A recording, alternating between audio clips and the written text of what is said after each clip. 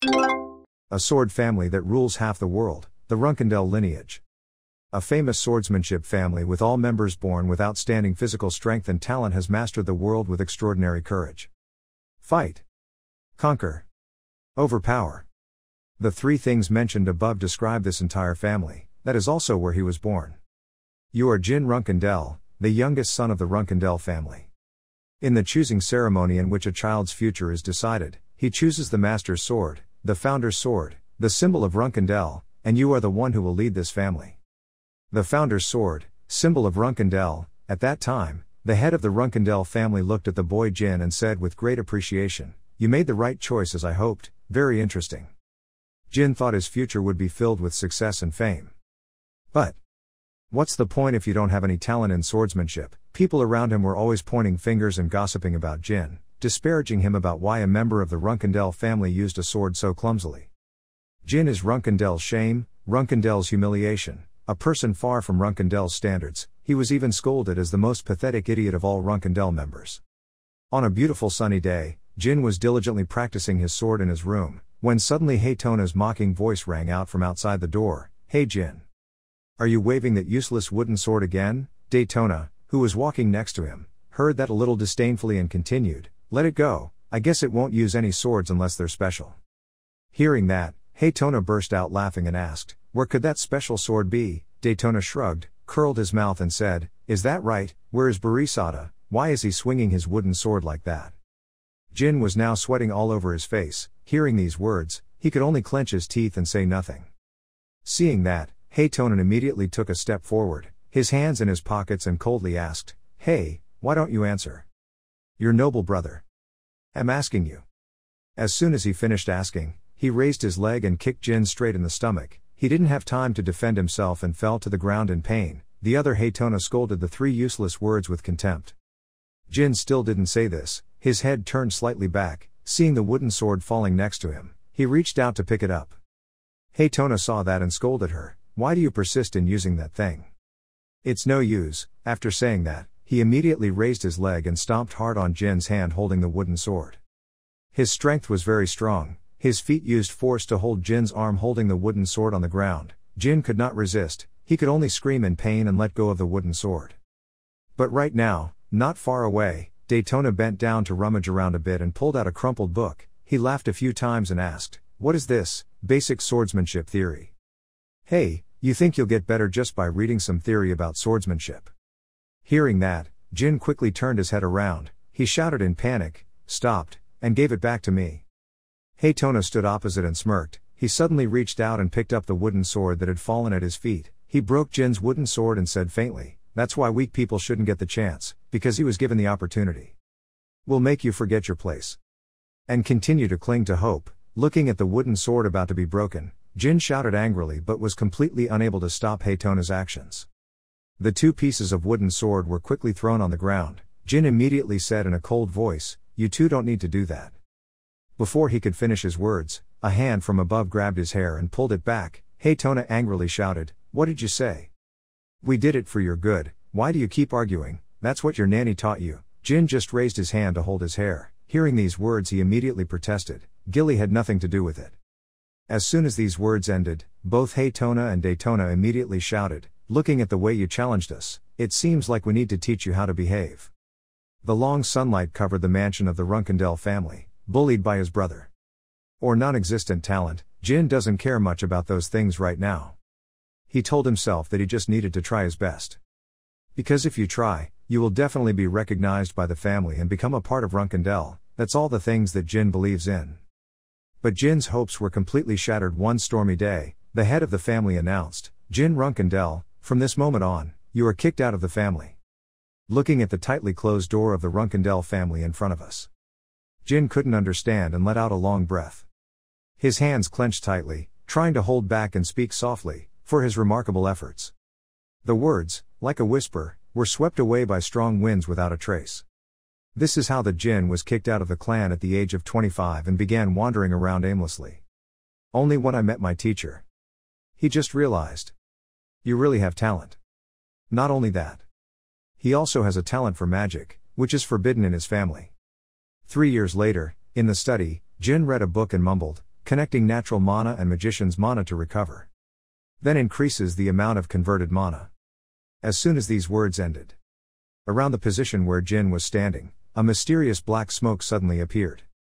Soon after, a soft sigh suddenly rang in his ears. Jin was startled and alert. He turned his head towards the source of the sound, tried to suppress the fear in his heart and asked, "Who are you?" The other person was silent for a moment, then said, "I am Sadare."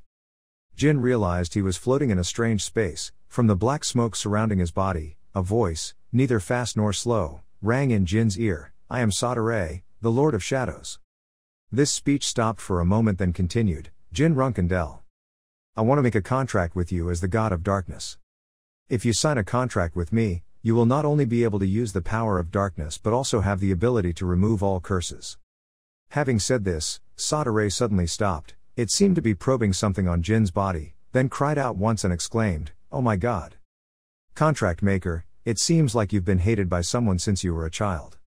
Your talent has been erased because of a vile curse." When Jin heard that, he half believed and half doubted. He asked doubtfully, "A curse, right?"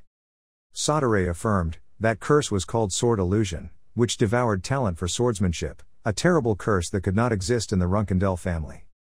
Sadare was silent for a moment, then as if realizing something, he blurted out, "I see, maybe that's what makes me attracted to you. From now on, no curse can harm you anymore." As soon as Sadare's words ended, it seemed like the invisible chains that were tightly wrapped around Jin were suddenly cut off. He could feel his body becoming much lighter and more comfortable. At this time Sadare continued to speak, "What is missing is for you to become a superior magic swordsman, Jin Runkendel. It's a pleasure to follow you." As soon as these words ended, the black smoke that covered Jin's body immediately disappeared, and he blinked and returned to the study room. Jin quickly grabbed his sword. "Run quickly towards the window." He quickly pulled out his sword and slashed hard. A powerful stream of wind followed the slashed blade. Seeing that, Jin curled his mouth and thought, it was just like Sadare said. "Every time I swing my sword I can reach new heights." The sword move just now was too light. Jin didn't feel any weight anymore, like he was just swinging his arms. Jin, the most pathetic idiot in the Runkendel family's history. At this time, in a forest, dark night is falling. Jin kept swinging his sword, thinking to himself as he used the move, "If I added magic, then all existence will be erased. Finally my efforts have paid off." Jin was still swinging his sword, but in the distance, a team of officers wearing iron armor and covering their faces were silently ambushing. A loud noise rang out. Dark red blood flowed down Jin's face. His eyes opened wide and he slowly fell down. He thought to himself, "I just heard something, screaming." My body felt heavy for some reason. Jin fell face down, blood flowing from his mouth non-stop. The whole body seems to have no strength left. Not far away, a figure slowly walked forward. Amidst the smoke and dust, Jin could not see anything at all. He used his weak strength to call out, "Teacher, Sadare. Is anyone here?" No one responded to Jin's words. Jin's eyelids completely collapsed. In front of him was a tattered book. Jin thought to himself, "I can't believe I died in my sleep, because after all I'm just a guy, useless. I didn't even have the chance to use the magic and power of the Sadare I received. If things were like that, why was I given a chance?" Jin opened his eyes. What caught his eye were tiny hands resting on the dark green grass. He cried out in confusion, glanced at the people around him, recognized the familiar clothes on their bodies. Jin thought inexplicably, family members, huh? What's going on? I'm definitely dead. While not understanding what was going on, a familiar gentle voice rang in Jin's ear, "Cheer up, young Master Jin." Jin raised his head and looked up. Seeing a familiar face, he thought, "Gilly, why is she here?" Taking his eyes off Gilly's face, Jin turned his gaze towards a field full of swords in front of him. Far away from him was a sword that was extremely familiar to Jin. Barisada sword. And Jin is now just a little boy who is just learning to talk, not yet able to walk. This is the selection ceremony. Jin has returned to the past. Became Jin Runkendel at 1 year old. One youngest young master. Jin crawled forward, reaching out to touch the Barisada sword. The people around saw this scene and exclaimed happily, choosing the homeowner's sword. Jin was now tilting his head back to look up at the tall Barisada sword in front of him. He told himself, to earn a living, he will make his own choice. Jin tilted his head up to look at the tall Barisada sword in front of him. He raised his tiny hand to touch it. Everyone around saw this and quickly started to discuss, what's wrong? The blade of the patriarch, young Master Jin. The young master chose Bodhisattva. Very quickly the selection ceremony ended. Someone loudly ordered the young master back to the stage. 6 years later, at the arena. Today is a crazy day of thunder and rain. Jin is 7 years old. The boy reached for the bookshelf but could not reach the book that was placed there.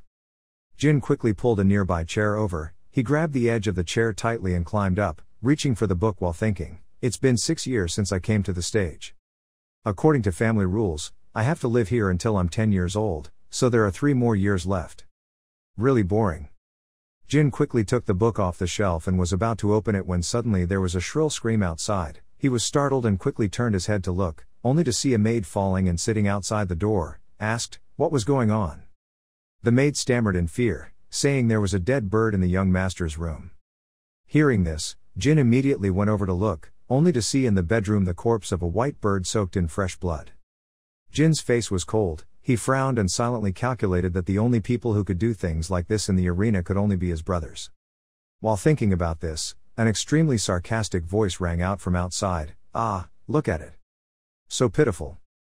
The person who spoke was Daytona, the first young master of the Runkendell family. He paused for a moment and then continued, well, the maid was the first to see it, what a waste. The person walking next to Haytona, the 12 young masters of the Runkendell family, crossed his arms and replied, that's right, we brought it to you ourselves. What, do you like the gift your brothers gave you? You're so touched that you want to cry.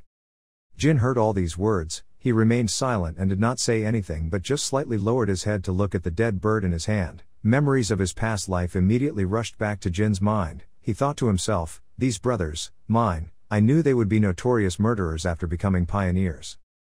But children under 9 years old just kill an innocent bird just to cause trouble with me.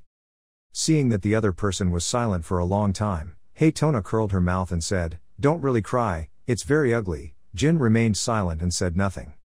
Daytona immediately called out, hey, do you hear what we're saying?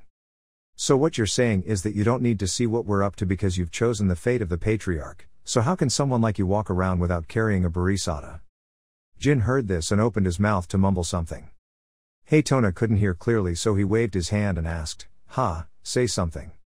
After saying that, he walked over, grabbed Jin's shoulder with one hand, and made a fist with the other. He waved it and said, you're speaking so softly that I can't hear you.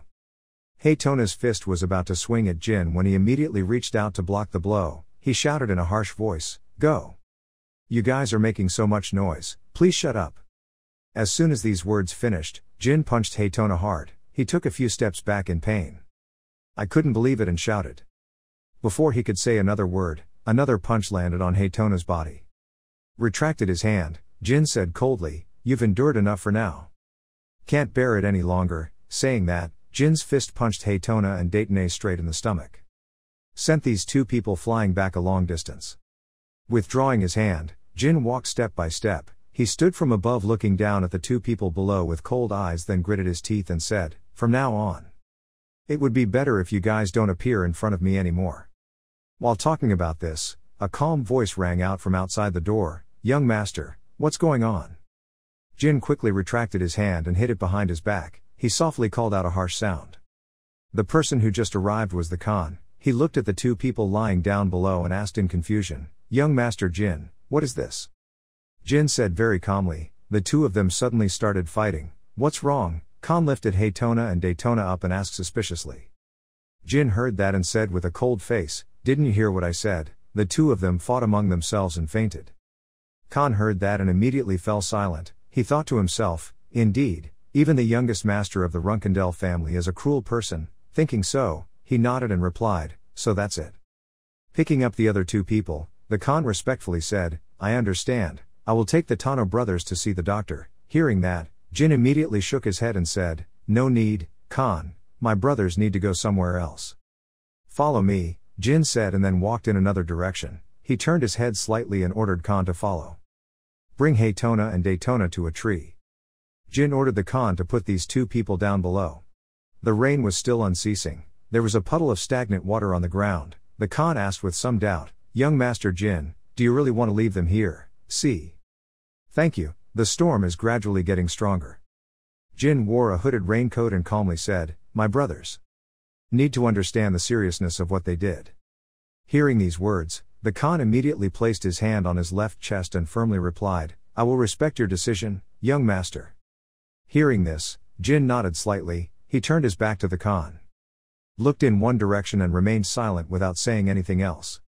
Khan stood behind, looking at Jin's back, his eyebrows furrowed and thinking, this energy is definitely not aura.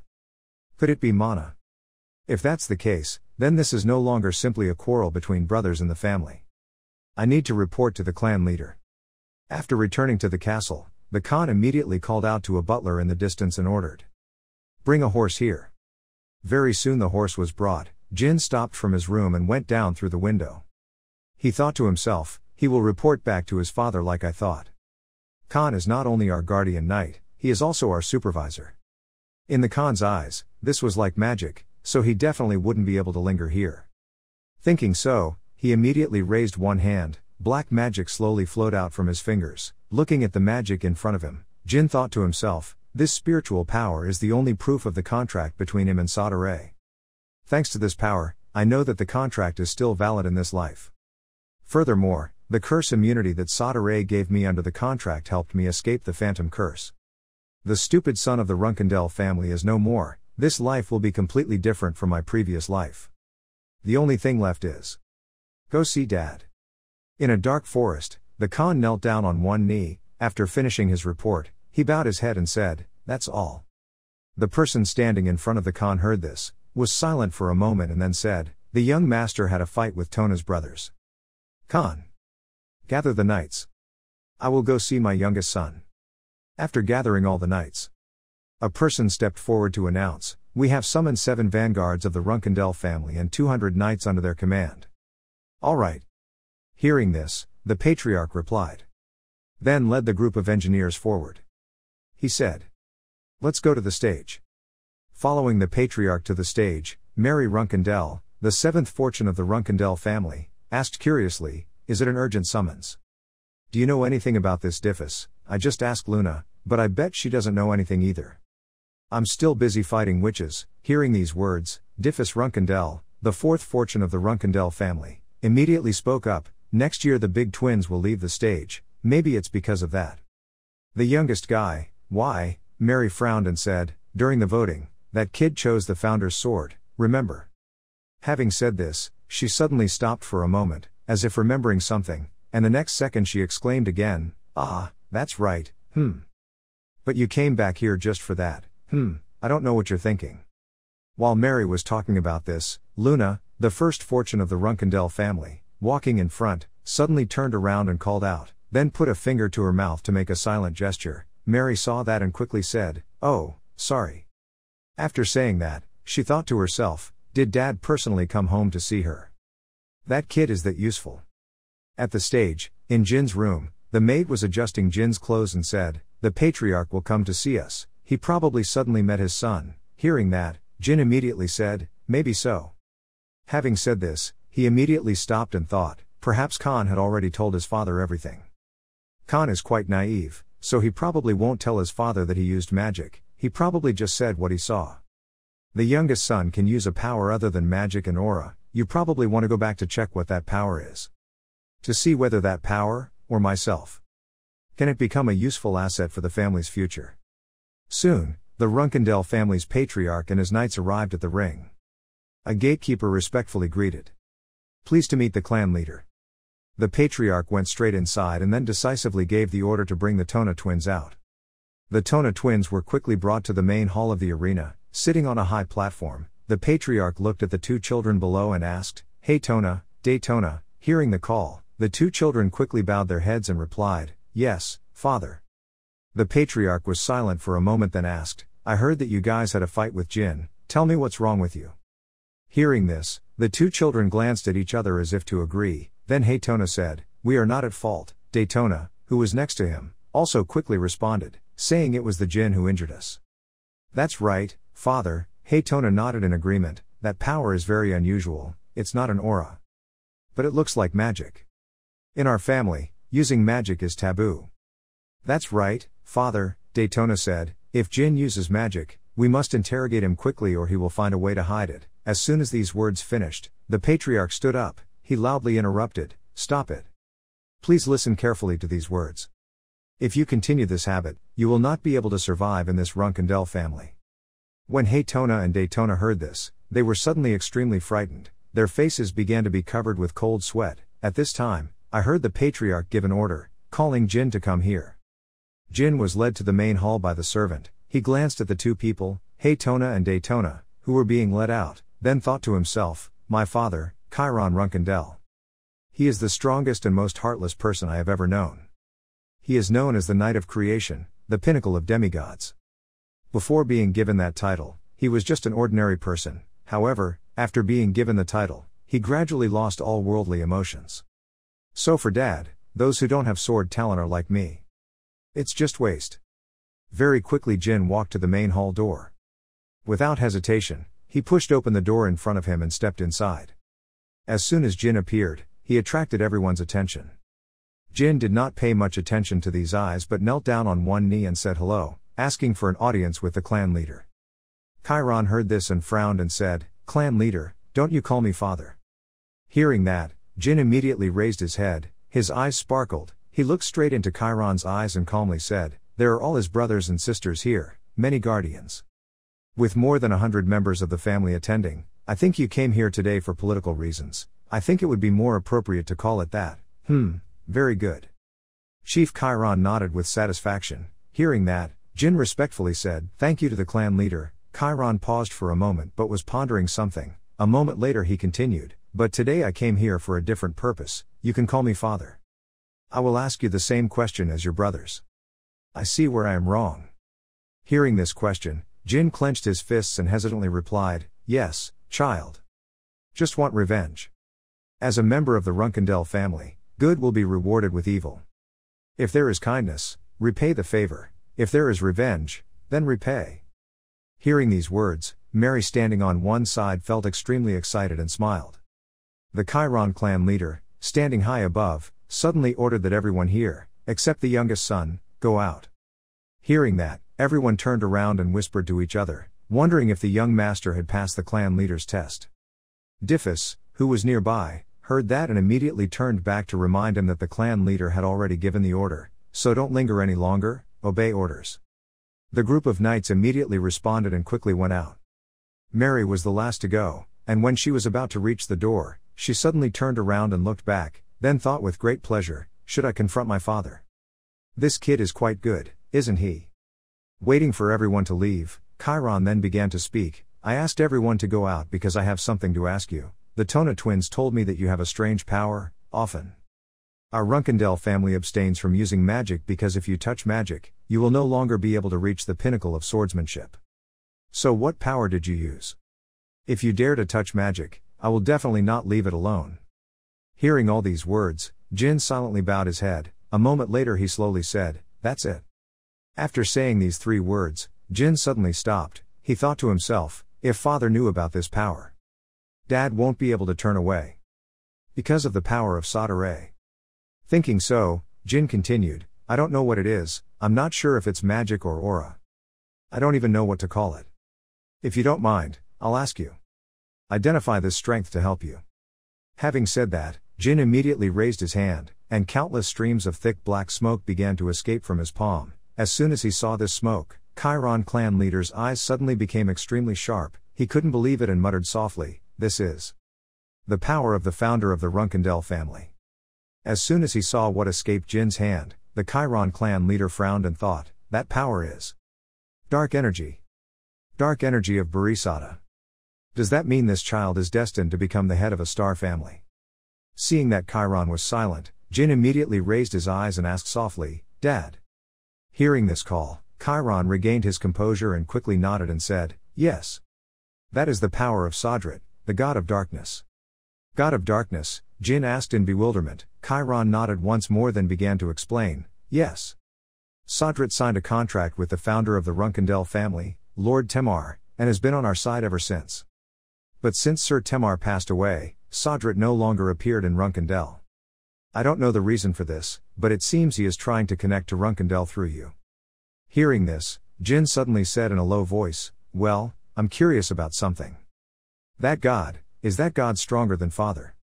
Hearing this question, Chiron immediately turned around. He was silent for a moment before speaking. I don't know. Because I've never fought a god. Jin looked at his father's tall back, his eyes suddenly became sharp. He thought to himself, Father has never fought with a god. That's truly the most arrogant answer I've heard.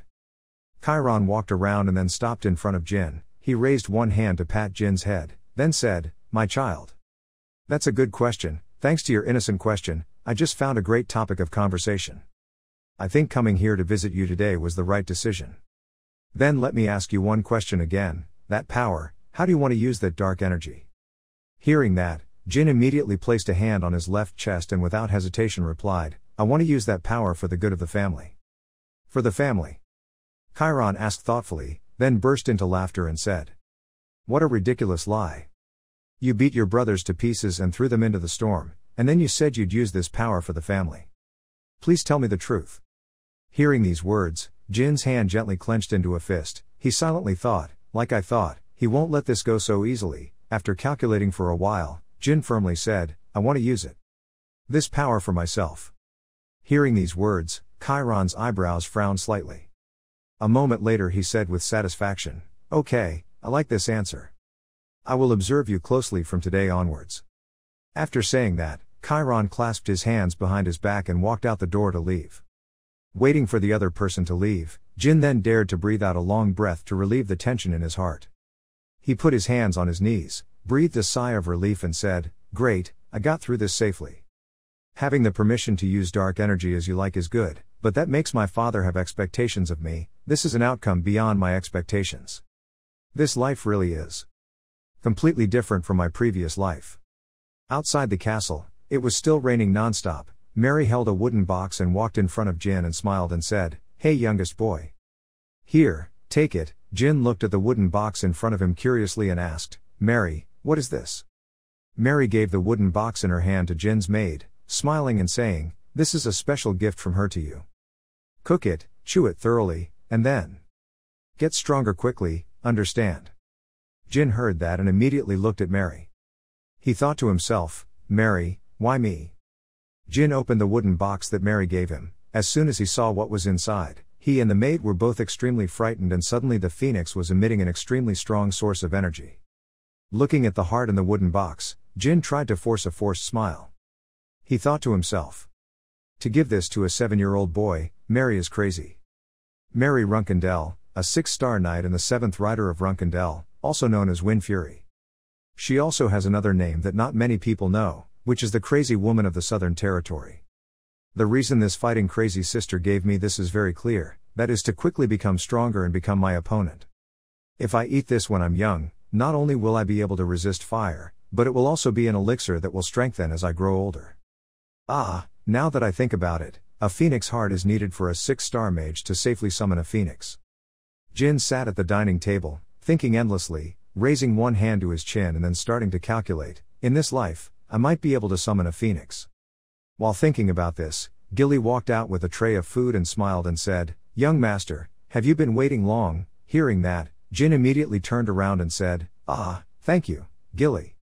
Gilly put the tray of food down in front of Jin and said, Mistress Mary gave you a wonderful gift, please eat it before it gets cold. Jin nodded and said, he glanced slightly at Haytona and Daytona who were clinging to the back of the chair and said, but before that, brothers, if you have anything to say, please say it quickly. Hearing that, Daytona immediately came out and smiled and said, it's nothing, it just seems too much for him to eat all by himself. Haytona next to him nodded and continued, yes, he saw Gilly holding a large bowl. Not letting the other person finish his sentence, Jin immediately interrupted, do you guys want to eat it? Hearing that, Haytona and Daytona nodded repeatedly. Jin saw that and immediately smiled. He slowly said, then listen to my request. In a dark cave, Haytona and Daytona were holding shovels and digging for something while grumbling and exclaiming to each other, why do we have to do this? There's nothing here, why do we have to do this? What if someone sees us digging it out? What are you talking about? Obviously the youngest son will be punished. What can we do? You're right, we just need to eat that soup. Yeah, plus the youngest guy is a bit scary. Haytona and Daytona leisurely dragged the shovel to the dining room in the castle. Jin saw that and immediately spoke. "Welcome, guys, you came quickly." When Daytona heard that, he frowned and scolded her. "Shut up, we've already done as you said, so give us the soup." "I put it on the table." Jin pointed at the table and said, "Really?" Daytona asked suspiciously, then looked up at the table, only seeing a plate and 2 spoons on it. He frowned and cried out.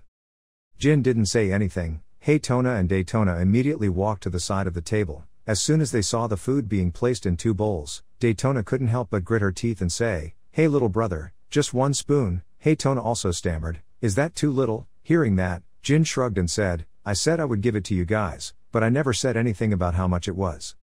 "But you kept your promise, right? Then please." This statement was so reasonable that Daytona and Daytona could not refute it, so the 2 of them had to suppress their anger and grit their teeth and say, "Yes, thank you very much." Outside, the rain was still pouring down. Jin wore a hooded raincoat and went to the cave where he told Daytona and Daytona to dig. Looking at the side of the dirt wall in front of him, Jin happily exclaimed, "I thought they would do it poorly, but actually they did it quite well. With this thickness, I think 1-star magic is enough. Because my mana keeps increasing and I can't do anything with it." Having said that, Jin grinned. He raised his hand and used magic to hit the earth wall. Soon the wall immediately crumbled. Jin looked at the scene ahead and smiled and said, "Finally. I've arrived, Runkendel's secret chamber." Looking at the storage room door, Jin thought to himself, "I never had the chance to come here in my previous life, so it's very strange that I came here." Jin thought about it and mumbled. He said he had to say the keyword. "Runkendel's child has come to control Muriken." After saying this sentence, the closed door in front of him suddenly opened slowly.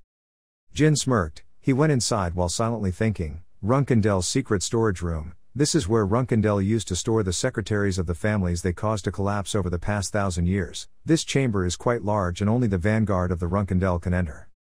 He said he didn't need to know about this place because he couldn't become a pioneer. Thinking of this, Jin immediately exclaimed, "But you have helped me a lot, brother, now I will take advantage of it." Having said that, Jin quickly walked deeper inside. Suddenly his eyes noticed a giant glass vase in the distance. Inside the glass vase was a person. This person's eyes were closed tightly. Motionless silence is placed in it.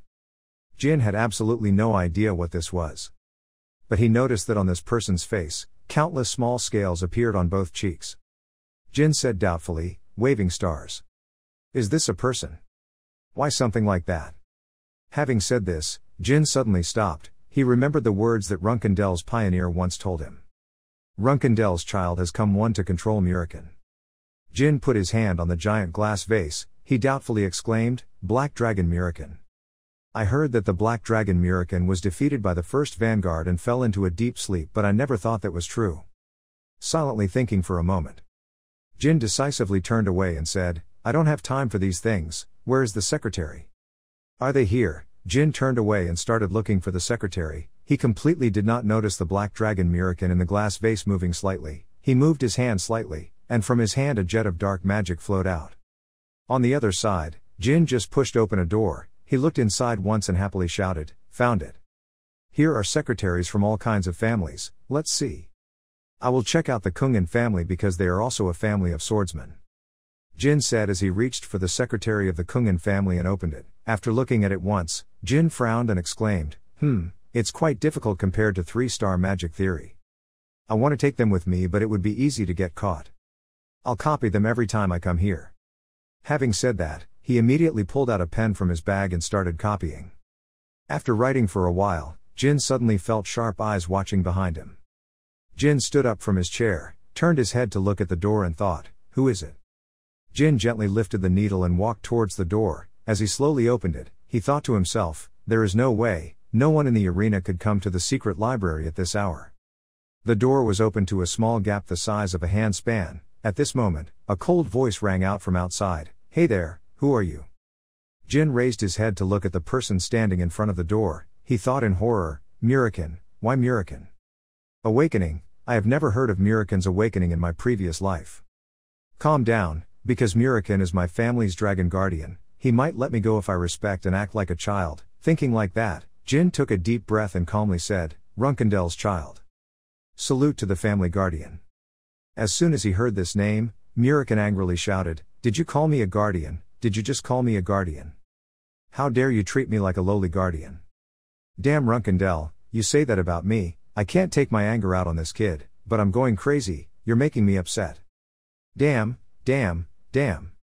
Murikin was indignant for a moment and then sat straight down on the ground. He tried to suppress his anger and said, "It's been a long time since I smelled a fragrance and the only thing I smelled was a child."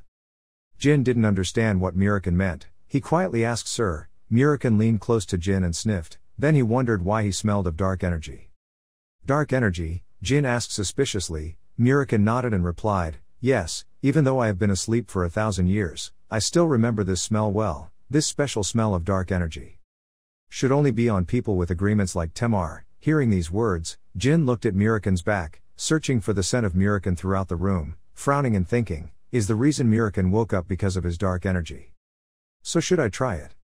Thinking so, Jin immediately called out, Sir Murikin." Hearing this call, Murikin immediately turned around. He quickly exclaimed, "Oh yes, you know something, don't you?" Jin nodded slightly in response, then he raised his hand to create a stream of black magic and slowly said, "Can you tell me about this? My father said that this power is from the dark god Sadare." As soon as he heard these words, Murikin's whole body suddenly trembled. He couldn't believe it and exclaimed, "Hey Sadare, are you kidding? Are you serious? That 1,000-year agreement is yours. Is this small?" Standing on the opposite side, Jin heard these words and suddenly frowned in silence. The room was immediately immersed in an extremely strange atmosphere. After a while, Murikin called out in a low voice, "Hey baby." Hearing that, Jin immediately replied, "Yes, Mr. Murikin." Murikin raised his head and looked straight into Jin's eyes. He said gloomily, "You know, I actually made a promise to Sadare, and it seems like you need to cooperate with me to keep this promise." "It's you." Hearing this, Jin frowned and thought, "A promise to Sadare?"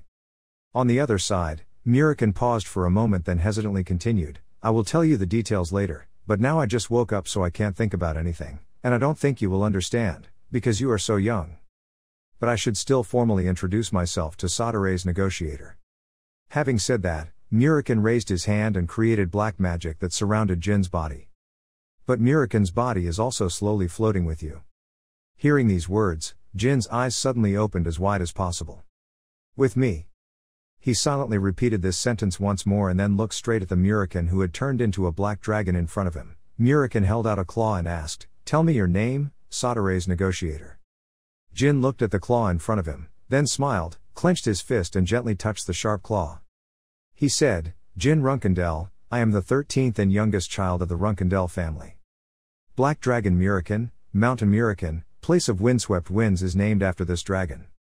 The Black Dragon Murikin ruled this place a long time ago, but 1,000 years ago, Murikin was defeated in a battle with Temar Runkendell. History records that after the arena was destroyed, Murikin fell into hibernation." Stepping out of the secret room, Jin thought to himself, it wasn't true, but the founder's words about the guardian dragon said that those who signed with the gods would cooperate with the guardian dragon. But because there is no information about Wei Long Sadare, there are still many doubts. I can understand that because Murikin has hibernated. And now, Wei Murikin has awakened, so does that mean I will also have a guardian dragon? Going back to get some food, Jin quickly returned to the secret room. He called out, "Murikin, I'm here." Murikin let out a loud noise and replied, "You're here." Giving the food the nanny prepared for Murikin, Jin thought to himself, since I will be living with Murikin for the next few days, I should ask him something that makes me curious. And that's how Murikin awakened. I kept him in secret for weeks. While eating the food Jin brought, Murikin repeated Jin's question. "Why do we fight Temar? It was 1,000 years ago, how can I remember?" "Okay, but there are only so many strawberry cakes, 1, 2, 3, only 7 pieces." Hearing this, Jin thought, I'm sure of one thing about Murikin, he's crazy about those strawberry cakes. Thinking so, Jin shook his head and said, "Stupid strawberry cake." At this time he heard Murikin ask again, "What are you doing when you come here?" Jin clapped his hands on a small notebook and said, "Take notes, I brought some blank diaries and I wrote down what you secretly told me." Hearing that, Murikin gasped and then asked again, "Really, so do you understand it all?" "About 30%, Jin said, "the rest don't understand." Seeing that Jin was in a bad mood, Murikin immediately comforted him, "Don't give up hope, it's too much for a kid your age, other kids can't do that and they're lazy." Hearing that, Jin shook his head and responded, "That was just a normal child." But I belong to the Runkendell family, this is normal for me. I have 12 brothers and sisters, but I also have father, mother, and elders. If I want to destroy those people, I have to try harder. Mirakin, if he is the founder, then how much does he understand about this book? Asked this question, Jin thought to himself, if I were compared to the strongest individual of humanity, how much would I be? On the opposite side, Mirakin pondered for a moment and then suddenly said, Temar. I don't think he understood a line of the book when he was your age. But the theory is not always correct, he doesn't read books but still fights very well. You have the same potential as Temar, but you are not as good as Temar. Jin was a bit stunned when he heard these words, his eyes widened, he was silent for a moment before hesitantly asking, so will I never become like the founder? Are not. Mirakin said firmly, you are a signer of Sadare, just like Temar, and you are smart enough to read those books. You are still young, so don't be hasty but just train hard and you will become as strong as Temar. Who knows if you can surpass him or not? Hearing what the other person said, Jin immediately raised his eyes and asked, is that so? Mirakin nodded and replied, of course, kid, do you know what Sadare's nickname is? No, Jin said, I don't know. Mirakin speaks neither quickly nor slowly. Is infinity. Sadare's power has no limit, so that means you, his contractor, also have no limit. So stop being gloomy and have faith in yourself, because I will teach you a new trick to help you be happier. After Mirakin finished speaking, he patted Jin's back lightly, he smiled and exclaimed, what is that? Mirakin calmly said, releasing dark energy. Hearing these words, Jin repeated it again, releasing dark energy. That's right, Mirakin said, all creatures that use dark energy must get used to it, so this is the beginning and end of dark energy, but it will be extremely dangerous if you don't learn properly, so learn slowly and seriously. Hearing that, Jin took a deep breath and firmly replied, okay, I will do that. So Mirakin, what should I do first?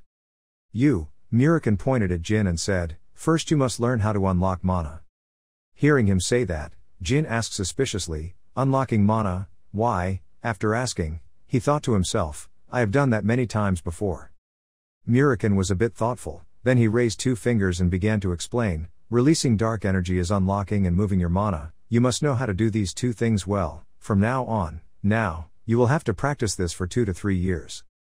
Hearing about this time period, Jin thought, 2 to 3 years, that's too late.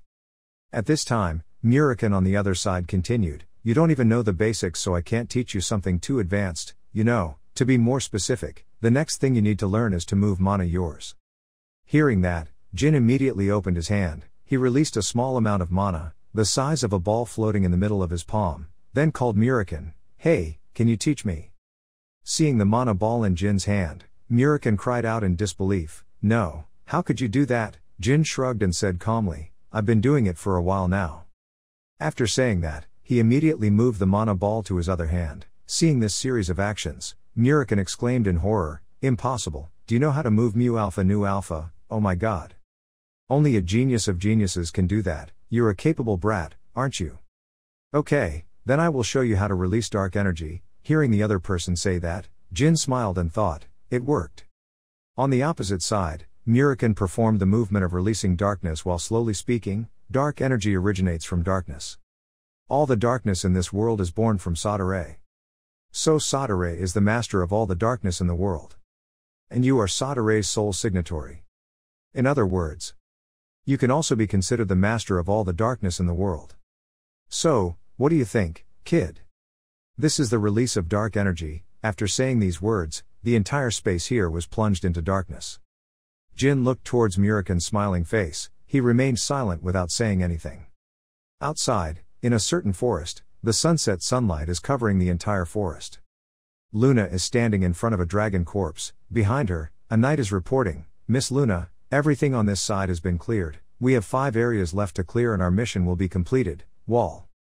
Luna heard that and nodded and said, of course, then 4 months is enough, tell you, knight, take a rest. The knight was about to leave to announce when Luna suddenly called out and asked. One more thing. What is a 9-year-old kid usually like? Half a year after the meeting with Mirakin, the 2 Tona twins left the arena. Before getting in the car to leave, Hey Tona and Daytona said in unison, let's go, see you later. Jin standing on the opposite side nodded and replied, yes, take care. And very quickly, Jin's 9th birthday is coming up. Looking at the extremely beautiful cake in front of him, Jin smiled and said, "Thank you everyone. Gilly, can you share the cake with everyone?" "Yes, young master," Gilly replied. At this moment the Khan came in and called out, "Young master Jin. Please forgive me for suddenly interrupting, young master." Hearing him say that, Jin immediately stood up and asked, "What's going on?" Khan answered yes for 1 minute and then said, "Lady Luna has come to visit." Hearing this announcement, Jin and Gilly were both extremely shocked. Jin thought to himself, Luna, Runkendel's first fortune, was also a 9-star knight, the eldest child of 13 white whale siblings. Luna Runkendel, despite being the strongest among Runkendel's siblings, she has no interest in becoming a clan leader. And leave the muddy area called the Inheritance War, she is truly a white whale that is always alone. That's why Luna has never laid eyes on any of her younger siblings. And the relationship between us should be described as a pond of water instead of a drop of blood, that's the distance between us. However, that older sister decided to come to the stage without prior notice. Something big happened to the family, huh? If not, could she have found out about me going to the secret library? Standing facing each other, Jin looked up at Luna and called out, "Luna." Luna nodded slightly and said, "You've grown up a lot, little one." Jin heard that and slowly responded, if he had known, he would have dressed more neatly to meet her.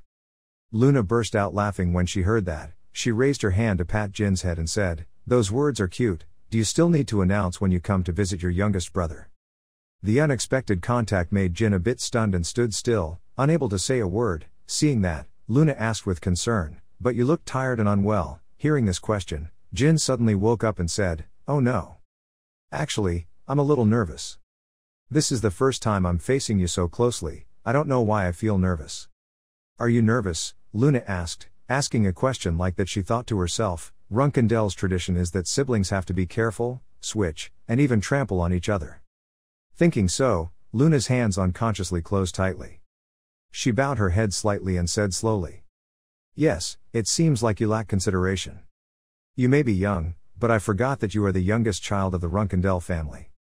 Sorry." Pausing for a moment, Luna knelt down on one knee. She faced Jin's immature face before continuing, "Jin, baby.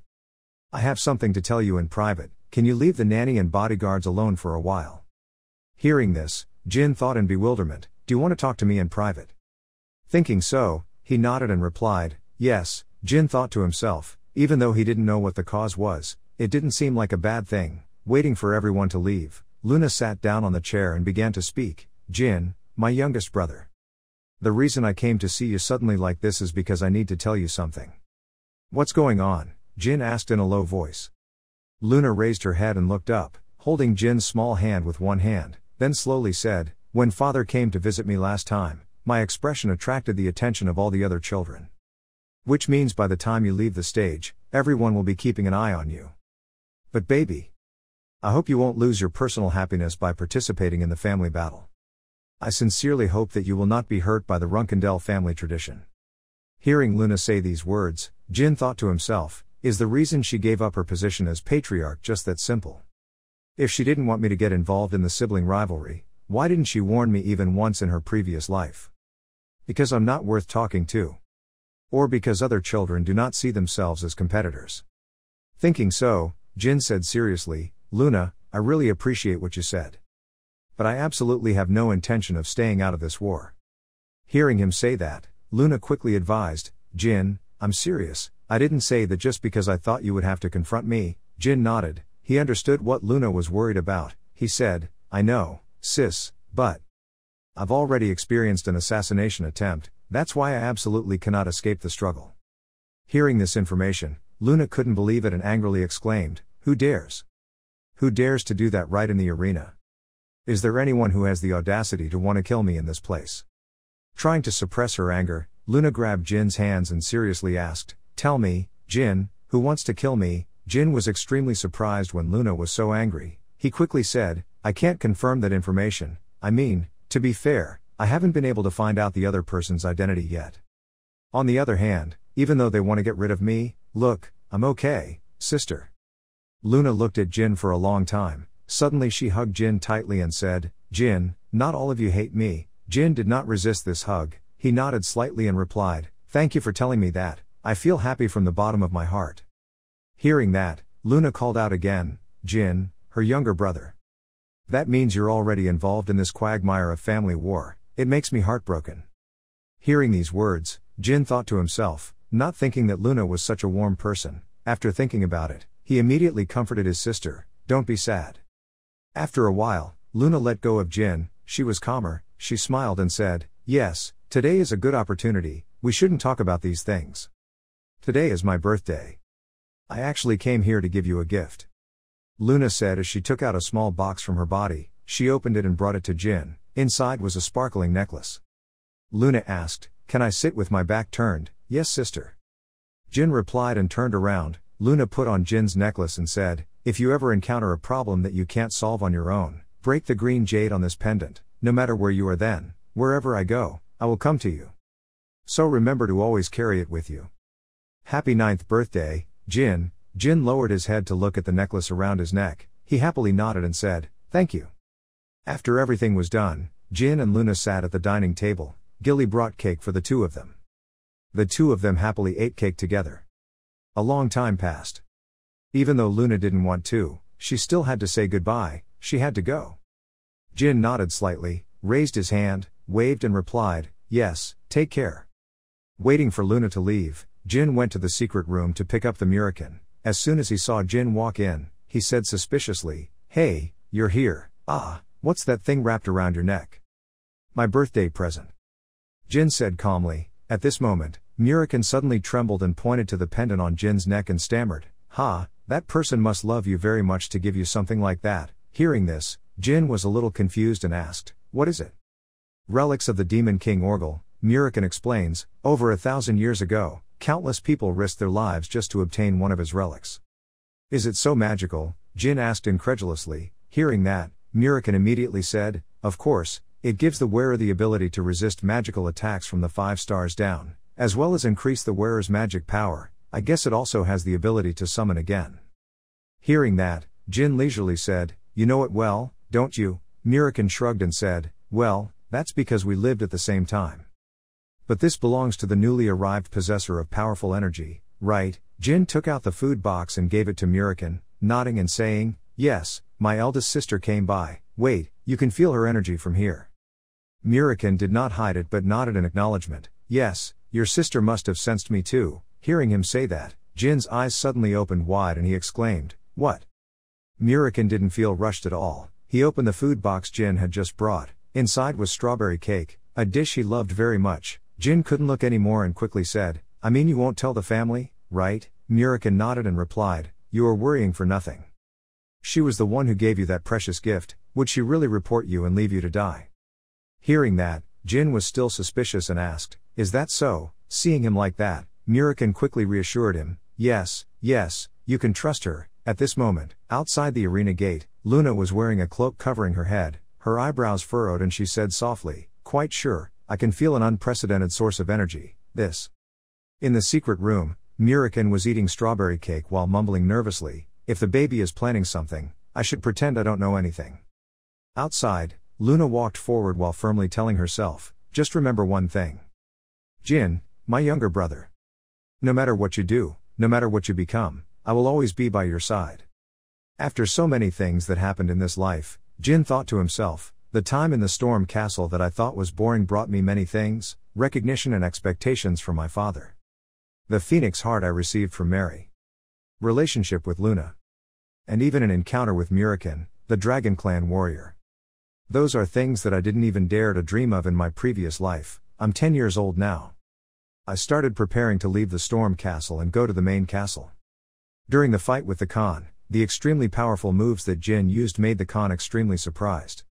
He thought with some horror, as expected. It's not difficult to understand that he receives attention from the homeowner, even though I'm the one evaluating him when training with others. But his eyes seemed to say that he was the one evaluating his teaching ability. Thinking like that, Khan immediately withdrew his hand and calmly said, let's stop here today. Hearing this, Jin also stopped. He raised his hand to wipe the sweat from his face and nodded in response. Just as he was about to leave, the Khan called out, young Master Jin. Hearing that, Jin immediately turned around and replied, what, do you have a problem with today's practice session? Khan shook his head, then he bowed slightly and respectfully said, it is my greatest honor to have taught you until now. It won't be long before you leave the Castle of Storms, but I promise to try my best to teach you the best I can until the very end." Hearing this, Jin smiled slightly and said, "Okay. So please take care of me until then." Time passed very quickly. One afternoon of a certain day, Jin sat on a chair inside his room. He raised his hand to create a small fire to light the candle in front of him. Seeing the candle light up, Jin was extremely happy. At this moment, Gilly brought a suitcase in. Seeing this, she worriedly asked, "Young master. Oh my god, isn't it hot?" Jin turned his head slightly and smiled and said, "Yes, it's just like warm water." Hearing that, Gilly walked closer to where Jin was sitting and said softly, "I'm glad that Lady Mary's gift is starting to work. We have only heard about the Phoenix Heart but have never seen its effects. It is truly miraculous." "Me too," Jin nodded and said. Then he thought to himself, "I think I've absorbed half of the medicinal power, I will absorb it all in a few years." Gilly put the things in Jin's suitcase and turned around and said, "Young master, we will leave the castle early tomorrow morning, so please let me know in advance if you need anything." "Yes, okay," Jin replied, neither quickly nor slowly. Gilly had now finished arranging her clothes. She saw 2 books placed on the bed and immediately asked, "Young master, should we wrap the books?" Jin turned his head slightly to take a look, then nodded and said, "Yes, I will read them on the carriage." Hearing that, Gilly immediately raised her hand to pick up the 2 books and put them away, then asked again, "I understand, is there anything else?" Jin shook his head and said, "Just those books are enough." "Understood," Gilly replied. Then she said, "Oh, I will prepare strawberry cake for your snack." Hearing the name of this dish, Jin hesitated a bit, then nodded and said, "Yes, that's okay."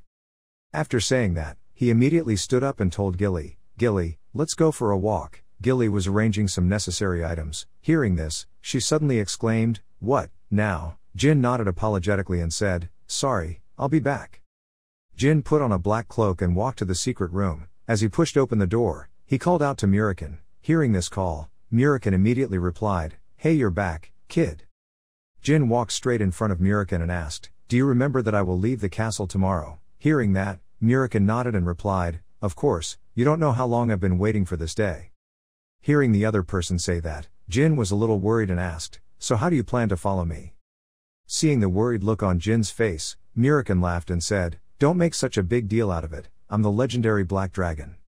Even if I have become weaker, this is nothing. I will follow a path where no one will notice me." Hearing these words, Jin rolled his eyes and exclaimed, "You have become weak, why didn't you tell me such an important thing?" Muriken didn't think this was important. He shrugged and replied, "Brat, how can I still be okay after sleeping for thousands of years?" Hearing that, Jin asked again, "Can you restore your strength?" "Of course." Muriken nodded and smiled and said, "You will become stronger than me. Because I am your guardian dragon. So hurry up and become a magic swordsman like Temar." Muriken's words were a bit confusing. Jin asked suspiciously, "You said Runkendel used to be a family of magic swordsmen, right?" When asked such a question, he thought to himself, "I heard the word Sotere in my previous life. Said the Runkendel family originated as a family of magical swordsmen, and the founder of the family, Temar Runkendel, was the strongest magical swordsman in history. Almost no one knows this truth anymore." While talking about this, Muriken on the opposite side suddenly folded his arms and slowly explained, "The reason the Runkendel family abandoned magic and pursued the peak of swordsmanship was because of the oath they made 1,000 years ago. Well, even though they respect me as the family's guardian, I'm sure they would be very upset if I appeared, if it were 1,000 years ago. I'm sure you and I will both be worshipped for bringing the noblest existence to this world." Hearing what Muriken said, Jin cautiously asked, "Will Runkendel really?" Before he could finish his sentence, Muriken interrupted Jin and said, "I think it's too unreasonable. Anyway, I'll hide well, so don't worry." Hearing that, Jin didn't bother with this matter anymore. He nodded and smiled and replied, "Okay." At this time, Jin pointed at the giant empty glass vase behind him and asked Muriken, "So what are you planning to do with it?" "Someone will find out when they go to the library and see nothing there." Muriken shrugged and replied, "I can only cast illusions with dragon magic." Hearing that, Jin frowned and said, "What if even the illusion was discovered?" This question was a bit insulting to Muriken. He immediately patted Jin's head and shouted loudly, "Hey, I'm a dark dragon, you know. Things like illusions are easy, don't worry." Jin coldly removed the hand that was placed on his head. Seeing that, Muriken also retracted his hand. He crossed his arms and looked towards the giant glass vase and exclaimed, "Well, like I said, I haven't recovered all my strength yet, so the illusion won't last long. Hearing that, Jin nodded and replied, "Okay, thank you." Murikin shrugged and waved his hand and said, "I would appreciate it if you respected me more because you are very good." Hearing what the other person said, Jin immediately said, "Oh, actually I brought something special today." "Something special?" Murikin asked curiously. Jin nodded, then he pulled out a few things from his bag and smiled and said, "Cake made from the first strawberries this season and homemade wine. Don't get drunk and create strange illusions." As soon as he saw the item that Jin brought, Murikin couldn't hold back his saliva. He gulped, his eyes shining, and said, "What have you brought, good boy? It's really not a waste of time to raise you. Why don't you introduce me to the nanny?" Hearing this suggestion, Jin nodded and said, "I will consider it." The next morning, Gilly slowly said while adjusting Jin's cloak, "Young master, you can't expect a quiet and comfortable life like in the Storm Castle, the same in the main castle. Of course you've been training very hard here, but it's even tougher when you get to the main castle, and you'll be busier. I can't make you cakes when you want any more." Jin heard all these words, then replied in a low voice, "Don't worry, I know, I will also try my best in the main castle." "Yes." Gilly bowed her head and said, "I will also devote myself to you." As soon as these words ended, a voice suddenly rang out behind Jin calling out to the young master. Jin turned his head to look back and saw two people standing not far away. One person introduced himself. The guard knight Jerome and Holtz welcomed young master Jin. "We will escort you safely to the Garden of Swords." Hearing that, Jin nodded and said, "Okay, thanks to you guys. Let's go." Jin led the way forward. As he stepped into the carriage he thought, October 30th, 1790, I finally left the castle to reach Runkendel's main domain, the Garden of Swords. On the car back to the main castle, Jin was attentively reading a book. Gilly sat on the opposite side looking out through the glass window and softly exclaimed, "It was snowing. The road will probably be flooded very quickly. We have to stop by some village and wait for the snow to stop. If the snow is too heavy, the portal cannot be used." Jin heard that and immediately closed the book. He nodded and answered yes. As soon as these words ended, the carriage suddenly shook violently as if it had hit something. Gilly was frightened and quickly shouted 2 times, "Young master!" Outside, Jerome shouted, "There is an ambush, please stay in the car." Gilly quickly hugged Jin tightly. She softly reassured, "Young master, don't worry, it will be okay. Jerome and Holtz are the guardians of the 7 stars, and I'm also here." Outside, there were horrible sounds of killing. Inside the carriage, Gilly slightly peeked out to observe the situation and then said, "There are about 20 enemies. They seem to be witches and warriors. Very likely that there will be more archers. But maybe there isn't anyone above the 7-star range. Jerome and Holtz are still in control." The carriage continued to shake violently. Jin firmly said, "Gilly, let's get out of here quickly." "Why?" Gilly asked suspiciously. Jin looked straight into her eyes and said, "Runkendel's guardians, under any circumstances, are not allowed to neglect protecting Runkendel's bloodline. One of them should have stayed by my side." Hearing that, Gilly was a bit surprised. She analyzed for a moment and then quickly said, "So you mean that one of the 2 of them rebelled, or was there someone else?" "That's right." Jin nodded decisively and replied, "There must be a weapon hidden in this carriage. You have to get out of the carriage, Gilly." Although Gilly was a little worried, she didn't ask anything more and nodded and said, "I understand, young master. I will protect you as a member of Runkendel. If I do anything too much, please forgive me." Gilly finished speaking and immediately took out her weapon, a set of sharp claws, and put it on her hand. Now, an extremely powerful flame of power flared around her body, no longer recognizing the gentle nanny as before. Here, Gilly hugged Jin tightly with one hand, while the other hand with sharp claws swung out, cutting the side of the carriage and then rushing straight out, holding Jin and running away in the snowstorm. Gilly just said, "Young master. When I returned to the castle, I volunteered to be punished." Jin didn't pay much attention to this issue. He said, "Now is not the time to talk about it. Let's go to them. I want to confirm a few things." Hearing Jin say that, Gilly asked suspiciously, "Confirming what happened?" Jin said very seriously, "The people they were fighting might be their allies Tau Alpha. If they came here to kill me, they would have killed me the moment I left the carriage like this, but it's strange to be this quiet." Hearing this analysis, Gilly quickly nodded and said, "I understand, young master." Not far away, a person who seemed to be the leader was shouting loudly, "Quickly go find Jin Runkendel, Team 3 blocked the left wing." Gilly and Jin stood in a hidden corner and heard this. Jin said, "As expected." Gilly continued, "Symbolizing the devil and the Black Peach, the Mytel Magic Clan and the Black King Mercenary Squad." While talking about this, On a cliff not far away, there was a person who saw Jin and Gilly. This person immediately shouted loudly, "Over there, found Gilly McLaren, and also Jin Runkendell." Everyone prioritized protecting Jin Runkendell. It seemed like this group of people had come to protect him according to Jin's analysis. The leader who just gave the order quickly came forward and stood in front of Jin and Gilly. This person introduced himself. "I am Mukera, captain of the Black King's squad. We followed the orders of the Runkendell family to come here to rescue Jin Runkendell," he said, then looked straight at Jerome and Holtz, who had just appeared, and shouted loudly, "Damn it, you guys dare to lay your hands on the young master." Standing behind Mukera, Jin thought to himself, it seems they are just fake people. If they were really 7-star guardians, there would be no way they would be in a difficult situation in front of these people. At this moment Gilly suddenly shouted angrily, "Who are you? What is your purpose? Whose henchmen are you?" When Jerome heard that, he raised his mouth and said, asking redundantly, "Who's free? Go answer the Runkendell dogs." Hearing what the other person said, Gilly turned around and asked Jin in a low voice, "What should I do, young master?" Jin thought for a moment and said, "Let's kill one less guy." The other guy cut off his hand and brought it to Tau Alpha. Obeying orders, Gilly replied decisively. Right after that, she rushed towards the place where Jerome was standing with murderous intent. Gilly's sharp claws wielded terrifying power and swung out. Immediately cut off Jerome's head. Holtz saw his teammate being beheaded and was extremely frightened and retreated a long way. Before he could react, a sharp pain shot from his shoulder. His arm was cut off.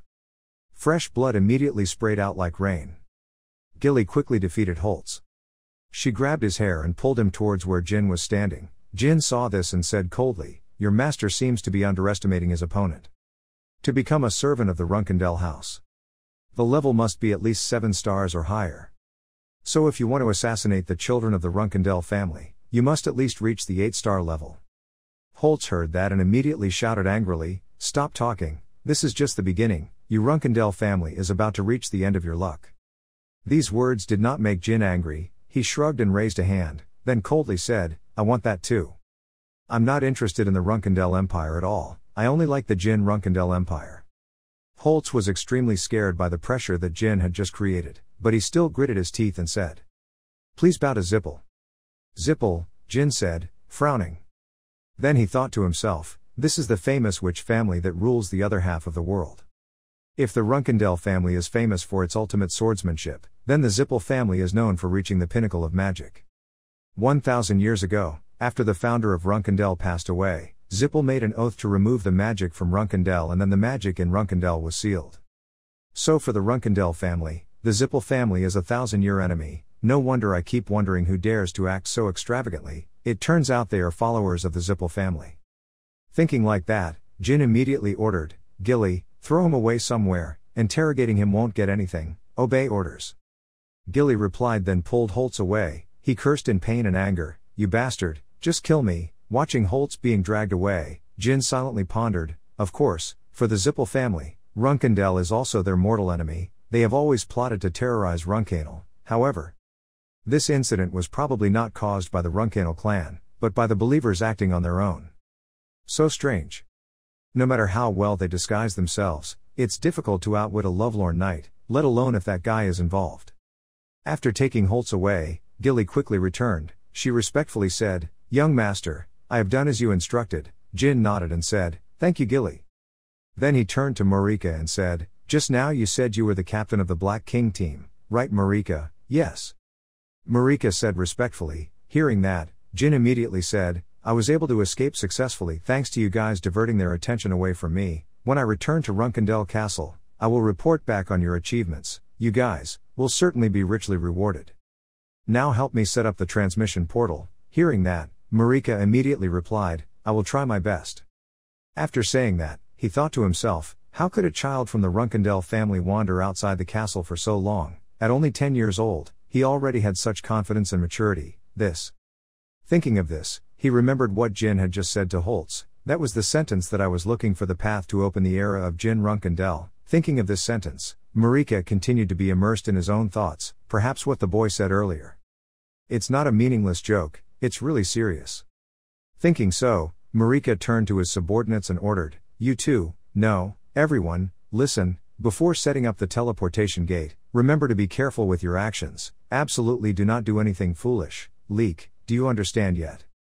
Hearing these words, all his subordinates were talking loudly. What, Captain, what are you asking for? That is so unreasonable. Since when do we have to worry about things like this? Hey, why did the school team suddenly go crazy? Unable to listen anymore, Marika shouted softly, be quiet and do as I say. At this moment Gilly suddenly called out, Captain Marika, I think we can depart now. Hearing that, Marika nodded and replied, I understand. So let's get started. Going through a section of snowy forest, seeing Holtz lying in a corner, Marika was a little worried and asked, is it okay if we just leave them behind and go like this? It's okay.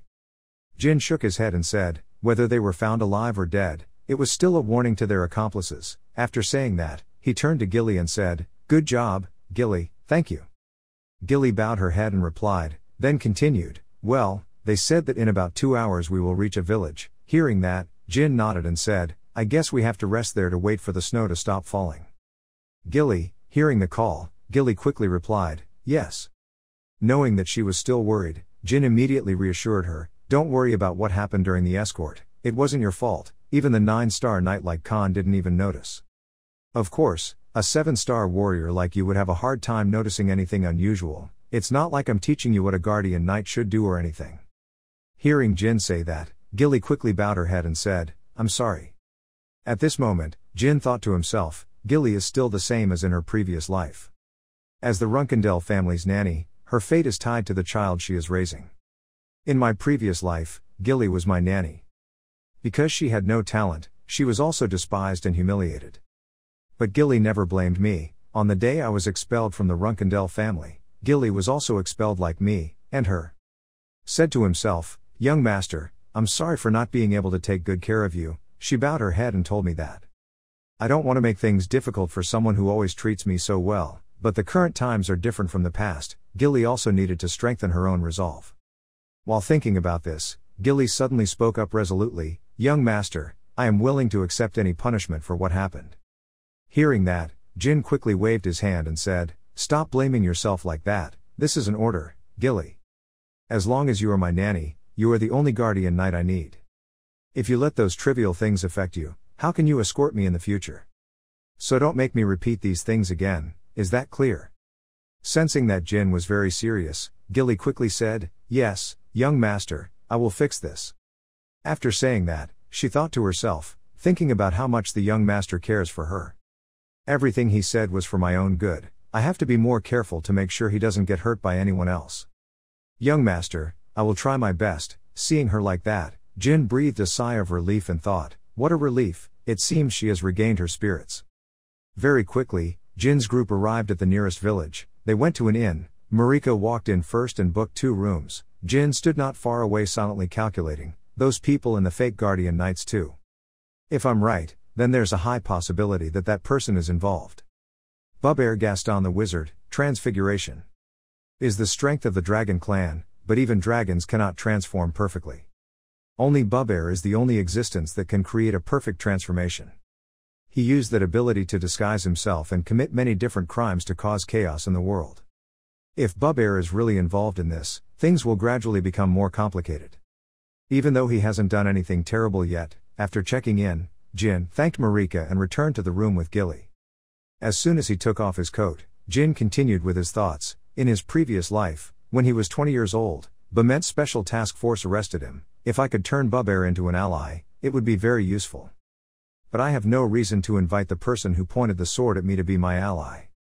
Before Bubert causes more trouble, I need to thoroughly check if anything has changed, compared to my previous life. Thinking of this, Jin suddenly yawned. Gilly arranged the things and said, young master, I will stand guard outside. After saying that, Jin didn't answer. Gilly immediately turned around to look and saw Jin falling down on the bed and falling asleep without realizing it. Gilly exclaimed, oh my god, and then narrowed her eyes and smiled. The next morning, Jin was sleeping when he was woken up by the sound of a cat meowing outside the window. He rubbed his head and sat up. Then thought to myself, did I fall asleep? Even though I practiced many times when I was in the ring, this was still too much for my 10-year-old body, but what was that sound? Jin looked out through the window glass and saw a black cat wagging its tail. A familiar feeling flared up in Jin's heart. Remembering Mirakan's words that he would hide himself and follow him, he stammered in horror, "Could it be you?" After saying that, Jin quickly ran to the window and cried out, "You said you would hide and follow me, do you mean turn yourself into a cat like this?" Hearing this, Mirakan meowed in frustration. He spread out his claws and started scratching on the glass door. Seeing that, Jin quickly apologized and opened the door to let Mirakan in. He said, "Okay, I'm sorry. It's just that I'm a bit surprised because I didn't expect you to be in this appearance, that's all. I thought you would disguise yourself as one of my servants, like a groom." Mirakan immediately transformed into human form. He heard this and said angrily, "If I do that, all the knights in your family will pay attention to me. Do you know how hard it is to follow you?" Mirakan said as he stomped his feet towards Jin. Unfortunately, the tiled floor was not very flat, causing him to stumble and fall forward. Gilly, who was outside, heard strange noises and rushed in, screaming in panic, "Young master, what's going on?" Mirakan didn't have time to turn into a cat, but held his head and sat next to Jin. Jin was a bit trembling, not knowing how to explain to Gilly. Seeing a distant person in her master's room, she angrily rushed forward, grabbed Mirakan's neck and shouted, "You, who are you to dare to follow my master? Quickly tell me everything before describing your life to you, who the hell are you?" Gilly's actions were so sudden that Jin was a little scared. He quickly shouted, "Wait Gilly, this is you." Before he could finish his sentence, Mirakan, who was being strangled, suddenly cried out, "Gilly, is this Gilly? Oh, my little strawberry cake, I finally met you." Strawberry cake. Gilly didn't understand what the other person was saying at all. She withdrew her hand, her face completely black. Standing next to him, Jin helplessly covered his face and thought, "It's all chaos." At this time, he heard Mirakan tell Gilly that he had always been looking forward to the day we would meet. "What?" Gilly asked confusedly. She had absolutely no idea what was going on in this room. As soon as he entered the empty house, Jin solemnly introduced himself. First of all, this was the guardian of the Runkendell family, the Black Dragon Mirakan. Then he quickly ran to the other side and was about to introduce himself. "This is it," but the Black Dragon Mirakan burst out laughing and interrupted, "I know who she is, she's my strawberry cake, isn't she?" Hearing that, Gilly bent down 90 degrees and said, "Runkendell's lowly servant apologizes for being rude to the guardian, please forgive me." Mirakan spread both hands as if he had nothing to say. "Don't worry, I'm happy to give you my little strawberry cake." Gilly suddenly stood up, raised her hand to stop and said, "Hey, Mr. Mirakan, can I ask why I am a strawberry cake?" Mirakan still made a gesture of opening his arms to answer, "Because she's awesome, beautiful, and makes the perfect strawberry cake." Suddenly there was a noise outside. Gilly was startled and turned around and said, "So he is the reason why he requests strawberry cake every day?" Mirakan saw that and seriously replied, "Could you sit down for a moment so I can explain?" So the two of them crowded onto the narrow sofa. As soon as they sat down, Gilly covered her mouth and said in surprise, "There are many things I don't know because sir, no, I always knew that your talent is great, but..." Jin heard that and replied, "I'm sorry for lying to Miss Gilly." Gilly looked over at Mirakan, who was lounging on the chair, and said, "First magic, then Sotere's signer, and now a dragon." Gilly now seemed extremely admiring. She looked at Jin and said, "As a servant I am only surprised and happy for you." Jin seemed very satisfied with Gilly's expression. He spoke up and said, "After all, Gilly is in the same group as us. The group cannot know the truth that Mirakan has awakened in my relationship, with him at least now understanding." Gilly nodded vigorously and replied, "Yes young master, I understand." Mirakan suddenly stood up. He jumped up near Gilly and said, "You don't need to worry, Sunday, no matter what, I'm always by his side." Gilly smiled and replied, "Thank you for your kindness, Sir Mirakan." Gilly suddenly remembered that Mirakan had covered himself in front of the explosion just now. She looked puzzled and said, "Oh, so the loud noise a minute before the day of transformation was over. Be more careful today." Mirakan helplessly covered his face and said in shame, "Ah, stop preaching to me." Gilly replied, "No, that's it." Looking at the dent in the window where the explosion sounded, Mirakan said slowly, "I fell." After speaking, he crazily leaned on his hands and laughed. Gilly's pale face looked at Jin and said, "Are you sure that he is trustworthy?" Jin replied, "Yes, sure." The scene changes to the Mytel teleportation gate. Gilly is talking to someone saying, "Well done Team Black King, the Runkendell family will definitely reward you handsomely for your efforts." The other person absently looked at Jin and thought, "A cat, was it here before?" But he quickly regained his composure and replied that this mission was also a valuable experience for us. He looked at Jin with the black cat on his shoulder and said, I am very excited to see the future of young Master Runkendell that you have taken care of. The red-haired soldier suddenly said, but Gilly McLaren, there is a question to ask you. Gilly replied, yes. He asked, why did someone with outstanding talent like her choose to leave the McLaren family and become a nanny for young Master Runkendell? Gilly suddenly fell silent and said nothing. She turned her head away and replied, there was nothing important to discuss anymore. The red-haired guy saw that he didn't answer, so he bowed his head and replied, I'm sorry I'm being too polite. Gilly replied, it's okay. Gilly had walked away for a while. She looked at the Dark King team and said, then, welcome to my teleportation portal. Stepping inside, the receptionist at the counter said, can I see the documents? Gilly quickly took out a sword and said, to Kalani of Hufester's ally, thank you, everyone from the Runkendell family. The receptionist walked away from the counter, then raised his hand to Gilly and Jin and said, it's a pleasure to meet you, please follow me and we will arrange for everyone to sit in the premium seats. Jin quickly walked forward. The receptionist bowed his head and said, we will arrive in a flash if everyone can stay here for about 2 hours, then be careful. The two of them went to the sofa to wait for the VIP guests. As soon as they sat down, Gilly said, young master. The cat that Murican transformed into jumped down and ran onto Gilly's lap to sit. Gilly said to Jin, honestly, as a servant, I'm very worried, if Murican gets paralyzed or something, we can't cope. Jin replied, are you talking about my magic? Jin calmly said, don't worry, I know, so I'll hide it well. Suddenly there was a noise from behind. All three people turned to watch. Jin frowned at the newcomers. Looking at the badge on the opponent's shirt, Jin thought to himself, that is the Royal Dragon badge. A person with white hair and purple eyes was slowly walking in. Following that person were tall soldiers. Jin took one look and realized that the white-haired person was from the Zippel family. The news was gone and he quickly walked to the sofa next to him and sat across from Jin. Jin read the book and observed. He thought to himself, who is that? The white-haired guy put his chin in his hands and looked at Jin arrogantly and said, I have a feeling I don't want to go to Hufester today. He continued sarcastically, not expecting to see annoying rats here. The cat Murican jumped down from Gilly's lap. The Murican cat walked up to the white-haired man and waved his little tail. The white-haired man thought it was so cute and immediately bent down and said, oh, but your cat is really cute. The white-haired guy smiled and said, come here, why don't you be a good boy? Murican cat also obeyed and approached him. Just a second later, Murican screamed and scratched the white-haired man's hand. The bodyguards behind saw this and quickly said, master, then cursed the cat as a brat.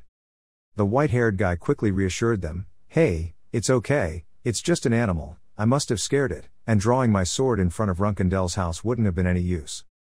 After saying that, he glanced sideways at Jin.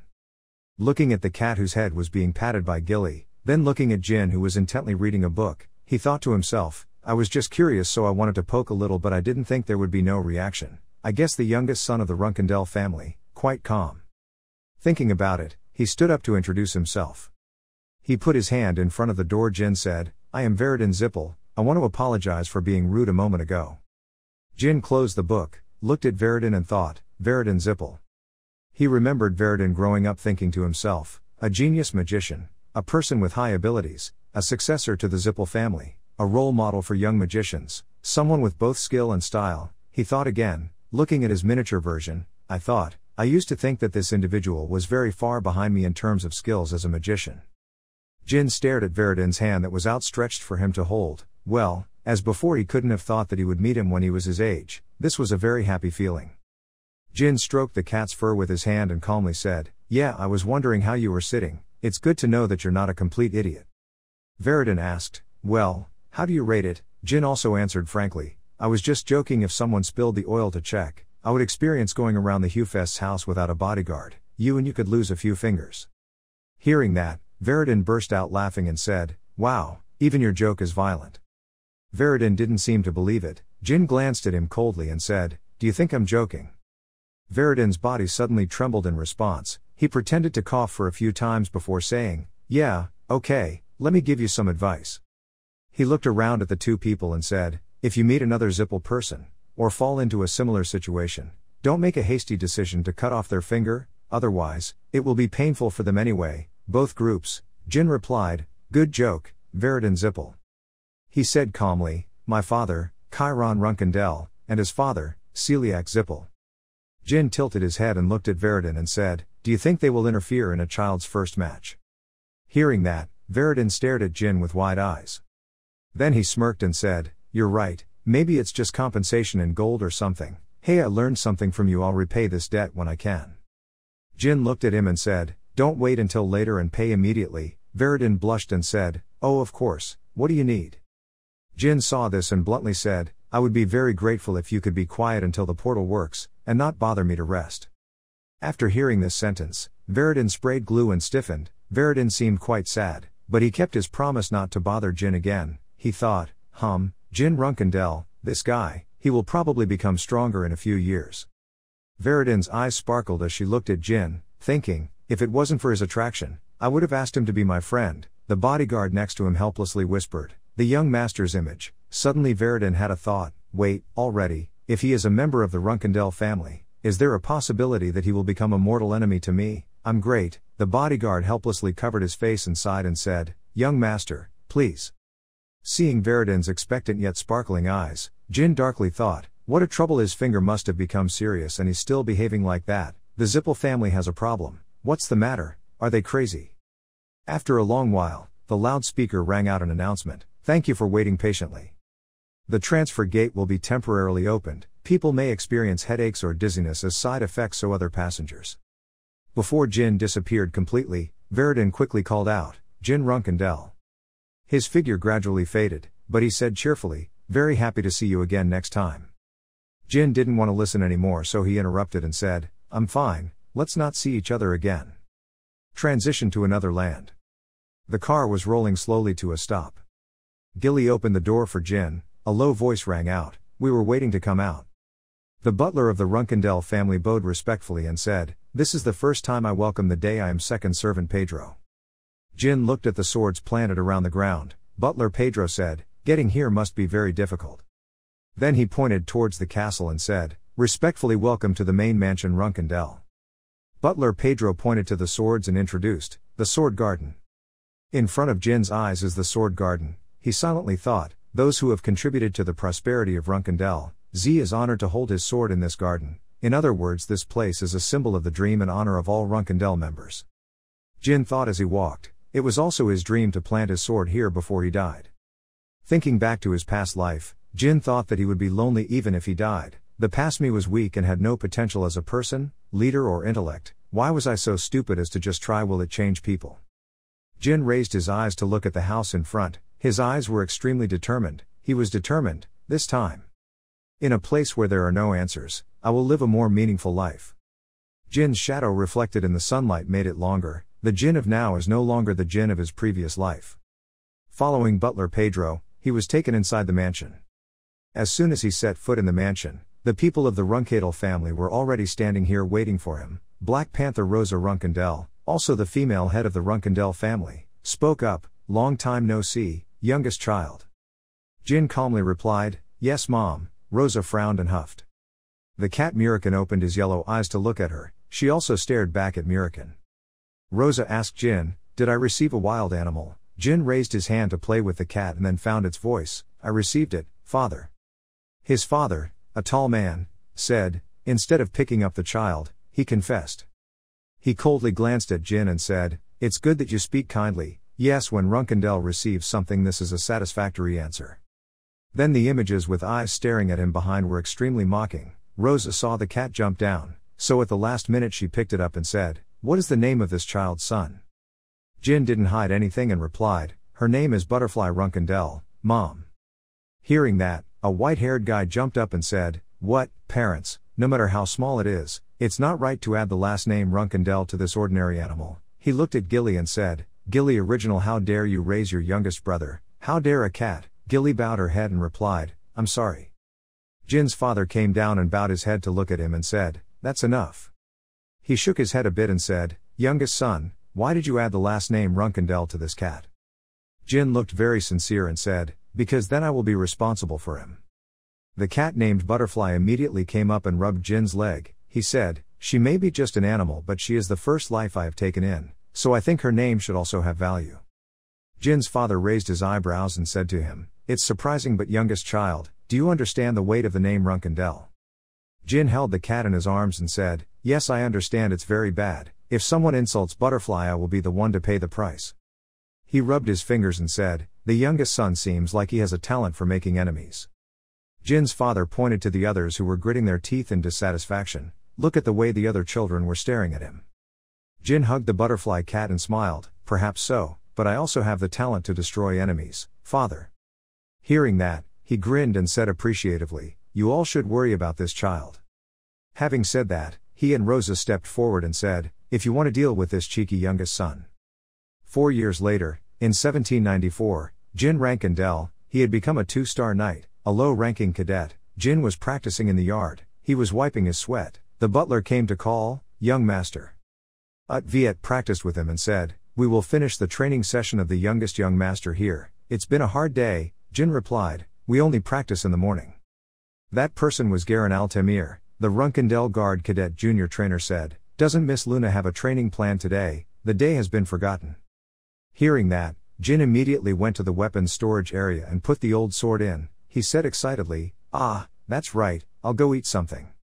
Garin Altemir saw his sadness and immediately said, "Today is the day to worship you and the other cadets." The female owner Rosa seemed quite disappointed. Jin sighed and replied, "It's okay, I don't want to, having to participate in a glance contest with my siblings while eating." Garin Altemir said, "Understood, I will report back." That day, in his house, his other brothers and sisters were rushing to get food. Jin was sitting alone at the corner of the stairs when suddenly he heard a voice, "Young master, I brought food for the day." Jin saw that and immediately replied, "Thank you, Belup." The person who brought the food tray for Jin was Belup Schmitz, the Runkendel Guard cadet belonging to the lower class. He said, "It's okay, young master." Jin quickly took the food and thought while eating, Belup Schmitz, 13 years old, civilian, after the training cycle. He faced being stripped of his cadet status and dismissed. Jin suddenly asked Belup, "Is it delicious?" Belup was startled and turned back and replied, "Yes." He said excitedly, "Of course. I'm always grateful to the Runkendel family. Thanks to that I get to eat this delicious meat, and I'm also grateful to the young master who always shares meat with me." Seeing him keep talking like that, Jin replied helplessly, "Enough, stop." Jin said, "Today you said the same thing, you memorized it." Belup scratched his head and laughed. Suddenly Jin said, "Belup, you must learn to control yourself with maturity. The truth is that you keep talking like that, making others always look down on you." Belup said in confusion, "What's wrong?" Jin tightly grasped the tree in his hand but continued to say, "Yes," straightened his spine and became confident that the throne was the cadet of the guardian knight Runkendel. But hearing that, Belup lowered his head and poked the rice tray and said, "But my grades are so bad I can't even cheer up." Jin sighed and said, "Becoming a Runkendel cadet is not an easy task." Jin looked at Belup's empty tray and said, "No matter how low her score is, you're still better than the other 13-year-olds out there, understand?" "Yes," he replied. After saying that, Belup bowed his head to eat again. Jin thought to himself, his personality is too naive. It would not be an exaggeration to say that he was mistaken by his family. Then he remembered his other brothers and thought to himself, but how was it that such a pure person, you were taught the path of another sword master? After becoming the loyal dog of the emperor, the nation began to walk on the highway of involuntary murder. Jin took the bread to eat, then thought, when I heard that he became a royal guard, I was very surprised, and when I heard that he committed suicide, I was heartbroken. If I had left Belup alone. Jin quickly woke up and put the piece of meat on Belup's plate. He said, "Young master," he replied, "I'm not hungry, you can take my place." Belup looked at Jin with sparkling eyes, "Young master." Seeing this, Jin decided to think, I have to make sure you won't be kicked out this time. Having to live in misfortune once and then die is more than enough. The two sat down to eat and talked happily. At the end of the meal, Jin walked in the hallway. He calculated, releasing dark energy was 2 stars, mana was purple crystal, swordsmanship was 2 stars. Looking at his 2 fingers he thought, that's quite convenient, if I keep going, I'll be able to reach the 3-star swordsmanship within 2 years, but, before that. Arriving at the training ground, Luna was planning to wait there, her lovely little brother. Today's training will be used with yesterday's. Jin quickly went to get the breast. "Don't face Luna," she said, "but you will have to defend yourself in another way. My classmate understands, big sister." Luna opened her eyes and said, "Little brother, use your mind's eye, look with your mind's eye." Jin followed instructions. He thought to himself, I guess I have to go through a type of training I've never heard of before. Looking at Jin's back as she left, she thought, he shows concentration and memory that is hard to see in a 2-star knight. With your potential, I'm sure you will soon understand it in just a few years. Luna frowned and thought, continue to develop, my little brother, Jin. The next morning, Jin along with the others were at the training ground. Garen Altemir said, welcoming the young master. Looking at the other people, everyone's faces were tense. Garen said, they all looked very tense, I'm sure they were. Garen Altemir looked at them and said, this fight accounts for a large part of the final score. A good score is the way to become a guardian knight, so I'm sure we are all very worried. He looked at Jin and said, today is also an important day for you, young master. Lady Rosa said that if you defeat 10 people above your level today. Jin gasped for an hour. Garen Altemir said, you can join the intermediate training group early next year. Jin replied, what did you say? Good news. Suddenly Jin glanced at Belup. He saw him hugging his trembling body thinking, Belup is like that again. On this side Belup looked at Jin and trembled, and Jin thought to himself, I will measure him so he doesn't get expelled, but he should be more confident. Garen Altemir spoke up, interrupting Jin's thoughts. He said, pay attention, today everyone will play 3 times and change partners each time, the 10 best winners. He solemnly announced, almost one-on-one with young Master Jin. They shouted in response, yes tour guide. Garen Altemir said, okay, those who were not chosen go back to their seats. The other 3 replied, yes sir. Having said that, he turned to inform Jin, preparing to go young master. Jin held the wooden sword in his hand and said, okay.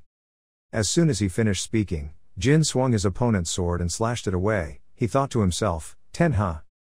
Looking at the opponent sitting on the ground, he only needed 1 move to defeat him and thought, I'd better have 8 people on me, I only need to defeat 2 more. And to do that, the person we have to pay attention to is, Garen Altemir looked at the pink-haired girl and said, next prepare to go. That person was Mesa Milcano, a trainee guard knight of the Runkendel group. She confidently stepped forward and said, asking you to take care of the young master. Jin looked at her and thought, Mesa Milcano, a noble, will become a guardian knight later, when passing a future internship process. Mesa confidently said, today I will defeat you at all costs. Jin silently lamented, the match with Mesa is the most important thing in this test. Jin nodded in response and said, okay, I look forward to it.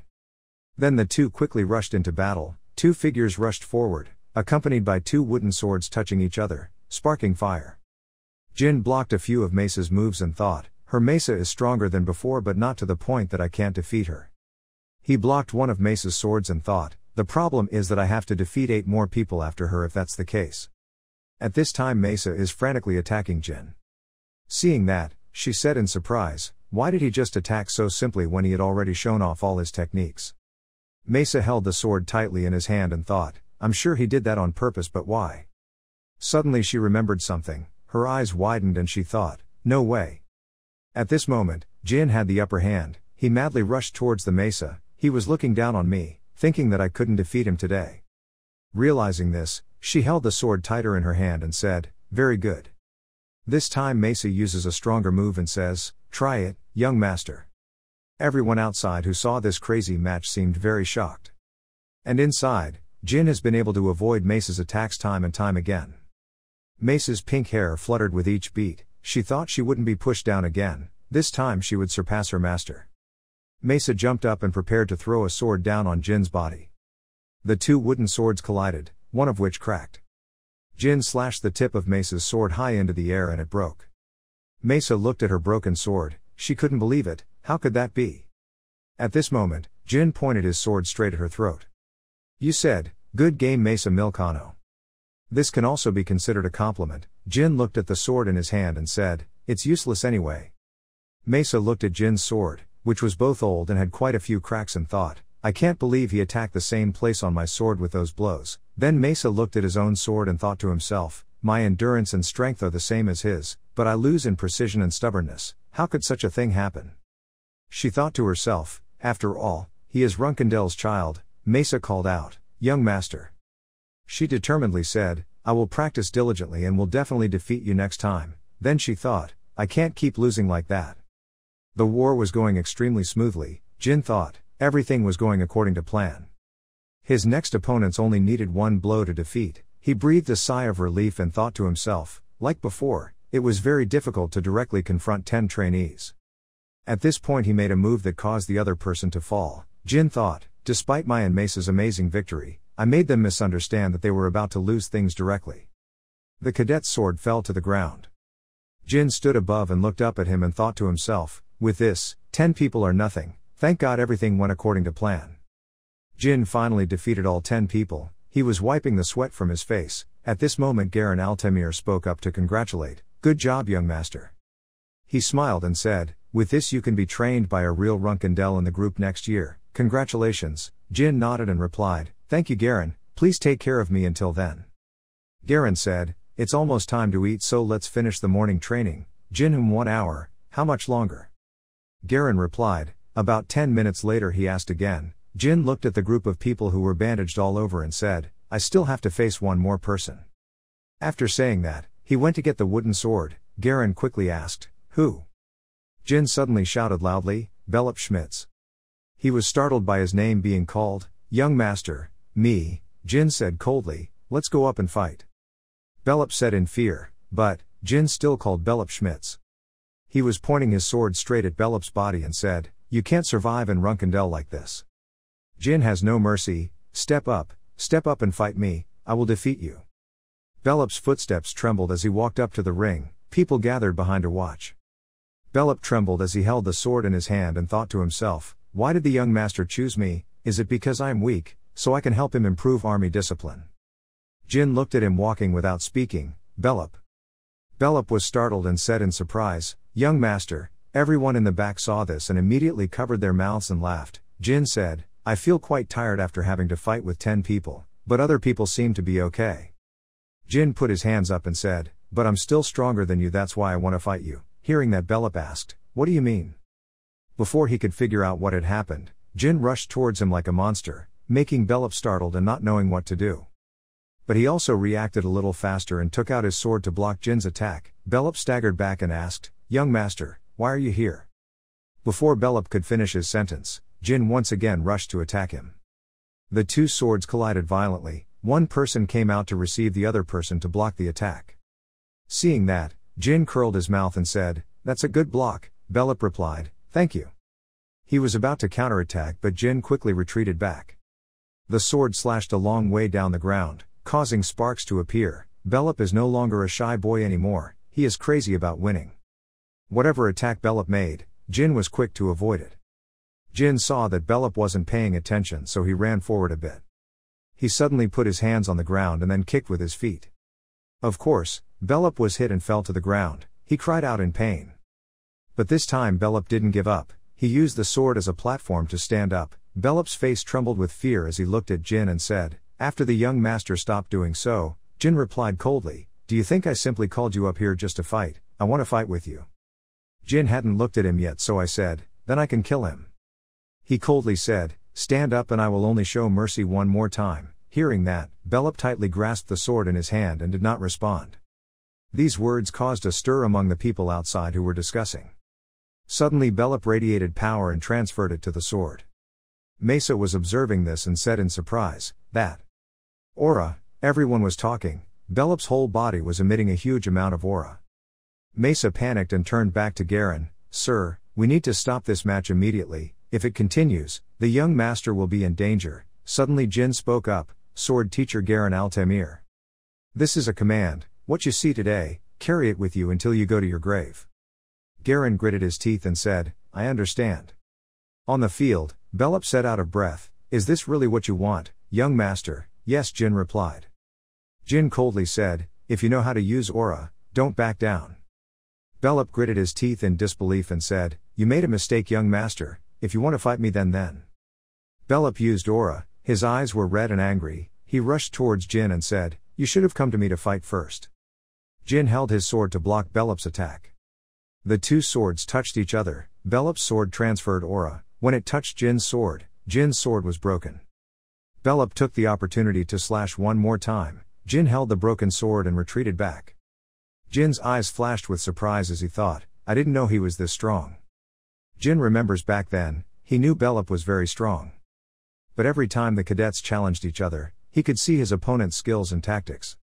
That won't hurt Belop, he breathed a sigh of relief, Jin thought, and even knew how not to hurt himself even if he lost.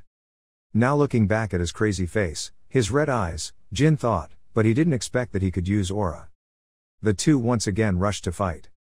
A huge power flared up between the two, this time Jin counterattacked. Bellup's arms struggled, he groaned. Taking this opportunity, Jin swung his sword at Bellup. His sword was thrown out. Jin grabbed Bellup's neck and pressed him to the ground. Bellup struggled to escape. Jin looked at him with deep meaningful eyes.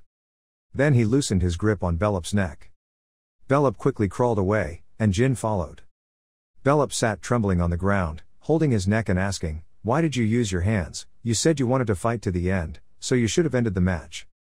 Jin didn't respond when he heard that, but Bellup continued to say, "Maybe it's fun to play around with other people these days."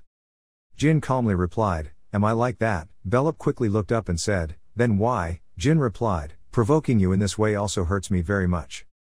"It hurts me more than you think." Bellup clenched his hand and said, "What do you know about me? Why do you torture me like this?" Jin bent down to pick up the sword that fell on the ground and said, "Just like you said, I don't know who you are." He walked closer to Bellup and looked at him for a long time, "But I knew one thing. Jin firmly affirms that care is something you can possess when you become strong. You are weaker than me and also kinder than me." Jin placed his hand on Bellup's shoulder to comfort him and said, "Of course I like it, but if you're that kind, you won't be able to survive in this hell."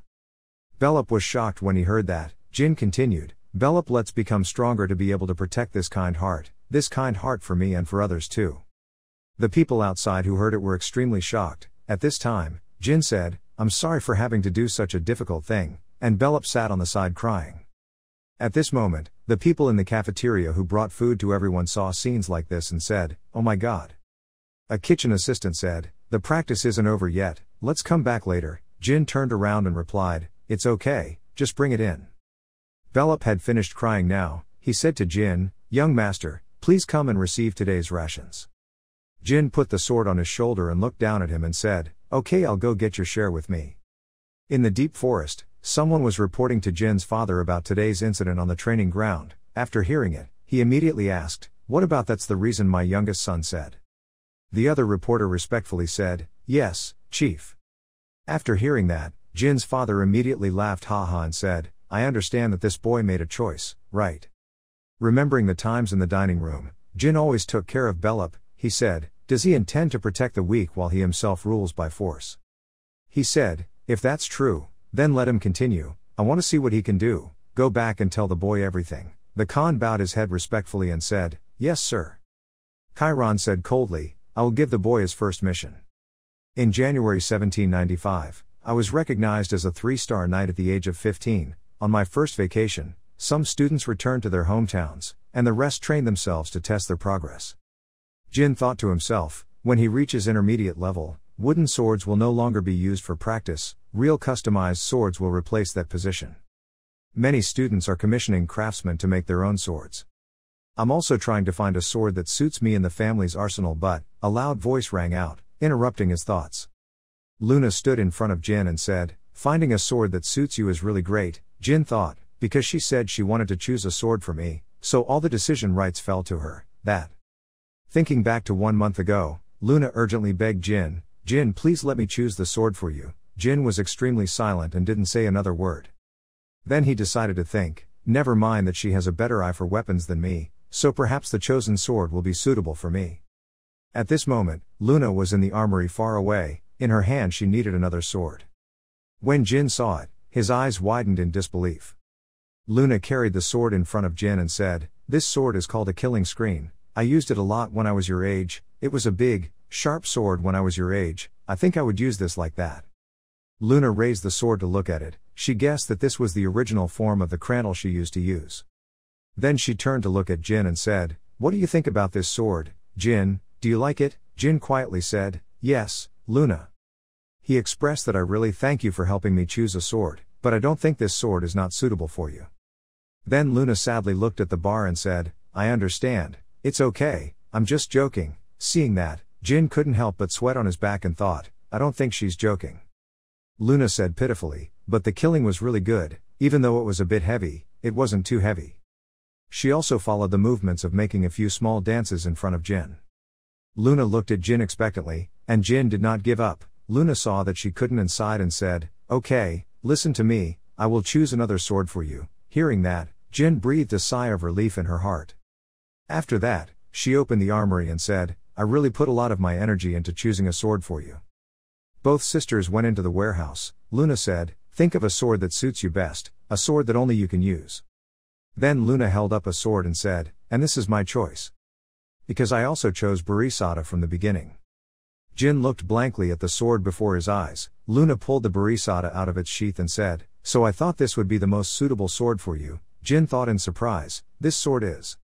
He thought to himself, the sword was related to the Burisada that the early clan used, Bradamante. Jin held the sword in his hand and said wow. Luna saw that and said, I like this sword already. Jin did not refuse but frankly admitted, yes, this is indeed the most special sword among thousands of excellent swords. Jin respectfully looked at the sword in his hand and thought, this is the sword I told myself I would use every means to get, so I didn't expect her to choose Bradamante for me. Jin now thought that he would be denounced by others. Both the Bradamante and Burisada swords were very suitable for using dark energy. If he chose this sword himself, others would definitely object and force yourself to give it up. Jin looked at Luna and said, this Bradamante sword is something that all of my siblings wanted, so I don't know how to repay you for choosing it for me. Luna replied, that doesn't sound right. She turned around and put her hand on her chest and said, Jin, I guess you still haven't let go of your defense towards me, right? She seemed disappointed and said, I'm a bit disappointed. Jin's sweat dropped and replied, no, it's not that, I'm being sincere. Luna walked closer to Jin and said, is that so? But I'm also really disappointed, so please soothe this disappointed little heart. Jin stepped back and said, what? Luna immediately changed the topic, close your eyes, Jin, we will start practicing. Jin replied, okay. She asked, do you know what I'm talking about? Jin replied, yes, Luna. She said approvingly, that's good, but today I still have something to teach you. What? Jin asked. Luna put her hand on his shoulder and said, your relatives may always try to bring each other down, but they are also the ones who love you unconditionally. Luna emphasized once again, remember this well in your heart. She saw that Jin didn't answer, so she shook him hard and said, don't be sad anymore. Jin replied in fear, I understand, I'm sorry. Luna shares, I have lived a lonely life in my own family since before you were born. I have lived like that enough, so please understand that I do not want you to have to go through the same. Life is like that. Jin nodded strongly and replied, I know, Luna. Luna stepped back and looked up at the sky and said, okay, now let's start practicing. Jin, feel it with all your heart. After finishing practicing with Luna, Jin quickly ran back to show off to Murakin. He raised the sword and said, what do you think?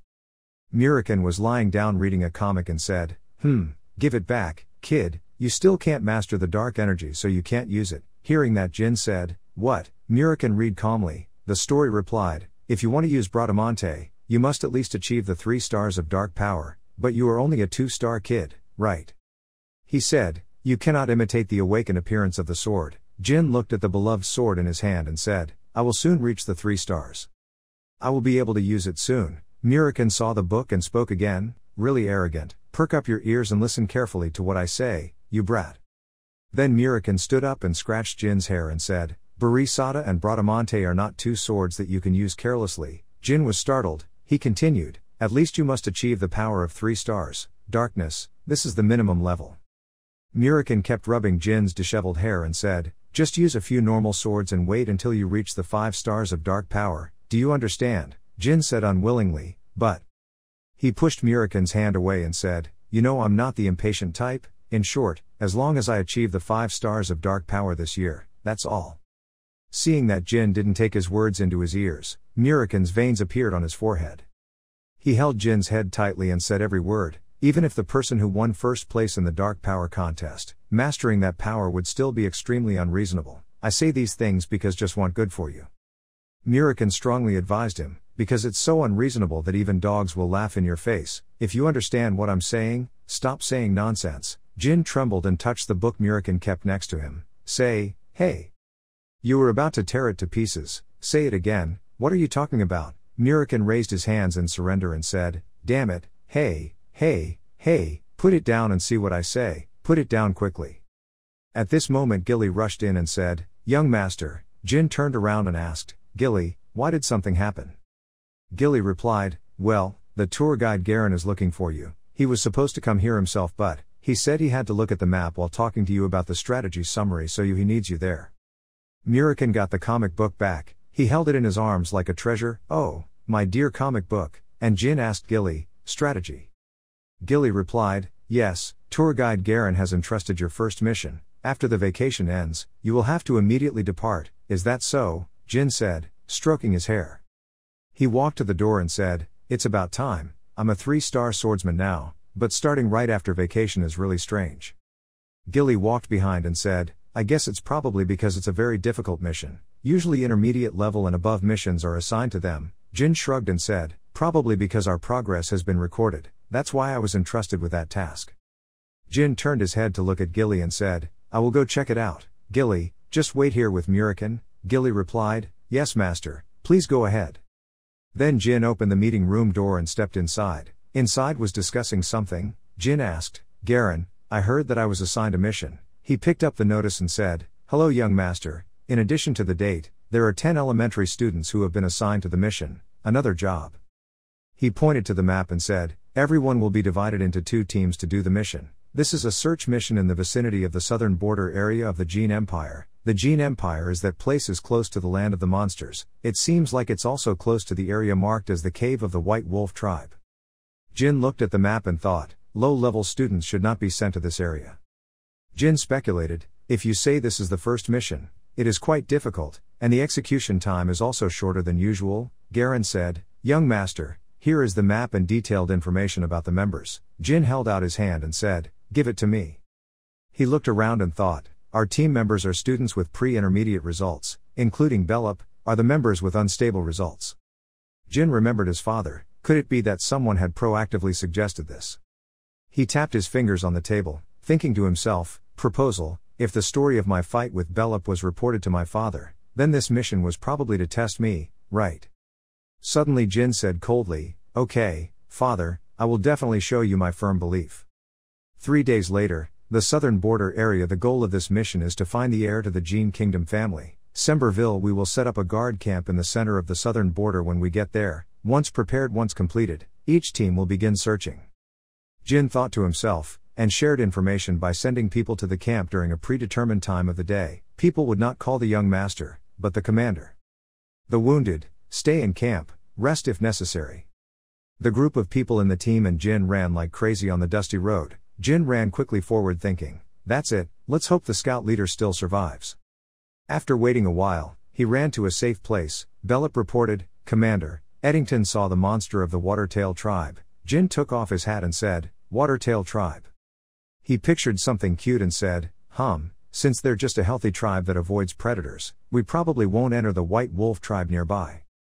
Then he turned to look at Bellup and said, okay, Bellup, because you will be slowed down by the snow, depart for camp 2 hours early and return to Area 13. Bellup respectfully said, yes, understand Commander. After finishing talking with Bellup, he turned to tell everyone that the rest of the people were searching for Area 13. Yes Commander, the team member replied. Jin looked around for a bit and then thought to himself, I have a bad feeling about this. His father has issued a direct mission, but things shouldn't go too smoothly. Or maybe I just misunderstood that he wanted to test me with this mission. At this time, a few blue-green creatures of the Watertail tribe appeared from nowhere and said sarcastically, all husbands are poor. One of them climbed onto the head of its fellow, then held up a fish skewer and said, if you feel like eating, give it. Jin sincerely thanked him and said, yes, thank you, I will repay you later. Looking up at the already sunset sky, Jin thought, outside of Area 13, which is the land of monsters, elementary soldiers will not be their opponents. He opened the map and looked one more time and said, I don't need to force myself just to get results. I spent 3 days and nights to confirm the searched areas.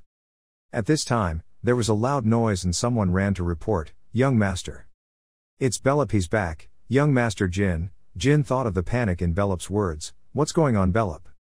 Bellup announced in shock that the second team was ambushed. Jin couldn't help but be shocked when he heard that.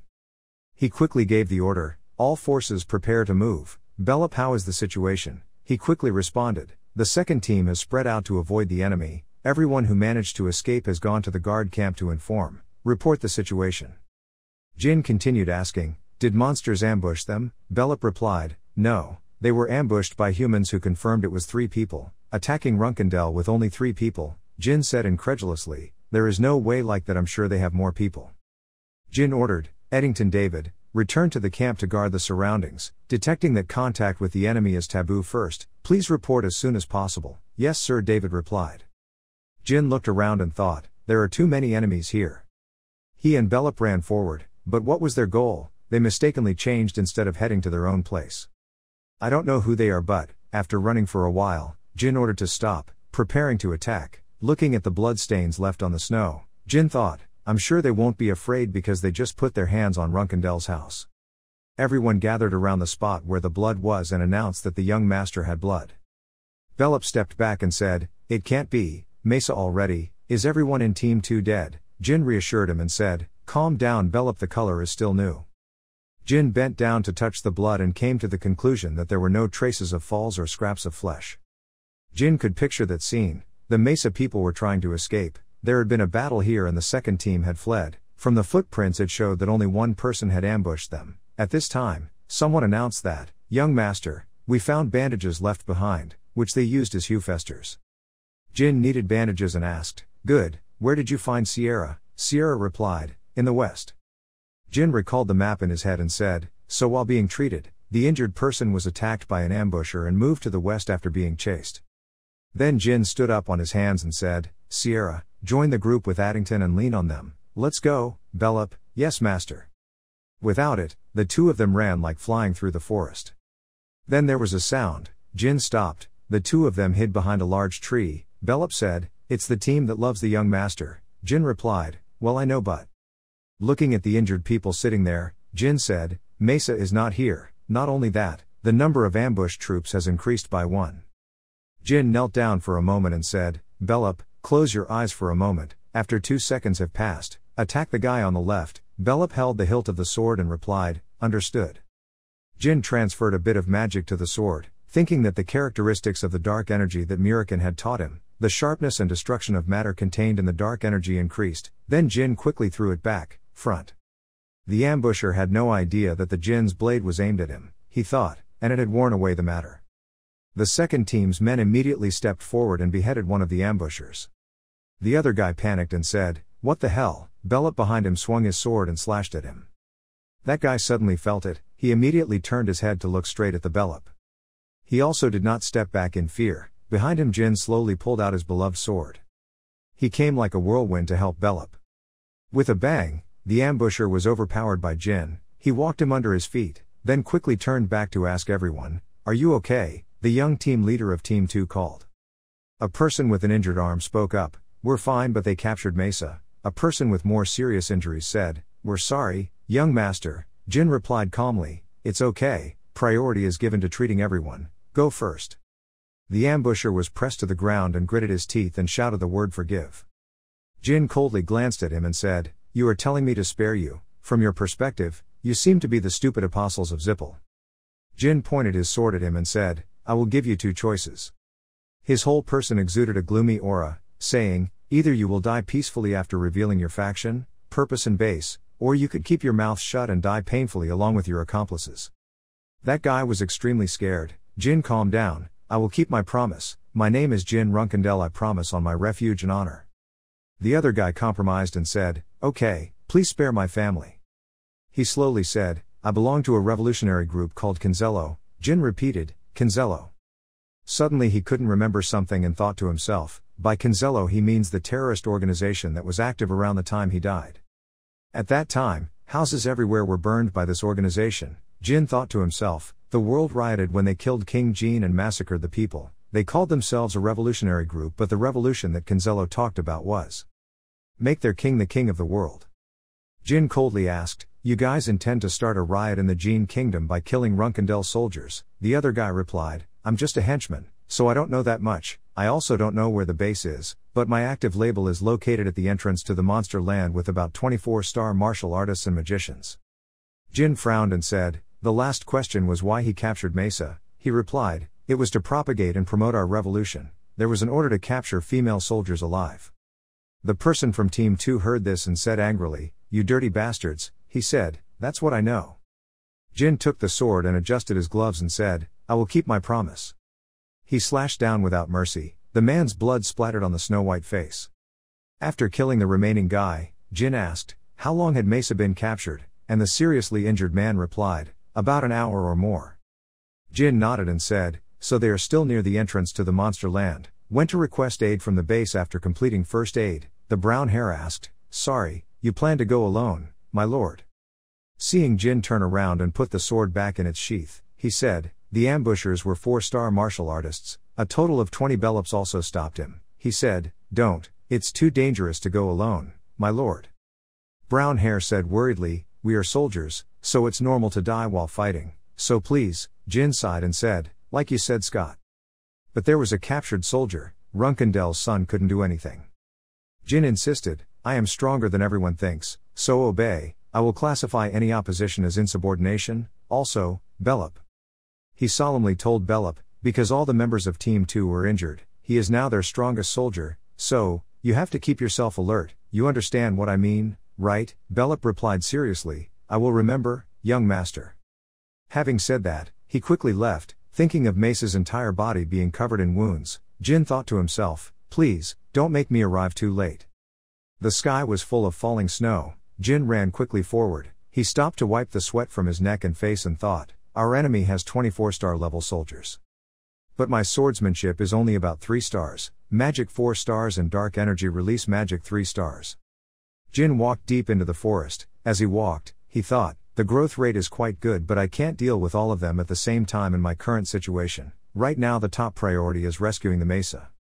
Jin raised his hand. A source of blue power appeared. He silently thought, I will try to avoid fighting as much as possible and focus on searching for the Mesa. He bent down and spread the net around, testing the terrain. Jin tried to feel his hand, then everywhere around the plants, and if I followed Fawn's magic, I would stay. A stream of light gathers at a fixed point and points in a certain direction. Jin thought, heading towards the grasslands. Having said that, he ran towards it. They still hadn't gone far. Suddenly an arrow rushed towards him. Jin, quick as lightning to avoid all the arrows the other person said, was the kid Runkendel. There were 3 of them who said, capture it. Jin held his hand and gathered a block of wind magic. 1 second later he threw it towards the other 3 guys. One of them was hit. A cloaked man said, magic, that Runkendel guy used magic. Another guy jumped up and said, damn it, just kill him. The Jin infused some magic into the other guy's sword. Then he slashed it so it broke into pieces. At this moment, the old man wearing a cloak, holding a torch in his hand, said, away from the mills. Jin stood still and watched the magic ring fly towards him. Then that fire magic arm began to fight against his hand. The guy called Mills saw that and showed a triumphant smile. Not long after he was happy, Jin bent down and swung the sword at his stomach. He was so startled he couldn't stop. Having said that, Jin turned his hand to catch the ring of fire that was wrapped around him. He yanked it hard and bent down to pick up the sword. The old man in the cloak trembled and wanted to hold on tight. He said, ignore it if fire doesn't work. He jumped his eyes to create a circle of ice and said, then I will crush myself with ice. Jin swallowed once. Then he created a protective circle to destroy all those ice crystals. The old man said in surprise, impossible. Seeing him approaching him, he panicked somehow. Jin stabbed a sword into his body, blood splattered all over his magic words. Then he turned around and walked away silently complaining, Kinzello bastards. He put the sword in its sheath and looked around, thinking, it seems they don't intend to hide anything, they've underestimated their opponents. Jin bent down to observe the footprints on the ground and thought to himself, they must have met someone else here and needed a tow truck to move. Jin stood up and reasoned, Kinzello is a group with proper rank, they will probably divide the loot according to rank. Jin walked, holding the map and looking back, thinking, they won't dare touch the reward for high-level people, it's the only chance for me to save the Mesa in the safest way. Looking down at the map, Jin thought, right now I'm at the mercy of the multiplying monsters, so their base is probably nearby. If so. Looking at the fire magic and ice magic, you just captured it just now, now they are surrounding me, I will distract attention and find loopholes to rescue the Mesa. Saying that, he used fire magic to create a loud noise. The fire quickly caught fire and burned brightly in a corner of the forest. Then Jin used ice magic to create another gap. He thought to himself that if he did this they would run out to put out the fire. Just as he guessed, on the other side someone was shouting loudly, there was a fire. What suddenly happened? Seeing that the fire was getting bigger and bigger, the high-ranking people ordered the lower-ranking people to say, "Where does the fire come from? Get up, prepare the fire immediately, water, bring water here." Jin Lap was right behind them observing them. Suddenly someone said, "Don't you guys know how to put out a fire properly?" A tall man among the high-ranking people said, "Magicians, please use your water and ice magic." Is that their leader? Jin filled an eavesdropping corner thinking, that is their leader. Then, taking advantage of the chaos, he rushed inside. The people outside were still cheering and screaming, the fire still did not go out. Jin was now behind that group, but that guy didn't know. He was still angrily saying, "Do you think you can cheat spontaneously in this weather? Someone must have set the trigger, looking for him." Only then did he realize there was someone behind him. Jin was quick to use ice magic on himself. Below was still very chaotic. The crowd was all together. "Move quickly, call the magicians quickly." Looking at the big man's body lying on the ground, Jin thought to himself, "Good, I found the right place." Opening the door from the outside, the firelight from outside illuminated the whole room. Jin walked in to evaluate a bit. "It's quite cold, where could the mesa be?" He saw a wooden door lying on the floor and immediately guessed, the bottom floor. Jin quickly ran down there to see. Sure enough, he saw the mesa down there. Jin called out, "Mesa." Her hands were tied tightly and turned around to call, "Young master." Mesa couldn't believe it and asked, "Why are you? It's very dangerous here." Jin calmly said, "Don't worry about me, can I go too?" Jin used his sword to cut off the rope tying the mesa. She replied, "Yes, but I don't think I can run." Jin heard that and replied, "Okay, I will help you stand up." Suddenly there was a very loud noise from above. Jin said confusedly, "What is that sound?" "Young master," Mesa called. She said, "Besides, can you promise me a word?" Jin said impatiently, "Stop talking, Mesa." Mesa said very seriously, "If we end up in a dangerous situation, just leave me behind. Young master is a very important person or else something bad will happen to you." Jin heard that, but still helped Mesa up and said, "It's too dangerous to go ahead." Mesa replied back. As soon as two people went outside, they saw a pile of rubble with human bodies lying around. Jin's eyes were extremely sharp. He saw 3 deep scratches on the body of the Kinzello soldier and was immediately sure that they were the work of a monster from the war clan. Mesa saw this scene and remained silent without saying a word. At this moment, a body reflected in the firelight appeared to have sushi fur. The white hand is clutching the weapon. Looking at the tall body of the monster Jin, he thought, Bo Bok Lang. Mesa saw that the situation was about to return or not, so he rushed forward and said, "Young master, I will buy time, so hurry up." "Young master." Jin hit her on the back of the head. The tall man of the White Wolf tribe waved his hand very impatiently and said, "These useless bastards can't even help with fire, there's no reason for them to live anymore." Below, Jin had already taken off his shirt and covered Mesa's body. He looked up very warily and the tall man of the Bokland clan said, "You are the one who caused all this, right, kid?" He twisted his neck and firmly grasped the weapon, looking extremely fierce. Jin stood up straight without fear and said, "Yes, I am the son of Chiron Runkendel, Jin Runkendel." He asked, "Say your name, you monster." The other guy saw that. Then he bared his sharp teeth and smiled and said, "Runkendel, are you one of the children of the Runkendel family?" A few days before the start of the quest in Jin Kingdom, the mansion of the Runkendel family, Jin was trying out dark magic on the sword. Looking at the sword circling around filled with Jin magic was quite satisfying. At this moment, Murikin jumped up and kicked Jin to the ground, not forgetting to say it, "Idiot." He grabbed Jin's shirt tightly and said, "Do you want to die or something? I remember telling you, you are not good enough, so if you release your sword, you will only be attacked by dark energy." Murikin admonished Jin with all his words, "If you don't want to die from an overdose of dark energy, then stop trying to awaken your sword, understand?" "I understand," Jin said unwillingly. Returning to the present, the White Wolf monster said, "Runkendel, that's right, today is the day I hunted the most valuable trophy." He opened his mouth wide and said, "My name is Quajito Truca, I am a warrior of the Truca clan." Jin looked at Quajito Truca and thought, the White Wolf tribe, a tribe known for being warlike and bloodthirsty, the adults of the lowest White Wolf tribe are also a 6-star warrior. Everyone knows that the White Wolf tribe hates the Runkendel family, and the reason for that is that the first patriarch of the Runkendel family invited their god the Great White Wolf Javier to come and kill him. Jin frowned and thought, I can't completely escape from the mesa. Quajito Truca roared and said, "I will sacrifice you to Javier, so that his soul may rest in peace." He threatens Jin, now choose 10 will fight an honorable match with me or you will be torn to pieces running away like a coward. Jin picked up his sword and said seriously, I will fight you. Kwajito Truka heard that and rushed forward and said, good, then you are a shameless Runkendel.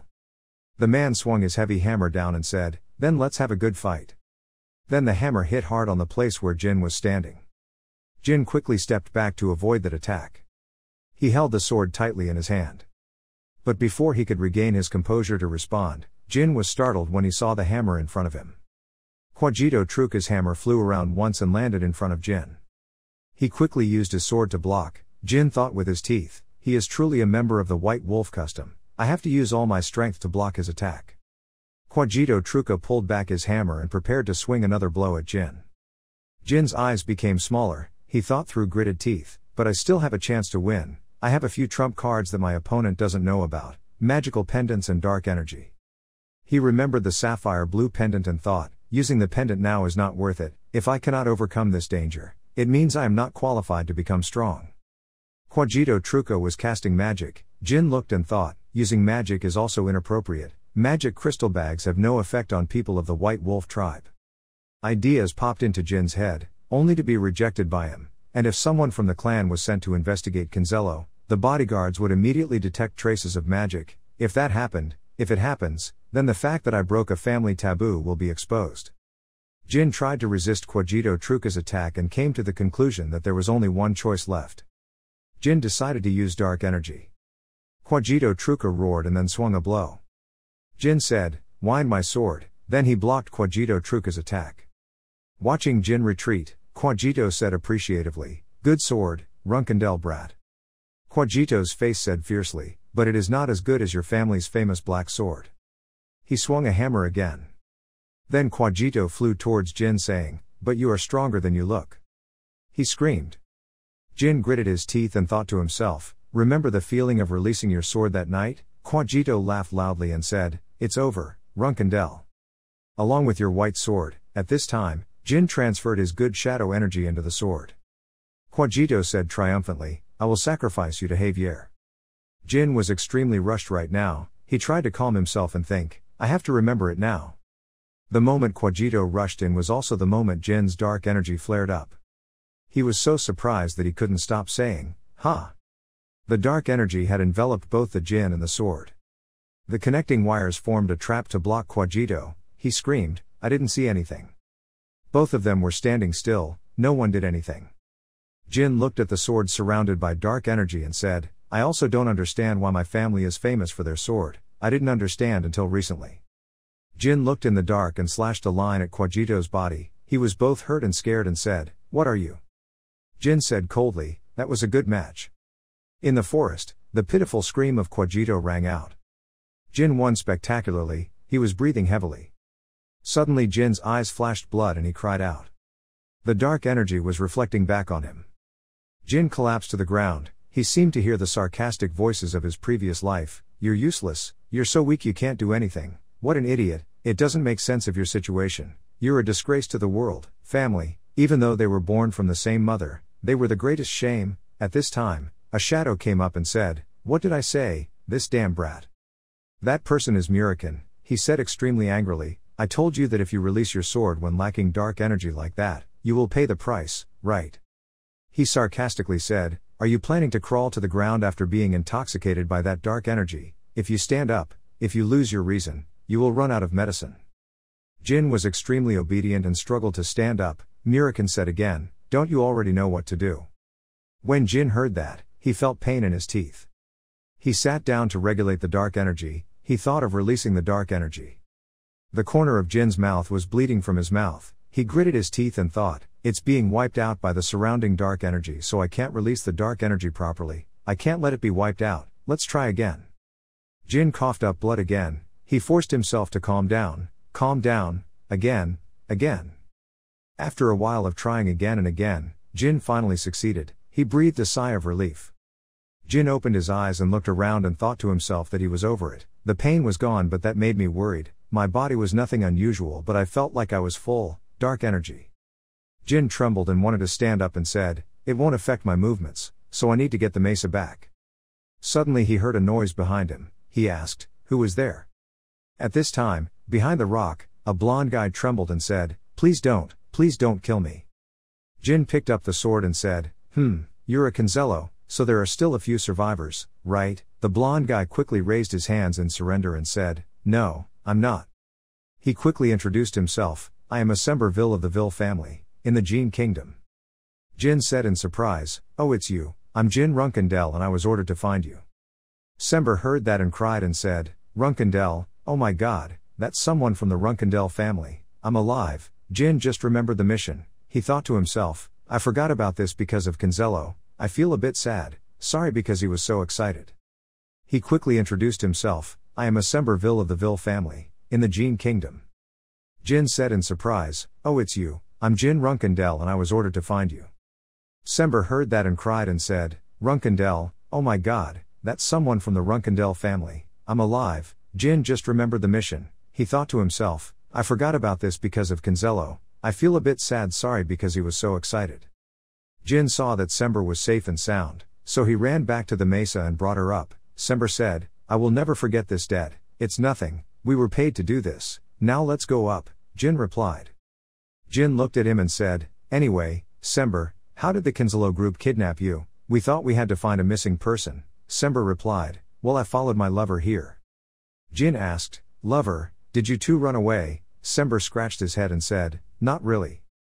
He said sadly, everything was because my lover passed away 2 years ago. Jin listened attentively. He remembered that woman, but from her face to her voice, even the 2 moles on her wrist, everything was exactly the same as when she was alive. It sounds crazy, but it's no way true, I got her wrong. Jin nervously speculated, everything was exactly the same, it sounded like the actions of Bouvard Gaston, the shapeshifter. You think about your past life, they kidnapped Sember for money, what relationship does Bouvard have with the Canzello group? This is the second time I've encountered him, I have a bad feeling, I should meet him in person to see, what kind of person is he? Jin was lost in thought, his repair workshop is probably located in the capital of Kirino Duchy, I should find an opportunity while I'm still in the intermediate training class, Sember said for a while, thank you listened without thinking I was crazy. Sember cried and said, my family will soon mobilize reinforcements, so let's go back, you even summoned the guardian knight just for this little thing. Jin's head hurts thinking, no not because of you, but because of Mesa. Sember said, Sir Jin, I will remember this meeting for the rest of my life, okay Jin replied. Sember said, if you need any help, please ask. Jin nodded and replied, I will do that. Seeing that Jin returned safely, Gilly said happily, congratulations on completing your first mission, young master, your nanny is very happy. Jin replied, thank you Gilly. Gilly said, you must be tired. I prepared the bath water, still thoughtful as always, Gilly. Jin was talking when a sharp gaze stared at him from behind. Seeing that, Jin quickly went to the Murican cat and petted it to please him and said, well, look who is this, my Nabi, are you obedient while I'm gone? Just 2 seconds after Jin touched the cat, it bit into his hand. Jin quickly knocked the cat into the wall, throwing animals is not allowed, Murican is a dragon, so let's calm down. Jin held his painful hand and questioned, why the hell did you bite me? Murican said with a lump on his head, you are crazy, there is a problem with your mind. Murican kept raising Jin's face and said, I have told you many times not to release soul energy, how many times have I warned you that happiness can lead to death, it is all for your benefit. Jin painfully wants to explain, wait until you hear me out.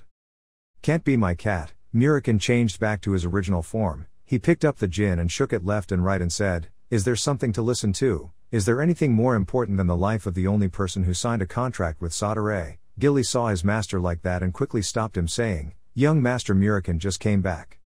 Hearing that, Murican stopped his movements and turned to tell Gilly, who moved aside from the strawberry cake, this is a very serious matter. Gilly saw that he couldn't stop it and quickly said, yes I understand. So Murican continued to lecture Jin. Jin explained that, a cadet was kidnapped right in front of me, I guess I waited to see, I was worried that she might be in danger. Murican asked, still present what about necklaces? The moon is just a decoration, its meaning is 100 times greater than hanging around a person's neck. Jin escaped from Murican's grasp and said, this is too wasteful, who knows when we will encounter a much stronger enemy. When he heard the word waste, it was like lightning struck his ears, he angrily pointed at Jin and said, waste, Mr. Murican, Gilly called out worriedly. Jin is much calmer, is this so shocking? The angry Murican being supported by Gilly said, Damn brat. Jin crossed his arms and asked, wait, but do it later when you know I have awakened the sword. Muriken's tears passed and he said, your soul energy increased from 3 stars to half stars. I am not blind. Jin tried to control the energy in his palm. I was really bored, but the energy turned out to be a level up. Muriken said slowly, you should be grateful to Sadare for keeping him alive. He was helped by Gilly to the ground so he could sit. Out of the 10 people who had experienced soul energy overload, the count was now 11. Let it go, out of all 9 people had died. Jin calmly replied, I can contact one of the 2 as me, the other is Huza, the first owner. Muriken pointed at himself and said, otherwise I would have died. Jin replied. He waved his hand and said, so Win and I are not that different. Don't worry, I don't want to go through that pain anymore. I'm going to take a shower. Seeing that, Muriken angrily said, that's love, you go ahead and starve him until he wakes up. Gilly replied, please allow me to step down and prepare food for the young master. Hearing that, he immediately lost his heart and thought, strawberry cake, that kid is so enviable.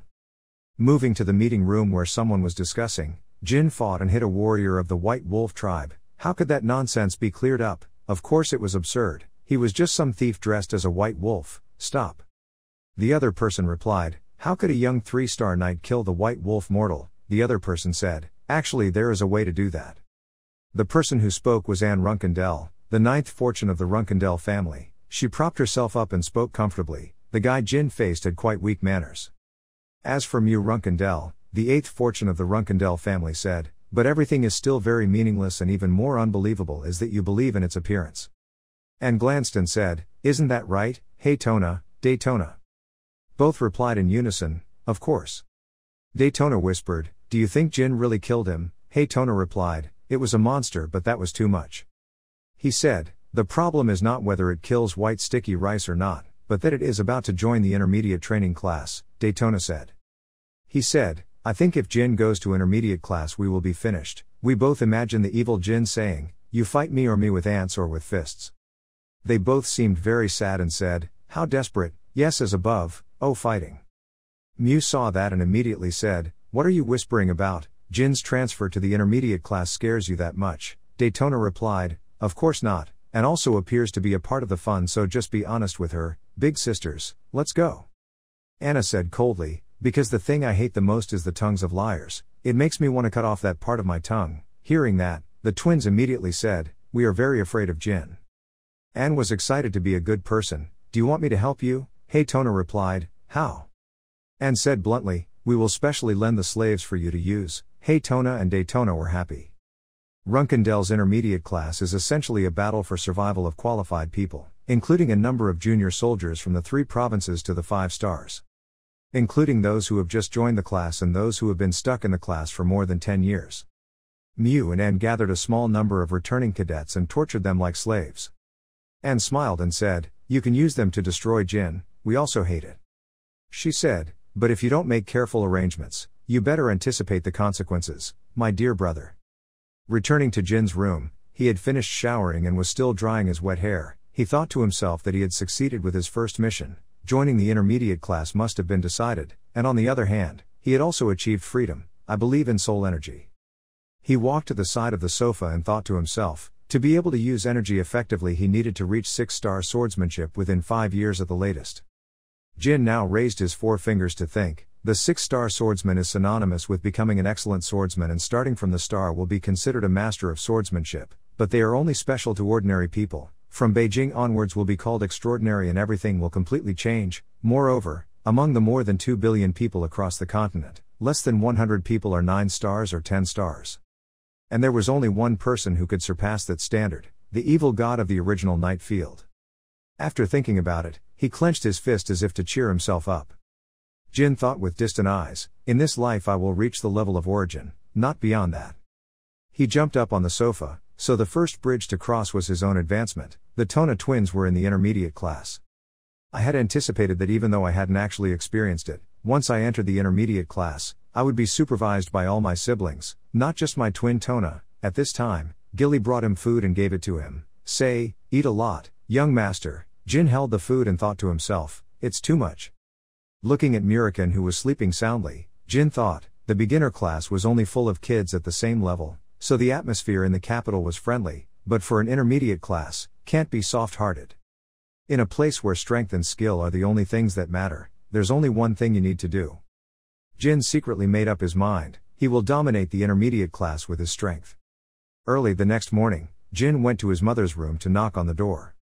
Rosa was inside, concentrating on writing something. She said, "Come in." Jin has changed into his practice clothes. "Mom, can you call me?" Rosa replied, "Yes." She said seriously, "I heard you completed the mission safely, the results were excellent." Jin bowed his head and replied, thanking his mother. Suddenly Rosa said seriously, "Yes, according to Petro's report. You refused my offer of exchange." She put her hands on the table and said, "Even though you know that room only allows people who can become homeowners, since Joshua was still in use then it was still empty, from now on you can use it." Jin replied, "Thank you Mom, but I won't accept it." Rosa said confused, "Why?" Jin replied, "Maybe it's a good room but in the end it's just my room, because to me that crazy seems a bit too much, so I really don't want it." "What is it?" she asked. Jin honestly replied, "Yes, I have decided." Rosa tapped her fingers on the table, then after a while she said, "Okay, you can go." Jin bowed his head and replied, "Yes Mom." After Jin left, Rosa stroked her chin and said, "I can't predict whether my youngest son is not greedy or too ambitious." Thinking of the swords always pointed at Jin's back, she thought to herself, what I just talked about is the elder's room, the room for the child who will take over Runkendell in the future. He should know that the moment he enters that room, it will have the support it deserves, but at the same time, it will be a target for the children who cannot take it. Rosa leaned back in her chair and said, "The boy must have realized that I was testing him. Now let's see your performance in the intermediate class." After meeting his mother, Jin went to his old class to say goodbye to everyone. "From tomorrow I will study in the intermediate class, and from the intermediate class there will be many factions." He got straight to the point, everyone would be considered my side, and everyone would have to endure all the pain and humiliation. Bellup and Mesa were silent when they heard that. Jin continued, "But don't be afraid, I won't ignore them, they will stop when I completely conquer the intermediate layer. Until then everyone has to go together, or at least 3 people even when not practicing, and try to avoid going around alone." Everyone said in unison, "Clearly." Scene changed to intermediate class. Zed Runkendell, elder of Runkendell 8-star knight, younger brother of Siren Runkendell said, "Pay attention. This year," he said, 10 new people joined us and 27 interns withdrew. Zed said, "Newbies should learn the way of life of an intermediate cadet from their seniors. My job is to teach and grade swordsmanship. Except for murder, every situation or accident can be resolved by yourself." Jin listened quietly. Zed said eloquently, "Old spirit's what I want to teach." The students said loudly in unison, "Runkendell doesn't need weak people." They continued to chant, "Runkendell doesn't need weaklings." Shout many times so that new people can hear. Jin sighed impatiently and thought, these words are so full of malice trying to entertain us. He saw 2 twin brothers in the distance, they were also shouting slogans. Jin thought to himself, the guy standing next to them seems to be a veteran cadet, I don't think they selected him themselves, I wonder if they will accept the help of Mew and Ann. I'm sure they want to discourage new people. Mesa noticed Jin turning around, but I'll show them they were wrong. Jin stepped forward and walked in front of the group of old soldiers. Haytona and Daytona panicked and thought, what the hell, why is that crazy guy coming towards us? Don't mention that from today on we have Mew and Ann to back us up. Jin slowly pulled the sword out of its sheath. Then he advanced and slashed at one of the guys inside. The person's blood splashed onto Daytona's armor. And Zed's also looked over in surprise. That guy actually had one of his arms cut off by Jin. He fell down and screamed in pain. He sheathed his sword and thought, the one who needs to be warned is not me but you guys. Jin coldly ordered, call the doctor. Daytona ran to question, Jin, are you crazy? Why are you suddenly swinging your sword like that? Jin calmly replied, Cadet, what is your name? The other guy held his cut arm and said, it was Kajin Romello. Jin asked, do you know why I cut people? Daytona pointed his sword at Jin and said, hey, why are you ignoring us? Take out your sword again. Jin coldly turned his head and said, sorry, brother, don't you see I'm talking to Kajin? I'll accept it deeply enough but now shut up. Haytona saw this and immediately angrily said, bastard, why did you behave like that after cutting down my cadet? As soon as he finished speaking, he quickly covered his mouth as if he had accidentally spoken. Jin smiled and said, my cadet. He smiled and turned his head and said, does this guy belong to your club? Brother, I only slashed him because he looked at me thirsty for blood. Everyone vaguely realized that this was it.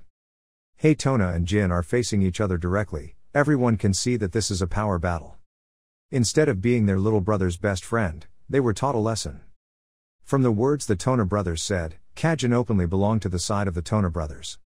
So Jin's action wasn't just a random act, Ma became part of Runkendel's long-standing tradition of fighting for power, he just did something very bold. Jin said loudly, "Cadets listen, I am Jin Runkendel." He said frankly, "You guys can fix your ants towards me, or just mess with me like just now." He said, "As long as you show the slightest disagreement, I will not hesitate to cut you like just now." Zed then spoke up, "Jin Runkendel, the 13th youngest son of the family." "Yes, elder," Jin replied. Zed coldly reprimanded, "Do you think you are allowed to treat me like that in front of me?" Jin was not afraid at all but looked straight at him and said, "Yes, why did Zed say?" Jin said, "Since I don't think I can compete with the two brothers, I'll fight the elder." Zed didn't expect Jin to say that. Zed moved his hand and said, "You treat me. That's interesting." He used magic to create a sword pointed at Jin and said, "Explain depending on your answer." "I could cut your head off right here right now." Jin did not give in and just kept staring at him. Elder Zed Runkendel's eyes were cold, transforming into a sword in his hand. "A battle between me and you. That seems interesting." He pointed the sword straight at Jin with a threatening tone. "Explain, based on your answer." "I could cut your head off right away." Jin was not afraid at all, he still stood still in front of Elder Zed Runkendel, his tone was extremely calm. "You chose to use a very special way of threatening the cadets, even though I was in this class. I was thinking about it when you attacked me." Zed Runkendel couldn't hold back anymore, his whole body tensed, and he swung his sword in surprise. The sword flew past and rotted Jin's hair, creating a scratch on his face. Jin's face changed, he didn't say anything but just remained silent. Seeing Jin's silence, Elder Zed Runkendel asked in a questioning tone, "So, you're not happy about me threatening the cadet that caused this mess?" Jin replied hatefully, "Except for the part where I'm not happy, that's all." Zed Runkendel heard what he said and asked in confusion, "If so, you should have swung your sword at me. Why did you injure a cadet?" Behind Jin, Mesa and Bellup were standing there looking at him bewilderedly. Jin answered Zed Runkendel's question, "It's because I haven't won you yet. If I knew I could win, I wouldn't target the Kajin or my brothers, but you." He pulled back the sword in his hand and said, "It seems like you don't value your life very much, or are you just relying too much on the fact that you are the son of the patriarch?" Jin countered, "That's not the case. I don't think that staying inactive because the opponent is stronger than you is something a Runkendel should do. Losing life is just a moment, but honor is forever, isn't it?" After hearing that, Zed Runkendel immediately gave him a cheerful, stupid smile. He laughed loudly under everyone's gaze, he was so arrogant and stupid that it made this uncle laugh. "Okay, I'll give it to you, you truly deserve to live in the Runkendel family." Zed Runkendel shouted loudly to everyone, "Cadets, don't forget today, what you witnessed today is the performance of the Runkendel family. What this brat showed us today was special, symbol of our family's swordsman. Cadet, fight, don't forget your characteristics. Dismissed, training begins tomorrow." Kajin Romello's face changed color and he sat on the ground. Kona's brother sounded dissatisfied. "Ah, damn." Jin didn't get angry when he heard those words, but just reminded, "I'll give you guys some advice as my younger brother. Maybe now you are afraid of your older brothers and sisters, but will that be the case in the future? Don't just look at things right in front of you, looking far ahead will be better for you." Kona's brothers bowed their heads to the ground. At that time, Jin had returned home. Gilly saw him and immediately said, "Young master, you'll be home early." Murikin in cat form is sitting on a chair. Jin put the sword down on the chair and called, "Gilly." The girl carrying the tea quickly replied, "Yes, young master." Jin started narrating, "I have started the hierarchy war with the Tau Omicron Nu Alpha twins. But I think my two sisters, Ann and Mew, have their backs." Gilly was surprised, she was curious, "The two of them, was that true?" Jin replied, "Yes. I injured a cadet on their side. After further digging, it seems he was on my sister's side. Well, it's because he said something, now he's on their side. If she knew about this they'd be mad. First of all, he can't have a 5-star knight on his side, because people only accept people weaker than him on their side." Gilly was filled with worry after hearing this, but both ladies were lucky, there was an unwritten rule that bad luck only fought against bad luck. Jin comforted her, "It's okay, I'm actually quite happy that you started to correct me. This is a big secret for the sisters, but since they're all unlucky, there's no reason for them to beat me, Chief." The only thing they can do is disrupt the distribution of members in our team and the difficulty of the mission, thanks to their luck benefits, making us more vulnerable to injury or death. Jin sat down at the table with his hands on his hands and continued, however, among the high difficulty missions there were also quite a few solo missions, and for solo missions, there was no one to supervise him. Gilly didn't understand. Jin explains, meaning I can use my full strength in those missions. Gilly is happy to hear that. If so, then this is a good opportunity. Jin replied, yes. We just need to be grateful to our sisters and increase our achievements. And I'm sure bringing a cat with me won't be a problem. Muriken was suddenly lifted up in panic. Oh my god. Jin looked at Muriken and said, but Muriken, I won't take you on a mission, because I have another mission for you. Muriken used hateful eyes to ask him, what is the other mission?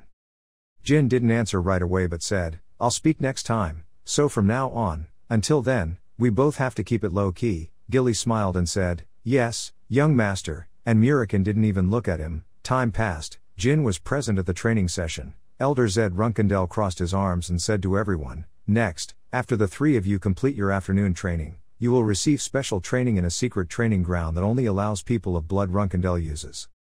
Those are privileges for you purebloods, but don't expect the training to be easy. Okay, everyone replied, yes, sir. He continued, our clan's swordsmanship focuses on strength. It is destructive and without hesitation, fighting, winning, possessing. The characteristics of the Runkendel house are all reflected in our swordsmanship. There is no specific definition for our family's swordsmanship, although there are a few unique and secret techniques that only luck can learn. Jin stood there listening to the elder in front of him speak. Several thoughts appeared in his head. It seemed like his sisters were very angry. Zed Runkendel standing above continued to explain, this swordsmanship has no specific format, whether it be steps or rules. This is the biggest difference between the Runkendel family and other families. Do you know why our family's swordsmanship doesn't have a certain format? Jin volunteered to raise his hand to answer. Because of the unique physical abilities and talents the Runkendel family possessed. Zed replied, yes.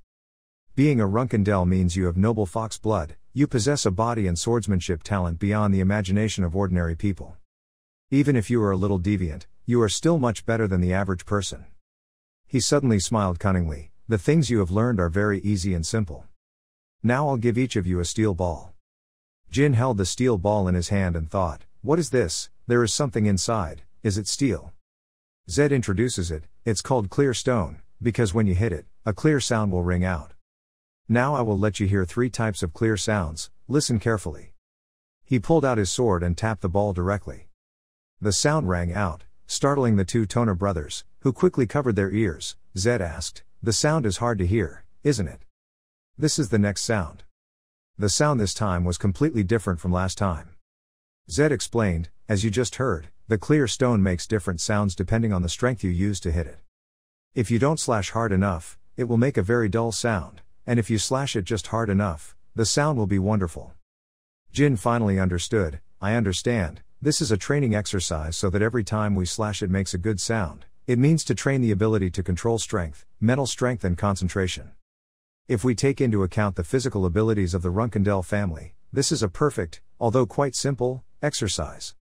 But even so, this is just a practice of continuously hitting to get clear. It's too safe to be a special training only for Runkendel people. Zed once again raised his sword high. Now, the final sound. Jin pondered, so what is the third sound? I can definitely hear the clear crunching sound from inside. Like that piece of steel. No way. Jin realized something, quickly ran to Tona's brothers and pushed them down, lying down. The sword cut the steel ball in half. A light emitted. The whole ball exploded. The sound of coughing rang out, and the 3 Jins sat up. Hey, Tona was still indifferent. What just happened? Zed happily complimented. Oh, the youngest son seems to have good intuition, right? Yes, if you cut the clear stone too hard, it will explode like before. Okay, now that you know everything you need to know, let's start training, he smiled cunningly. The steel ball exploded, the 3 Jins, and the Tone brothers sat up. The 2 Toner brothers looked bewildered, still not understanding what was going on. Hey, Toner rubbed his head. What is it? Elder Zed Runkendel complimented Jin. Oh ho, young master has really good intuition, huh? That's right, if you put too much force into the pure stones, it will explode like this. Jin stood up. Zed continued, after Luna, you are the first person uninjured from the explosion. He rubbed his chin and said, "Most of your brothers were taught by me. Simple drills like this are just a formality. I don't expect much of anyone to escape the explosion." "Sorry," Jin suddenly raised his hand and asked in confusion, "So how did Hai Luna get the explosion?"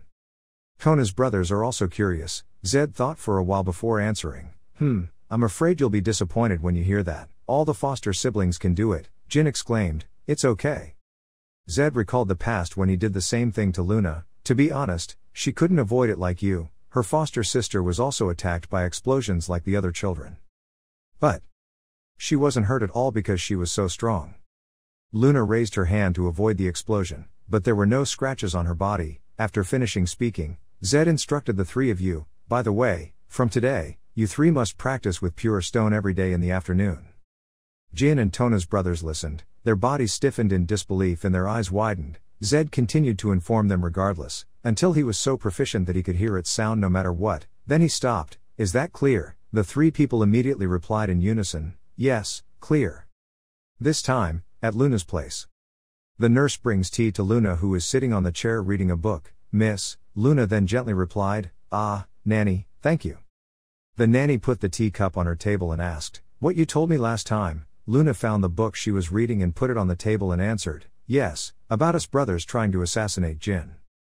The nanny sat down on the chair and continued, "Yes, now Lady Mew and An already suspect me. They also know Master Jin very well, so the possibility is very high." Luna thought for a moment and then replied, They acted a bit recklessly, but for no purpose. Were they crazy enough to attempt an assassination in the arena? They are forbidden from participating in the inheritance war with Runkendel anyway." Luna raised her teacup and smiled wryly. "Moreover, if father knew about their plan, this house would be overturned and their lives would be in danger."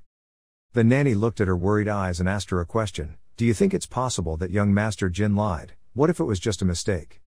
Luna didn't hesitate. "The boy is also 10 years old, so I think both cases have that possibility, and we have been investigating that case for 5 years, but we haven't discovered anything." "Where?" "I don't think Jin lied." Luna remembered how he looked at that time. "I don't know, but I'm dead if I'm cheesy," Luna explained to the nanny. "Back then he was very wary of me." "That's not because he naturally feels that way, I think it's because of his intuition. He feels it." Luna gently placed the teacup back on the table. The nurse asked, "So do we need to investigate Lady Mew and Anne first?" Luna answered, "Yes, thanks to you. Falling into a deadlock like this makes me very worried. This gives me a bit of a bad feeling."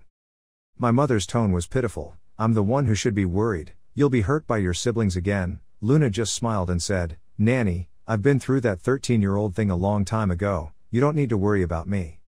She rested her chin and suddenly remembered, "Oh, is Jin doing well?" The nanny wondered, "About Mr. Zed's training." Luna's tone was gentle. "Yes, it's time for him to show you the results of eye training. Pure thatch will probably hurt him a bit, but he will do well. Watching him grow up makes me so happy." The next day, 4 hours of afternoon training began. Jin was so tired that his eyes were dizzy. He was breathing heavily, wiping sweat from his hands. Out of all the training sessions he had passed, this training session actually makes me see the file. Having to listen to the sounds of pure stone over and over again made not only him but also the two Tona brothers tired. Finally, you and the other two were allowed by Zed to rest, take a 5-minute break.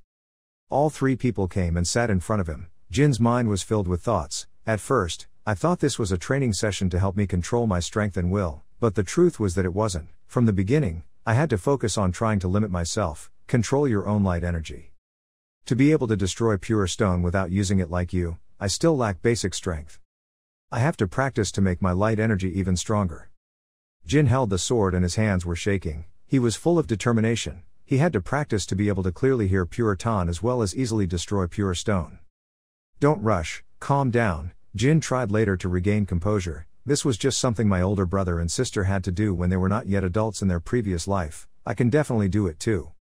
Zed looked at the three of them in front of him and assessed.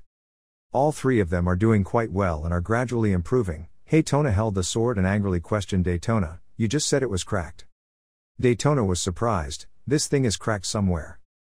Zed carefully observed Jin. His appearance was completely different from his two brothers. He exclaimed, "But the boy was the most special. Maybe it will be able to surpass Luna's record." He thought and laughed. Night fell, and Tona's brothers lay sprawled on the ground. Zed said hatefully to Jin, "It's so funny. Give this to your brothers, if they want to faint again tomorrow, they won't need it. Jin immediately obeyed the order, it was clear. Jin Tian went to the two of them and gave them the clothes that Zed told them to. The two Tona brothers put their arms around each other's shoulders and left. Zed looked at Jin, then looked at the backs of the two of them and judged. The Tona twins fainted later than he thought. After all, Runkendel is Runkendel. And the youngest. Thinking of this, Elder Zed was filled with indignation. Why is he the youngest? If he was born 10 years earlier, he could have become a talented person who would swallow up the entire Runkendel family. That damn brother, what's wrong? What a pity.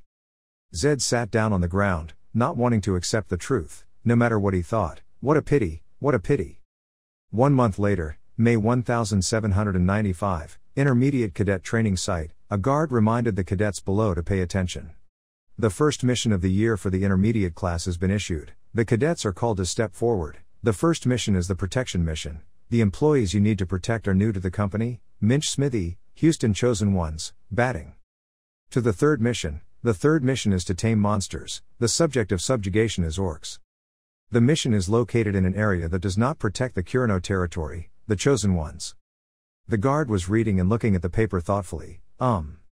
Mesa, Bellup, Scott, Tymont, Kiko, Dushan, Eddington, Sierra, Phils, David, 10 people later. There were a total of 25 orcs. Orcs have a habit of moving in groups and together, so they are determined to carry out their mission. That's it, Petro will give you more details, goodbye.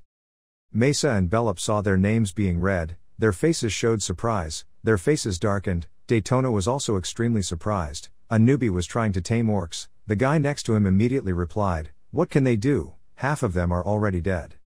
Prepare the coffin and funeral, especially the sarcastic Kajin who was injured in his hand. There was still some time before the mission, so it was time to write the will. Another guy was also full of ridicule. "Or you can go and beg the young master to save us, we are so scared." Tymont heard that and was indignant. What did he just say? Mesa quickly stopped him. "Let it go, Tymont, we can't defeat them yet, and it's not even the mission yet. Getting injured will be a lot of trouble." Tymont is dissatisfied, but Mesa, those bastards, still lack a master. Mesa couldn't help but scream loudly, "Shut up and stand still, have you forgotten? This is the Runkendel family. We must carry out the assigned task, and return after completing the task. That's the only way we can defeat them." Tona's two brothers stood in front of the pure stone to practice with it. Hey Tona now turned into a sword, raised high and aimed straight at Tuan Thatch. Tuan Thatch immediately broke in half, emitting a flash of fire. Hey Tona was surprised, then the pure stone exploded. "Huh. Damned." A spark shot right to Daytona. He was reminded that Wei Huang was afraid to avoid it. Jin was also hit, but he couldn't avoid it in time and let the spark shoot right into his hand. He cried out in pain. Hey Tona saw that and quickly explained, "Hick, Jin, are you okay? I didn't mean it." Jin gritted his teeth and held his stomach. "I'm fine, can you take this somewhere else?" Hey Tona knew he was at fault and quickly replied, "Okay, I'm sorry." The twin brothers Tona Wei took then Thatch to another place, away from the place where Jin practiced. When he saw the two of them carrying the table and leaving, he could only shake his head in frustration. "It's been a month since we started training with Tran Thatch, and those two brothers have already blown it away, faster than I thought. But what is this feeling I just felt?" Jin looked at his hands, like the direction the iron stone was being attracted to. "It is sucked along the path of the arrow. Now if the iron stone comes flying here, I think I can avoid it easily. Could this feeling be possible? Related to M's, Luna's training?" Jin looked at his pure core in front of him. He decided, "Tam, before I forget that feeling, let's do it again." Suddenly the elder Zed Runkendel appeared and said to everyone, "Pay attention. You have been assigned a mission." At this moment, the two Tona brothers had dissatisfied faces and did not accept the truth. The event, that event. Hey Tona cried out, "Why is it a Bement Empire? I already feel nauseous and depressed." Daytona sat down on the ground, covering her face and scratching her hair, revealing all her clothes for the event, very tight. Zed also sympathizes with them. "My condolences to you. Thanks to you guys, the other sisters don't have to dance at imperial parties anymore." Jin could only sigh. Elder Zed continued speaking, "But even if it's an event, it's still a mission. How dare you complain?"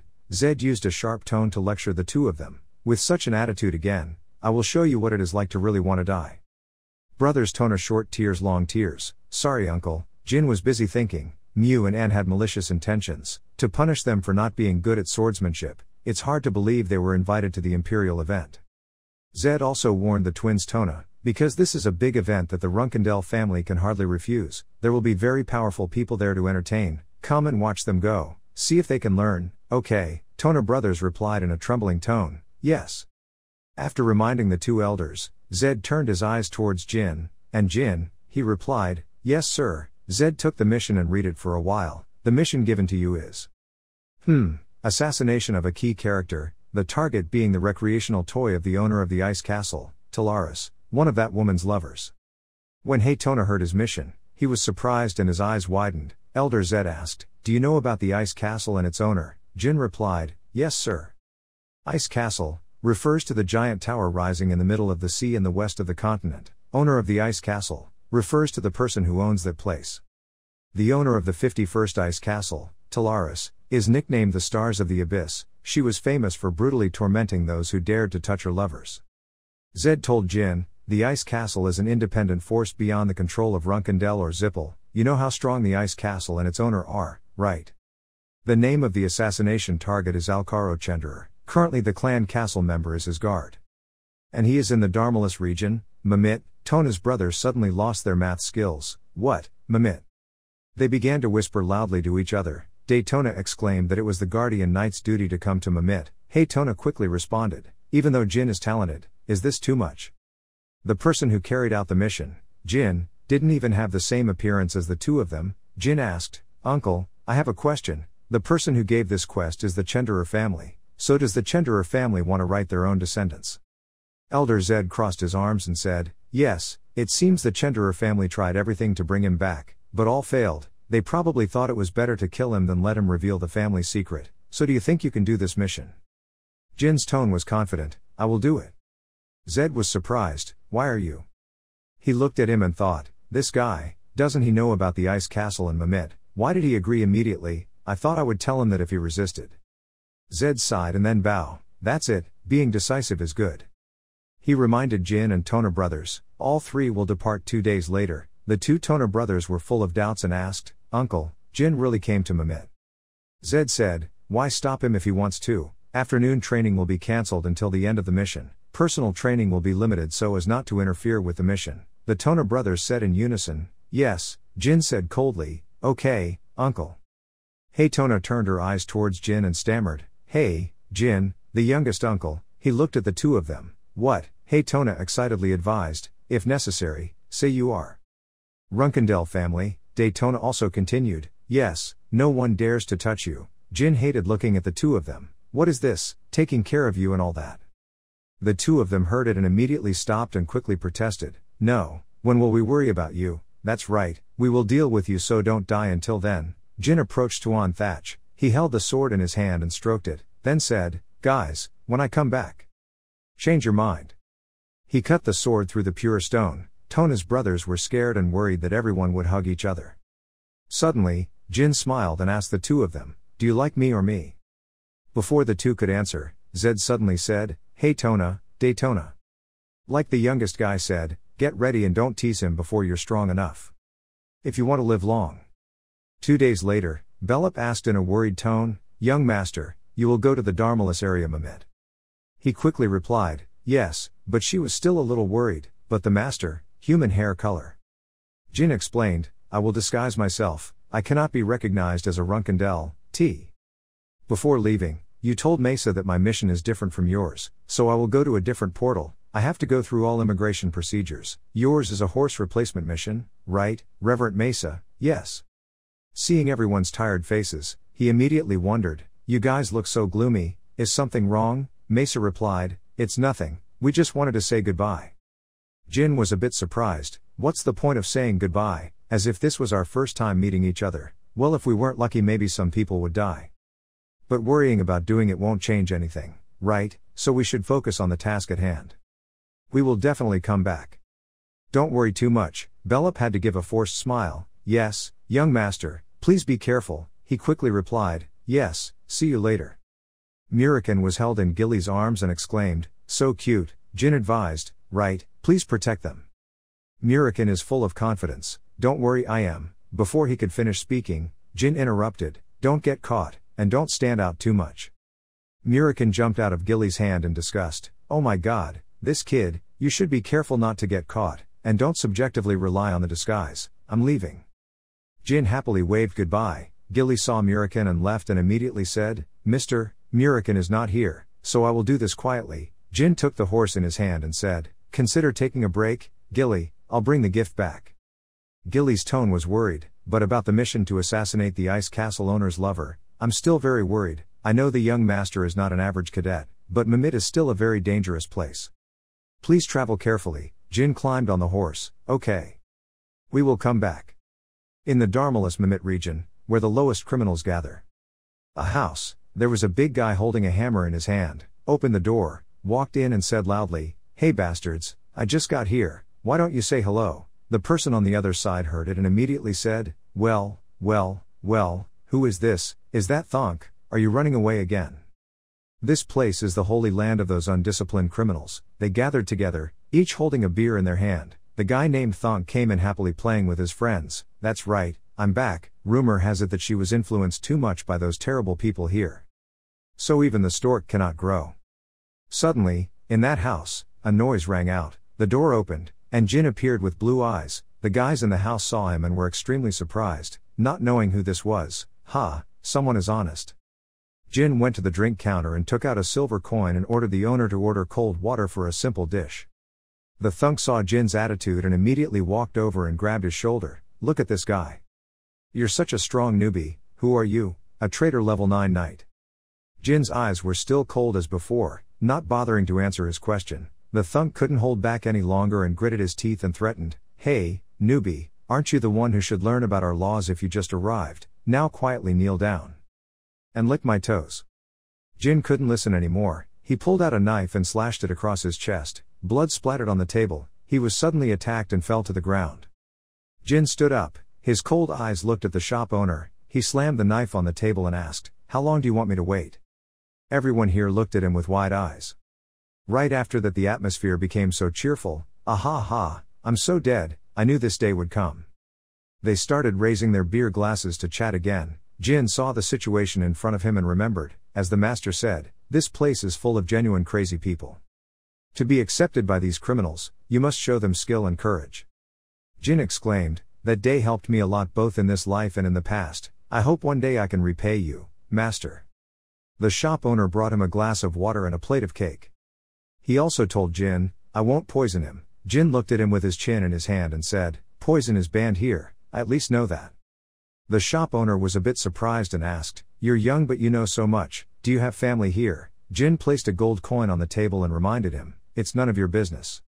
The shopkeeper picked up the gold coin on the table and asked, what do you want? Opium, I have this really good stuff that's been selling out lately. Who are you two looking for? Jin took the fork and nonchalantly replied, the latter.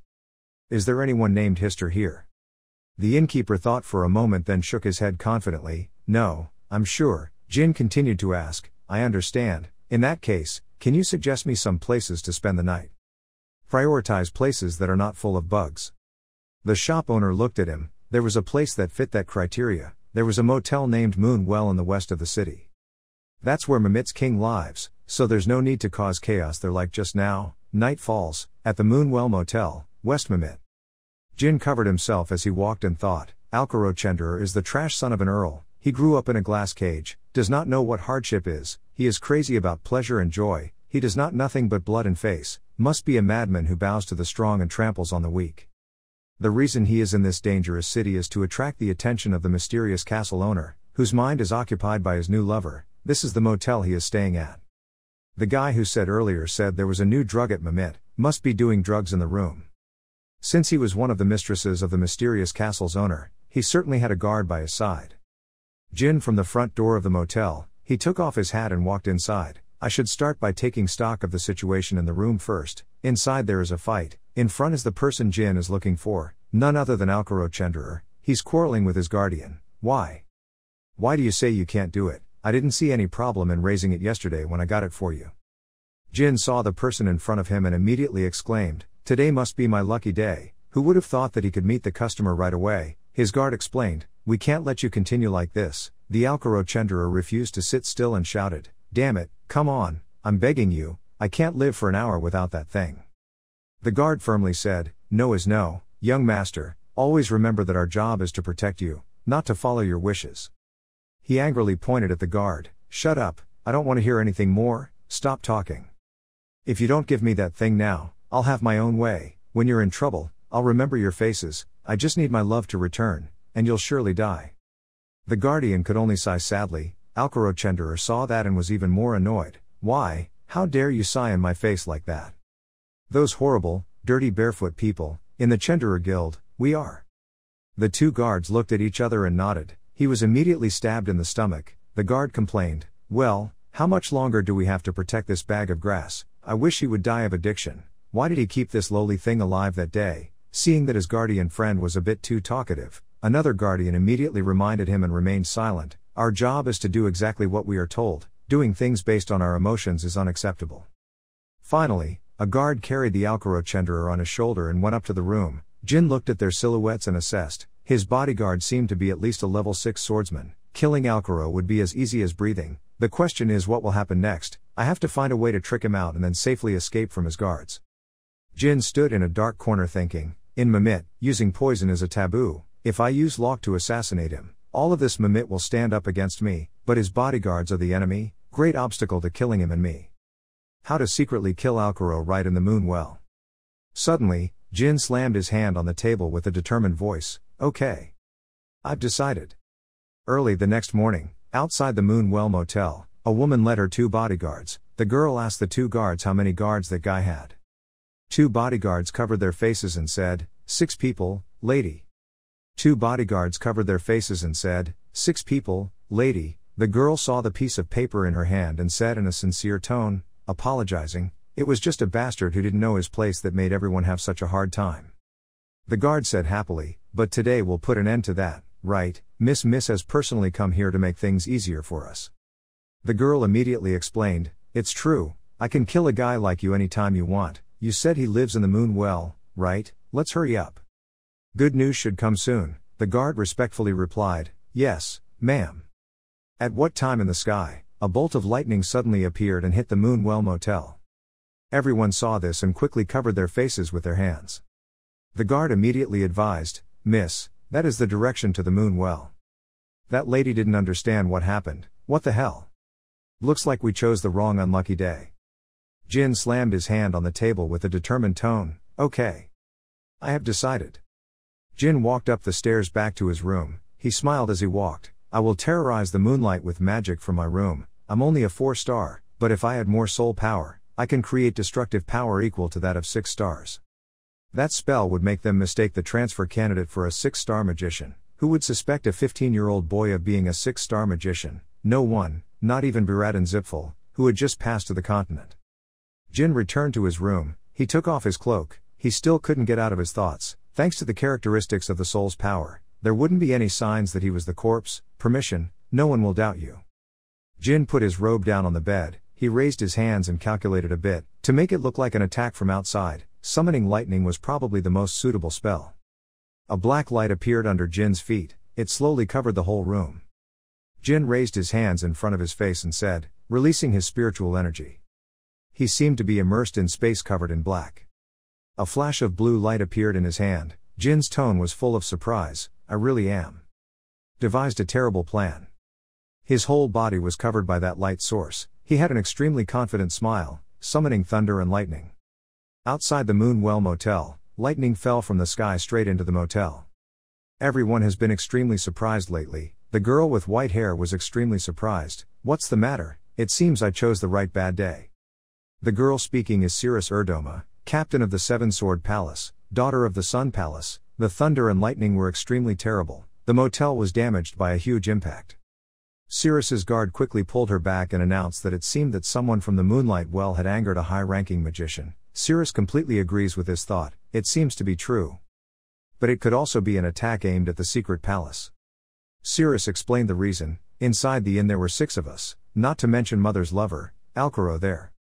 Cirrus ordered his 2 guards, let's go. I don't care what happens to that Alkuro. Miss Tien's situation is critical of me. The 2 guards immediately said in unison, obeying orders, miss. The sky was covered in black, and lightning flashed once again, shooting straight towards the Moonlight Well Motel. The ground is broken. Many people hurriedly ran away without forgetting to curse. Damn, which trash did this? Hey, bastard, he just said he killed Zepful's magician before, what if they take revenge? I made that up. A Cirrus guard risked his life to rush forward. She quickly stopped. Wait, He-ten. It turned out that the guardian's name was He-ten. The lightning continued to shoot continuously, causing all the tables and chairs in the motel to fall into pieces. Cirrus and He-ten were getting closer inside. What was going on?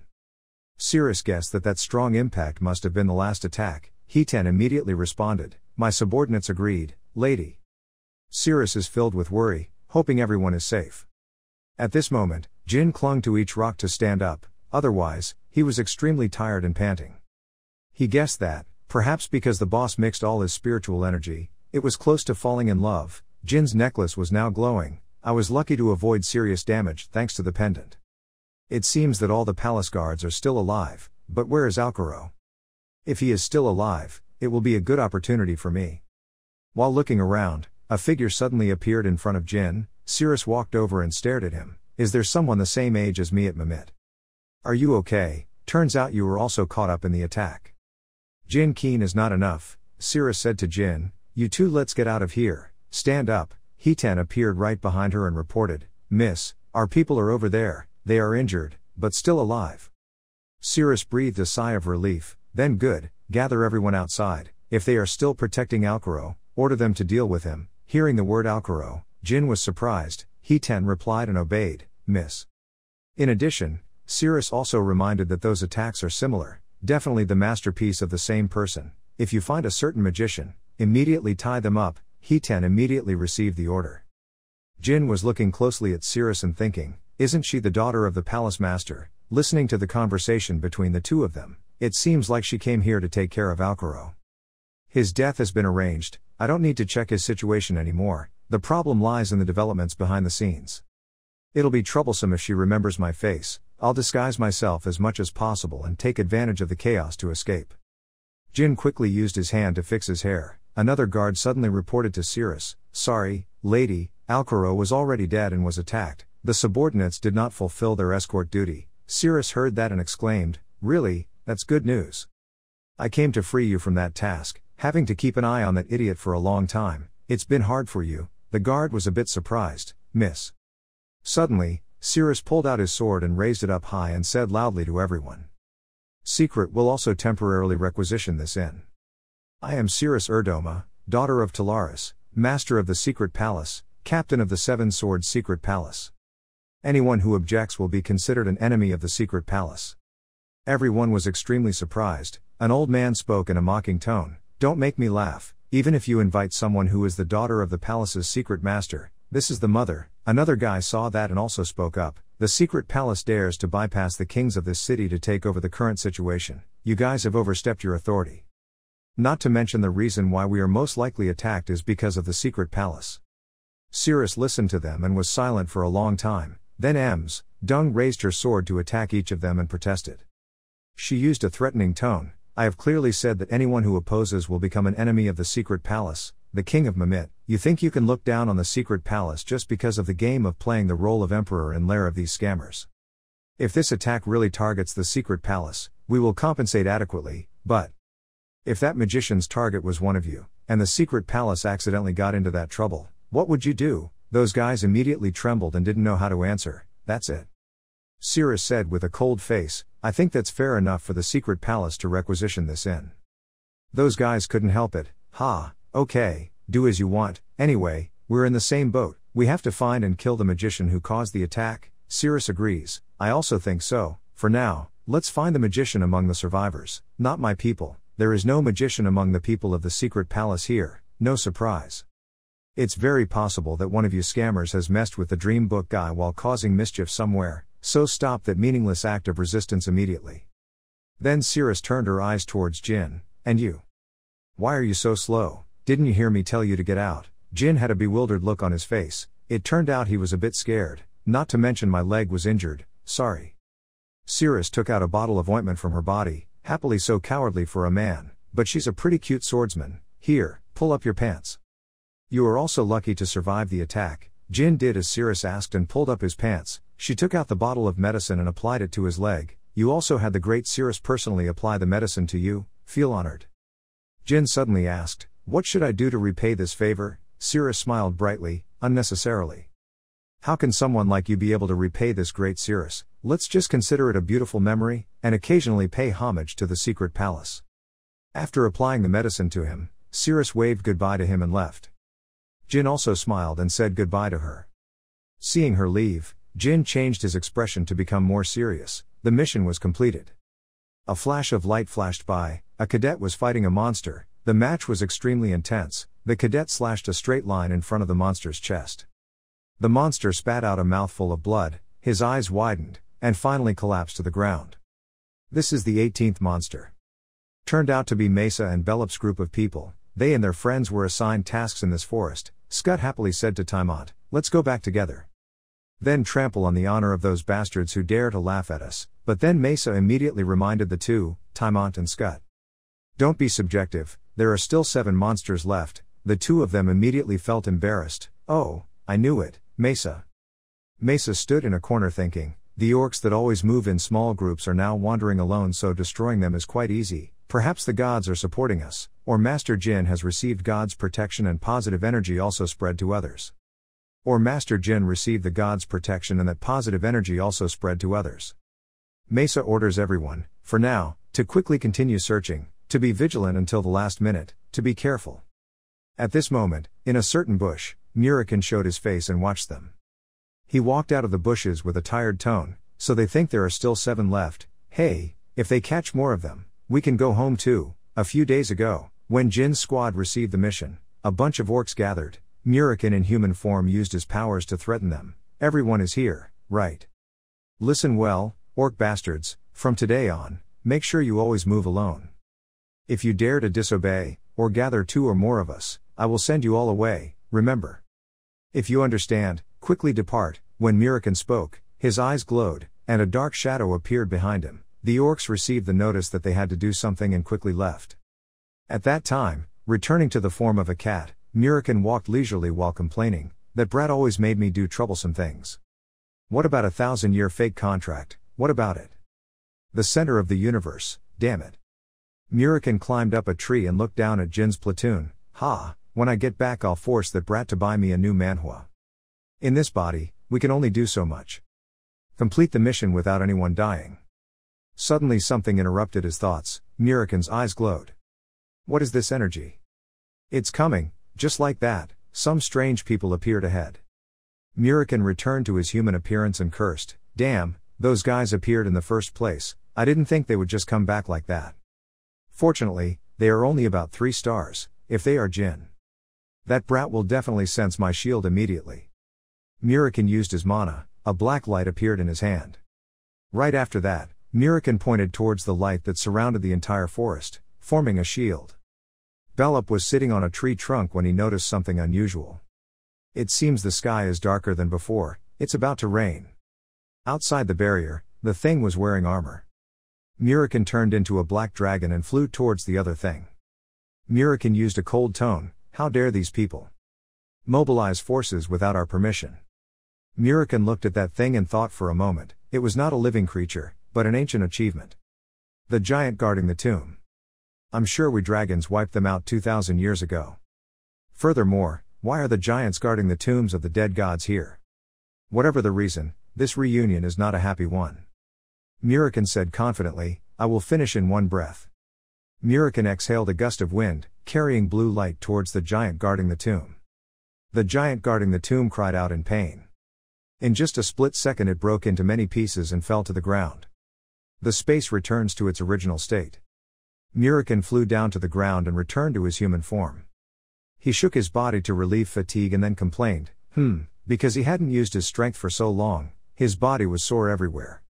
The giant guarding the tomb gradually disappeared. Murikin stood in front of it and assessed, there was no way a giant tomb guard would randomly appear. No matter how many times I thought about it, I still saw that this was related to the Zippel family. What the hell happened to this world? I better keep it a secret from the kid, if something unexpected happens, I can protect him. Murikin rubbed his chin and predicted the situation. If the kid continued to grow at his current rate for 10 years, it will be able to fight against the Zippel clan. At that time, in a certain house, The door is opened. The man named Bubert Gaston is a shape-shifting wizard. He looked worried and said to the person who opened the door, Mr. Bishkel is in trouble, my masterpiece, giant tomb guard. The man who opened the door was Bishkel Ibriano, the leader of the Revolutionary Association Kinzello. He said, I have heard the news about the children being attacked by a giant guarding the tomb in the middle of the night. It turns out they were the ones who created the giant tomb guard. Bubert Gaston held his head. That's right, who the hell did such a terrible thing as destroying my masterpiece? Bishkel Ibriano said, Bubert, it doesn't matter right now.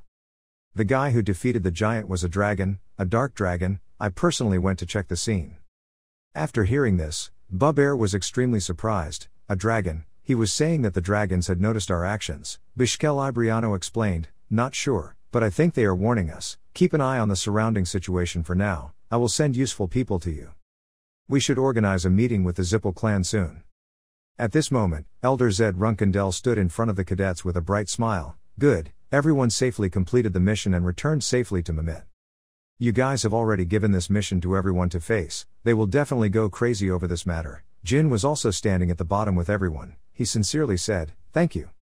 After saying Zed to everyone, okay, all units, rest, the cadets shouted in unison, yes sir. Jin approached the place where Mesa, Bellup and Scut were standing. Scut was extremely happy. Young master, it was such a lucky day to be okay. Jin immediately replied, yes, everyone did very well. At the Kajin's place, his face was extremely tense. His friend said, have you heard? I don't know why, but on that day, a magician happened to terrorize the guest house where the assassination target was staying. Another guy couldn't help but exclaim, Mom, young Master Jin is so lucky. The other guy immediately complained, this world we live in is so unfair. That day not only was he a member of the Runkendel family, but he also had unlucky luck. There are some people who can't try no matter how hard they try, can go further than an average cadet. I don't know how strong those people are, but young Master Jin is almost 4 stars, and his new group of people are only 3 stars, right? He looked up at Kajin and wondered, hey, Kajin, should we just leave it alone? Kajin gave a wry smile and answered, otherwise what would happen? Even if he was the youngest young master that people despised, he was still a pure-blood Runkendel family member. Mew, before Lady Anne gives the order directly, we can't. What was he saying? He looked forward and stopped. Jin was standing in front of his group of people. One guy was a bit surprised and then guessed, he overheard everything, It's impossible, it's so far away. Jin's face darkened and he seriously said to them, what a pity. But I hear it all, my dear friends. Their faces immediately changed color. Jin looked worried and asked, Kajin Romero, is your right hand okay? Kajin's face turned cold but he could only respectfully answer, it's okay. The medical staff said it wasn't difficult to reattach it, it's just, thanks to you cutting it so beautifully. After listening, Jin immediately continued, I see, but it seems like everyone is having a pretty interesting discussion. Kajin sat on the chair and replied, yes, the most outrageous thing we petty people can do when faced with Master Jin is to talk bad about you behind your back. I hope you will forgive me. Jin used a cold tone to respond to his words, well, it doesn't matter if I quit or not, because right now I'm still not lucky. Actually, this has nothing to do with you guys. Kajin is no slouch either. To be exact, wouldn't you be able to drag people like us out to fight with just one word? Jin was a bit confused. Why did I go to work like that? Kajin gave a contemptuous smile. Because I was acting rather insolent right now, Jin exclaimed, it's really annoying. Kajin's friend was a little worried and reminded him, hey, Kajin, what are you doing? Kajin stood up from his chair, is that so? In my eyes, seeing this young master being recognized by everyone after completing a mission that relied solely on luck is not fun at all. Jin's eyes were cold. It seemed like there was some misunderstanding here. The reason I said you were itchy was not because you mocked me nor because you behaved blasphemous towards me. Jin took out his sword in the air. Kajin Romero, as a 5-star knight, your skills surpass many other mid-level cadets. In fact, you are probably stronger than me. So why do you just stand there and talk bad about others behind their backs? I certainly said you could freely challenge me at any time. Jin pointed his sword straight at him. Kajin asked coldly, is that really okay? Jin replied, yes, raise your sword. There is no reason for you to be lenient with me. Let's make it easy. Kajin's face was angry. It sounded like he was suggesting we don't need to set limits on the use of aura. Jin said, that's right. Kajin also took out the sword on his waist and reminded him that he would regret this. He slashed the sword straight forward. Jin blocked trying to attack with his sword. Jin thought while attacking him. His attacks were really strong. But compared to the people I will have to fight in the future, it's nothing. Kajin's face was full of blue veins and he used all his strength to attack him. Jin gently blocked each attack. At that time, he was raising his sword high and threatening. Have you seen the truth? Young master, you are still too weak compared to me. He attacks extremely powerfully. Jin put all his strength to block it. Suddenly he realized something unusual. He raised his foot and kicked him in the stomach. I feel like I'm about to fall. Jin quickly took it back and kept attacking, otherwise the sword would have cut his neck. Jin thought, just like the day I was hit by Haytona's iron bridge, I'm starting to be able to see Kajin's attack trajectory. The number of subdimensionalities he can use to cut through space are countless. But a 5-star knight wouldn't be of much use. Especially when he is angry with me, his eyes will be blurred. I'll end this in just 3 moves. Jin used his sword to block his next path. Jin informed him one thing, I know every move you make, there's no way one can win. Kajin's tone was dissatisfied. He kept saying useless words like that, young master. He came to attack you. Jin blocked it well, first avoiding from the left, then a sudden head kick, then catch his final attack. An aura that a 4-star could never dream of blocking. Kajin was cut in half by Jin's sword and swung back. He fell to the ground. I can't believe what happened. How? That attack just happened for sure. Jin didn't let him think too much and completely healed the sword in front of his throat. Now I know how many years it will take me to reach 5 stars. Kajin's face sank in disbelief. You lied to me, right? I didn't know you were 5 stars. Jin's tone was sharp. No, I've never done those things. It's just that people don't understand me well enough. I will never participate in a battle if I think I will lose. Jin put the sword away. Suddenly the 2 Toner brothers rushed over and asked, Hey, what happened? Seeing the scene before their eyes, the 2 brothers were extremely surprised. What? How is that possible? The youngest already defeated Kajin. Jin coldly passed by the 2 of them, not too worried. The 2 brothers can't stop admiring music. That's right. After finishing that room, a voice suddenly rang out. Someone said he was crushed by the youngest child. I think we will believe it. Kajin's tone was timid. I really felt ashamed of myself. In the room were a man and a woman, none other than Mew and Anne, and sat on the chair and said, happy not to accept bribes or be lenient with him because he is a member of the Runkendel family. Kajin honestly, not at all, ma'am. Mew questioned him, what is that? Are you seriously telling me that a 15-year-old kid has already achieved 5 stars in such a short period of time? Kajin hastily explained, it wasn't just me, everyone at the training ground at that time saw it. The measured aura was actually above the 5-star level. Mew's tone was hateful, forget it, relying on someone like you is also my fault, go away. There were only 2 people left in the room, the atmosphere was silent. Anne suddenly said, is this the youngest child threatening us? Mew quickly replied, it's not just us, it's threatening this entire clan. In the youngest's next mission, we'll have to mix our own people in, too. That must be where it went, then when it returns it can only be a corpse. In Jin's room, Gilly brought dinner and announced, young master, the swordsmanship department is very busy, everyone is amazed by your achievements. Jin wasn't too surprised about this and just asked nonchalantly, really? Was the first master, father, and sister Luna, because only those 3 became 5-star knights at the age of 15 in the entire history of House Runkendel. Jin thought for a while, so 5 stars in real swords, 4 stars in magic and 5 stars in dark energy, I didn't expect to get 5 stars in swordsmanship. I just practice with pure thatch as usual, I've already reached 5 stars. Jin looked out the window still unable to escape his thoughts. It seemed that when one of the 3 powers he had, namely dark energy, magic and aura became stronger because the others were also affected, influence, before that, when I overloaded with dark energy, I also opened up a flow of aura and mana. Because I'm the only one with all 3 powers, I don't have any information, but they're definitely linked. Jin suddenly looked surprised when he saw the flower placed on the table. He asked Gilly, did you put this flower here? Gilly quickly replied, yes, every time the jar is empty, I see flowers coming in, so I throw it away.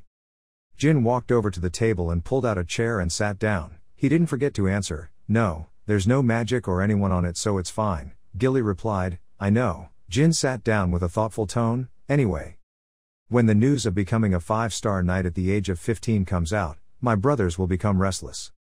Including Mr. Joshua, who was nominated to become the next homeowner. Joshua Runkendel, when Luna Runkendell gave up her first fortune status, Runkendel's second fortune became the top candidate for the next headship. With the support of his mother, Rosa Runkendell, he is now settled into his position. Murican listened while sitting on the table eating Jin's food. Jin is still busy talking. From now on, hiding my skills is not bad. I decided it would be more beneficial to reveal my achievements. Because the news that I am a 5-star has been revealed, my news will spread outside Runkendell, and your story will definitely be published in newspapers all over the world. Murican licked his hand and said, "Oh my god, look at our boy praising himself. I'm sure if we make someone the center of attention, our foster brother will be obedient." Jin immediately said, "Yes, more importantly, Dad will go to the sword garden himself." Hearing this, both Murican and Gilly will not stop when they return to the capital. Jin speculated, Father wanted another heir or something. Joshua, except for Sister Luna, Father was never satisfied with any of his siblings. But Sister Luna, the only person who interested her father, was not interested in the position, so the investigation decided that she was not suitable to lead the family. After that, Joshua's position as the next patriarch was confirmed. Brother Diffus, Sister Runita and Sister Mary became the users. For example, this succession order was extremely stable, but things have changed for me to appear. Jin thought, Dad doesn't discriminate by age and gives everyone a chance, so he'll give me an order, just like when I was still in the basic ranks. Surely Father's orders will include 2 things. The first is a challenge: can I overcome the age gap with my brothers, the successor candidates? Second is protection: my father doesn't want me to die at your hands before I've even taken the test. That's because I'm a special case. Gilly spoke up. If his story was published in the newspaper, he would be inundated with letters requesting visits from a series of families and groups around the world. Jin quickly replied, "You're right, to deal with those things in one go, there's nothing better than half of the banquet." He told Gilly that when the scores are checked, there will be a banquet, so Gilly, go get ready. In addition, Jin also reminded you that you must especially watch out for that Murican. We will be ruined if we secretly turn into humans that day and blend into the banquet, you understand, right? After hearing this, Murican was startled by his dissatisfied tone. Huh? Hey, she's a kid, I know. Neither of them wanted to listen to what Murican had to say. Gilly obeyed the orders that Jin gave. I will obey you. Then she left. When she left, she also brought along a plate of strawberry cake that Murican was half eating, strawberry pie. A few days later, still at the same table, Gilly was arranging some flowers in a vase. As she plugged it in, she said to Jin, who was sitting opposite reading a book, "It seems like these days the butlers are very busy answering official letters. Young master, when I asked for Perdo, the entire Bemet royal family also sent one official letter." Jin raised his eyes and asked again, "The imperial family of the empire, that's amazing, they must be very curious." Gilly informed Jin, and the homeowner sent the home visit schedule through Khan. That day was supposed to come a month later, and the visiting days of other families would also be scheduled accordingly, but the other young masters and young ladies were quite quiet. Jin still calmly said, "If they want to correct me when I get attention like this, it's no different from boasting that they fear or hate me, just because of my reputation." Definitely. While speaking, the butler hurriedly entered. His tone was urgent. "Young master." The day was assigned the mission, but the mission was Cologne ruins. At this time, in another place, with the lucky people of the Runkendell family, Rosa Runkendell, she was extremely angry and asked them, "Why do people like you who call yourself lucky do things like this? Dare to send the youngest son to Zippel territory? These damn bastards." The room suddenly opened. Rosa regained her composure. "You're here." It turned out that the person who entered the room was Jin. "Yes, Mom." In the room including Mew, Anne, Runtia Runkendell, the third fortune of the Runkendell family. Ran Runkendell, fifth fortune Runkendell house. Vigo Runkendell, sixth fortune Runkendell house. Mrs. Rosa asked Jin, "Have you heard that your next mission is the Cologne ruins?" Jin replied, "Yes." Rosa heard the answer, nodded and said, "That mission was cancelled, I can't go to Cologne." When Mew and NZ heard this news, they were extremely dissatisfied. "Mother." Rosa immediately used her sharp eyes to scold the two of them. "Shut up, you bastards are only thinking of ways to kill the youngest son." Mew immediately confronted, "Mom, is it weird for me to kill him?" And also completely agrees, "Yes, honestly I don't understand why you're trying to protect him." Rosa's tone was cold. "What? If you guys keep talking crazy nonsense then that's it," and immediately said, "Both parents silently encourage the siblings to fight each other. Isn't it because our family needs competition? I'm sure you know that everyone here is competitive from a young age until they grow up." Mew continued, That's right, Mom. I was sent to do dangerous missions many times even though I was only at middle level. Rosa listened to the two of them talking silently for a long time before speaking. Yes, you are right, competition is necessary, no matter how it is done or what it means. But have any of you become a 5-star knight at the age of 15? Anne and Mew heard this and both stopped. Huh? Rosa continued, the youngest son is very different from you guys. If you achieve the same achievements as the youngest when you were young, I will also protect you. In other words, you guys don't deserve my protection. Looking at you like this, even if it's bad luck, I don't regret it and run to you. Ran and Vigo, since you guys are also strange, the three of you will also be responsible for the chaos caused by these two. Runtia will discipline herself now, and Ran and Vigo will each return a high-class family sword in their possession. Vigo can't believe it. Mom, what's the point of giving back a sword? Rosa replied, if I did it my own way, I would confiscate all of your high-class swords, so be grateful that I'll just do it that way. Rosa finished speaking, then looked at Jin, who was standing thoughtfully thinking, okay, what will you do now, youngest son? In a situation where we drag you but you are not involved. Will you pretend and I will punish them, or will you be content with this favoritism and become proud? Let me see how you handle this. Jin suddenly said, Mom. Rosa quickly responded, speak my son. Jin smiled and said, I really like this task you gave me. Rosa was surprised, do you know where the Cologne ruins are? Jin told all the information he had. Yes, it is a part of the Zippel territory that Runkendell family tried to take over in the past but failed. I understand that it is a dangerous place, but I has no intention of backing down in this fight, Jin said to his siblings' surprise.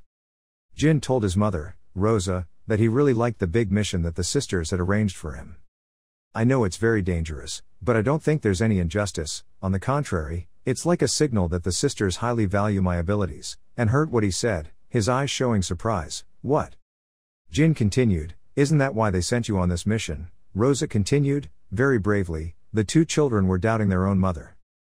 Jin didn't hesitate to answer, no, if the mission arrangement suddenly changes, it will make the people working for our clan think that our clan's class and strength are falling, steep. Rosa heard that and immediately explained to him, we don't have subordinates who dare to doubt the family just because of such small matters. Your sisters are simply trying to harm you. They are not allowed to directly harm you, confronted his son, so he used his authority to cause chaos. Jin thoughtfully replied, that's also the goal I'm aiming for, Mom. If I had to fight you right now, I would definitely lose, but I can fight back by completing this mission excellently.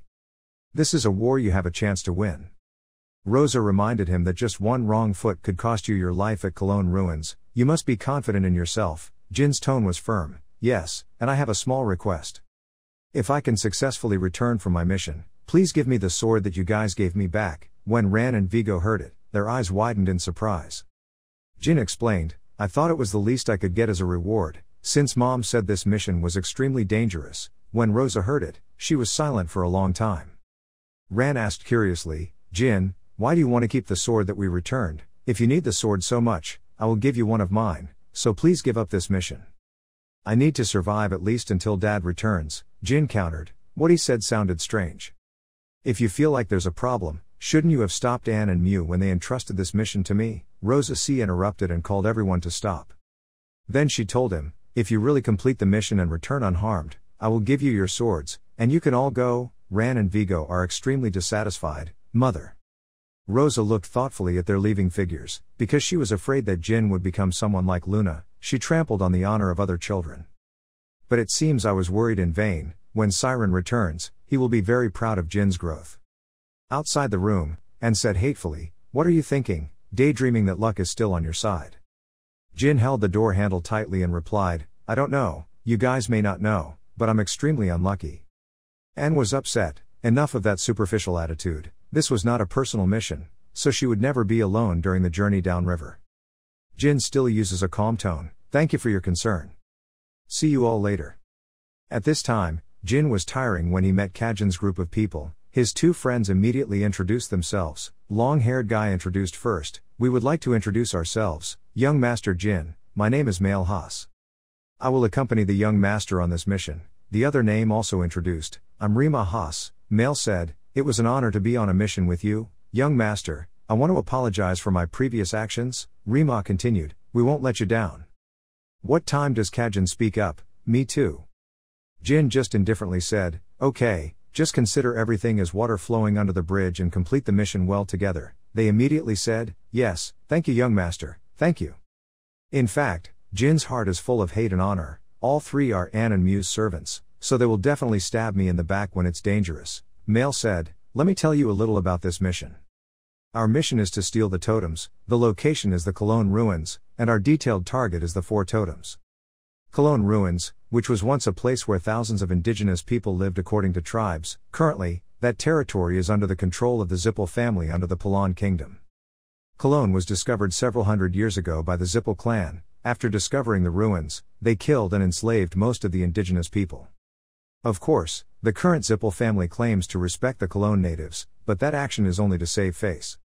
Although they were respected on the outside, in reality, they were just slaves. There are no policies to improve their situation, because the lives and rights of Cologne people are nothing in the eyes of most humanity.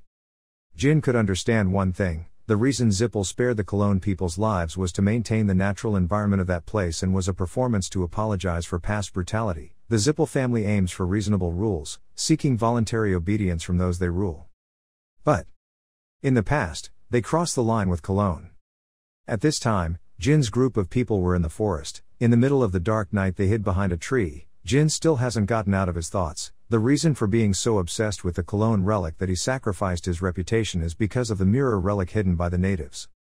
The existence of the mirror is still confidential information known only to the Zippel family, but the truth was revealed before my regression, thanks to a brave journalist. The headline, written by that journalist, talked about Zippel's actions aimed at finding a certain relic. And the name of materialism received from the accusation of the native people is source of mana. Just by looking at it, some people were able to increase their mana stat to 7 stars. Using that relic, Zippel created countless mass-produced magicians. The Zippel family started making magicians in 10 years, which means they still haven't reached the source of mana. Jin tightened his grip on the sword in his hand, filled with determination. I won't let that thing fall into Zippel's hands again. Behind a house, the 4 of them talked quietly to each other. Male reports the situation. Young master, the magicians are returning. The location of the 2 of them is the gathering point for Zippel magicians, and the supplies we need are stored in warehouse number 3. It's not difficult to raid, but there will definitely be defensive spells. Kajin assured An, don't worry, young master, no matter what happens, we will protect you, even if we have to sacrifice our lives. Jin was not moved by these words and was just indifferent. Bow, thank you for your encouragement. Jin advised that to ensure safety when we return, we must conserve our physical strength. Get some rest, we'll attack in an hour, Kajin replied respectfully, obeying the order. Jin took out a few pieces of food from inside. Each person took one. The 3 of them thanked him. Immediately began to take it and chew it greedily. Jin suddenly felt his cloak covering his face. Now I'll act alone, Dad, enjoy your sleep. After listening, all 3 people were extremely surprised and felt extremely dizzy. What do you mean, young master? What is this poison? All 3 people couldn't help but cry out in pain. Jin bow, don't worry, it's just sleeping pills. They don't want to believe it. No, Jin just gave them a cold look. No damn, wanted to express clearly why you guys came here to kill me. In the end, all 3 of them were lying on the ground. Jin looked at them. I would be less suspicious if you guys just kept doing the same number names as usual. I guess dogs' instinct is to listen to their owner's orders. Jin entered the forest alone. Leaving the 3 Kajins covered in sleeping pills lying on the ground. It is also natural for a dog to obey its owner's orders. Somewhere there are 2 guards guarding a door. The 2 of them laugh happily at each other. That's why I picked up the bottle of pomegranate. While he was saying the name, someone suddenly appeared and attacked him directly in the head. That person is none other than Jin. The other household name was extremely surprised to see this. Who are you? Jin reacted extremely quickly to avoid that guy's attack. Then he flew around in the sky and landed. Right after that, he ran towards me and punched him straight in the body. The 2 guards were both unconscious and lying on the ground. Jin looked at them. There were only 2 of them. There seemed to be no other guards outside. Jin suddenly discovered that the door in front of him had a lock. Mr. Tian walked over and took the lock and assessed it. It was a very simple lock, not enchanted with any alarm magic. Well, sometimes they even have bonuses for factors other than the 3rd house. It seems like the Zippel family doesn't value this place at all. Jin easily opened the lock and went inside, just to take a look inside. huh? What caught his eye was a magic circle, a probing blood magic circle. It is known to most people as a guardian magic to confirm whether the tester has that family's bloodline, whether it is pure, but in reality its use is to distinguish normal humans from ghosts, animal. It can also confirm whether this person has any epidemic disease. Jin knelt down and looked at it for a long time, so as long as it was normal human blood, it didn't matter what blood it was. Jin looked behind him at the two guys he guarded earlier. He quickly pulled out a knife and slashed it across a guy's hand. Jin used his hand to catch the blood that flowed out, so there was no need to use his own blood for anything, just leave the evidence. Jin didn't hesitate to throw the blood from earlier onto the magic circle. The magic circle immediately glowed. He said, "The first protection magic was quite simple. Now, where do you want to create that artifact?" Jin was about to go inside when suddenly a very strong light appeared from the protective magic. Jin tried to regain composure and reassure himself. "I used the blood of an unconscious soldier, so it was definitely normal blood, but the blood magic probe array was still activated. That means that guy already has some disease. Or it's not human." In front of Jin now appeared a group of extremely giant monsters. Jin quickly backed away, not forgetting to scold him. "Damn, what is this? You use silent wind." An extremely strong wind appeared. Jin was busy calculating, because if there was a magician nearby, that person would be able to feel the magic power emitted, so I wanted to use as little magic power as possible. The stories are different now. So, looks like I won't be able to avoid a fight. The monster screamed and rushed to attack him. Jin quickly ducked down to avoid the attack. He pulled out his knife and stabbed it straight into the monster's stomach. It was hit by a strong attack that made it scream in pain. Right after that, the monster used all its strength to attack him. Jin was thrown back. "Damn that." He regained his stance and rushed to attack. Jin pulled out his sword and it was covered in a blue light. The two monsters saw that and immediately stopped attacking. Jin wondered, "It seems you all know that aura is a very dangerous power." Suddenly, the monster that Jin attacked earlier wished the dagger on his body would come out. His whole body was not scratched at all. Jin was surprised to see that it could heal wounds so quickly. That speed of wound healing is usually only found in high-class demonic beasts. However, those two weren't demonic beasts. Just a moment ago they were human beings. This is the Zippel family's territory. Countless magicians immigrate here. Indigenous people are oppressed. And those mysterious monsters. Jin guessed, is it a primeval golem? Creating a primeval golem is a felony. Could it be that the Zippel family used this site as a laboratory specializing in forbidden magic experiments? The golem rushed to attack him, Jin thought as he avoided the attack. The primeval golems possess strength close to that of a 4-star robot, but that was all. Their movements were not as delicate as the highly trained 4-star knights. Dealing with them is not difficult. Normally, the magical weapon that is the primeval golem will not stop attacking no matter how severely injured it is. However, as long as their core is destroyed, they are finished. The head, the heart, or the body, normally lightning will be located in these three places. This point is no different even if a primeval golem uses forbidden magic to create it.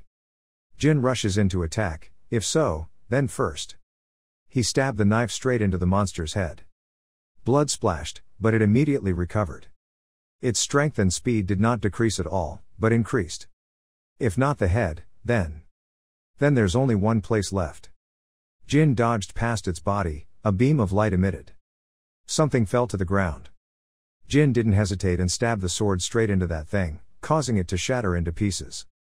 The monster seemed to have lost all its strength. Jin said, "You guys did that to your own kind."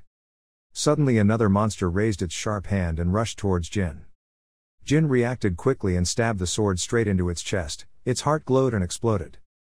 Jin breathed a sigh of relief. That spell was almost done successfully. It was so close. The monster lying on the ground was begging him, tears flowing from his eyes, "Please. Kill me."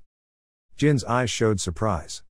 He nodded, "Okay." Blood splashed everywhere. Jin thought, I don't know what happened to these people. But no one in this world will voluntarily become a primeval golem. Especially because once transformed, one will become a pawn with no future ahead. Jin slowly held the stone that was sticky with a liquid, carefully observing and calculating. Even if he spread this story, the Zippel family would just have to deny it. Creating a primeval golem is a high-level crime that even if suspected would be investigated by the Empire. First I have to get the evidence and then continue with the mission. Even with their power, the Zippel clan may interfere in the investigation process. Thinking about it, he continued to go deeper into the dungeon ahead. Anyway, I can't solve that problem right now. The magicians haven't taken any action yet, so that means they just think this is a normal warehouse. They wouldn't guard this place so loosely if they knew this place had primeval golems. That leads me to believe that not everyone at Cologne Ruins is involved in using forbidden magic. He looked up at the platforms. There were different types of relics, covered with an energy source. He considered, the protective magic of this stone was quite simple. But on the bowl it's quite complicated. Usually it takes a lot of effort to cast a protective spell. But with the death of the two primeval golems, whatever I was doing here, the Zippel family had to hide it quietly. A blue energy ball appeared in his hand. Blended with it was a brilliant magical flame. Jin holds a different sphere in each hand, one of water and one of fire, two sources of energy elements that conflict with each other. Then merged into one, this was enough to create a huge explosion, sharp eyes. The words were quiet, I'll use some heat. Pyrotechnics. As soon as he finished speaking, he exploded the entire dungeon in front of him, destroying it completely and leaving nothing behind. On the other side, the people under Luna's command were being scolded. They were slapped by her until they fell to the ground. What did you bastards do? Sent Jin on a mission in the Zippel family's territory. Are you guys crazy? He's a kid 10 years younger than you guys. Luna glared and asked, why did you do that? I really don't know why, Luna. What if I really don't know? Or are you saying that you guys, my family's unfortunate luck, are fighting for power with Jin, the kid who just entered the intermediate class? Fortune fights fortune, aren't your actions overkill? Isn't that the unwritten rule of family warfare? Luna's words came as a hiss, leaving both of them speechless. Luna was extremely angry at this moment. She wished she could kill the two of them, while the rest of them could only listen to the curses. Remaining silent and not daring to say a word, Luna walked away, warning them one last time, you should be ashamed of yourselves, because I am very ashamed because you are the luck of this family. Anne, with her hot-tempered personality, could not see this humiliation, immediately spoke out in response, the eldest sister, she has never been interested in power, what right do you have to do this? Luna was silent for a moment as if something was stuck in her throat, only then did she respond, I won't say anything if you can win against Jin. Jin just completed the mission at the Cologne Ruins, Mom will receive the report immediately. I'm sure now you understand why I said I was so ashamed. In the end, you all just helped the boy. After hearing this, Mew and Anne became even more indignant. They both gritted their teeth and dug their nails into their flesh to show their anger and failure. Luna didn't bother to look at them anymore and ordered, I don't even know if there has ever been a case in the Runkendell family's history where a lucky person was humiliated when trying to correct the youngest brother. Now go away. Both younger sisters stood up and obeyed. We understood. Before the two left completely, she said, there's more. From what I see, Jin isn't very noble. You two should be careful from now on. I'm really worried. From time to time, the situation gets a bit tense. But you are also my sisters, Luna said, turning her head slightly to look at them.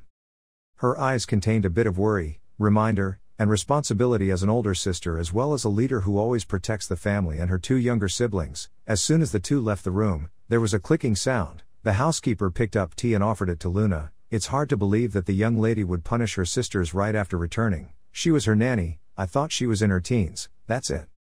Luna's face still had no change in color, her voice was calm and mocking. I'm still in puberty at my age. The nanny put down the tea tray and smiled. Yes, it is true that the young lady had an intense period of puberty. I'm worried about you ladies. Young Master Jin is not someone who will forget this. Luna continued to agree. I also think those two are not Jin's opponents, right? Yes, in a few years, I don't think they can defeat Mr. Jin even in an official match. I wonder if they were too hasty. Don't say such bad things, they're still young and thoughtless. Even though she had scolded them a second ago, in her heart, they were still her sisters. Luna's voice immediately changed. She lowered her voice and asked softly, so did you understand what I said? You mean about the person who tried to assassinate Mr. Jin, right? Certainly not the two young ladies. At that time they were in intermediate class, so there was nothing more to learn. She's right, it's probably not Mary, Yona or the Tona twins, so the remaining suspects are Young Master Joshua, Young Master Dipus, Young Master Ran, Young Master Vigo, and Lady Luncia. Besides Miss Ran and Vigo, the others are very difficult to investigate. Of course, the remaining three have a solid foundation. We will have a lot of headaches if we try to investigate them. For now, it's best to just stand by and watch. If we keep trying to dig deeper for only one purpose, we will only get into trouble. The nanny smiled and replied, "That's a wise decision, ma'am. Even though he did many actions that harmed young Master Jin, he still grew up healthy." "You don't need to worry." Jin had also returned to the room at this time, still carrying a black bag. "Gilly, Mukurin, I'm home." "Young master, I'm so glad you returned safely." The maid cried until her face was swollen. "Seeing you back made my heart feel lighter." Jin reassured her with comforting words. "I'm fine, I'm very strong. I'm sure soon you won't be able to defeat me." The maid said enthusiastically, "That place is very dangerous. If something happens, I will sacrifice myself to take revenge." The black cat jumped up after hearing this. "Strawberry cake, don't say such scary things." Mukurin wagged his tail and happily asked, "Hey kid, did you report properly?" Jin nodded. "I'm sure everyone thinks I succeeded in my mission, thanks to your help, but I don't care. More important are these two viewers." The two of them were curious when he took out a jar, inside which looked like a blue rock. Jin explained that it was the heart of the primeval golem. Mukurin stared at the glass jar. "You are lucky, seeing as you came back unharmed. The golem must have failed. Did you find this at the Cologne ruins?" Jin continued, "The two guards there turned into monsters and attacked me. No matter where I cut them, they will heal. This thing falls out when I stab them in the heart." Mukurin was extremely surprised after hearing this. A primeval golem. First a giant undead, now a primeval golem. What are those Zippel clan planning to do? "If what you say is right, then this must be the Zippel family's masterpiece. You said the ruins and there are in their territory," he said as he pointed at the bottle. Jin nodded in agreement. He saw Mukurin thinking about something and looked confused. Mukurin suddenly spoke up and suggested, "Take some time, you and I need to go back to Cologne. I think I need to ask them directly, what the hell is going on?" Jin was a bit confused in his heart. He was a bit hesitant to go back there due to the primeval golems, but it would probably be safer if Mukurin went with him. "And if I'm lucky, I might even find a mana fountain. No matter what I do, the Zippel family will just try to hide it." So Jin nodded, accepting the offer. "Okay, I'll take some time." About the others, as soon as the mission was completed, Kajin and his brothers also returned to the Runkendel clan, but Mu and N stripped them of their cadet titles and pushed them out of the clan. This was a very harsh punishment for the cadets, but no one sympathized with them. And then in June 1795, Jin was practicing when the old man shouted loudly to stop. "Jin starts today, your pure stone training ends. From tomorrow only the Tona twins will come." Jin obeyed. His training partner looked at him with envy and drooling. He stroked his chin and looked at him, adding, "It seems like morning training with the cadets is no longer necessary for you either. Next week, the homeowner will have something to tell you." Everyone's eyes widened in surprise. They whispered to each other in bewilderment. Could it be that Dad wanted Jin to become a temporary lucky guy, so soon? Lucky temporarily thinks that he will have to leave the Runkendel family to gather honor to become a real Lucky, right? Yes, he has to act alone without the help of the family. Contrary to the worries of the guys behind, Jin was extremely happy. He clasped his hands and smiled with satisfaction. "Finally, I don't have to worry about others and can become stronger the way I want." In the distance, on the side of a cliff, snow covered the whole road. An army of soldiers thundered forward, led by the head of their family. The horse wearing majestic armor, the Khan walked behind Chiron. He spoke, "Lord, we are only 2 hours away from the Garden of Swordsmanship." He sighed and replied, "This son that I will have forever when I get old, he constantly interrupts my training. I even thought about secluding myself in the Black Sea for 10 years straight, but now why, how many years? Ever since I was in the arena, I felt that young Master Jin was a very unusual person, but I didn't expect it to be this unusual. The things he did in the Sword Garden really shocked me." "Dizzy," Khan replied. Chiron hesitated for a moment. Something made him hesitate to say. His fighting spirit was not average, even when he was just a child. Since the first time I saw him in the arena, his eyes were always burning with hatred. Even though I think he probably tried to hide it. I also can't forget the way he provoked his other brothers as soon as he entered the garden in swordplay. I'm sure no one had ever taught him, and as the youngest, he was able to stop his instincts, feel the law of the jungle about destroying opponents there. The other kids also knew this, and also tried to suppress him, but look at the results. Every time his brothers pushed him towards death, he survived and returned, and now he has reached 5 stars.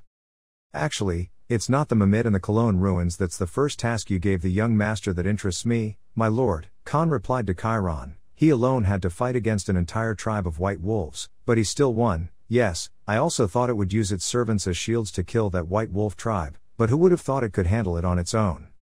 And by this he proved the oaths he swore to me.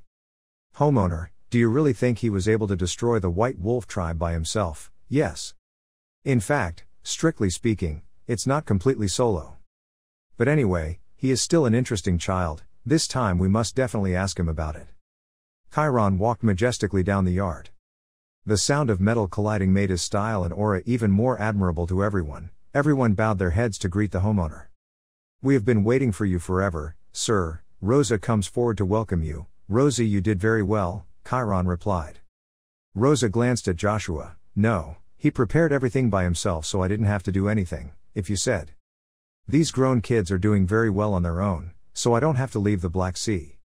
The words suddenly made him startled. Jin, standing next to him, also noticed something unusual. Chiron stepped forward. His cold voice rang out. The guests we receive today will be very sensitive to my presence. Wouldn't this make it more difficult for our children? That's right, please come inside. We have prepared the dishes you like. Well done, I'm really looking forward to it. Suddenly, the corner of his eyes glanced down, curiosity aroused. Jin is wearing 2 swords that he gave to his 2 brothers. He coldly called out. Ran, Vigo, both were startled and quickly responded, yes, father.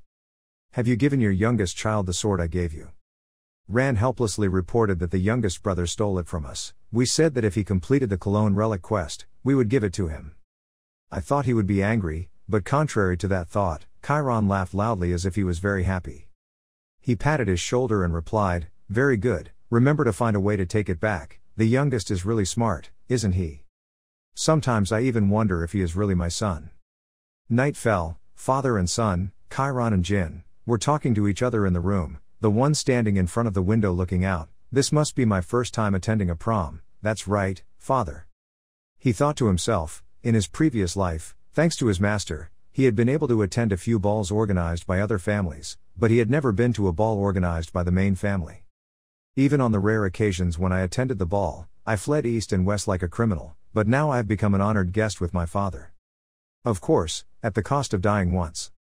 Cold eyes without any emotion looked at the dark sky. Chiron later explained to him, you probably already know, our family rarely holds balls. That's because we only hold balls on occasions that are truly worth celebrating. This also means that the achievements you have achieved are very remarkable. Thank you, father. He placed his hand gently behind his son's back and said kindly, how many guests do you think we will have? The boy paused and hesitantly replied, I think about 1,000 people. That's right, I heard we'll be welcoming about that many guests, an increase of about 200 from the last time we held the ball 7 years ago. Do you know what that means? It means that in the past 7 years our family's reputation has increased.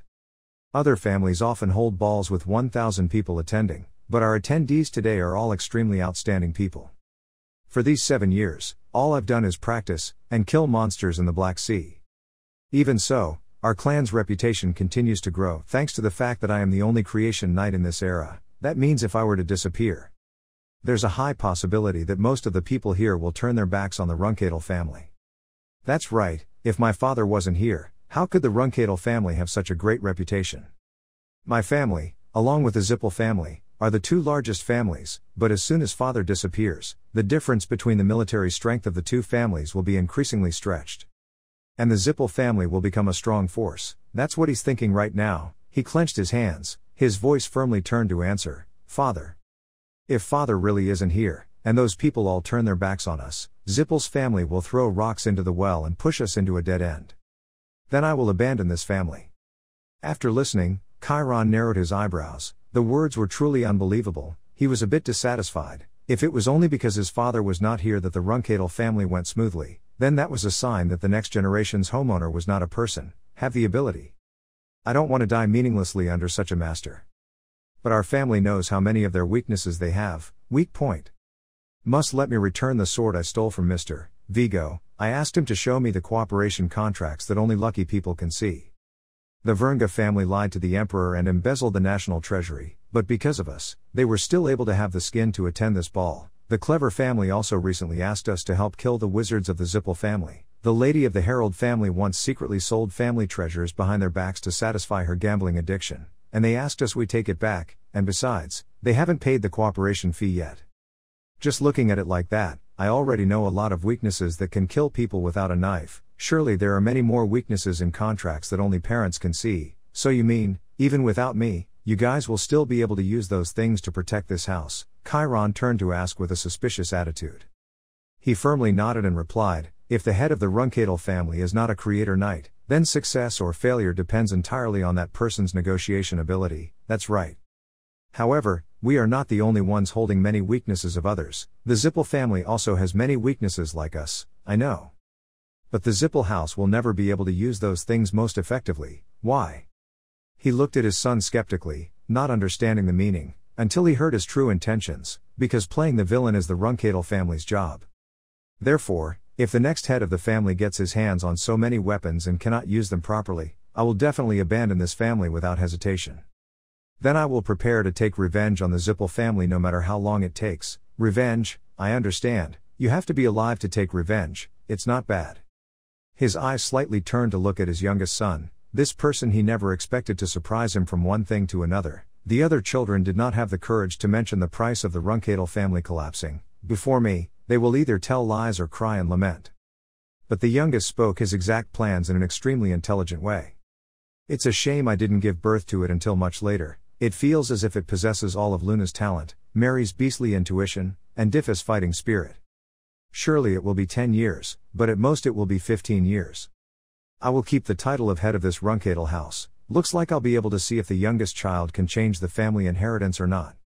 Looks like most of our guests have already arrived, let's go in. As he was about to leave, he looked back. Well, after this party, there's something I want to tell you, please wait here until I call you. He was surprised by this statement because this proved to be his father's recognition, the assessment to become a stroke of luck. Looks like after the banquet ends, I'll have to leave the family temporarily. These 4 days of banqueting will be quite long. Jin smiled and was satisfied with the results of his efforts. At this moment, a servant hurriedly ran in and called out, the homeowner. What's going on? An uninvited guest has arrived. What? An uninvited guest has arrived. It couldn't be Zippel's house. The person he least expected was the one who appeared right now. The servant nodded and replied, yes, there are 5 people in total, is the second most powerful person on that side, Andrel Zippel and 4 other family members. What a bunch of insolent people. Heinz, tell Andrel Zippel to go away, just let the other 4 family members in, don't go over there directly and say send another servant over. Yes sir. Jin, on the other hand, was not surprised by this sudden appearance. It seemed he had expected this. Although it was true that Andrel came to visit like this, it was extremely impolite, but it hit the face of the second person in power in the city. Zippel's family completely chased him away and wouldn't let him in like that. Do you think the way I handle it is rigid? He shook his head and replied, no, I think handling it like that is very refreshing. The moment Andrel let his emotions overcome his reason and joined his clan members, he ignored the Runkadel's permission for his clan members to enter. That is something that cannot be tolerated in this garden of swordsmanship, just like you said. Andrel will have to listen to me or he will have to leave his legs here before he can go home. Now it's time to start the party. The two approached the main hall. He stood on high and began his speech, thanking everyone for coming here. I am Siren, the head of the Runkadel family. It is also, thanks to having a son that I only had in my old age, that I have this honor. So first, I would like to thank my youngest son, Jin Runkadel. Enthusiastic applause rang out after the introduction. He continued to announce that, as everyone knows, at this Runkadel family's gala, there are only 2 things everyone must pay attention to. If someone got drunk and got into a fight, that person would be escorted straight to the arena by knights. The loser must surrender and the winner must be merciful to the loser, because this is still a party. Jin looked around at the people who were dressed splendidly but filled with malice, and it turned out that this was a gala of fateful meetings. This is a gathering place for more than 1,000 influential people on this continent. They both have extremely complicated relationships. If this were just a normal party, they would probably just joke around with each other for a bit and then stop. But this was a party held at the Sword Garden. As long as you follow the 2 rules that Dad sets out, even though you cannot kill the enemy, you can still beat them to a pulp, and from then on they will officially be considered stronger. The train of thought was cut off after a round of enthusiastic applause. Now everyone, let's just party. The same goes for Jin. He doesn't understand what his father is trying to say. He looked at me and reminded me that if I see someone suitable, I can just pull them out, but do not challenge someone who appears to be weaker than you, since that person has insulted you or this family. Yes, and I also know that no matter what happens, I cannot lose.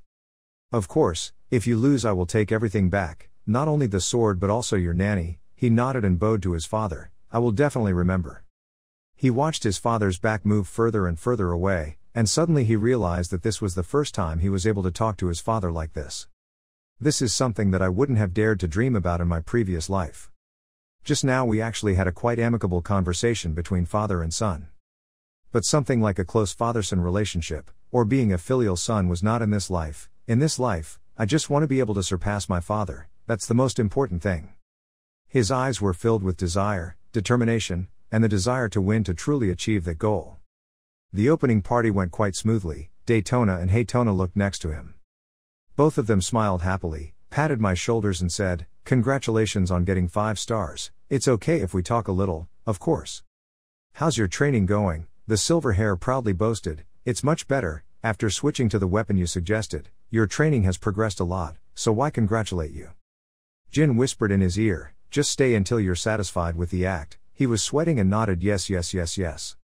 A young man now came forward, preparing to talk to you. "It's a pleasure to meet you, young Master Jin. I'm from Ken's family." All three of them turned on friendly mode at the same time and continued, "You are the first lucky guy of the Ken family, nice to meet you." "Let's go, Jin." "Okay, good luck with your practice." After they left, he turned to talk to the new guest. "When I was a child, I had heard many stories about your heroism. You're too praising." An ungainly guy suddenly rushed in and pushed his head down with a strong force, laughing loudly, Jin Runkadel. "I was wondering what kind of monster could be 5 stars at the age of 15, but it turns out you're really just a kid. You're probably at least 10 years younger than me. Nice to meet you, dude. I am huger." Jin stopped for a few seconds at this guy's thoughtless actions. A moment later, it didn't take long for him to regain his original position, slowly standing up, smiling coldly as ice and responding, "Yes, nice to meet you, hugger." Huger removed his hand. His attitude was still concave. The boy was so tense. "I was a bit rude, but you act like I'm a bastard. You may really be a member of the Runkadel family, but in the martial arts world I'm still your senior. I'm just expressing my pride in my juniors, there's no need to be so tense." His words both underestimated his social position and made fun of his age, but Jin was not the stupid type. He clearly knew his intentions, so he immediately preempted him. "Listen carefully, humor belongs to him, Tuco clan. Your recent actions are an insult to those who have treated me with respect. If you want to use this senior-junior thing, you should be more thoughtful." His words may seem gentle, but they are nothing more than a threat. Behind him there were thousands of eyes ready to bite him. He immediately stopped in surprise. Jin continued to speak. "The first and second fortunes of the Ken family, the Dragon King Knights, the Black King mercenaries, aren't they all your ancestors? You must have seen how they treated me.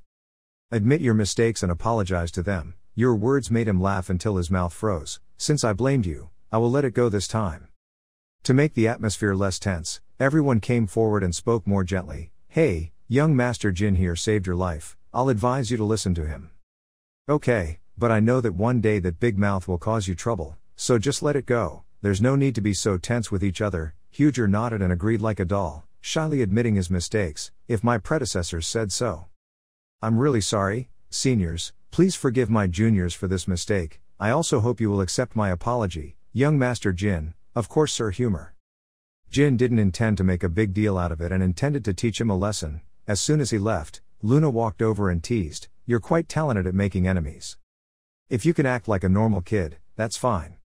Today you are the representative of the Runkadel family. You are right." We both clinked glasses together to show goodwill. Luna continued asking, "But what if Huger dares to challenge me to a duel? He seems to be at least 6 stars. He confidently replied, "If he dares to do that, I'm sure the homeowner and the elders of the Tuco family will intervene. They've been observing us for a while now." Luna whined, "Oh God, so when you were deciding how to react you took them into consideration. Did some noble secretly teach you how to deal with these guys or something?" He smiled politely and replied wisely, "If there really was a teacher who taught these things, I would be very happy to come and learn. I just need to learn swordsmanship. Things like this are not important." He shook the wine glass in his hand, laughingly explaining, "It might be a bit difficult for me to understand, but as the spurned young master of the Runkadel family, a lot of things are needed for you to survive." Even though Luna didn't understand the meaning behind the sentence, she knew one thing clearly: it was really smart and bright. It seemed that was the reason why it was almost assassinated in the arena. "I don't know, who is it, the brother who recognized Jin's talent so early? Anyway, I'm only participating because this is a party to congratulate you, but these things really don't suit my taste. It's time for me to go do something more fun." "So early?" Luna nodded. Yes, you're not tall enough to dance with me. When you grow up, let's dance together. I'll take you to a very happy place. I'm really looking forward to it, sister. Oh, before you go, you should leave a message for others like I did, right? He didn't understand what his sister was saying until he saw her put an arm around his head and gently bump his head. Luna smiled and said softly, if you do this, everyone will understand that I appreciate you very much. Now that they are afraid of you, people will probably be much less inclined to treat you rudely. After that, she said goodbye to Jin and left. This scene made the auditorium whisper loudly, is that really the white whale I know? She must really like her youngest brother very much. A fat guy is now standing far away, looking at this scene with jealousy. I also want to touch heads with Miss Luna. Today I will definitely write a poem praising Lady Luna, and I will recite that poem all night long, he shouted desperately. The chip guy's ears were itchy. He shouted angrily, could you shut up? Uvar. Margella Ivliano, Vishukal's younger sister, turned down and gently reminded him, don't be like that, brother, this is probably very important to Mr. Buvar, it's all thanks to Mr. Buvar to show us around that you can enjoy the party of fateful meetings like this, we should also respect him. The helpless brother let out a sigh. Margella, when Buvar was supported, he said loudly with enthusiasm, Miss Margella is indeed different, you understand me so well, I, Buvar, am honored to escort you. Jin also paid attention to the three of them, but they were not characters for him to pay attention to. He turned away, tired in his head. Playing the role of host was so tiring. Where are those damn zipples? Although it's a bit annoying, should I go look for them myself? Just as he was about to put the wine glass on the table, he heard loud footsteps approaching as if preparing for war. The loud sound of the wine cup hitting the table rang out. The blue badge shined brightly on the white robe, not knowing that the young lady was me. Can I have a drink with the rising star of the Runkadel family? She glared at him like she wanted to eat him. As soon as he saw her, he realized, oh, this is you. Cirrus and Dorma of the bile duct. It's an honor for me to meet you. Young Master Jin Runkadel, his tone sounded like he was challenging and wanted to fight with you. Faced with such a fierce personality and aggressive aura, he still slowly poured the wine and said with a bright smile, you are the daughter of the head of my palace and must be honored. You are the same age as me, how can you achieve such strength at this age? Cirrus asked him suspiciously. I'm so jealous of the Runkade family's natural physique, Jin humbly replied very politely, I also think that is a good thing. But the secret palace is also a natural bloodline, it is impossible to imagine how precious the palace master is to her, that's right because I'm her only daughter unlike you. I hope that wasn't rude, she smiled indifferently and friendlily. Jin shook his head, no, I also know I'm the youngest son with many older brothers, I actually admire you a lot. There are many tired brothers and sisters. Behind this sentence is a long story and hidden feelings that no one understands, but the most important thing is that he feels quite strange. He is sure that I can recognize myself, but why don't I see any mention of the events at Mehmet? She couldn't help but see because at that time she didn't have dust on her face. As expected, Cirrus went straight to the point. Now young Master Jin, I want to ask you something. Yes, please just say Lady Cirrus. How's your injured leg? Jin didn't respond at all. It seemed like he knew clearly that there was a hidden meaning behind the question, but you don't intend to stir up trouble, it's fine, thanks to a kind person who personally applied the medicine to me, I don't know how to repay the favor, she sneered at your pretense, you're thicker than I thought, young Master Jin. She didn't beat around the bush and asked, then why are you present at the Moon Well in Mehmet? I think I deserve an explanation. Why, my subordinates couldn't find the terrorist using magic there, which made me very embarrassed and made me wonder if the young man I let go was the culprit or not. She frankly expressed her frustration. You say magic, as you can see, I'm a Runkadel, do I really look like a suspect? I'm sure you know my family well. She placed her hands on her armpits and expressed, I don't think you're a suspect, but the fact that you were on a mission for the Runkadel family at that time, maybe you hired a magician because you couldn't handle that mission yourself. That and the only people who could be targets of the Runkadel family are the members of the secret palace, I think that's why you're there, I can't let it go. Jin was secretly happy, she mistakenly thought that she was targeting a member of the secret palace, it wasn't completely wrong because she injured them when trying to kill Alcaro. He still kept his cold face and replied, I don't understand why that makes me suspicious, isn't it just a hypothesis? She looked at him with suspicious eyes, so are you going to deny it until the end? Okay, if that's the case then I have a plan. She fearlessly pointed her finger straight at his face and declared, I will drag you to the arena and beat you to a pulp, then spit in your hateful face. I challenge you to a duel, Jin Runkadel. Compared to her fierceness, he calmly accepted the challenge, Father warned me not to fight with people weaker than me. But if you want to fight so much, I have no choice but to accept. The two quickly walked towards the arena. As soon as the soldier saw him, he ran to greet him. Young master, you came to fight. Yes, you can go, only those in charge of treatment will stay. Oh, you just gave me 2 valid swords, I understand. We will blockade the arena until you two complete the competition. While the two were talking, she looked at him with bullet-shaped eyes as if she wanted to tear him into 100 pieces. He glanced slightly at her and carefully observed the opponent. Some fighting fanatics and spectators would flock in to watch the match. She was the daughter of the secret palace and it would be too cruel to defeat her in front of everyone. She picked up the sword, gently stroked the blade, then turned to tell him, Jin Runkendel promised this before starting to leave. What? If I win, you must tell me everything that happened that day at Mimit. No lies, I accept. And if I win, let's say that you and I never met that day. She squinted her eyes in annoyance. So it's true you're hiding something. Go up. As soon as her words fell, he held a sword and rushed towards her. Sharp eyes, flexible movements. The clanging sound of 2 swords colliding created great pressure. When he saw this move of hers, he immediately realized that this was it. An ability only an Dorma bloodline has, Ice Sword. The sword in her hand had frozen without knowing when. The power of ice covered the entire sword. I didn't expect you to use a special move from the beginning, he said provocatively. The closer he got to her with the sword in his hand, I'm so unlucky. As the youngest son I haven't learned the family's secret art yet. What should I do now? Not my problem.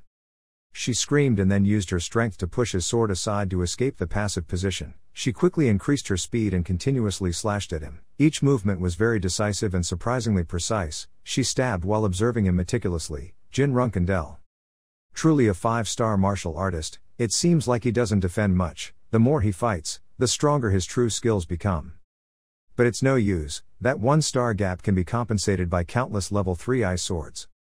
Because I'm weak and have lower endurance, I can't prolong the fight forever. When he counterattacks after observing my movements, I'll change my move and finish him off. Compared to her, the enemy Jin is also observing and thinking of strategies to deal with. Cirrus is still only a 4-star knight. Even though she can use countless ice swords, she will still lose to her in about tons, attack and defense.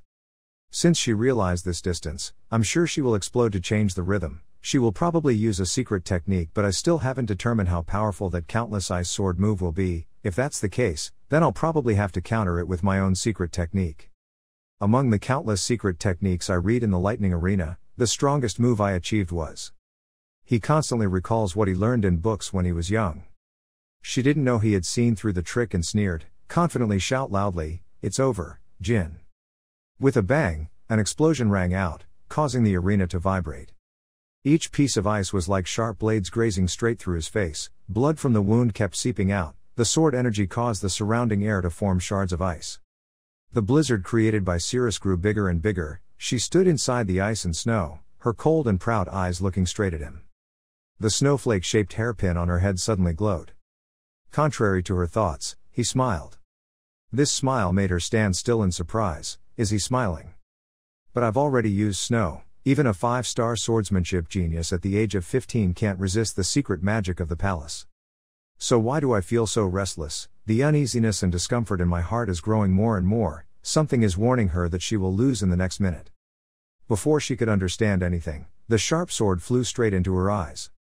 Her movements were agile so she could bend down in time for the sword to pierce her hair. The sword being exposed to the power of ice immediately backfired. Even Jin was surprised by his reaction. The explosion caused by the force unleashed a huge blast of pressure. Jin also had to try to resist the storm and flood of power released. Damn it, I shouldn't have used the clan's storm sword. How could a 4-star like Ceres resist this destructive power? If she can't avoid it, she won't die or become disabled. Thinking about this made his nerves tense. He quickly rushed inside the sword storm to search for her. When he went deeper, he saw Cirrus using the sword to try to stand up. Instead of feeling happy because his life was still there, Ceres felt confused and shocked at himself. Did he value his life? I was afraid of death and avoided star moves. Me, Ceres and Dorma Star. She was just like that. Her eyes were dull, her brain was short-circuited, not daring to believe what was happening before her eyes. On the contrary, Jin quickly rushed to shake her. Are you okay? I almost killed you. I'm sorry. Ceres heard my warning but still didn't try to dodge the storm of swords. However, no matter how much she cherished her self-respect and honor, Ceres was still only a 15-year-old child, she was too young to restrain her desire to live. He understood the pain in her heart, this was no different from a knife stabbing straight into her heart full of self-esteem. Jin then patted his shoulder and offered words of comfort to ease the self-blame in his heart. If I were in my situation, I would avoid it, and I would definitely do the same for my own life. So, please don't mention this anymore. He himself feels a bit guilty because he doesn't know if saying so will somehow comfort her heart. She remained silent for a long time, her hand slowly reaching into her pocket to pull out a box of facial recovery cream. She opened the lid and said, "Your face is hurt, I will use this to repay you for saving my life." Jin on the other hand asked her, as the only successor of the secret palace, "Aren't you taking your life for granted?" Ceres stood up, brushed off the dirt on his jacket, coldly, "Because this is the life I beg to have, I will cherish my life again, so don't worry about it. Furthermore, let today be the day we first meet. See you tomorrow." She turned straight and walked away without looking back once. The gloomy scene of the sky made him even more confident. By the next day, the number of guests attending had decreased significantly. Jin also noticed that, less people than yesterday. Starting from today, everyone will be able to admire the matches. I wonder if the party will really start now. There are less viewers now, so maybe I'll be able to meet some of the Zippel clan as well. I heard that the guests from the Zippel family are all between 15 and 20 years old, which is perfect, similar ages, so I'll be able to compare my magic skills with theirs. I really want to ask a few more things related to Cologne, but doing so wouldn't be very good. Well, after all, once I become a reserve champion, I'll have tons of free time, then I will be able to investigate Cologne with Mukarin. With the help of Mukarin, finding the mana fountain will also not be a problem, so this time, those bastards from the Zippel family won't be able to send out a bunch of magicians either. This time I will be able to prevent such a terrible thing from happening. He was busy thinking when he turned around and saw a black cat at the ball. Why was there a cat at the Runkendell family ball like this? "Where is your master?" Ceres is currently holding the cat in his arms and playing with it very happily. This scene made him mad, his hands clenched fists together. Ceres, try looking at the necklace and read the cat's name. Let's see if your name is Butterfly, Butterfly Runkendell. Did the young master give you this name? Jin glared at the cat, making it startle and feel lost. A male voice suddenly appeared from behind and cheered happily. "Oh, it's that cat. I knew if I followed that cat, I would be able to meet you." The voice made both people pay attention in unison and turn their heads. "We finally met. You don't know how long I've been looking for you, Jin Runkendell, T. Oh, I can't believe we just met and you said that. How could you forget me? I think of you every day." The opponent's reaction made Ceres freeze on the spot. "He happily tried to talk to you. In that case, I will give you a hint. Guess, the first letter in my name is V." Ceres just sighed and hugged the cat and left. "What a weirdo. Let's go, Butterfly." "Do you remember?" "No." Before he finished speaking, you answered a very cruel sentence. He then jumped up like a child in vehement protest. "Damn it, then guess one more time. The place where we first met was the portal of the Middle Kingdom." He still insisted he didn't remember. He then shook his shoulder to remind him. Hey Jin, your memory is not as good as I thought. Listen carefully, and definitely remember this. My name is..." Before he finished speaking, you sighed and slapped the answer straight in your face like a slap. "Veridin Zippel." I tried to act like I didn't know him that well, obviously because I didn't want to let him know I still remembered. Why couldn't he understand those things and stop bothering me so much? Vernadin's face was blank and didn't care about what he said. "So do you still remember?" He thought angrily to himself. Will this stupid bastard really become a savior magician in his 30s, and be named the next head of the Zippel family? Vernadin continued, "Anyway, yesterday I looked everywhere for you. For the past 2 hours I've been looking for you, but I couldn't even see your shadow. Maybe the ballroom is really big, but it's just a ballroom, but you can walk around for 2 hours. If I could use magic, I would have found you sooner, but this is Runkendell territory, so I'm forbidden from using magic, right?" Jin hasn't said anything from the beginning until the end. I don't know if he's lying or just blind, but I guess it's the latter. Vernadin touched his head and smiled and replied, "Anyway, I'm so happy to meet you. It's been 5 years. I can't believe you're already a 5-star. I knew you were good. Of course I can't waste my time. As a magician, I already am one. It's 6 stars. I've already reached 6 stars. Only now did Jin wake up a bit and pay attention to what he said. One level higher than his swordsmanship, Jin was surprised by this announcement. He couldn't believe that the greatest prodigy of the Zippel family, Veridin, was 18 years old, and was only at the 6-star level. If I were in his position, I would definitely have passed the 7 stars. For some reason he had to lie about his rank or something. That expression of yours is the result of the tremendous efforts I put in to find you. I'm extremely excited for the day when I can compete with you, so I try to practice hard to catch up with me." Looking at that attitude with his chin in the air, Jin is certain of one thing: he is not hiding his rank. From the information he received, he concluded one thing: no matter what happens, if it is true that Veridin just achieved 6 stars at the age of 18, then after the current head of the Zippel family, Celiac Zippel, I am the one who I recently approached him. This is a good opportunity for me to practice and prepare for the difficulties I will encounter later. Veridin Zippel, I've said it before, but please learn to cover your mouth and don't say anything. Veridin pouted and sighed. He spoke just like my father. Everyone would say that. Anyway, why did the Zippel family still come to the ball without being invited? What about that? Veridin confidently raised his head and replied, "It's because of me. I kept nagging Uncle Andre that I had to meet you." Even though he was the deputy head of the household, he immediately rushed into enemy territory just because the children were causing chaos. We happened to be traveling to the Hufester region when we heard the news about the ball. I discovered this was definitely fate. Jin waved him off indifferently. "Okay, be grateful that this is a prom, be quiet and go away." Carden pouted and replied, "Aren't you being too cold? I know your father is also showing mercy to my uncle. You reminded me that I just thought of it, or you promise me, one day you will also have to go to the Zippel family's ball without notice, so, what if I cause trouble?" Veridin smiled sincerely and looked straight into Jin's eyes. "I will keep my promise. Even if you do, I won't kill you, and even if a fight breaks out, I won't get involved." Jin seemed to have something on his mind and was about to speak but stopped. What a fool. What? Just now an unpleasant person kept glancing at me. Feel sorry. After saying that, he walked towards a tall man in the corner. "What do you want to tell me?" He was startled by the voice and turned around. He timidly asked, "When will Miss Luna come again?" "What?"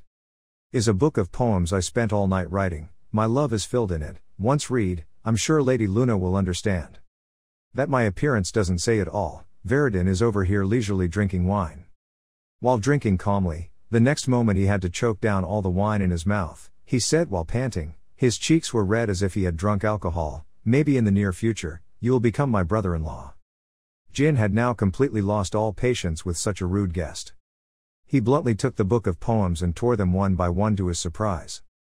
"My dear guest, I see that you are looking for a beating. Not only do you call my sister whatever name you like, but you also dare to call me your brother-in-law." Jin used his foot to step on the pile of scraps of paper on his face. His eyes glared at him with menace and hostility. I guess in his eyes the Runkendell family was very pitiful. Jin declared, "Bringing this guy to the arena?" "Yes, master." He didn't understand what happened, but 2 soldiers wearing iron armor suppressed him. "Brother-in-law, no, young master, why did you suddenly do that?" "Young master, please stop, I'm simply expressing my love. Any man has the right to express his love to whoever he wants." "Young Master Jin, how could you do this to me? I'm not a guest. Why would you treat a guest like this? And haven't I mentioned how beautiful your sister is? Why?" At the end of his sentence, he was brought to the arena and thrown straight to the ground like a moving sandbag. Jin threw his jacket outside. His hands were full of blue veins as he held them tightly. "We will decide in a duel." Bubbear didn't understand why he was suddenly dragged away. He had countless worries in his mind. Damn it, why did he suddenly act like that? I only complimented his sister on her beauty, but he dared to do such a thing.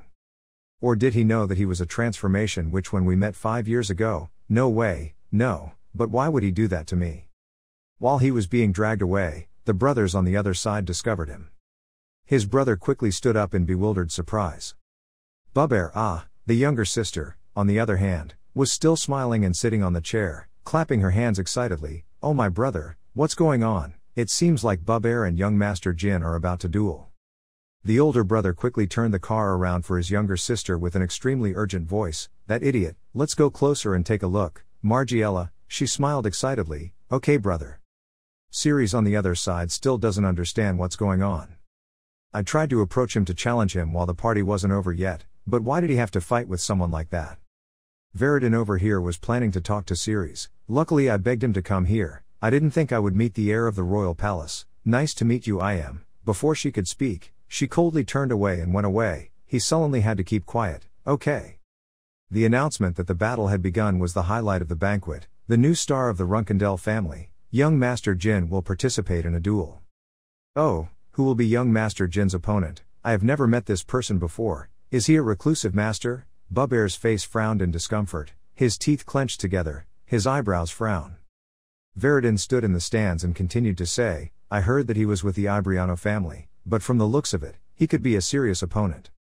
He continued to scream before being beaten, "Young Master Jin of the Runkendell family, please give me a chance to properly explain myself before fighting, or you won't give me that little bit of dignity either."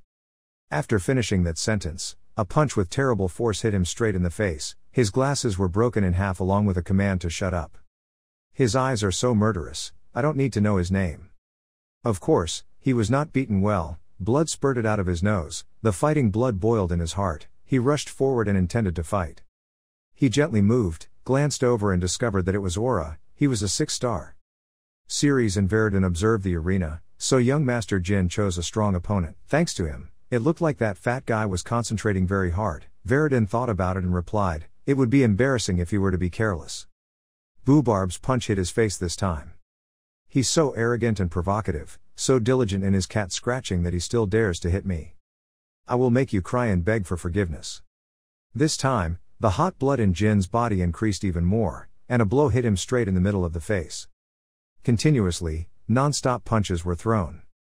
He was beaten until his face was swollen, his eyes and nose were beaten until he was bruised. Veridon stood below and cheered happily. It was over. He launched a quick attack after luring the other guy into negligence. It really did not live up to expectations. "Jin, you did very well." Margiela was sitting at the side watching the play and was extremely dissatisfied, so she spoke up, "Bicycle, I don't understand what young Master Jin is doing. Wasn't the victory already decided? Why did he still beat his opponent that much after they conceded defeat?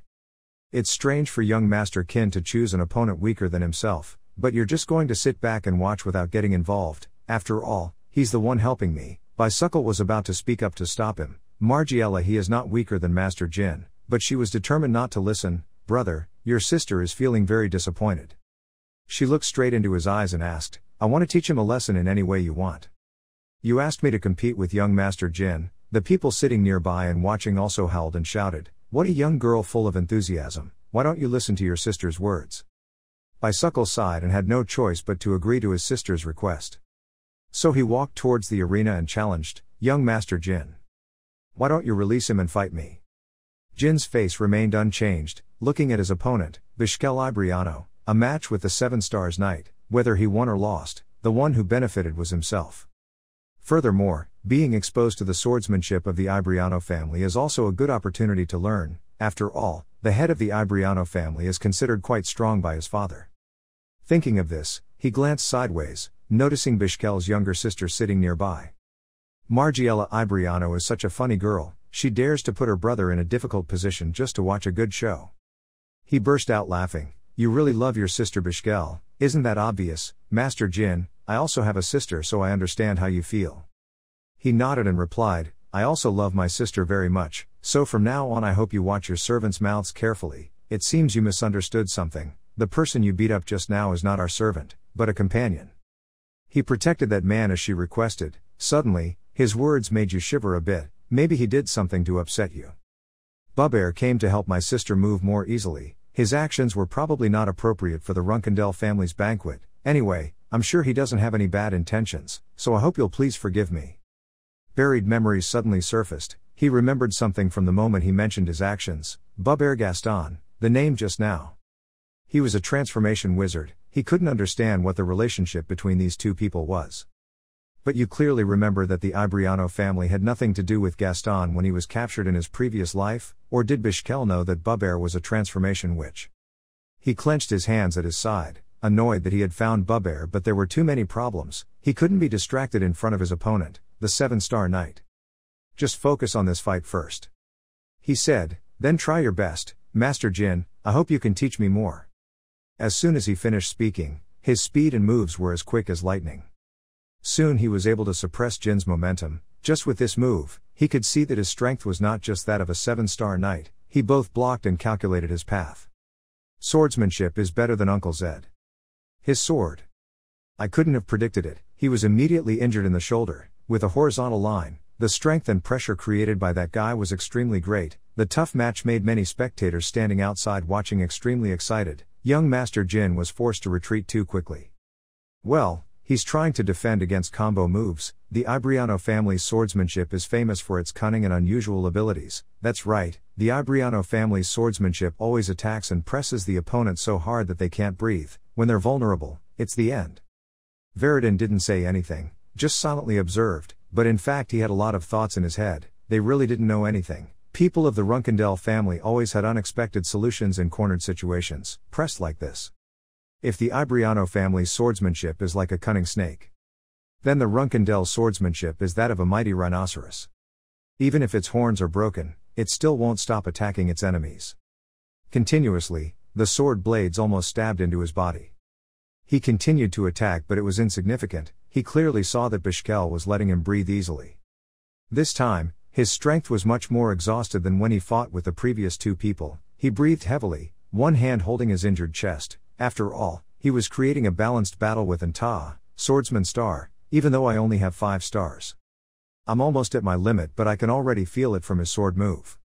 It felt like that moment, a blur in the subconscious. His eyes were gradually dizzy due to dizziness. He remembered when he was training with Uncle Zed, his state was at its maximum. He took a deep breath. The sword in his hand gradually turned into a liquid state. Bishkel with deep eyes looked forward and muttered, "Good swordsmanship, young Master Jin." Immediately he rushed forward. Jin was still closing his eyes, feeling every movement. He clearly saw cracks appearing on his sword. And facing such great pressure, the sword quickly broke in half. Bishkel's sword was up to Jin's neck. Jin then also collapsed. The announcement quickly sounded, and the winner was. But suddenly, he touched his neck and discovered that at some point a faint wound had appeared. Although it was a victory, there was something he couldn't explain. And the winner is Sir Bishkel Ibriano. He immediately turned to Jin, who was lying on the ground with suspicion. What the hell was that? At the end, everyone shouted to each other to carry Jin into the house. Quickly bring young Master Jin inside. Yes, sir. Bishkel rubbed the wound on his neck, his eyes suspicious. When the sword was broken, he felt the sharpness in his neck. No way. In the situation where he finally revealed his sword spirit, if little Master Jin had reacted just a tenth of a second faster. And I reacted just a tenth of a second slower. If that situation really happened, he understood that perhaps his neck would have been covered in blood without knowing it. Bishkel continued to watch Jin being carried away with many thoughts in his heart. Jin Runkendell. You are truly a scary person. Jin was quickly brought back to bed to sleep peacefully. The naughty cat had everything to do and sat on his face. He felt uncomfortable and couldn't breathe, so he used strong force to pull it off his face. I said, get away, really. He woke up and found himself in his room. He also vaguely guessed that he had fainted after fighting with Bishkel. You are awake, young master. Gilly, how long have I been sleeping? 2 days, 2 days. He sighed deeply. So the banquet is over. I can't even say goodbye to the guests who took the trouble to come see me. Gilly consoled. Don't think like that, young master. In the past 2 days, the match between you and Mr. Bishkel was a hot topic. You performed very well. And it was entirely because he showed his sword spirit at the end. Everyone in the hall, mainly elders, were whispering, Bishkel would most likely be stabbed, a 5-star that had reached the level of the Mind Sword. I have high hopes for the next generation. Him being able to do that at the end of the match against an 8-star swordsman would have been amazing.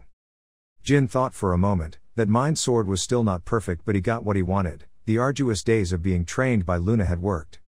At first, I completely couldn't understand those training methods. I couldn't believe that it would be this beneficial for me. Although now it will only activate when I'm in an emergency situation. I can't lose patience. The fact that I can confront an 8-star swordsman is great, even if it's a bit clumsy. He took a deep breath to calm himself. Besides, I also achieved a lot of things at this banquet. I confirmed Veridin's identity while at Zippel. And gained something akin to friendship with the heir of the ice bow. Furthermore, it was discovered that Bubber Gaston and Bishkel Ibriano knew each other. There are many possibilities behind the transformation case. I don't need to worry about it right now, so I'll find out some background information first. Jin saw the flowers placed in the vase and asked, what about the flowers? The heir to the ice palace left them behind when he came to visit you. Does she like you? No, it's an ice palace legend. The meaning of these flowers is a never-ending battle. It seems like she wants to continue fighting with me, replied the cat lying lazily at his feet. Anyway, isn't this the first time you've been given flowers by a girl? It's also a great achievement, don't you think? Strawberry cake. Gilly turned to the young master and said, anyway, young master. The homeowner orders you to come see him as soon as you wake up. Father, I think it's time for you to prove your worth. Okay, looks like we'll be away from home for a while longer, he smirked. Where is Dad? After speaking, he immediately left. He entered a dark tunnel, with a deep road ahead. His father turned to see him and nodded. He remained silent and said nothing. It's been a long time since a child came to see me in such comfortable clothes. It seems like you already know that you will go away. Yes, you plan to go soon. He silently stared at him. He seemed interested for some reason, but after his regression, he was much easier to read. He asked, "Do you know where this is?" He replied with a cold face. It was a mausoleum where those who had achieved achievements for the family were allowed to enter by the sword garden. And also where the family heroes are hidden. Very good. In other words, the family's heroes rest there. This is a mausoleum that has existed for thousands of years. Do you know anything about the first homeowner, Tamar Runkendel? He is not buried here. Yes, I also know that his grave is not placed in the Garden of Swordsmanship, either. The power of darkness I possess is the same as him, is the reason we cannot respect the first homeowner. After he passed away, we signed a humiliating pact with the Zippel family, saying we would never use magic again and would not honor the ancestors who used it. As a result, the gods of the Zippel family gathered and cast a curse on the Runkendel bloodline. That's why all Runkendels born after the first homeowner cannot use magic. When you defeated the Toner brothers with your aura, I didn't ask how you got that power, remember? Yes, I even lied that I would use it for the family's benefit.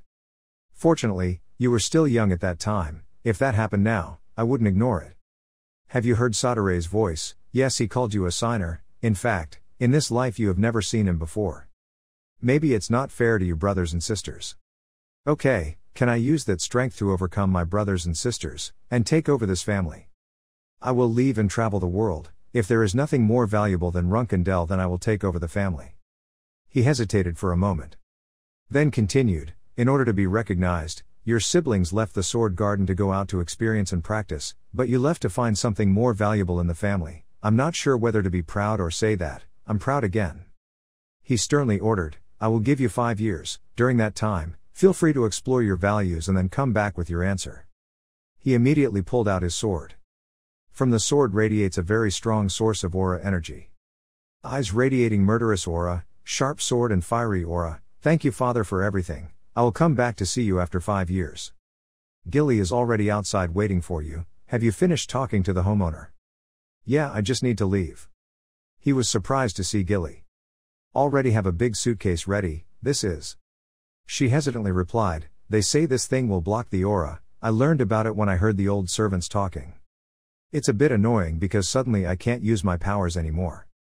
As servants, instead of making a name for ourselves, our reputation will depend on the master, so please don't make that face. This is for your sake, master, not just for the next 5 years, but I will always protect you. Gilly, I'm sorry. Gilly smiled and replied, please don't say that. It's enough that I can follow you, and I can regain my strength after you pass the test. Okay, let's go. He turned his head to look back at his house again. The peaceful scenery of the tower appeared clearly in his eyes. 5 years later. Looks like this is just the beginning. Let's go. What world to explore? He smiled proudly. The father was still standing in the cellar, deep in thought, using only a sword. That I had reached the demigod realm, but still failed to break the curse of the Zippel family's ancestors, and contracted with Sodere and dark energy. Perhaps the youngest son is the family's only hope. That child may hold the power to free the Runkendel family. I'm very curious about what that kid's future is like. Both of them were now deep into the forest. Gilly, walking behind, suddenly spoke up, young master, is it really okay for you to leave without a greeting like this? He turned his head in confusion. The cadets in his team and Miss Luna would definitely be very disappointed. Jin replied, don't worry, after all, Luna herself is quite a liberal person, and the cadets are also quite sad, but it's not like we'll never see them again. If I mentioned it to them, they would probably raise their swords along both sides of the road when I left. That's right, they might do more than that. Gilly continued asking, so where are you going now? According to what I heard, most of the other fortune tellers choose Mimit as their first destination. That's because killing evil people is the most effective way to become famous.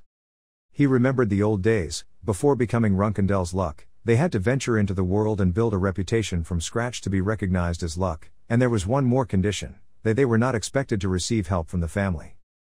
For example, Lady Mary defeated all the strongest people in the northern region of the continent, and was famous as the northern madwoman Wind Fury Mary, before becoming a lucky woman.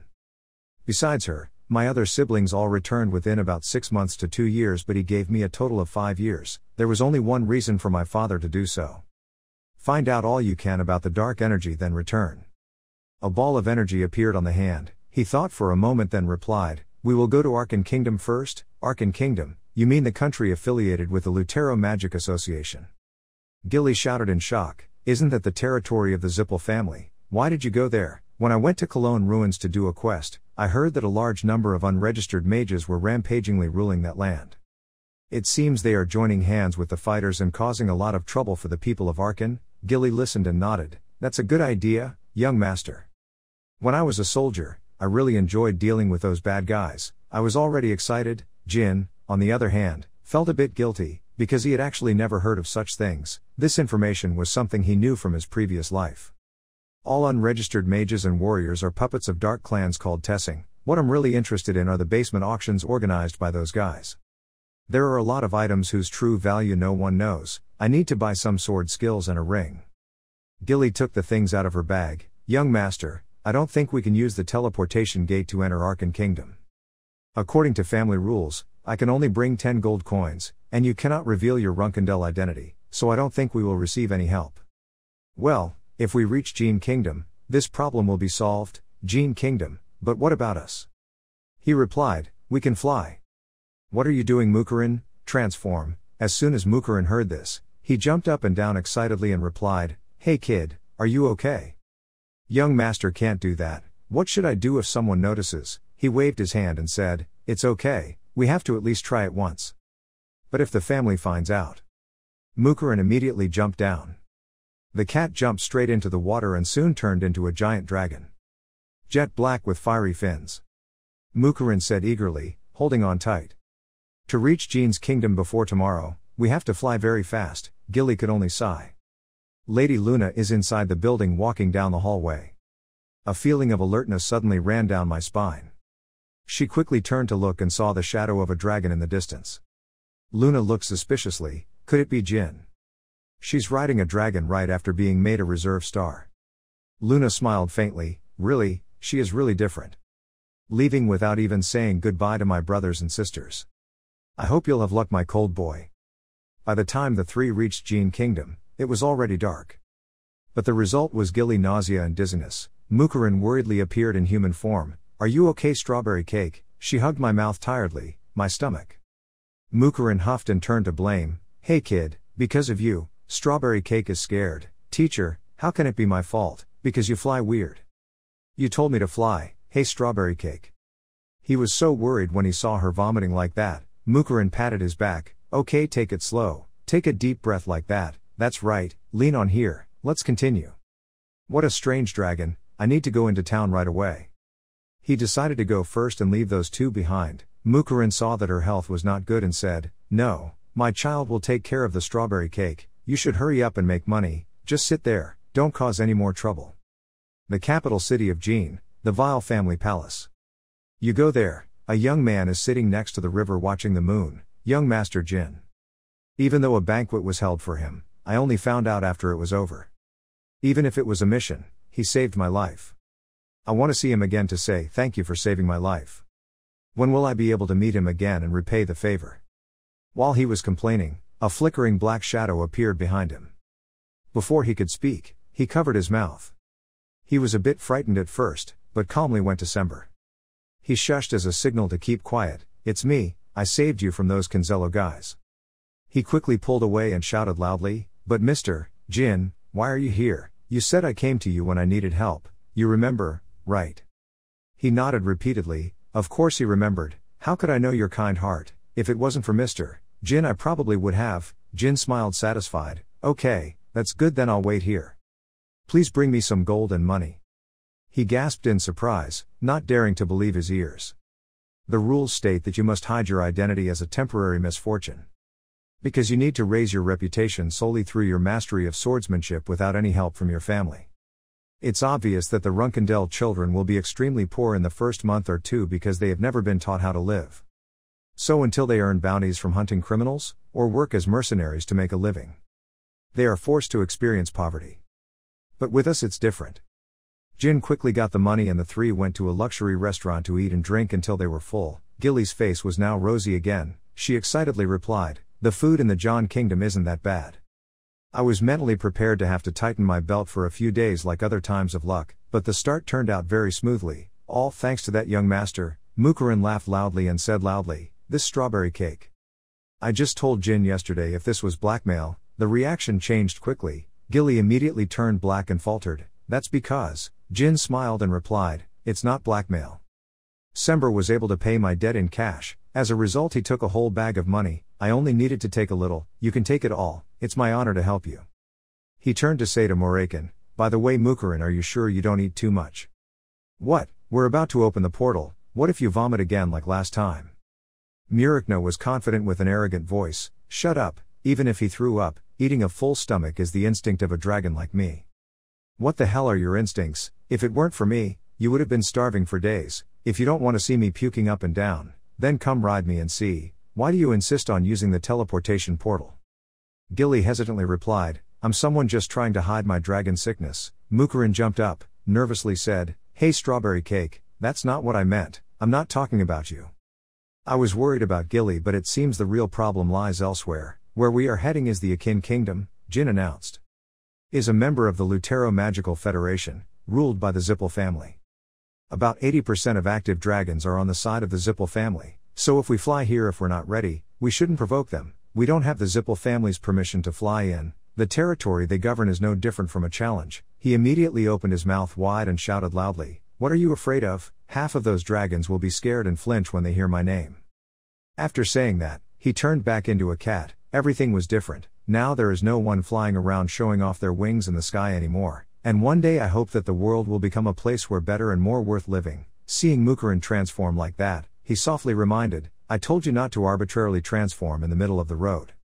The current Zippel family is able to maintain its existence thanks to the dragons, the gods who created the dragons and the series of Zippel clans who have signed contracts with those gods. In other words, the Runkendell family is now having a hard time dealing with them. If Dad wasn't here, the Zippel family would have destroyed Runkendell a long time ago.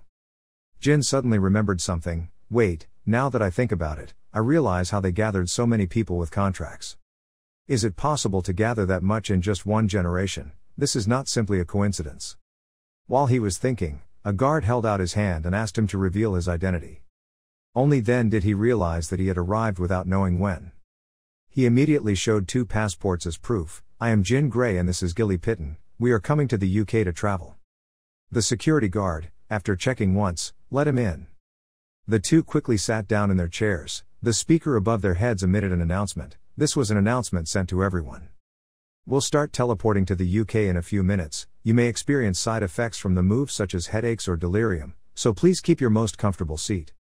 Gilly replied with a smile, "As expected from a family-made identification card, we passed through the door without any problems." Jin nodded, "Of course, the person who gave me the card said that this card was so real that it could fool even the Vermont Security Force. Thank you for waiting, teleportation is about to begin." The atmosphere quickly changed. Mukherjee sat nervously on Gilly's lap. He was engrossed in thought. British Kingdom, in his previous life. But it's been 15 years now. We have arrived. Welcome to the British Kingdom, part of the Lutero Magical Federation. He silently observed everything around him. Before my regression, I spent the last years of my life at the base of the Akin Kingdom. It's been a long time since my previous life, but the scenery hasn't changed too much.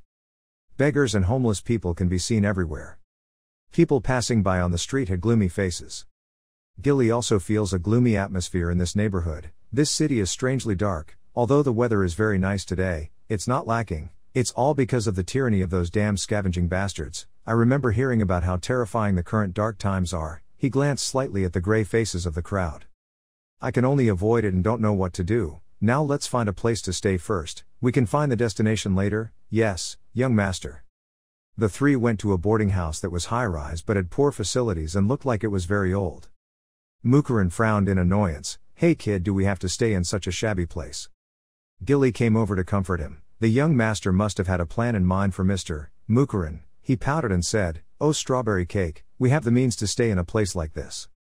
Jin glanced at him and said sarcastically, "Surely everything would be great, showing off your wealth in a city full of criminals and illegal magicians like this." Mukurin said harshly, "That's why we have to stay in a dump that even the orcs criticize."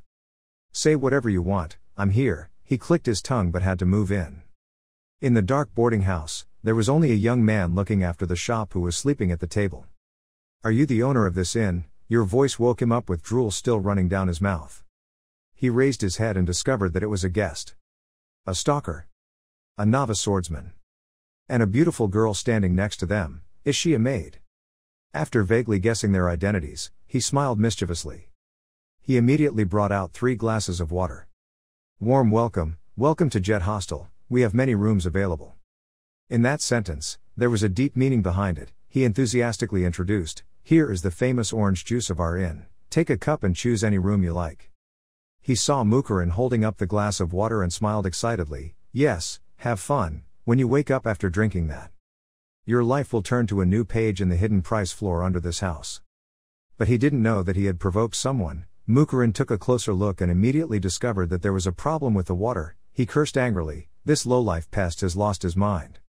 Not too fast, not too slow. He took the whole cup of water and threw it straight at his face. He was immediately stunned, not understanding what was going on. What was this? Mukurin didn't say much and jumped directly onto the table. A punch straight to the face kicked the manager's mouth out. "How dare you give us poisoned drinks?" Jin also directly threw the glass of water away. "Poisonous? What do you mean, right here right now? You will go down to the golden stream." Mukurin broke his arms, his face was fierce, his yellow eyes glared at the manager who was preparing to treat him to a king of hell. The manager now realized he had chosen the wrong prey. He quickly begged, "Please wait, let's negotiate." But Mukurin has no respect. He directly raised his leg and gave him a kick to the jaw, negotiating with the monkey. Introducing this is Vet, an information seller in the Empire as he calls himself, a person he owed money to in his previous life. The reason why a weak guy who was exiled from the family and has no background like me was able to settle down here in Akron was all thanks to Jet's help, so he and I became close. But not for a good reason. He tricked me with the excuse of introducing me to an underground auction house, and took everything from me except my clothes. Just thinking about this made him want to punch him without missing a beat. But this regression is different. This time it's my turn to take advantage of you, you bastard. That's why you just let Mukurin fight. He was about to scream, "If you keep hitting me like this, I won't let it go. Looks like that, but I am a pentagram." Unexpectedly, he didn't care and instead punched him mercilessly a few more times. Who cares? He was beaten to the point that he finally had to surrender. "I was wrong, but it's not a poison, it's a drug. It's all the same." Seeing him being beaten for a bit, Jin stopped when he saw his grandparents. "Mukurin, stop, let's see what he wants." He grumpily turned around and asked, Why do we have to listen to what someone who wants to poison us has to say? Please save me, I will atone for my mistake." Mukurin got angry and cursed straight to his face, "Shut up, don't open your mouth if you don't want to get beaten. I'll ask you a few simple questions, you bastard.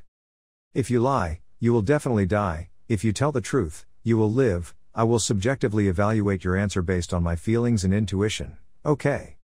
The sight of him sitting on the table, looking down at the poor man, made his aura and majesty increase. This is truly the appearance of a young master. Mukurin has no choice but to drop to the floor. "Okay, do as you want." Jin asked the first question. "Okay, what do you do?" "My name is Jet, I am an innkeeper and information seller." "What else?" He was stunned when he heard this sentence, implying that he had not yet fully confessed, so he hesitated. "I am still a fraudster, I am also a human trafficker and if you forgive me, I will be very useful to you. I know a lot of things in this city so you can trust me. It seems like the reason you drugged us was because you wanted to sell us somewhere." He knelt down and kowtowed and admitted, "Yes, I'm sorry." "Somewhere?" He was startled and tried to raise his head. Jin without any respect stepped on his arm, causing him to scream in pain and quickly confess everything. It was the underground testing arena. In more detail, the more he talked, the harder he pressed his foot down, causing his bones to fall apart. Testing is a dark organization that operates auction houses, slaves, forbidden poisons, and stolen items, and antiquities, that places everything.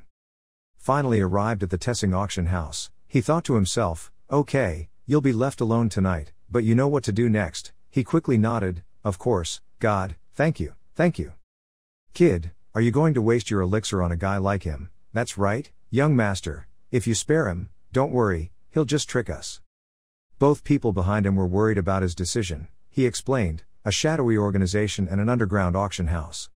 What could be better than exploring those places and then considering his attitude and behavior at that time? It wouldn't be too late to deal with that guy lying on the ground holding his arms in pain, tears and runny nose running down his face. We also need a tour guide in Akron, so use him. First we have to find someone to treat him. After saying that, he went out, leaving the two people still bewildered, not understanding what his next step was. He stood in front of the door outside and sighed, acting like he didn't know anything when he already knew everything. It was really tiring. But I don't intend to reveal that I'm a fake regression, so I have to try. The doctor came that night and treated him. It's best for him to rest until his bones heal. So if you need me, please call me. Gilly went to the door and bowed her head to say goodbye. Finally, it was a person from Lutero Magic Department, a talented healer from the street. Jin spoke up, "This guy over here is looking at my face, scared in his heart. Damn these crazy people, after beating me, they treat me. Who the hell are these people, heirs to a great martial arts family or the ace of a special law enforcement force? It doesn't really matter, if I betray them, I'll be gone." While thinking, Jin's voice startled him, "So let's go, huh? We have to go to the underground auction house."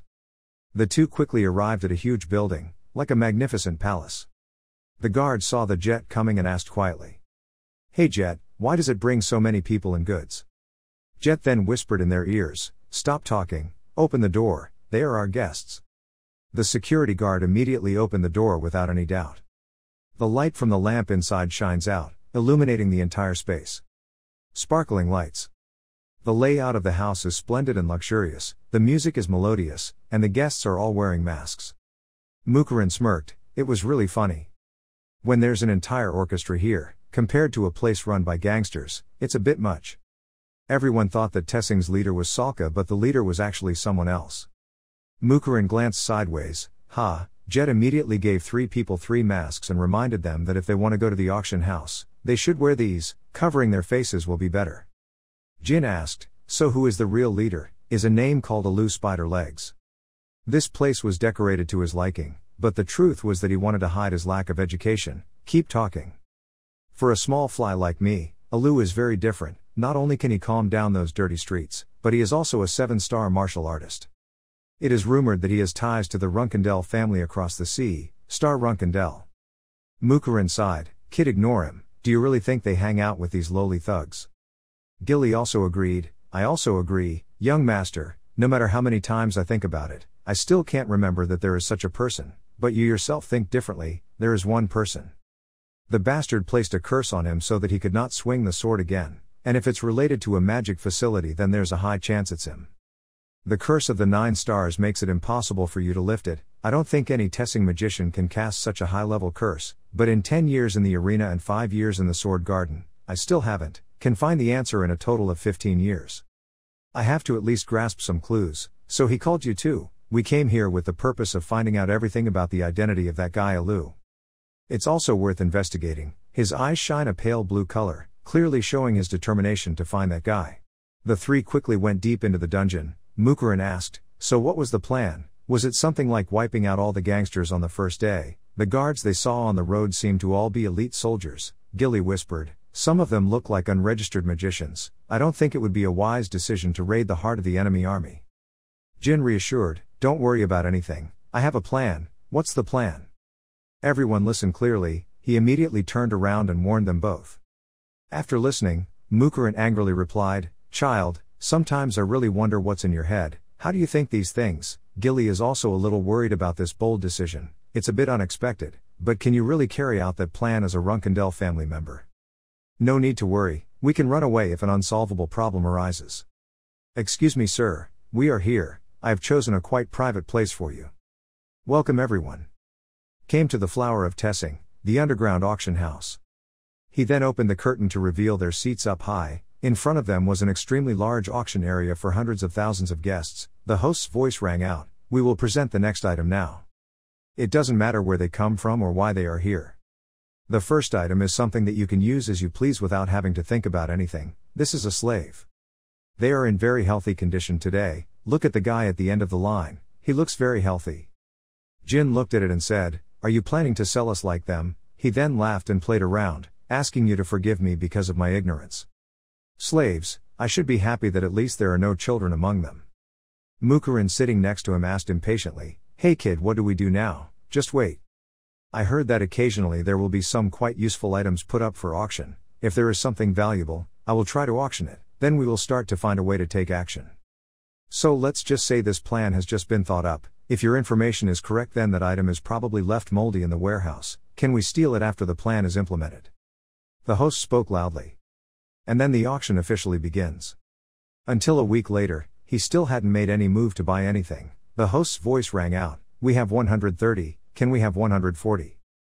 Jet is next to you as a gentle reminder, sir. You've just been sitting around looking around for the past week. If you still don't buy anything today, Tessing Auction House might cause trouble for you. Aren't you also bothering me? Well, of course, just do whatever you want, sir." Jet's heart is extremely impatient. Damn it, do something, you idiot. At this rate, you will soon be kicked out of here even if I have some acquaintance with the auction house. Buy whatever you want before I lose all patience. To the next item, which was a magic book for the first time of the day. The host introduced, "This is the magic book of Matthew Woniak, the magician who ruled the entire continent at one time. We haven't been able to decode it yet, but I'm sure there is a very wonderful magic recorded in the book. This, 80 stars, we have the first price. Does anyone have a higher bid?" After hearing it, he sighed in frustration. If the author's name was spelled wrong, there was no point in talking. And all of Morniak's magic books are managed by the Zippel family, so there's no way this book is real. It's been a week since I came to this Tessing auction house. It's too boring, anything of value. The guy in charge of the auction kept spouting nonsense, and the stupid magicians were fascinated with that fake magic book. This is our next item. The author of this magic book is Tsenmi. He thought to himself, there are a few magic books like this. They are not famous, but they are quite like playing the lottery. If you are lucky you will get good things or not. While thinking, Mukurin patted his shoulder and said, "Hey kid. You should buy it. If that book is really by Tsenmi that I know, it will be a great bargain." He agreed and immediately offered the price. The host spoke loudly, 150, who else bid higher? Is he planning to buy it at this price? It's probably a son of some rich family. Everyone started whispering as soon as he started bidding. He glanced slightly at Mukurin, observing the emotions on his face. A magic book recommended by the Black Dragon Mukurin. Why was he so interested in seeing what that magic book was like? Mukurin's face frowned, constantly muttering how it could be here. The host continued, "The next magic book is written by Shujil Hister." His attention immediately turned to the next item. The guests below also focused their attention on the book above. He was first send me and now this. There was nothing but things that had never been known. Without hesitation, he immediately bid 200 for the first time. Everyone turned their heads to look at each other in surprise and confusion. 200 stars, who is that guy? Why does he only bid on strange things? Mukurin asked softly, "Hey kid, what is that you set the first price at 200? Do you know this book?" He replied nonchalantly, "I just thought it would be better if I bought another magic book, but we found it here. My master's past life, her family, I heard that her family collapsed hundreds of years ago. I didn't think so, but I found a trace of them here. That's why you really want to get the book." Soon he quickly auctioned the book. He took that book to give it to her as a gift if he could see her again. After finishing his work, he stood up and called them, "Okay, let's act, let's go." 2 magic books were brought before them. Mukurin quickly flipped through the pages of the book. He said with satisfaction, "He's done the trick. This is really that Senmi I thought of, but what comes with it? A strange, complex rune. Of course, the only people who can decipher that ancient language are only me and my master. You'll understand immediately after seeing it." Jet rubbed his hands with satisfaction. So happy, he finally went out to buy some items, and if by today he didn't buy anything it would be very bad. Jet, "Yes sir. I'll go see Spider-Legged Alu." His throat froze. He quickly said enthusiastically, "But sir, it's not possible. Even if you are my client, Alu, then please pass the message back to Alu." Telling him that Bereti Zippel came to see him, he whispered in his ear, although his voice was gentle but filled with murderous intent. His face instantly turned white, not even a drop of blood remained. Finishing his sentence, he quickly ran to the room at the end of the hallway in chaos. Damn it. He's not from the Vermont Task Force. Well, now if I can rely on the Zippel family's reputation, I can leave this damn place. He hurriedly rushed into the room and said loudly, calling Alu to come here quickly, Veridin Zippel is looking for him. But when I entered the room, I saw a bunch of people with gloomy faces standing there. Immediately those people headed outside one after another. The bald guy arrogantly said, "Are you Veridin? According to me, the boss wants to see you." Unexpectedly, it was that concave attitude that caused him to receive a slap that dislocated his jaw. "Are you guys kidding me? Hey, are you Alu? In your hand is a fireball that has been waiting for a long time." That guy quickly shook his head. "No sir, boss, Sir Alu ordered us to escort the three of you to meet him." He immediately gave them a present. An explosion filled the hallway. He commanded sternly, "I already revealed my identity, but he just passed on the word, let me say it again. Call him here to meet me himself, crawl on all fours to my feet." Soon, Alu was kneeling under Jin, his hands bulging with blue veins. Not only him but also all the guards there had to bow to him. He stammered his introduction, not daring to raise his head to look even for a second. "I am Alu, the person managing this testing auction room. I didn't recognize you in time, please forgive me." If anyone else claimed to be Veridin Zippel I would have died laughing, but not him.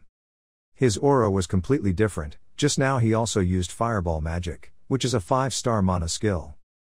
Jet chuckled in his heart. He cheered because he had won a big trick. At such a young age he could use 5-star magic. Other than the Zippel family, it was difficult for anyone to do so.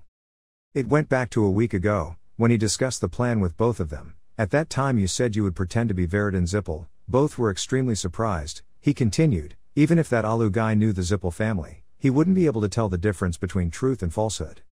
We will attack him first. When he is afraid, his judgment will not be as lucky as usual." Gilly was extremely worried at that time. There was no lack of master, the problem was not whether the trap was discovered or not. If in the future this matter is discovered by the family or the patriarch, something will happen. Back to the present time, Jin spoke up, "Get up and go." As soon as the name Alu heard the command, he immediately stood up. "Yes sir." "Look at this, what do you think these things are?" "It's magic books. I'm sorry for taking those ancient magic books without the Zippel family's permission." He immediately bowed his head and apologized profusely. He glared up and continued to interrogate. "The 2 magic books I'm holding here are very valued by people in the Zippel family. How much money have you made from them?" Alu spoke up to explain. "Sir Veridin, I'm really sorry but I'm just a fighter. It was my fault for not realizing the value of these magic books. Sorry sir. I will try my best to get all those books back, so please give us a chance." You immediately interrupted his sentence. "Do you think letting someone like you take them back would be better than me going and getting them myself? Shut up and give me the list of customers who bought those books as well as the amount they paid. My family will begin the investigation tomorrow." Jin's words were sharp and heroic, with murderous intent hidden deep in every sentence and every word, making an underground worker like him not dare to utter a single word. He seemed numb before the death sentence. His life was over. Arkan Kingdom, no matter how hard Tessing tries, compared to the Zippel family, they are still just a group of ordinary gangsters. If the investigation turns up something that upsets the Zippel clan, that will be when Tessing falls apart. Alu immediately brought all 3 into the office, solemnly introduced. Those were all the people appearing at the auction. "Sir Veridin. Is there anyone else?" he asked further, "but they are all strictly guarded in the warehouse. That's also the staff's living quarters. If you'll let me go out for a bit then I'll be able to bring them here immediately. It will probably take about 2 hours, so if you..." He seemed to read his thoughts and immediately stopped talking. "What the hell are you talking about? Why don't you destroy some important documents? Don't think I'm sitting here and not guessing your actions. If you do your work, do it carefully."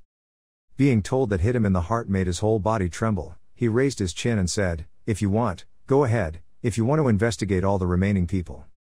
He was so angry that he gritted his teeth and bit his lip, not daring to speak. "Don't forget that you are still under my control." He threatened again. He had no choice but to turn straight and obey orders. "Yes, I know, I will be back soon. While I'm gone, take him around the warehouse area to check." Before completely leaving, he whispered to the guard, "Don't take him out of the mansion until I get there." As soon as he walked away, his face immediately fell. Many veins appeared on his forehead. "You bastard, just wait and see. Do you think you can control everything that is happening? Damn, I've spent a lot of money on those people from the Zippel clan. Now I have to buy those magic books back. No way." His eyes are red and extremely scary right now. Everything, the nerves are all tense. At this time, the 3 of them were messing around with other people's bookshelves. All the treasures that the 3 of them treated as trash, throwing things on the ground, strawberry cake, whatever they wanted.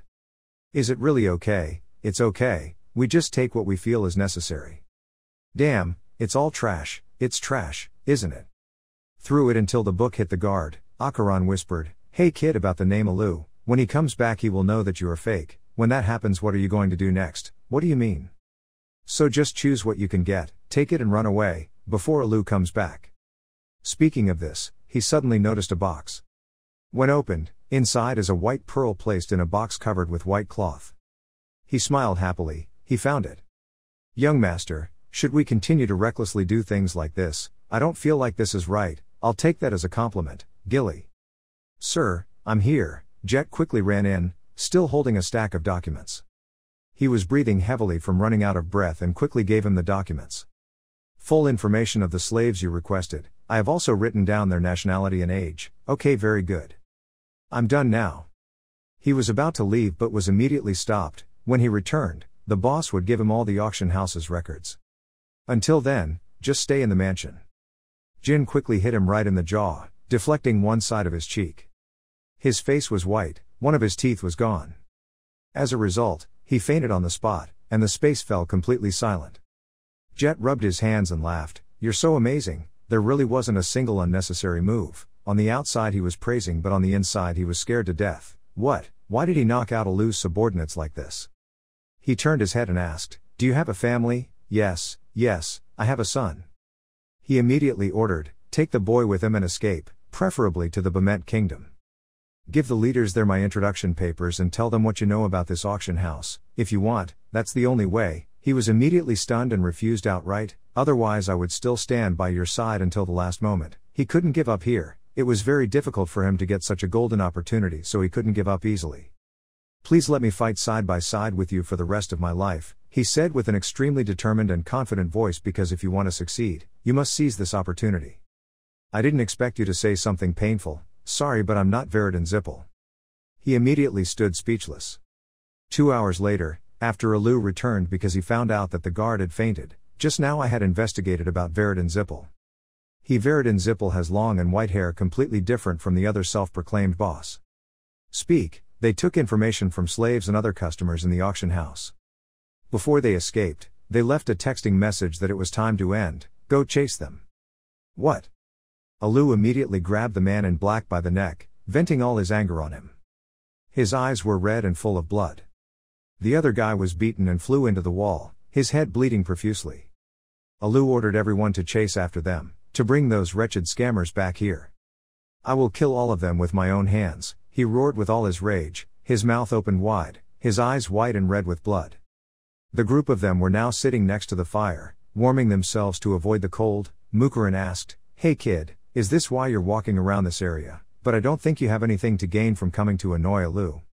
Need to monitor whether he has contact with the Runkendell family or not. Okay, I guess I'll just take it as a goodbye before we leave. After all, he didn't give you the demon book and also sent you a whole masterpiece. I was scared when I saw you take that thing out of the auction house. How can you know such ancient things and still try?" Suddenly a ball of light appeared overhead. Alu's people came to find them. "Over there, they're hiding there, tell the boss." Mukurin stood up annoyed. The crowd was noisy. He wasn't scared or surprised at all. "Now, let's go for a change of pace." Alu gasped, grinning widely when he found them. "You bastards. How dare you do that? Do you think you can trick Alumi and run away so simply? I will hang you all up to the public as an example. I will show you what happens when you dare to mess with the owner of the Tessing underground auction room. Alu, this is my spider." Unexpectedly, instead of being scared, Jin calmly added, making him seem crazy, "The book recording the names of the slaves kidnapped from Bement is already in my possession here.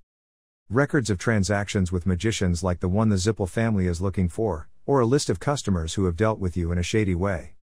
He pulled out a series of documents from his shirt to hide their crimes. "We have already spread them all out. Tomorrow, the whole continent will be staring at you.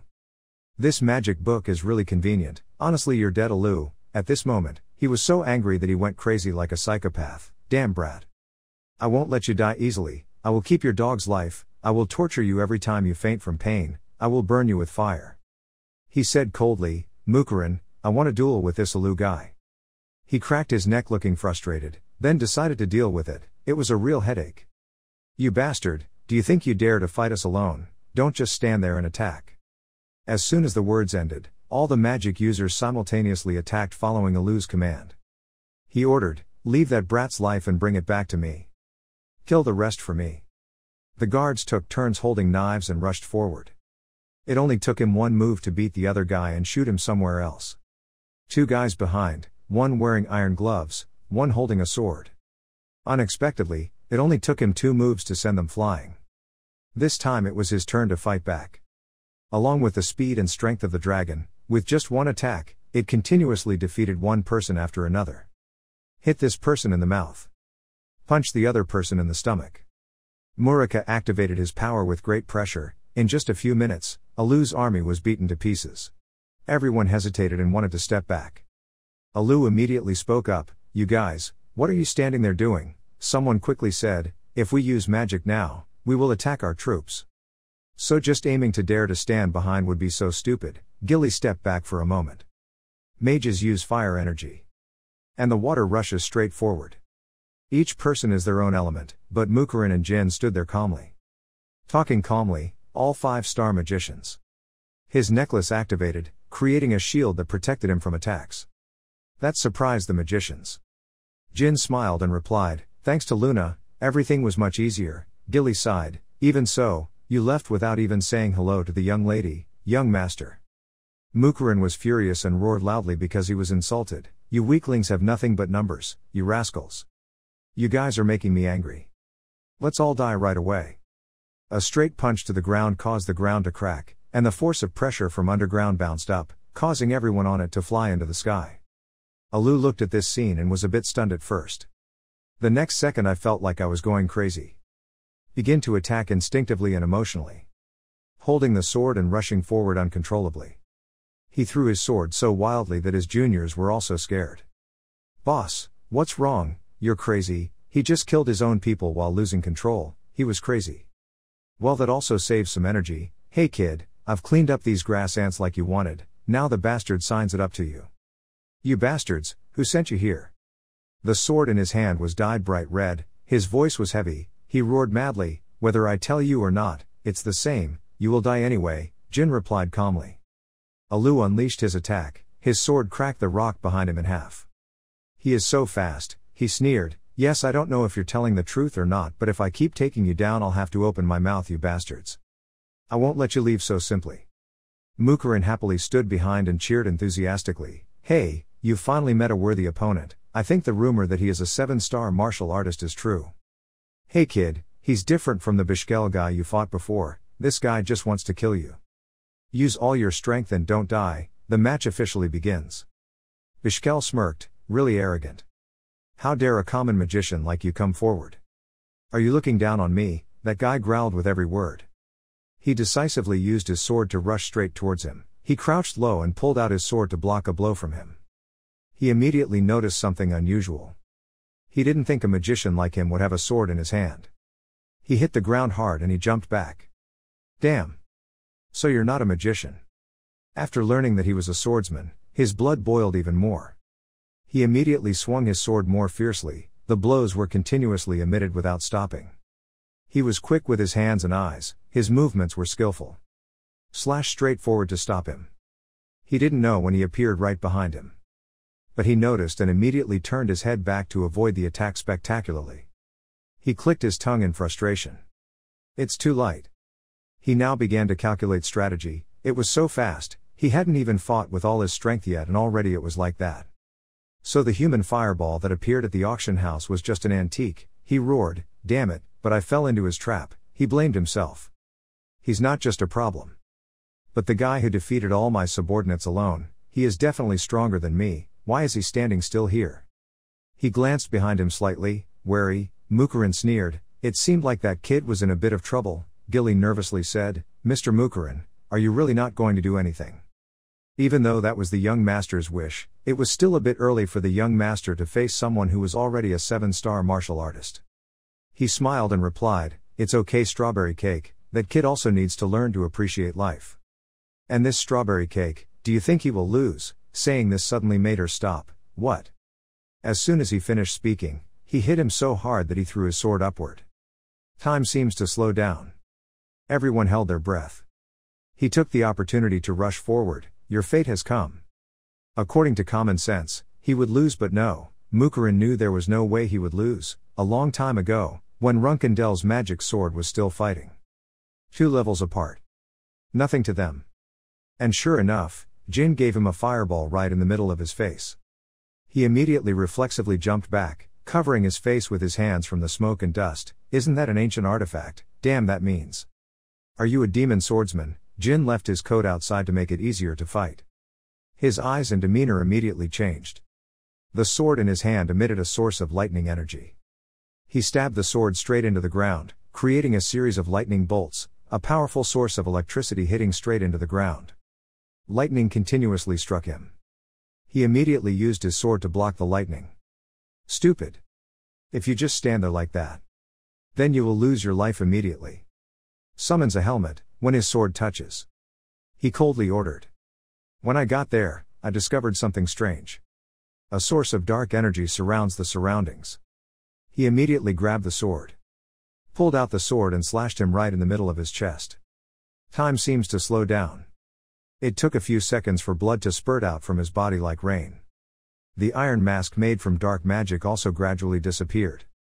Mukurin was not surprised, just frowned and mumbled, as expected of a Multa artifact. Gilly stood at the side and asked again, what is the Multa artifact? Thousands of years ago. Multa was created for Bement, the first king and the devil's favorite. Also during that time, a war broke out, a masterpiece sword that can block all attacks below the 7 stars. I don't know why it now falls into the hands of these street thugs. Multa artifact, in 5 to 6 years, this object will be returned to the king of Bement. During that time, the academy and everyone were always in a chaotic situation because of this helmet, so I can remember the exact place, location and the day I first discovered it.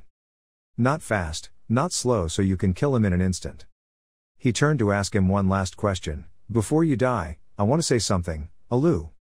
I heard you colluded with the Runkendel family. Is that true, kid? You should have asked earlier. That guy is about to ascend to heaven, so what can you answer? Mukurin said grumpily. He now laughed sarcastically. Okay, now I understand. You are Jin Runkendel. So, it's true that you have failed, but you're just a youngest son, you can't stop him. Where is that name? He kept whispering and couldn't get the words out. What the hell is he talking about? He replied, Alu Spiderlegs, I think that's not your real name. I think we need to investigate further. A 7-star martial artist like you is also the leader of a gang of gangsters, so he definitely has connections with the Runkendel family. Kid, it's not strange, it seems like one of your ancestors had a savior who opened a tavern. That's right, but I need to know who the guy he just said is. I definitely have to find that person, because I will later become the head of the clan. You've failed, you can't stop that guy, you're trying to figure out the problem. He knew who he was and still said those words, so that means the sentence you failed to say had something to do with the winged shadow. As for the reason he said he was just the youngest child and couldn't stop him, that name. Surely he knew that there was a power struggle between the brothers and the Runkendel family. Yona has left home, so she needs to be eliminated. Neither did the twins Mew and Anne because they were too young and immature. The rest are not smart or cunning enough to get involved in these things. So there's only one person left who is always obsessed with rankings and always makes things stressful when his talent is revealed. Is Runkendel's next heir, Joshua Runkendel. There is no one else with his abilities, whether this conclusion is correct or not. I will find out soon. Right now on the street, the newspaper delivery kid is spreading the latest news. That is, Tessing was wiped out because of the combined investigation between the Zippel and Bement families. Tessing was completely collapsed. The demons that always target innocent people were destroyed in just one day. Looks like Jet did a great job, Jin said while holding the newspaper. Surely the Zippel and Bement families will not leave him alone. Compared to his life, this price is too cheap. This trash must endure pain to become intelligent. Mukurin smiled and replied, after all, Zippel and Bement already have a reputation, but it looks like you benefit even more. That's right, mage rings, 7-star knights, and even winning battles. Gilly interrupted their conversation and ran in to say, young master.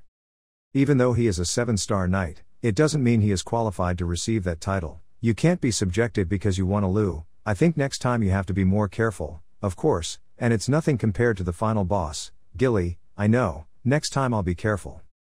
Okay, thanks to the Jet, no one will be looking for us, so let's just rest and go to the next destination. She then wondered where the next place was. Tekin, an independent city. Well, if it's a Tucson, is it because of the 7 colors of the rainbow? That's right, Mukurin didn't understand, so he asked, "What are the 7 colors of the rainbow?" She spoke up to explain, "It is the major news center in Tekin. Besides the news centers of Runkendel, Zippel and Bement, it is the most reliable place, so you're just planning on taking advantage of the bad guys the same way you took advantage of Jet." "I can hear it, right?" He clicked his tongue and replied, "That's just one of the ways." After discussing with one of the guys to get on the ship, the 3 of them set sail to sea. "From now on, whenever I use my pre-regression memories when I was with Gilly and Mukurin, I need to think of a good reason, but not only that, things related to Bishkel Ibriano, Bubair and Kinzello. Combined with that Alu's past being linked to Runkendel, and Cologne's fall, taboo magic has a lot of things that I need to investigate further, so the rainbow-colored news center in Tekin is the most suitable place." Mukurin stood against the wall and said, "Kid, the most important thing right now is the magic or whatever is left in the body of the Chenmi clan that I discovered before. I think it's light magic, starlight. I thought it had disappeared since ancient times. We also don't know how. In the past, Chenmi was the enemy of the Zippel family. They are ready to wipe out all those who do not please their eyes. This was the original characteristic of the Zippel family, so that's why there are no records left. And if you cannot break the limits of your power, it is possible that in the near future the Runkendel family will have the same outcome. Therefore, learning these things is very important." After saying that, he lifted up his sleeve and he said, "Are you going to show me something? Hurry up, I really like it. Look forward, because this is the magic you need." In his hand is a magic ball. "Open your eyes wide and look closely." "Why is light magic black?" he asked curiously. Suddenly a bright light shined straight into his eyes, making it seem like he was blind. Mukurin laughed happily. "How's that? You've only been looking at it for a few seconds and your eyes are already tired, right?" He covered his eyes and wanted to punch the guy in front of him. "Your eyes hurt to the point of tears. I guess I can use it for both defense and attack. What should I say? It's called Blind Stun Bomb, the best magic of Chenmi. This thing is truly extremely powerful. But compared to that, what did you take out?" He took out a notebook from his pocket and introduced, "This was an encrypted system that made even Murican crazy. I don't know what's inside, but it's definitely useful." He was silent for a while, then replied, "Just leave it at that. One day I will leave it to someone who can read code." A week quickly passed. All 3 of them arrived. Murican also turned into a cat. Gilly looked at the scene before him with great interest. She shouted happily, "This place is truly beautiful, young master. This is a city located on a small island in the north of the central continent, which is not under the rule of Runkendel or Zippel. Although the population is not high, this is a famous tourist destination where you can see foreigners everywhere. This city looks so lively, you can guess the name of the independent city. Young master, let's find somewhere to stop." Jin said, "So, you looked at it wrong, understand, how can a cat turn into a human?" Julia was eating ice cream and immediately protested, "It's not a kid, it should be called Julia, and I'm not mistaken, an ebony cat has turned into that uncle." Jin said helplessly, "I'm not lying, and I'm not an uncle either." Julia said, "Uncle is lying."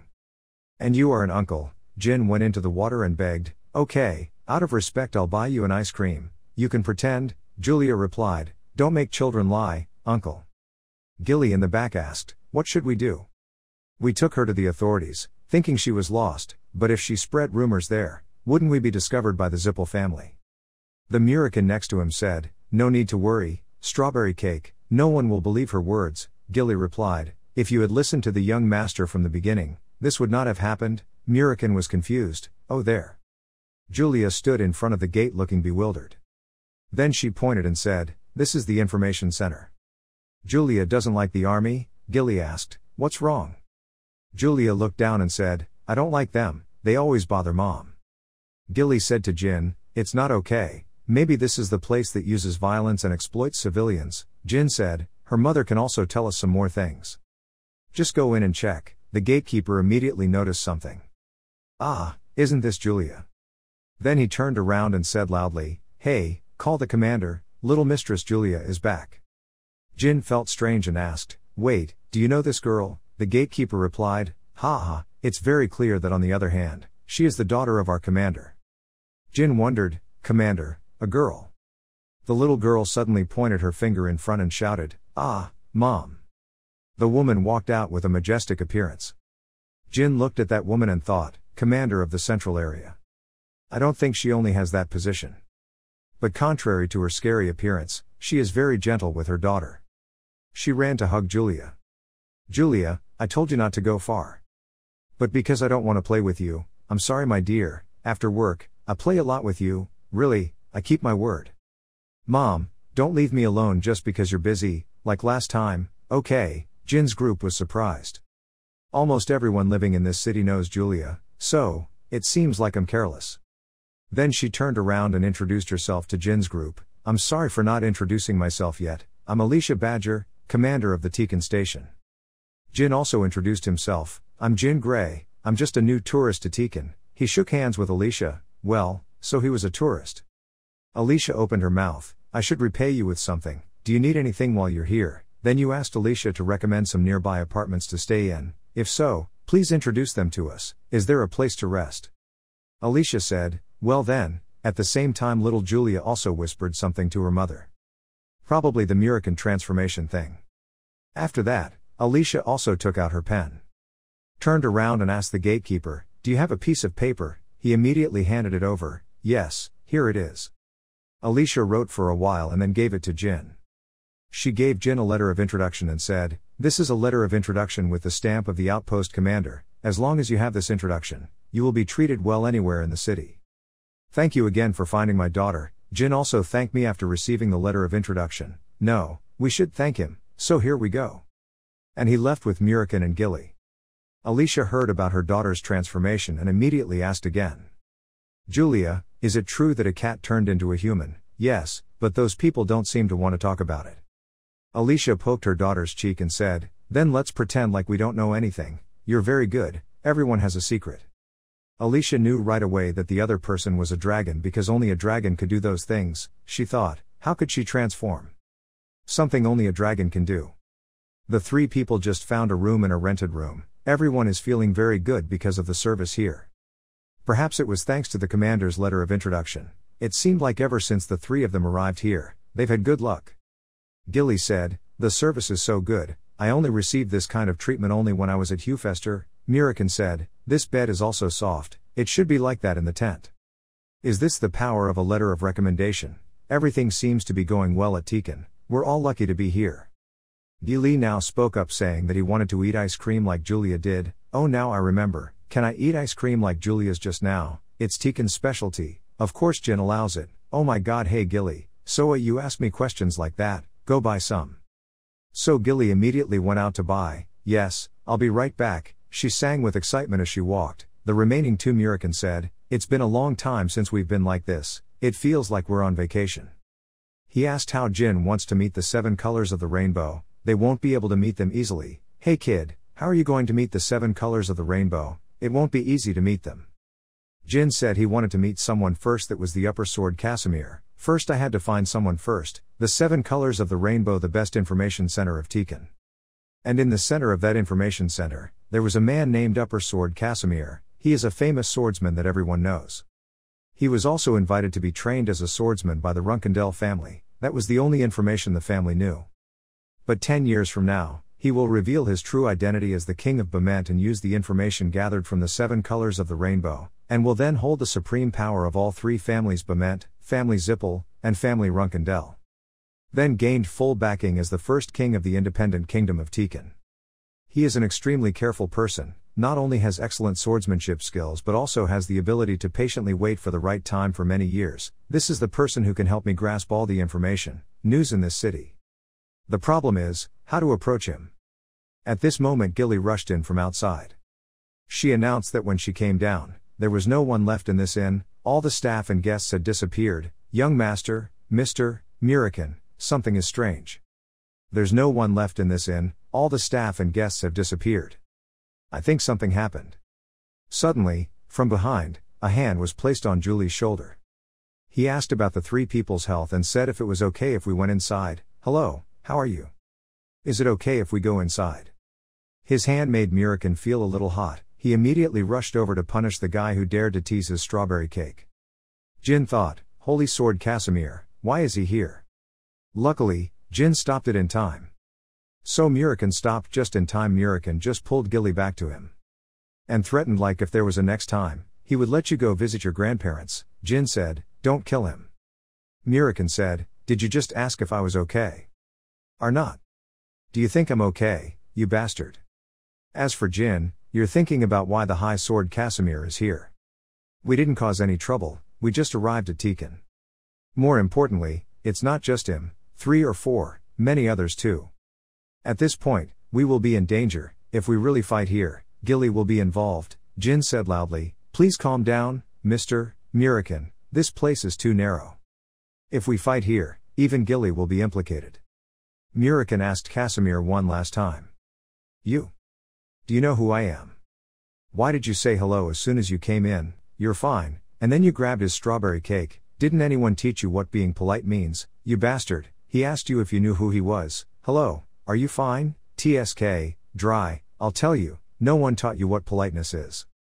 Do you think that if you don't wear a sword, the soldier who follows you has the right to look down on others? Jin saw that Murikin started to use martial arts and was somewhat relieved. Luckily he stopped. Casimir said, no, that's it, actually that's not what I meant. Murikin said, isn't that what it is? Suddenly sneaked in, I'm here to cause trouble. Answer me, you bastard, do you know who I am? Casimir replied, I don't know. Murikin is angry, has lost the ability to understand. What is the meaning of such disrespectful words? Then Jin told Murikin to stop, like isn't that enough? Stop it, Sir Murikin, that's enough, isn't it? If we are not wanted people, then you should calm down and put away your weapons. Then he turned around and said, is this the High Sword Casimir? Your reputation is so far away that you are no longer strangers. You are the High Sword Casimir, right? I've heard of your reputation a lot, so it's not so strange anymore. Casimir saw that Jin knew his name and wondered who the young master was. Jin quickly introduced himself as Jin Runkendel without hiding anything. Then Jin asked Sir Casimir here to go to a quieter place to talk. He will answer any of his questions. It seems he has a lot to tell me. Why don't we find a suitable place more? I will answer any of your questions. A moment later inside a room, Casimir was talking to Jin after disbanding the army. Jin said, thank you, Sir Casimir. Since disbanding the army, it feels like you trust me a little more, Casimir whispered, thinking that he had brought an army before because he heard a dragon appearing. But it seemed like a wrong move, as that would only anger him further. I'm pretty sure this man is the dragon mentioned. This feeling, this pressure, cannot come from a normal human. Casimir silently thanked Jin because if he hadn't stopped him earlier, he and his army would probably have died. Then he continued to look at the woman next to him and he knew it was Gilly McLaren. He had met her before he was deposed from the Bemet Palace, the military demeanor in the training hall that day. It's unmistakable, but why can't I feel the aura coming from her right now? What is the relationship between the three of them? Thinking about it, he asked Jin a question. Why did he go with a dragon? Since ancient times, dragons have only gone with magicians who have made contracts with gods or individuals with outstanding superpowers. You said you were Jin Runkendel, right? It's not like you're lying, but I have a question. Why do you go with dragons? Since ancient times, dragons have only made contracts with magicians, people who have made contracts with gods, or with individuals who possess superpowers. Most of them are Zippel clan. If your family knew about this, they wouldn't leave it alone, but why did you tell this secret so lightly? Jin replied that the issue here is not whether I am a Runkendel or not, but please let me know. Why do you still come when you know there are dragons here? Casimir then also revealed his secret. The baby Julia that Jin met before is his daughter. She is not a normal child, but the person who signed the contract with Chamberlain Osmil, there is no way the person who signed the contract with Osmil could have misread anything. That's why he believed there was a dragon and came here. Murikin heard this and felt a bit wrong. There are many people out there who want to become a fake contract with Osmil. Why did Casimir tell this secret so easily? If she really is the one who signed the contract, then where is her dragon? Murikin didn't see any dragon aura around here. Why would a dragon known for his respect for his signer abandon a child like that? Casimir now explained. A year ago Julia's guard dragon suddenly disappeared. This seems to be related to the Zippel family or the Bemet Empire, but everything is just speculation. Hearing that, Murikin objected to the above argument because no dragon is stupid enough to be kidnapped, and moreover, it's been more than a year, that long. Speaking of this, Murikin suddenly remembered something. Julia is only 5 years old now. If she is the one who signed with God Osmil, then it will be very dangerous without the guardian dragon around. If this continues, Casimir's daughter will soon go crazy or become a vegetable. Casimir heard this and panicked. Murikin explains, because the person who signed the contract with Osmil can see the future, and that future is a huge burden on the mind that even dragons cannot bear. Maybe now she's still too young to distinguish between reality and virtual reality, so it's still normal. But if this continues for a year or two without the guardian dragon protecting her eyes, she will gradually lose control and become disabled. Furthermore, even though they could see the future with Osmill's fake contract, they couldn't do anything against it and had to follow it. That's the law of cause and effect, so in short, Casimir must somehow find her guardian dragon as quickly as possible. Hearing that, he knelt down on his knees and opened his mouth to beg Mirakin to save his daughter, because even though he was a leader, he still couldn't find his daughter's guardian dragon for the past year. So only the almighty guardian dragon can help, but Mirakin waved it off and said it wouldn't work. Because even if he asked, he could do nothing. "If you want to help or anything, go ask my boss," said Mirakin while pointing at Jin. "You then came closer and pulled Casimir up. "You promised to save his daughter. Please stand up, Mr. Casimir. Even though we are not too close, this is a matter related to my life, a child. First of all, please stay alert. Then join us to find the guardian dragon for Julia. It seems like everything is going in the right direction." Which Jin had suggested, but he couldn't relax because even the 7 colors couldn't be found, which meant they needed information from Runkendel and Zippel, but this was impossible at the same time. Mirakin asked about the information of the other dragons. "Hey kid, aren't Tekin and the Zippel family 1 star? Jin replied, "No, Tekin is just a city, they are not related to anyone." Mirakin said, "Hey, you little thing, if you have so many resources, you should be able to collect some information about dragons, right?" Casimir said, "Ah yes, that's right, we know what kind of dragon will live on which continent." "Very good, then bring all the information about dragons and Bement Empire to me." Mirakin don't say you. Well, this method isn't much different from the past. Legend has it that there's nothing that dragon doesn't know. At a house by the woods, Lady Quickenel. "Lady Quickenel, please take a look at this." "Enya, I'm here." Enya brought the newspaper and said, "It's news about Mr. Jin again. Isn't that great, miss? Even though he's the same age as me, he's already reached 5-star level." "Enya, you're also a talented signer. Okay, one day I will be like that too." "Really, that's right. Unlike that child, the guardian is a black-haired guy, compared to you, who signed a contract with Olta, the god of time." Suddenly Quickenel was silent. Enya asked, "Lady Quickenel. Enya, you go home, and don't come out until I come back, if something happens." "Not really, it's just, something dark is coming here." A few minutes ago at sea in the territory of Bement, Mirakin was carrying Jin on his person. And plans to reveal his presence to the dragons here, and Jin's job is to hide carefully so as not to be caught. In a moment, when I reveal my presence, the dragons in the Bement will come out on their own. Hide carefully, don't get caught. Mirakin standing on the water, creating a strong vortex in the middle of the sea. Back to the other day when Casimir gave the information of the dragons in Bement to Mirakin. Here is the list of dragons active in the Bement area he requested. Mirakin watched and thought, "Oh, so they're hiding here." He saw a somewhat dangerous dragon there. But it's probably okay. The relationship between dragons is always like that. Was leaving, Casimir called him back. "Big dragon, you wait a minute." Mirakin turned around and shouted, "Stop it, just call me by my name, am I a cult leader or something?" Casimir said, "Yes sir, thank you." He bowed down 90 degrees. "Thank you. Please let me follow, so I can save my daughter." Mirakin said, "I'll tell you 2 things before I leave.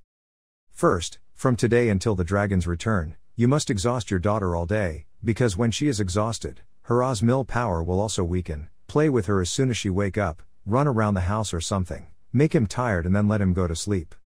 Casimir said, "I understand, I will make her exercise all day, and the second thing is, ice candy. Bring it here, it's because of you that we can't eat," Gilly said. "Mr. Mirakin. You're so gallant," Mirakin said. "Ha ha, strawberry cake, you said you wanted to eat it just now." "No, you said so much to calm Casimir. I don't care about that creature's feelings, I don't think." Now he's pretending not to care. He's really thoughtful of our black dragon.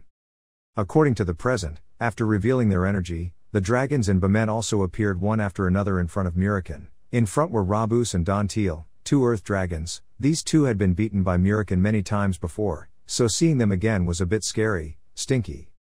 Jin asked, "How could you fight so much that they would come as soon as they sensed you? Everyone who entered my area would be beaten, that was how it was at that time, so proud, right?" They screamed, "Mirakin, why are you?" Mirakin told his 2 juniors that, "I have woken up to carry out an important mission, so you must help me." Seeing that, The two guys scratched their heads and asked each other if they should tell Muriken about it. It seemed like he didn't know anything. After the discussion, the two of them turned around and told Muriken to leave this place, leave as quickly as possible because they don't want to see conflict here. O ruler of the high mountain and best friend of Sadare, we don't know the situation, your photo, but now is not the time. Please stay away from this place, leave quickly, our young contractor is still here, we don't want any conflict at the Bement border. Of course, why is Muriken so obedient? He insists on staying here and not going anywhere. How dare you tell me to retreat, Muriken, I don't avoid any place. Oh come on, just leave for us. It's because you keep flaunting your presence that things are so chaotic. The other two dragons saw this and quickly reminded that the silver dragon Quickenel was coming here to kill Muriken. If I don't run now, I'll just melt the house and ruin it. When Muriken heard that name, he froze a bit, and Jin also wondered what the silver dragon's relationship was with you, Muriken. If it was Quickenel, then are you the silver dragon Quickenel? What relationship do you have with the guardian dragon of the god of time Ulta? Yes, it's just an ex-lover. Muriken answered. The two earth dragons hastily begged and ran away from this place because Quickenel had not seen her face yet but had seen a welcoming power. Please boss, I beg you to, can you just leave like that? Our contractor is just a child, they will probably die if they get caught up in this. The other dragons don't know you have awakened yet. Okay, if you don't leave immediately, I will spread the news now. Suddenly felt the flow of power. Muriken tells Jin to hold on tight. It was fortunate that Muriken was able to dodge the attack in time, rather than eating enough. The two earth dragons leave. Run first, I curse you, Muriken. Jin asked, what the hell is going on, kid? Don't lose focus, more is coming. Next, the silver dragon's power continuously launched countless beams of light power to attack Muriken and Jin. It must be very difficult for Muriken to fend off and avoid them. Jin took a quick look at the attacks just now and he must have been above level 8, but he was able to pull off several attacks at once like that. What a monster. Even if I underestimate it, it's still level 8, a technique above that level. How can it appear at once like that? Jin took a quick look at the attacks just now and they must have been above level 8, but to easily pull off several moves at once like that, what a monster. Even if he underestimated it, it was still level 8, a technique above that level, can appear in one turn like that. And then from afar there was an affectionate voice calling Muriken, you bastard, why do you think you brought those shameless bastards to this place? Jin asked, do we have to fight that terrifyingly strong monster? Muriken said, it must be so. Your ex-lover, how long have you known her? 500 years, about 5 years from a human perspective. Anyway, just attach that Bradamante to her whenever you get the chance, understand, she's still your ex-lover, isn't that a bit too much? Kid, it seems you still don't realize that, but I never attached myself to those things to increase my rank. So when the situation gets bad, throw it all in. You have to go that far to hit her. Right after that, the silver dragon Quickenel transformed and flew towards Muriken. Muriken, even if you want to run, it's too late now. I will bury you at the bottom of the sea. He quickly explained and hoped she would calm down and deal with the important matter first, but who would ever reason with a woman? So he continued to eat enough. One move from Quickenel, Muriken in this situation could only avoid it, because in terms of strength and reason, it seemed like he had no advantage in anything. Then followed by the chase between the two ex-lovers, followed by the silver dragon's loving slaps for Muriken. And he could only blame himself for having to deal with such a hot-tempered girl. An attack continues to be delivered at close range. I thought that Muriken would not be able to avoid the attack just now, but the name of the dark dragon was not for play. Even though he had weakened a lot since waking up a year later, he still had many tricks up his sleeve. Muriken created a barrier surrounded by darkness. Inside, he was extremely pleased. Muriken is confident that he will at least buy some time. Because no matter how strong it is, Quickenel cannot get in here. Jin said, luckily I followed, if you were hit by that silver dragon I wouldn't have even heard of it, I wouldn't have died, no matter how strong Quicketel was, she wouldn't have been able to get in here. Okay, let's ignore it, creating an opening isn't easy, since we can still talk, we need to find a way to calm her down. As soon as he finished speaking, he was immediately slapped, and Quickenel easily used his claws to tear through the barrier. She said sarcastically, is this really the release of darkness? How sad, Muriken. You don't know how weak you are, if you think you're still the same as before, you're sorely mistaken. Muriken saw that all the cards were gone so he played a card about the past. Quickenel, stop, let's end everything here, think about our past, I only came here because I have something to ask. Past. If I think about it, tearing people into 10,000 pieces isn't enough. While Quickenel was still angry, Murican immediately rushed forward and grabbed her wing. He said that after all, the two of them broke up amicably, but why did she behave like this? Quickenel gave him a punch. Just repeating the old story to be exact, isn't it the person who unilaterally dumped me? Murican immediately shouted, right now, come on kid. Jin brought the sword and rushed towards it. He knew its outer part was difficult to pierce because even Murican's teeth couldn't do it. Meaning now he needed to close the distance and then use the dark energy of the remaining Murican around here. Thinking, Jin raised his sword high to absorb the dark energy and slashed down. That powerful attack slashed one of the silver dragon's arms and wings. Murican quickly grabbed the falling Jin. He said that although the kid had used up all his strength, he did a good job anyway. Now just pray for her to calm down a bit. Jin was surprised to hear that. He thought, could I, suddenly become a dragon slayer? But that's not the end yet. Of course not, Murican replied. With other dragons they usually die after the attack just now, but with Quickenel it's different. The dragons that control time don't die so easily. The dragons that control time don't die so easily. Jin was thinking to himself, maybe before finding the missing dragon. So it's the two of them who are missing here, right? The two watched Quickenel for a while, then Jin asked if she was going back in time. That's right, Murican said, that's why power and magic are two different things, but don't worry too much, even though it's just a trick, when using power it will cost some money, that's great power. However, just in case, don't move an inch. After a while of waiting, Quickenel had restored his arm and transformed back into human form. Murican asked, are you calmer yet? But as I see, this expression looks like it's calm. Then Murican added that, I never thought she still had so many feelings that she would go crazy like that. Haven't we parted in peace? Peace you monkey, Quickenel said again, you unilaterally kicked me, you didn't even say a word and just walked away. Is that your definition of peace? As for Murican, it's still the same as usual, he explained, she gets angry every time we mention breaking up. We broke up because we weren't compatible and we never lied to anyone. Jin standing next to me couldn't understand whether this was really a conversation between creatures that had lived for thousands of years. It's no different than a teenager who has just gone through puberty, Murican said. Forget it, I didn't come here to argue, I came to ask you something. Quickenel saw Jin and wondered, wait, before that. Is that human the one who signed with Sadare? That doesn't matter now, Murican replied, what matters is that someone in our species is in danger of their lives. Quickenel heard the words our species come out of that black dragon's mouth and exclaimed, ha, Murican, you are truly a coward. A guy like you has killed so many dragon clans and still dares to say that. You must be kidding me, if I have to think about my fellow clansmen who died at your hands. It's true that I killed many dragons, but most of them were your brother's enemies. Because of your revenge, I killed everyone I had nothing to do with. After saying that, Murican turned around and left. He said that it was a mistake to come here to find you. It would have been better to ask another dragon clan. Forget it, it's my fault for asking you this. I should have go ask another dragon clan. Quickenel then told Murican to stop. She explained that every time she saw Murican, she got emotional, so now let's say what needs to be asked. She apologized for what she said earlier. Murican immediately said, recently a defense dragon of Ozmil has gone missing. Quickenel heard that and immediately knew it was Latri. Missing? Are you talking about Tikan's Latri, a young guardian dragon? Murican replied, yes, there is such a name. Jin thought, now comes the matter to discuss. He sighed. She found it strange because wasn't that child just taken away by the Voletta not long ago?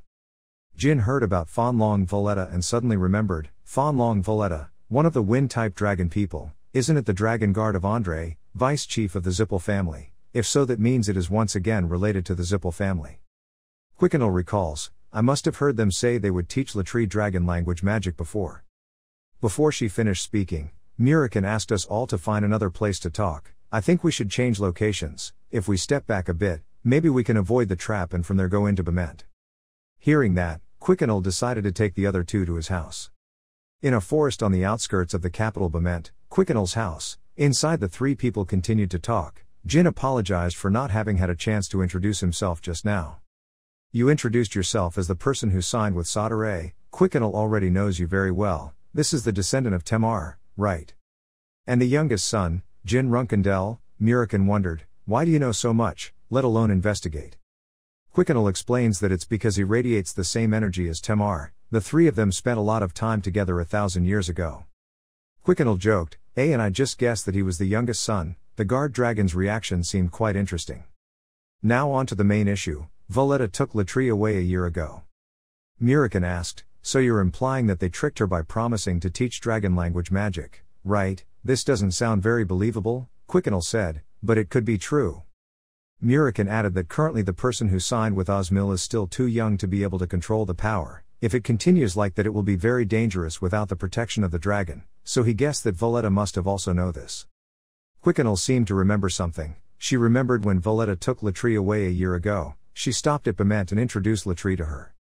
But she kept looking at the signer of the God of Time, even asking to meet without saying why. Later, the identity of the signer was also revealed, which was the reason the two of them came to this place, because there were many people from the Zippel family and the Bement nobility. Jin wondered, Quickenel, you said that your contractor's identity was revealed. If so, then the fact that Osmil's contractor was still not revealed, but the guardian dragon was still taken away, which is quite suspicious. Murica hypothesized that maybe someone had created a spell to detect the identity of the person who made a contract with the gods. Quickenel objected because this was absurd. No one could know anything about the contract unless the owner personally demonstrate power. Even so, what do they gain from it? Jin then said they would get two things. First, they can reduce risks and eliminate fake contracts outside their borders.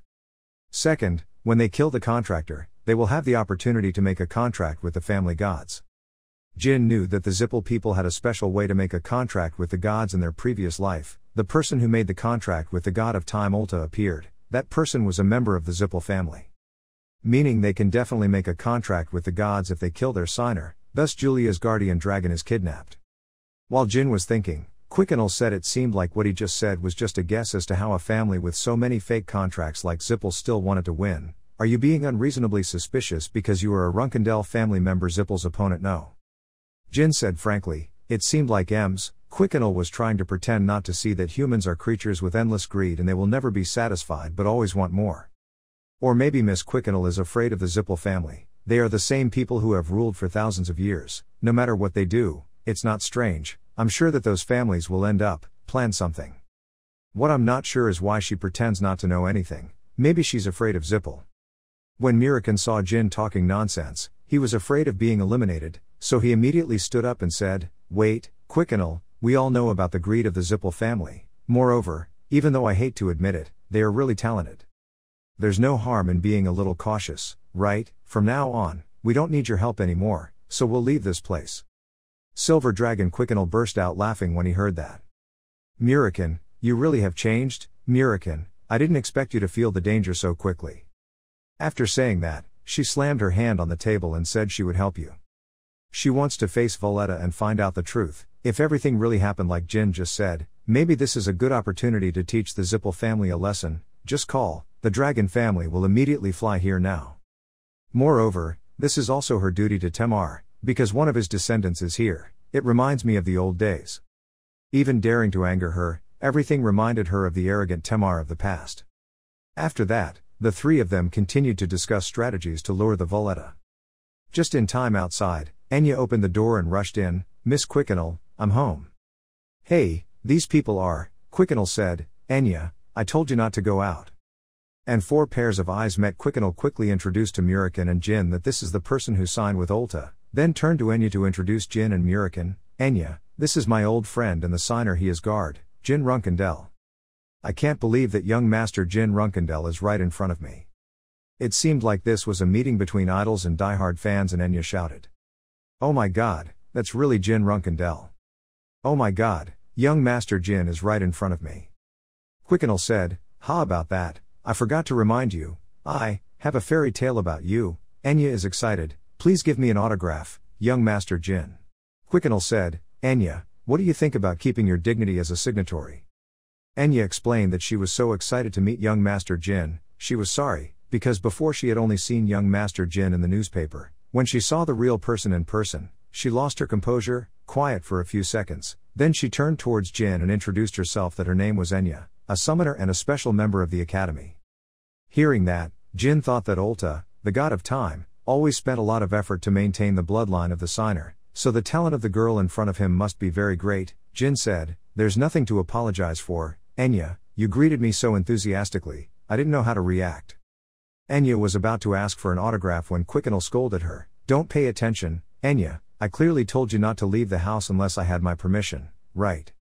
Enya replied, "Because I was a bit bored at home, so I thought it would be more fun to meet Miss Quickenell." Enya replied that, "Thanks to that, now I can see in front of my eyes that young Master Jin is indeed a wise decision." Jin looked at Enya and imagined her being bullied in the academy / a summoner and special student of the academy. Bement noble bastards, who would easily push down anyone with more talent than them. I can imagine how horribly they bullied Enya without caring about the consequences. That's why don't we want to mention or have anything to do with those bastards, those despicable people.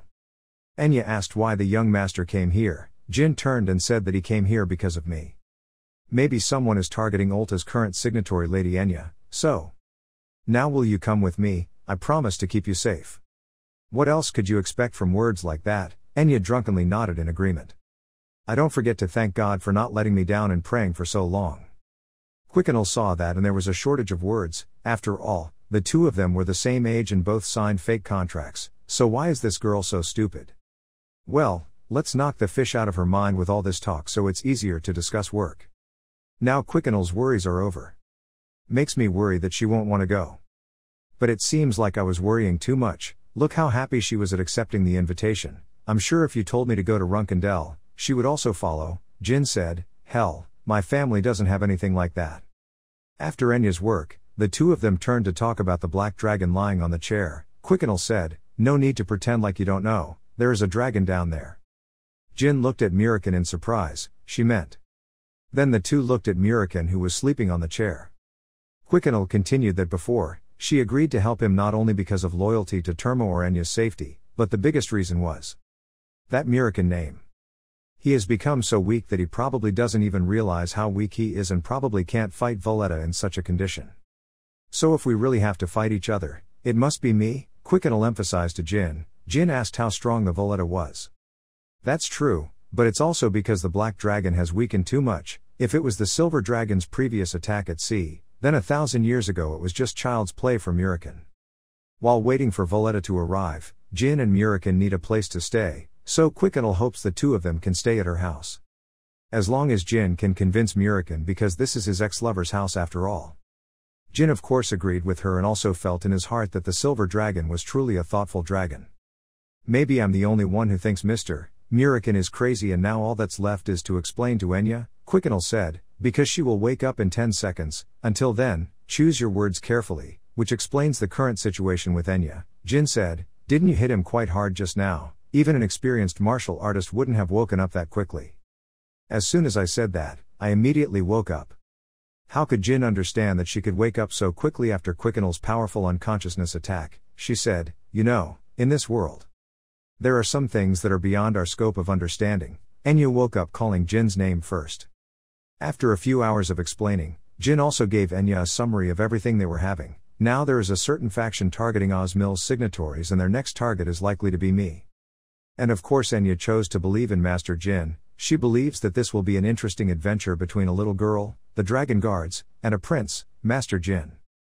Jin saw that. It was fortunate that Enya accepted this quite quickly. Even though she was more optimistic than he imagined, Enya was happy. If she was optimistic, life would get better. She had to be mentally prepared to move to Tekin with family in any situation. After talking for a few more minutes, everyone decided to leave as soon as possible.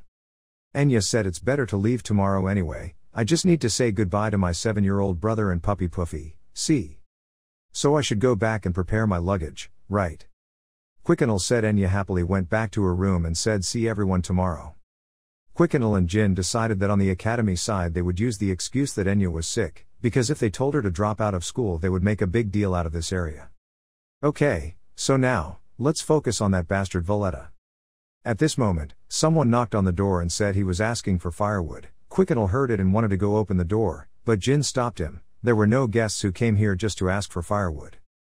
Jin thought, it's true that regular dragons don't have high defenses.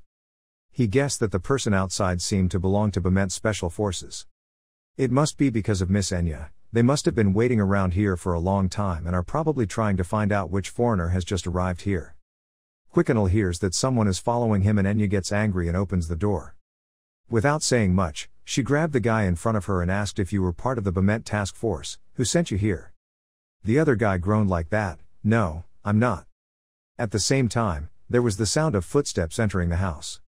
A guy appeared and said, "Your hand is strangling someone else. Can I leave it out?" He admitted that he was the one who sent that guy. Can he release him now? He also threatened that if Quickenell killed that guy, the special forces would come here immediately. The Silver Dragon saw that the red-haired guy seemed to be the boss, so he just needed to deal with him. As she said that, she reached out her hand and rushed to attack him. The same explosion occurred right in the house. After the Silver Dragon's powerful attack, the other guy still stood there. He turned around and asked if this was enough to anger you. Jin, standing nearby, saw this scene and felt cold. He didn't expect that guy could still stand after the attack just now. He didn't expect that he was still okay after directly suffering that attack. He's not some ordinary guy from the Special Task Force Department. That red mask is only allowed to be worn by the Special Command Group of the Investigation Department. If you look closely, this guy is definitely not an ordinary guy in the Special Forces team. In addition, the sword he uses is also meticulously carved. Who satisfy all of these criteria? Could only be the Emperor's right-hand man, commander of the 3rd Squad of the Special Division, codename Raz, a man said to be skilled in swordsmanship at Runkendell. Jin was sure this guy was at least an 8-star or higher. Luckily he covered his face with Malta's magic charm. Quickenell said, "Compared to humans, you are quite good."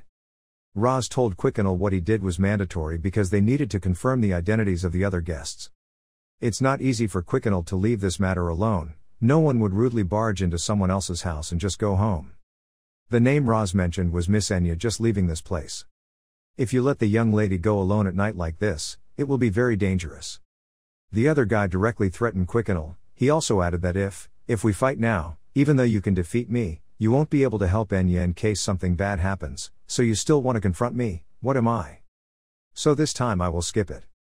And should remember. There won't be a next time. You have to know how to prioritize the most important people to you, right? Something she is protecting with her life. She must prepare to lose everything because of her wrong choice. See you next time. Outside, Raz talked to his juniors that he had confirmed the appearance of the suspects and asked to return to investigate their identities. In addition, all observations of the dragon will be temporarily suspended. Seeing this, the junior wondered if now was the time to monitor the movements of Quickenell and suspicious people. Raz said now is not the time to anger the Silver Dragon, it will only make things worse. As he spoke, he put his hand in his mouth and rubbed the wound he had just been hit by Quickenell. In short, you need to stop monitoring close range until you detect their strange actions and then notify me. The other guy obeyed. I understand. Inside the house, Quickenell was blaming himself because the two of them had been followed for so long without even realizing it. I was a fool to leave Enya alone in this dirty town. If Jin and Muriken hadn't come, then perhaps she still underestimates their power. Now she is even more determined to quickly move out of here tomorrow. The next morning, Jin and Quickenell were looking in the direction of the boat that Enya was taken on.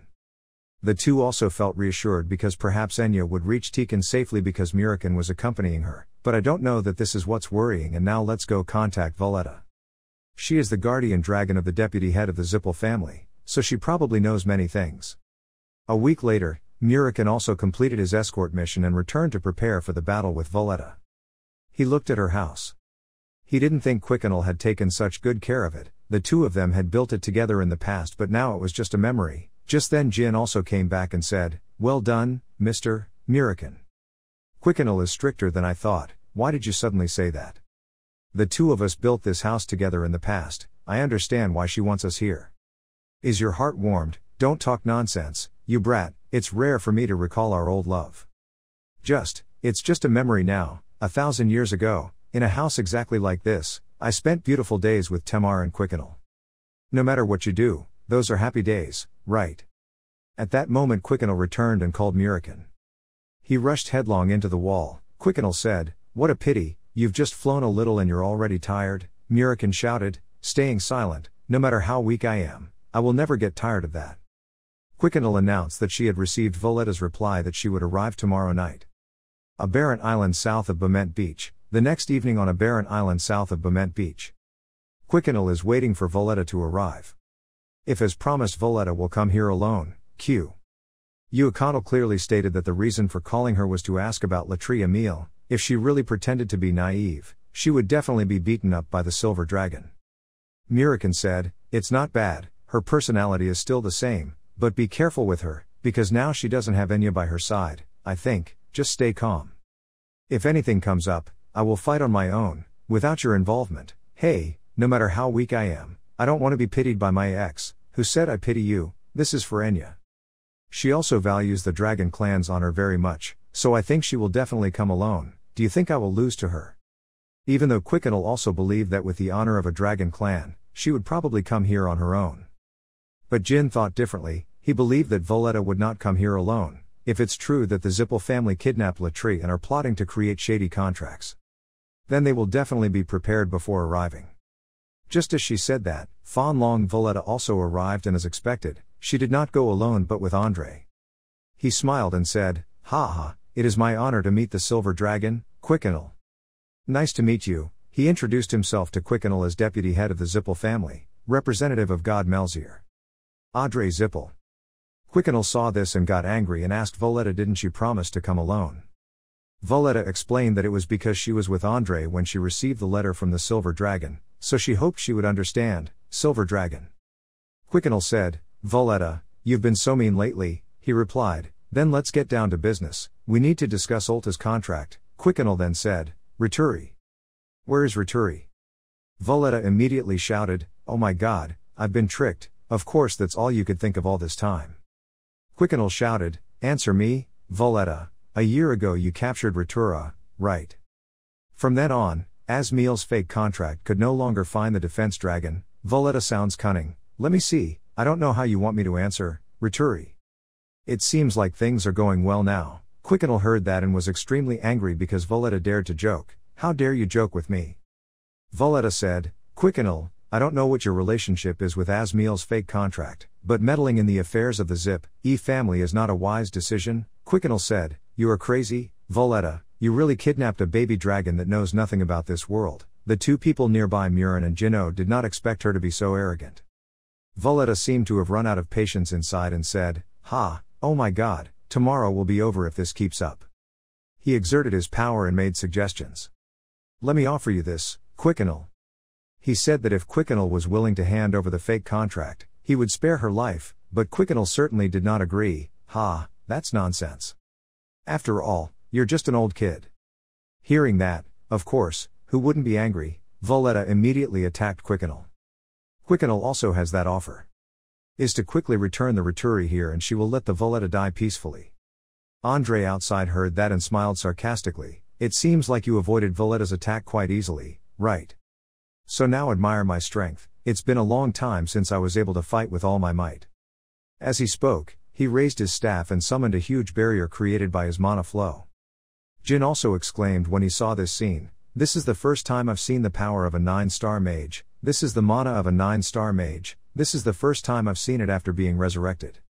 Andre Zippel. Even though he was rejected by the Runkendel family, he is still a member of the wealthy Zippel family. Just have to wait and see his current level. Inside Andrew, after creating a shield to cover him, he began to attack Quickenel. "Gather together, Silver Dragon, you are dead."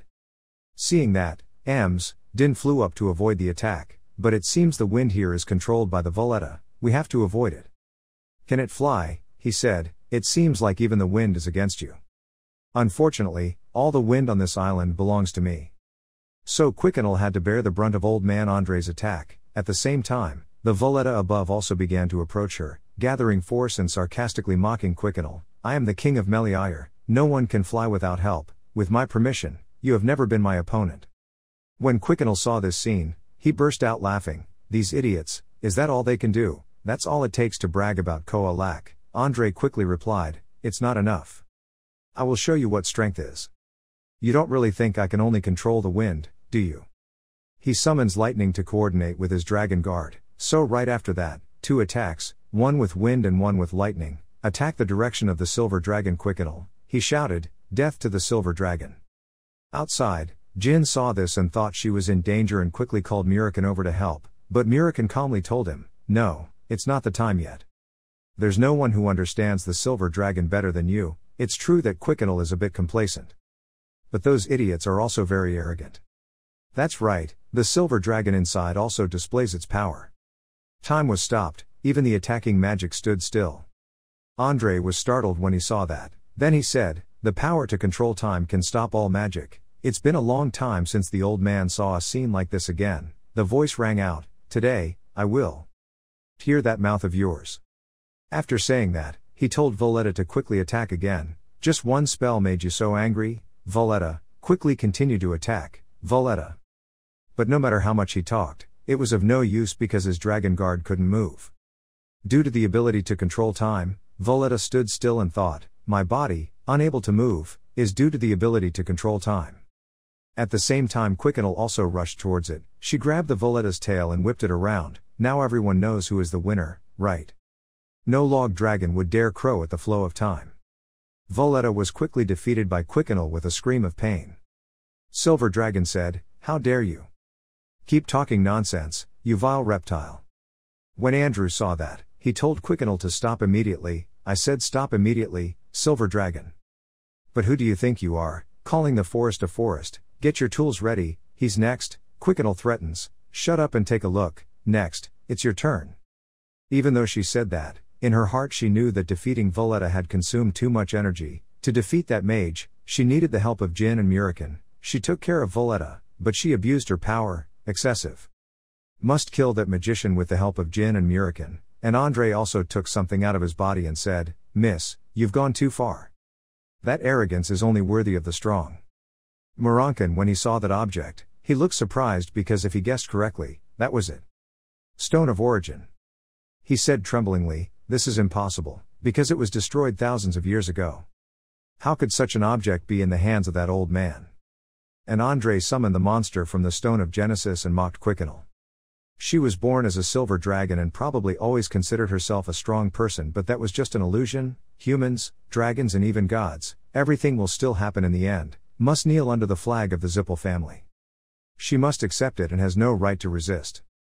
This side Muriken tells about the Stone of Origin to Jin. The Stone of Origin is a sacred object created by the gods to prevent if one day the world encounters a great disaster. It is a sacred object that ensures the world do not approach the brink of collapse created by the gods.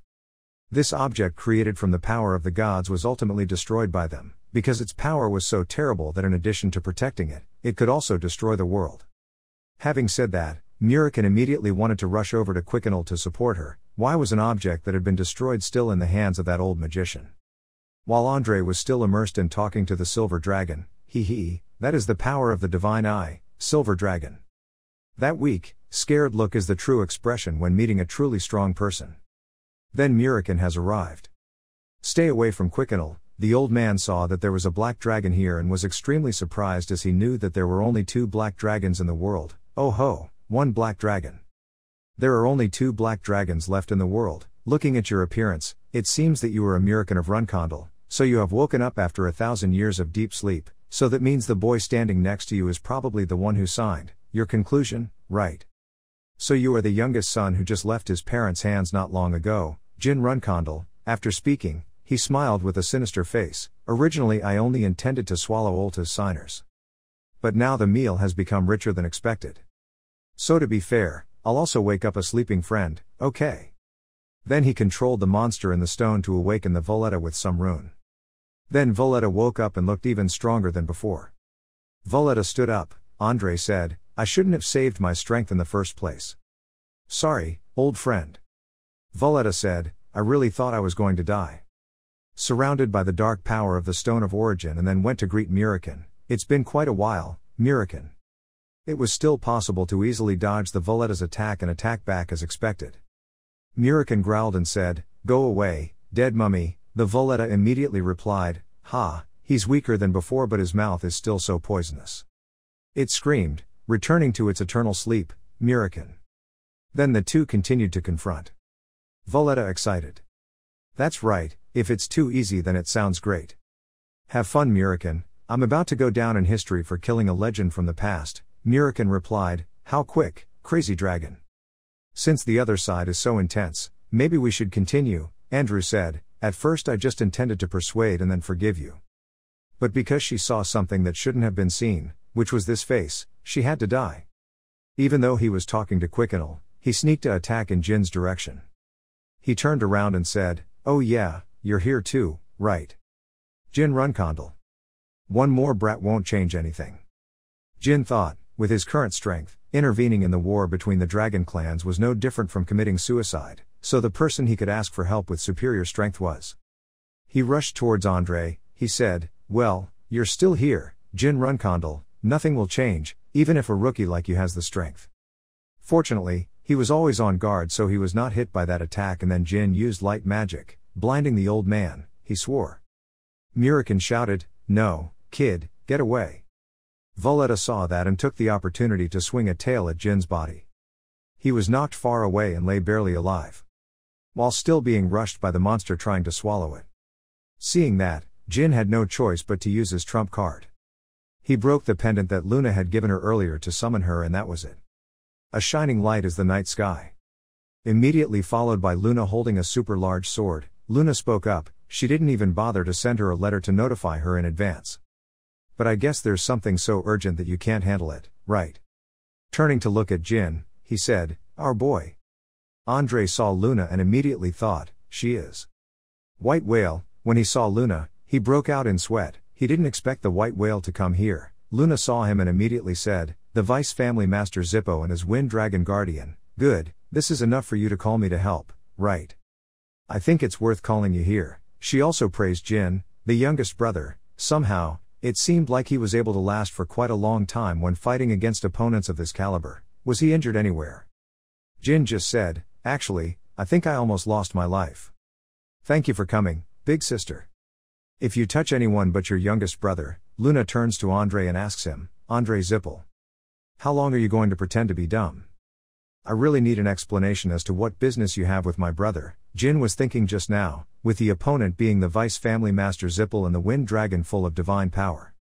"This is such a tense situation that before I thought that even if my sister came, it would be difficult to be sure of victory, but now, I am more certain.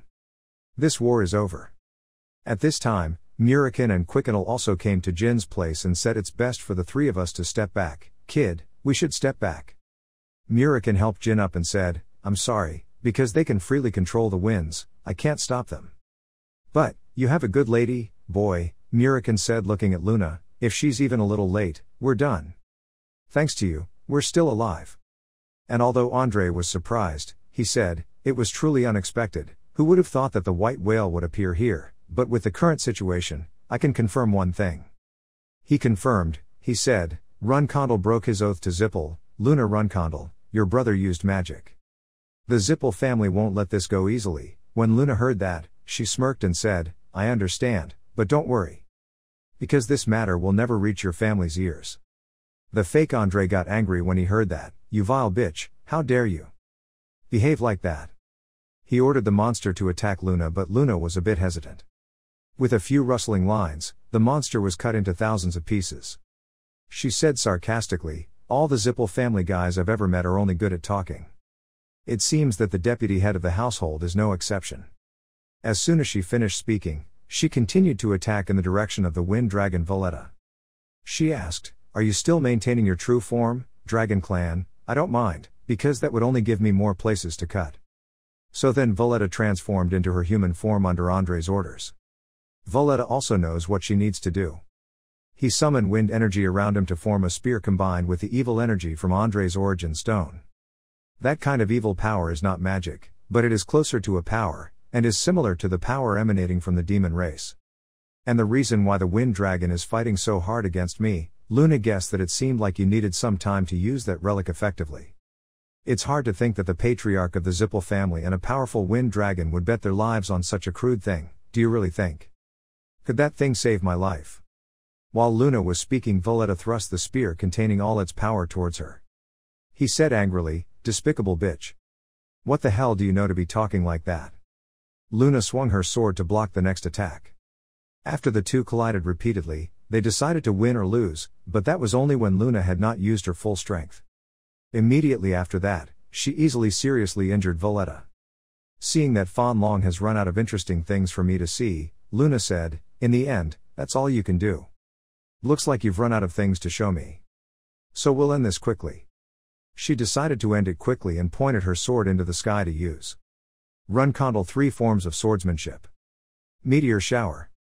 Jin remembers what Chiron taught, In other words, my family's swordsmanship is like a conqueror, it has terrible destructive power that constantly competes, achieves, enjoys. The family's ideology, the clan, is imbued into the sword as a unified whole. That's why the Runkendel swords do not have a fixed shape, their only goal is to kill the enemy. Along with that is the existence of secret and ultimate. That's why the swords of the Runkendel family do not have a fixed shape. Jin, finally, we can see the family's ideology from Luna's swords. Sword Tuesday, Meteor Shower. It's so dazzling. So beautiful. And strong to the point of despair. Andre is still frozen under Luna's attack. Fan Long Valletta then came forward to block this attack for him and called him to calm down quickly. But Andre still couldn't believe his eyes, it was absolutely absurd. He thought, she didn't go through a contract with God or the Dragon Clan or use any ancient artifacts. How did she get this kind of power? Can it be reconciled with the power of a human being? Valletta continuously lifted his spirit. As long as you survive, as long as you are alive, we will still have a chance to win. We can change the situation with magic stones.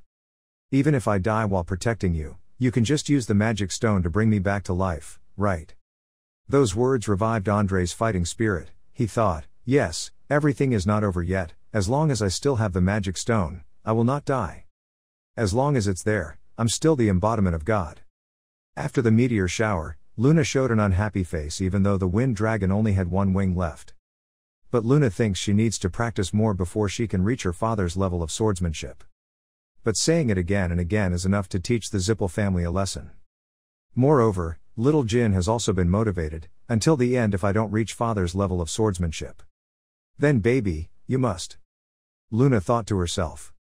While thinking vaguely, a creature approached her. He was Andre, who had merged with the magic stone. Luna looked and said, now my pride is a bit hurt. I will feel uncomfortable if you continue to act like this in front of my younger brother. Jin asked, what? Murikan looked at it and guessed, it must be it, kid. Did the Zippel family create the primeval stone using the contractor, the primeval stone? It was like a weapon created for the gods to control their clansmen. From the looks of it, it seemed like they were of poor quality. But that doesn't mean its danger disappears. Murikan said as he transformed into dragon form. I told Jin, we'll get out of here, kid. Jin, of course I don't agree because Luna is still here. Wait, Murikan, we should fight together. I can't leave you here alone with such a dangerous enemy. Even though Murikan still advised him to go, there's no need, at this level, I can still handle it. We have to go now, kid, let's go quickly. But Jin still insisted on staying.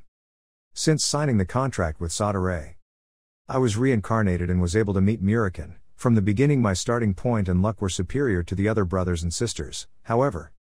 Right now I don't even know where I stand. If I continue to accept running away without protesting, I'll be nothing more than a family scoundrel. Not like that. I can't make myself experience that feeling of helplessness anymore. I have to become stronger.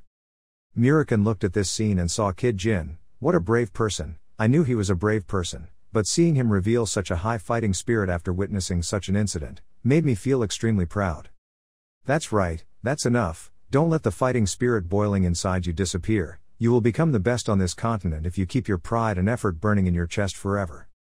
Until then, my Murikan will always watch over and protect you, my fake contract after 1,000 years. Luna is still asking here, do you think you can kill me just by changing your appearance? That's a failure in your own illusion. What a pity.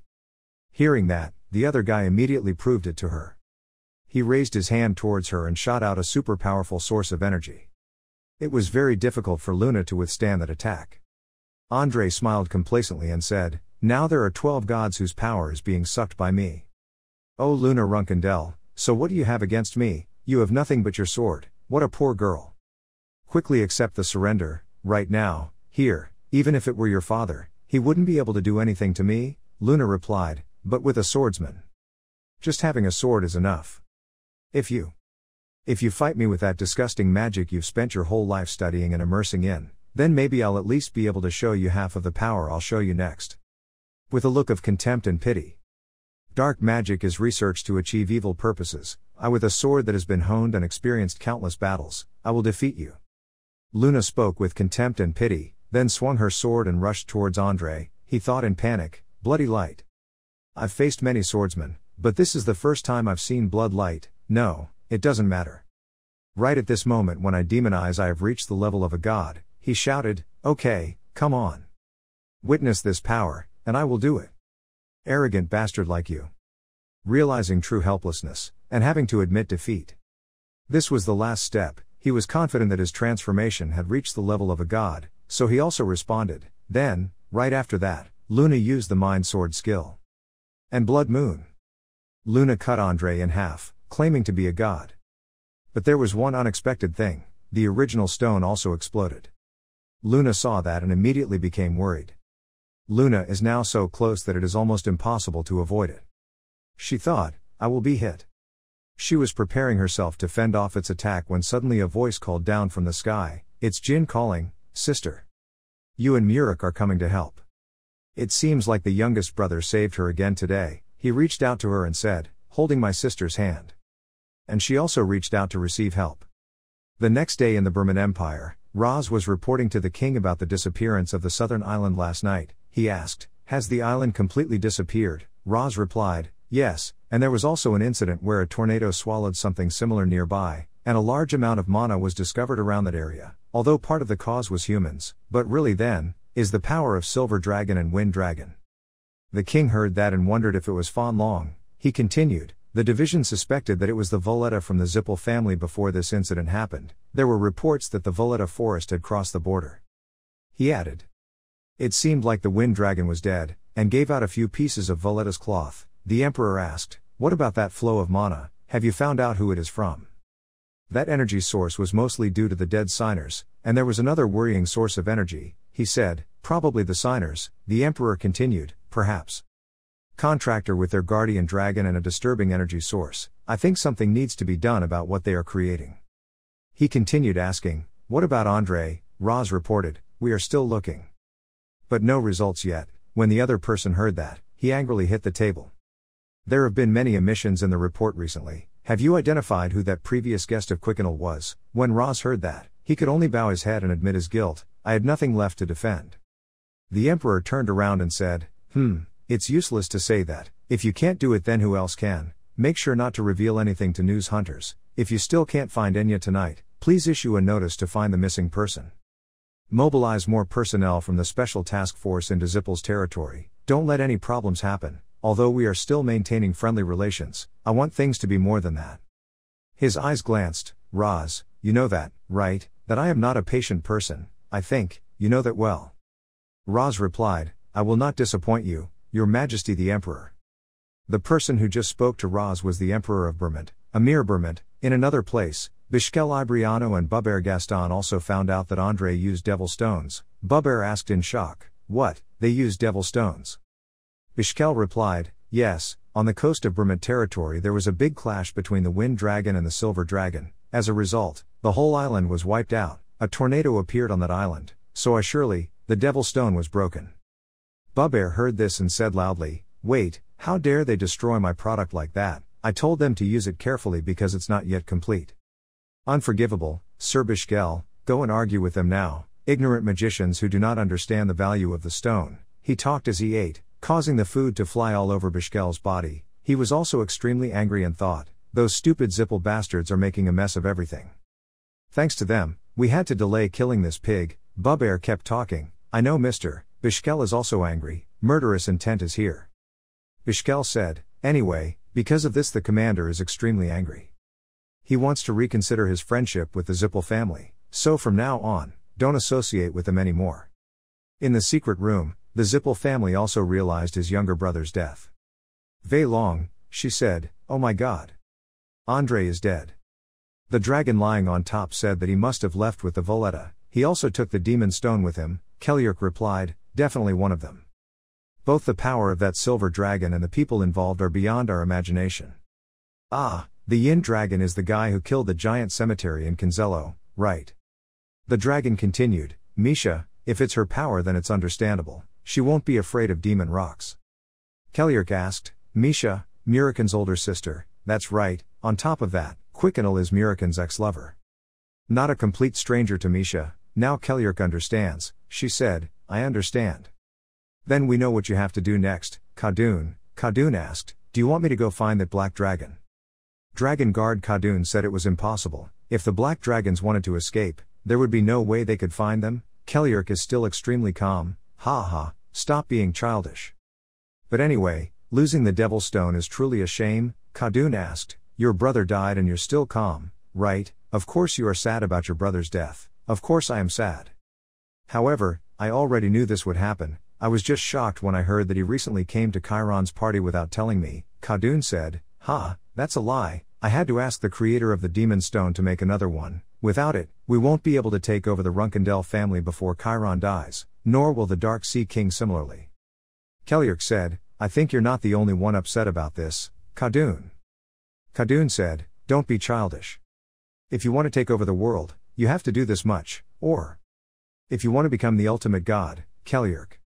After a few days, Jin's group finally arrived. Jin knocked on the door after returning home. Gilly's voice came from inside the house and said, yes, wait a minute. When she opened the door, she was extremely surprised to see them. Jin said, we're home, Gilly. Jin asked, could you prepare a hearty meal for us? We didn't have anything to eat on the way back. Gilly still hasn't recovered because in addition to Jin and the others, there is also the eldest lady. Luna was appearing in front of her. She accidentally fainted from shock. Jin worriedly called out, strawberry cake. So a few hours later, Muriken had to take special care of her.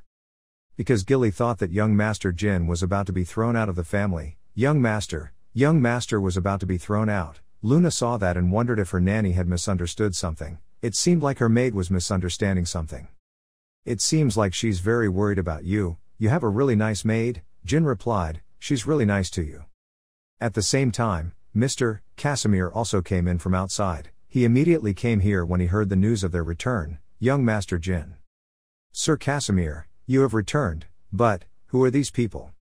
Jin just introduced. Well, this is a bit sudden. This is my eldest sister, Luna Runkendell. Luna said hello. Hello, so you are the high sword Casimir that I often heard about. He was surprised because Luna Runkendell was in front of him. He immediately replied, I really don't dare to accept those 2 words. It is my honor to devote all my strength for her. Jin continued, and this one?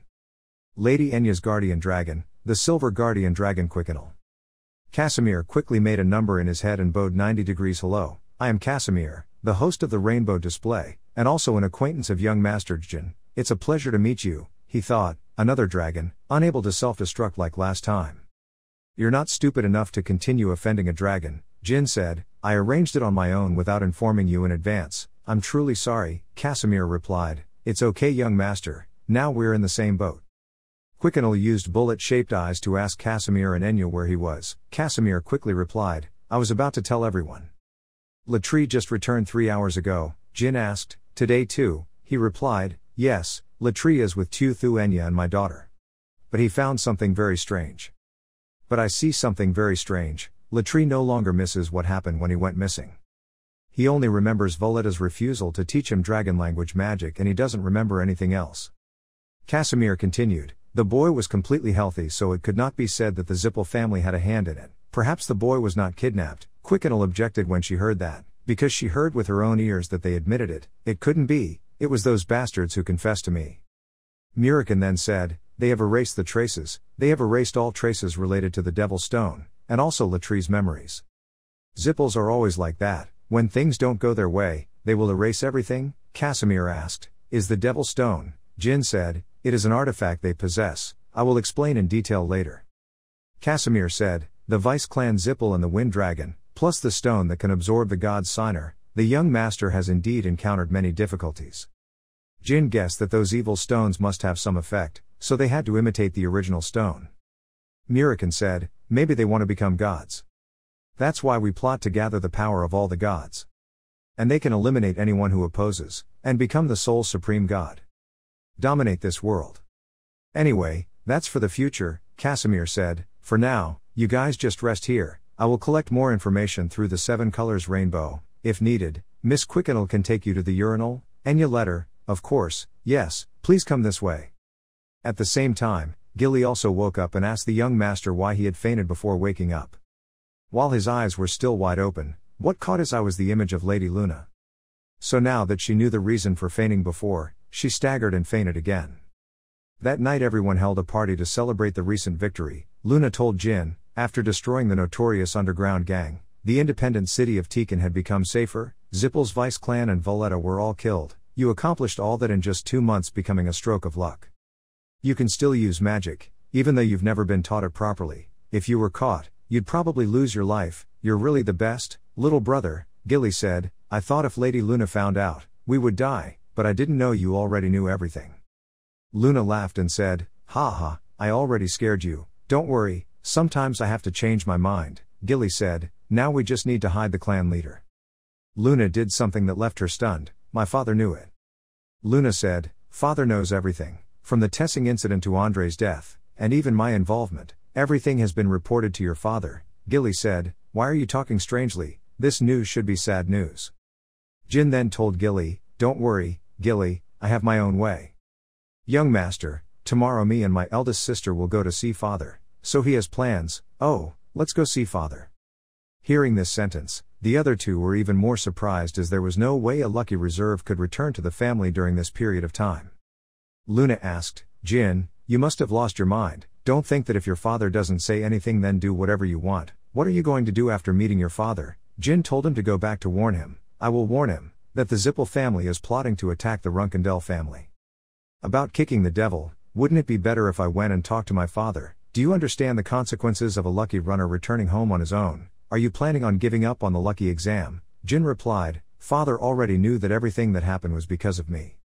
So it might be better for me to go and tell my father myself. Maybe I can negotiate with him." Luna objected vehemently and negotiated. She was already this old, but she had never thought about it.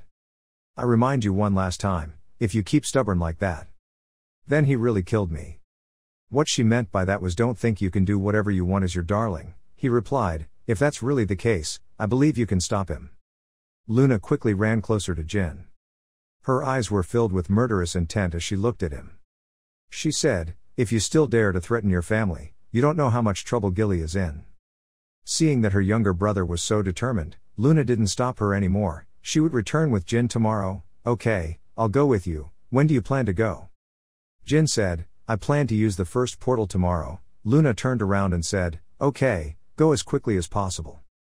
Gilly saw that and asked, "Miss Luna, why did Miss Luna do this for the young master?" Luna just smiled and said, "This house is full of kids waiting every day to tease each other, so at least she's happy, needs someone who can be trusted." She turned around and said, "Your sister will become that shield for you. I believe you will have your way." Jin replied, "Of course, the eldest sister." The next day, when they returned home, the two were warmly welcomed by the family. "Runtia leads the clan's army to stop Luna and Jin," she said, instead of convincing him. "You even brought it here, let's see if you can believe it or not."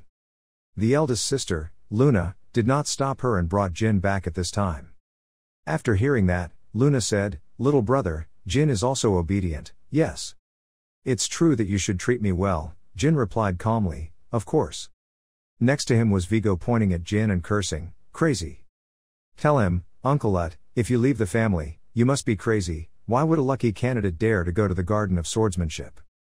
Muinen also chatted a few more questions. "Because I was too lenient with him, he gave up his reserve position." "If so, then I'm wrong." Luna looked at them and thought, "They're all prepared, just like I thought. Even Dad knows about this." Inside, Mary and Diffus looked out and said, "What a shock. Did the youngest boy give up the certificate of luck, or did he suddenly become curious to see what would happen after death?" "Ha, no way, shouldn't he grow up and fight with his older sister?" Mary angrily slammed the table.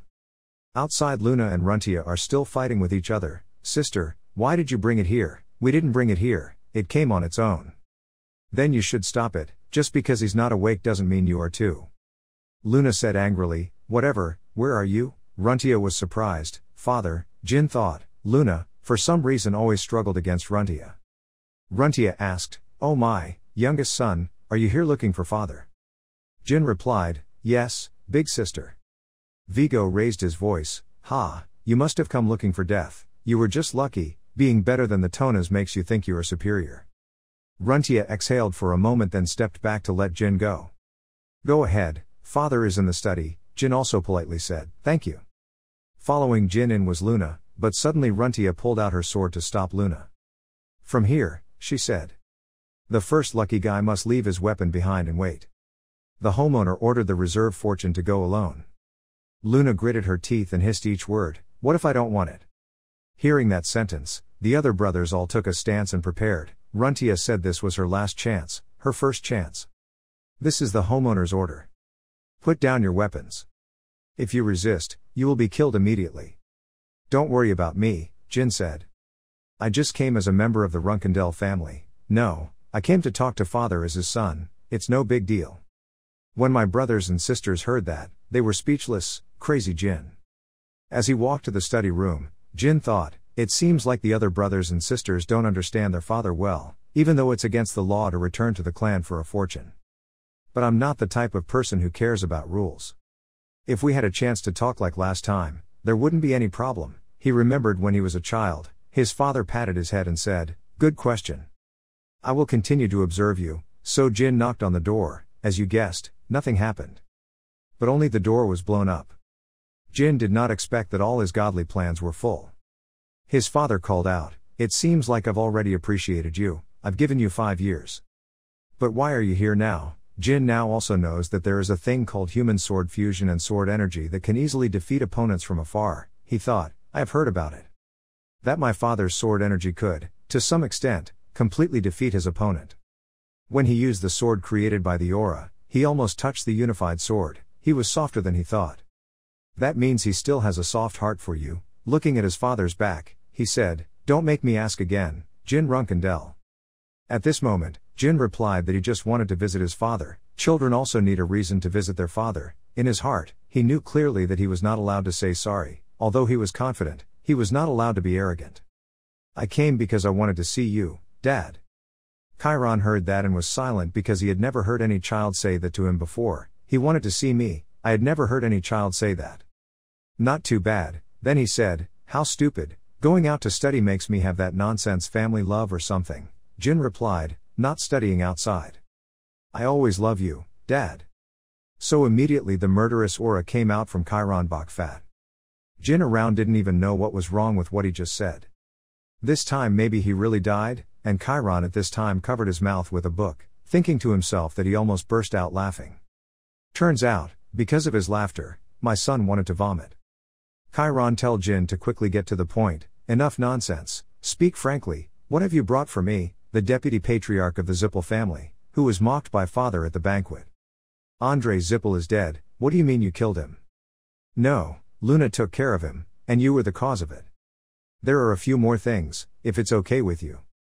"Dad, do you want me to report what happened?" Hearing that, Chiron closed the book he was reading, went down and said, "Is that so? Okay.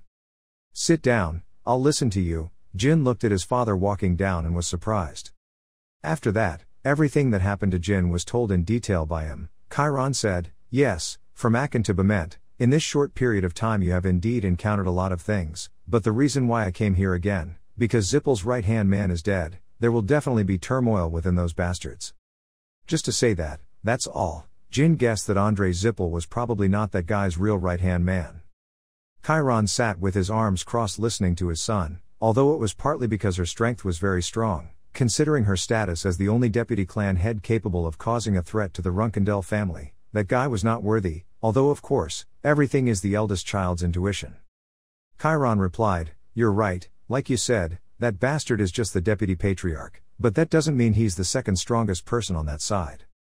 The person who holds the strongest political potential after Keliark is someone else, although this is not something I can tell you at this time." Jin replied, "I confirm that your hunch is correct, you are already very grateful, and besides, you haven't told me the most important thing yet, and that is, those bastards used a strange relic." "A relic, yes, and Andrei called it magic stone. As far as I understand, it's a copy of the primeval stone that was created by the gods a long time ago, at least that's what I heard." Chiron, hearing that, rubbed his chin and said, "Primeval stone, huh? Is it Mirakin telling you?" Even though Jin was a bit surprised, he nodded in agreement. "Father knew it all along. Didn't you know that I knew? Of course I knew you could use mana, but did you think you could hide it? That's for sure." Jin had to reveal all his secrets. "Well, of course I knew that Dad knew, but I didn't know Dad knew about Mirakin." Then in the end, his father laughed like he was lucky because the story about Mirakin was just a guess. "Ha, just like you said, the story about Mirakin was just my guess, but you easily confessed, so." Rice and wanna fight with chickens, Nabi Runkendel, hee hee, who would have thought that the great black dragon would fall from the altar and become an ordinary cat, Jin thought, he looked very happy. Karan thinks that the matter of that stone needs to be investigated further. If it is a copy of the original stone, it is very dangerous. Okay, so it's a copy of the original stone, this time you got a big piece of cake and it's hard to chew. I have to tell Luna about this first, he thought, although he didn't know specifically about the limits of that's a copy of Zippel, but the power of that thing is truly dangerous. He doesn't know if the Dark Sea King knows about this. After all, those guys are small pieces of primeval stone. If they knew, they would have done something, and I would have had to go to the Dark Sea again. Then he told Jin that he would not pursue this matter and allowed him to make a request. I will not prosecute your violation of the law again, but you probably won't be satisfied with just this, right? Listen to something you want to hear. Jin wants his father not to let anyone from the Runkendel family set foot in the Free City. Just a small matter, that Free City Tekan. Don't let any other Runkendel family enter that place. Chiron also accepted your request but with one condition. That is where you secretly built your lair, right? Okay, but you have to pass this test of mine first. Tikana's hidden master, Casimir Demon Sword. To prove yourself to me, win over this person. If you succeed, no member of the Runkendel family will be allowed to set foot in Tikana again without your permission. The deadline is 1 year. The bastard even refused the teaching position at Runkendel. Prove to me that you can seduce even that arrogant bastard. A few seconds later, the upper sword Casimir was standing right in front of Chiron. So this time the grain of rice can fight the chicken, guys. Casimir stood in front of Chiron and felt immense pressure. Chiron said, so, that's how it is, you arrogant bastard. For the first time, Casimir was introduced to the strongest swordsman on the continent, so he was a little worried and thought, this person is the strongest swordsman on the entire continent, Chiron Runkendel. Is this the prestige of the strongest man? But I feel like just facing him makes my stomach turn like this. Even so, he reassured himself that he was Jin's guest, so there was no need to be afraid. He clenched his fist firmly. No, he was Jin's guest. There's no need to fear Mr. Chiron. Chiron said, so you are the sword demon Casimir. After thinking about it, he bowed his head in greeting to ease his fear. Please don't call me by the name sword demon. If you dare to use this title in front of Chiron, it would be bad, it's so embarrassing. Jin called, Father. Chiron turned and replied, say it. Jin said, if we talk about my relationship with Mr. Casimir, it must be said that we are as if arranged by fate. And since you have proven your relationship with Casimir, it is my turn to keep my promise. When Casimir heard that, he panicked and thought, Jin, if you say those 3 fateful things here, do you think Chiron will say, sharing the same fate with a Runkendel member, so Tekan is Runkendel property, I think, or come to some conclusion like that, destiny is in order so Runkendel and Tikana it might as well be like that, damn it, then Tikana's independence would be. Chiron at this time also knew how cunning his youngest son was in deceiving his father but still remained so arrogant. This cunning boy, after deceiving his father, was still so arrogant. Jin replied, what a lie, it's so unreasonable, I just got a little lucky. Having said that, he also accepted Jin's previous request. Okay, you passed. From now on no one from the Runkendel family can set foot in Tikana without your permission. After Chiron finished speaking, Jin immediately thanked me. Thank you, father. Casimir thought to himself, Jin, from now on, we will forever share the same fate. After speaking, Chiron Jin Louis will come out so I can talk to Casimir. If there's nothing else, you can go out. Because I have something personal to discuss with Casimir. Jin immediately obeyed and went out. So, I will go outside the mansion to wait. So now Casimir has to fight the demon alone. He panicked. Wait, Jin. Chiron said with murderous intent, finally meeting Casimir face to face. Let's talk a little, Casimir replied tremblingly. It is my honor, sir. As soon as Jin went out, he saw Tona's brothers running to say hello. Hey youngest brother. Youngest brother, it's okay. It seems that because they saw the tense situation, these 2 brothers hid and watched Jin, but now he's okay, Tona asked. It's you, why did you do such a thing? What did father say? Will you let me live? Jin thought, maybe because they saw the tense situation, they hid and watched. But he was in a hurry. Thanks to you too, guys, can you help me with something? What is it? Jin said, it's nothing too terrible, those cadets in your sect, I already know, please keep an eye on them until I come back. Tona said, wait, it's my gender, never mind, let's not talk about that yet, I'm fine, Before he could finish his sentence, Jin assumed that his two brothers agreed, so Jin immediately ran away before he could say something. Since when did you guys worry about me like that? What's wrong with that? It's all up to you guys. The two Toner brothers don't understand how their younger brother can meet his father and be so carefree. It's no different from usual. Even after meeting his father, he can still be so carefree. As always, that guy is really a bit that scary. Jin walked out. Everyone saw that Jin came out unharmed and seemed surprised. Luna saw me and immediately called the youngest sister. Jin said, "Sister, I think you need to go see your father." He said he had a few questions he wanted to ask about that day. Luna was really surprised. Mew immediately pointed her finger and said, "Makni, don't you even realize what the situation is now? Are you ignoring us?" Jin replied, "I'm sorry, this matter is really serious. It's hard for me to explain it to you." Mew said bitterly, "What, you arrogant bastard, how dare you?" Just in time, Casimir also came out after a light talk with Sir Chiron. "So you're here, Uncle Jin? Ah, Lord Casimir, have a nice chat." Looking at his face, he felt reputable. He said, "Okay, it ended quite well, thank God." Mew saw these people running around and cursed Dong, but it seemed like no one responded. "Hey, that foreigner, dare to go straight in like that, what are you behaving like? My garden, Runkendel, you dare." Runtia immediately said, "Stop. Looks like the Patriarch has finished handling this matter." Runtia pulled back his sword because it seems the Patriarch has finished handling everything. Now they have no right to interfere anymore. We have no right to interfere anymore.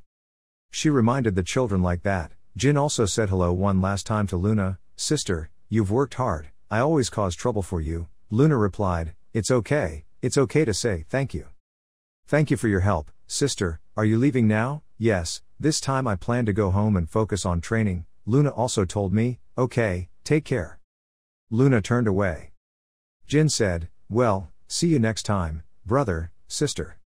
A month later, at the underground training ground, Casimir's mansion, Jin Runkendel and Elisa Badger's 30th fight, Jin's 30th loss. Jin said, "Once again. Just one more time, please." So it's about to be the 31st loss. In early August 1795, the Zippel family officially announced the deaths of Andre and Valletta. But because they did not publicize the cause of death, many rumors have surfaced. Some say they were killed in an internal conflict, others say they died while fighting the guild, and there are rumors saying that they were assassinated for desecrating the king of Bement. But the most reliable rumor is that they died in battle with the Runkendel clan. People began to predict that the war between Runkendel and Zippel would soon take place and began to discuss whether swords or magic would have the advantage. The answer will be found when the intermediary power turns its back on one of those two sides. In the study, the butler informed Chiron, the homeowner, that today the prince of the Shutran kingdom and 5 gangs of second-rate mercenaries sent gifts to ask for our help. Chiron was adjusting his gloves. Hearing that, he immediately returned the gift and accepted their request, giving a good sword to the Shutran kingdom as well, ensuring that he would inherit the throne. Hearing that, the butler bowed his head and said, "Yes, I will send an 8-star knight there." Chiron clasped his hands behind his back. He closed his eyes and continued to exclaim, "This is all the result of the mischief the youngest son committed on one of the Bement Islands. He has taken control of this family. What an insolence." Khan, standing next to him, heard the call and quickly responded. Chiron held up his cloak. He said, "I'm coming to the Black Sea. If Kashmir sends a letter while I'm away, then bring it to me." "Remember that." "Yes." The Khan bowed his head to obey. At the underground training ground, Casimir's mansion, Jin is diligently practicing his sword. Each sword he swung carried incredible power. After a while, Jin took his sword back. He still thought unhappily, even if he swung his sword 1,000 times, it would still feel like the first time. "I'm still too weak. If it wasn't for Luna, I would have died there. I've been in regression for 15 years and have reached 5 stars in both swordsmanship and magic. I will soon reach 5 stars in hidden weapons, but thinking about if it happens in the future, it still won't be enough. I must become stronger. Dad gave me 5 years. I had to become stronger than my brothers and sisters during that time." I don't know when Casimir got here. He stood not far from Jin and called out, "Please stop, young Master Jin. If you're like this every day, even if you have the innate physical strength of the Runkendel family, you won't be able to last." Enya also came with Casimir. Seeing Jin's hands covered in blood, she worriedly approached and exclaimed, "Oh my God, young Master Jin, your hands are all scratched. What should I do? You're bleeding so much." Not letting Jin answer Enya's question, Casimir suddenly said, I understand, you can't wait anymore. Even though no one of your age can compare to you, your opponent won't be ordinary at all, but young Master Jin, haste is the most harmful thing. It only makes you go against the path you choose. While Casimir spoke, Enya was also treating the wound on Jin's hand. Looking at his hand that was slowly healing, Jin shyly said, it's really embarrassing, even though I know that, avoiding it is not easy at all. Hearing this, Casimir immediately said, there's nothing to be ashamed of, no one can practice as much as you in a day, you're great. But what about changing your practice to something that calms you down? Make me calm down, Jin asked suspiciously. Casimir nodded and replied, duel, with someone stronger than him. Hearing the other person say that, Jin hesitantly said, do you mean yourself, Casimir? Casimir shrugged, he pulled out his sword and said, what do you think? Although what I've been showing in front of you lately is quite poor. As soon as the words ended, Casimir immediately swung his sword and slashed into the space next to him. The strong sword energy carried terrifying power, making Enya extremely frightened. Take back the sword, Casimir said, but I am the demon sword. Until you calm down then we can fight, now then. You should fight Tikan's strongest guardian. As soon as these words ended, Elisa, Tikan's strongest guardian, carried her daughter and walked over. On her face, there was a long scar from the top of her left forehead down to the bottom of her left cheek. Elisa curled her mouth and said, it's been a long time since I saw my husband's sword again. Waiting for Elisa to come closer, Casimir continued, 6 months, you should defeat my wife in that time, swordsmanship, magic or hidden weapons, use everything you have, young master. Their daughter, named Julia, sat in Elisa's arms. She looked up and asked, Mom, will you marry Jin? Hearing that, Elisa immediately shook her head and said, Julia, this is not fighting but nurturing emotions. What is it? Julia asked curiously. I don't like fighting. Hearing that, Elisa immediately smiled and said, then Julia, if Mom and Jin fought against each other, who would you support? Without thinking too much, Julia immediately said, of course he is Jin. What? Elisa pretended to be surprised. Julia, you should be on my side. Jin stood still and listened to the whole conversation between Elisa and her mother. He thought to himself, Elisa Badger, except for her physical strength, she doesn't seem to be very strong. While thinking about this, Julia on the other side suddenly screamed and sobbed, but Jin is weak, Mom said you should always stand on the side of the weak to overcome difficulties. After hearing what the girl said, Elisa couldn't help but burst out laughing a few times. She quickly turned around and said to Jin, don't pay attention, young Master Jin, my daughter doesn't know how to lie. Hearing that, Jin immediately smiled and shook his head and said, it's okay. Hearing that, Elisa immediately said, then we agree that the match time is when I finish working and have dinner, every day for the next 6 months. Every day, Jin exclaimed in horror, is that bothering you too much, Elisa? Hearing that, Elisa laughed and said, ha ha, don't worry young Master Jin. It will be over quickly. 2 days later. On the ring, Jin and Elisa were standing opposite each other. Jin looked at Elisa and thought to herself, is she a fighter? Elisa wrapped the cloth around her hand and smiled and said, before I begin I have something to say. I am a former member of the Bement Task Force and as a member of the Bement Task Force there will be no concessions, so. Even if you lose, don't be discouraged. Let's get started. At this time, Jin started to take a defensive stance. He pulled out his sword and silently calculated, 6 months, so there was a reason behind it. I will not be subjective. While thinking about this, Elisa on the opposite side raised her fist and rushed straight towards where Jin was standing. Although Jin was a bit surprised, he reacted very quickly.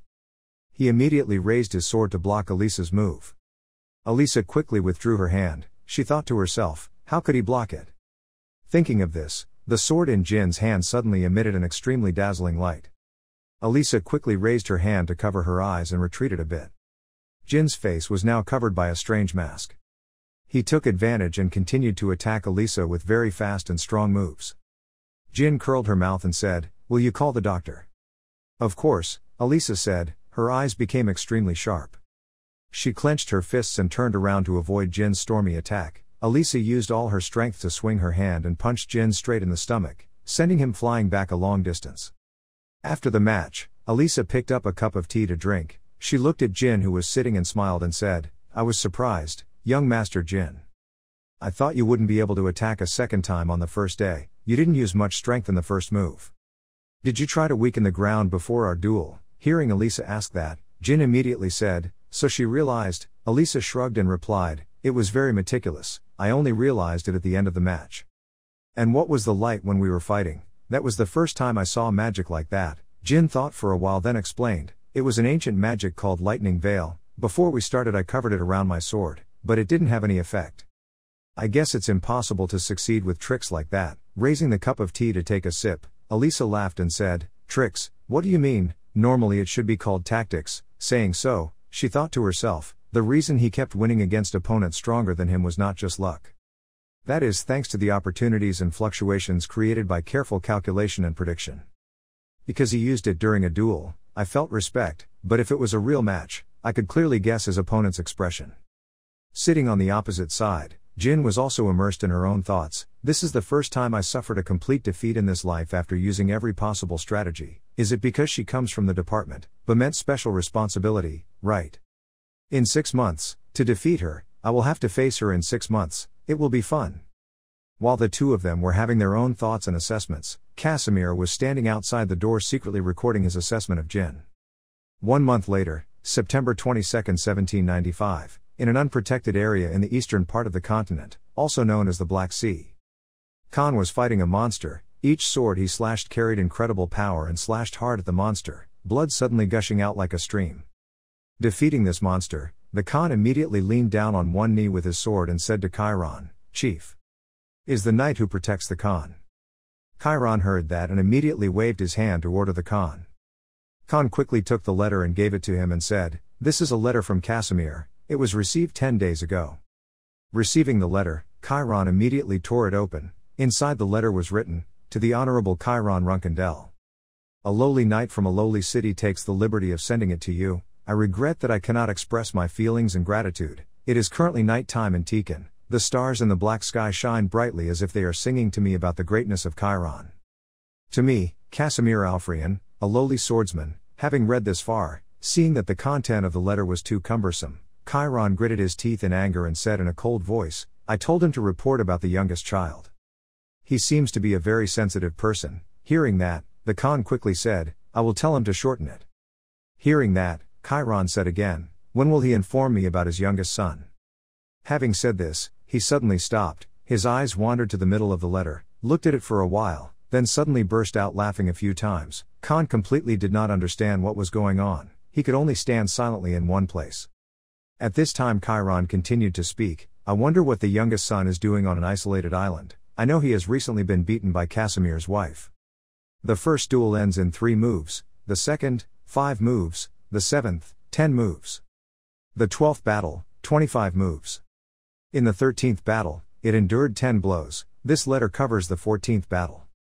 Hearing this information, Khan immediately spoke up and said that he had lost a lot. Saying a sentence like that, he thought to himself, did he find it interesting because the young master lost? While thinking about this, Chiron spoke up from the opposite side, "Casimir's wife is from Bament's 2nd Special Task Force."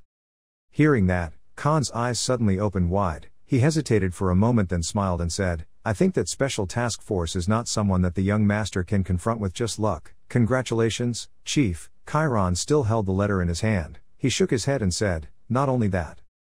In the 14th battle, where it was written that it had withstood 120 blows, it broke its limit. If he were the eldest child, I would have given the family to him without any regrets, but what a pity." Hearing the secret information, the Khan's eyes widened, he stammered and asked, "Patriarch, don't tell me about the heir."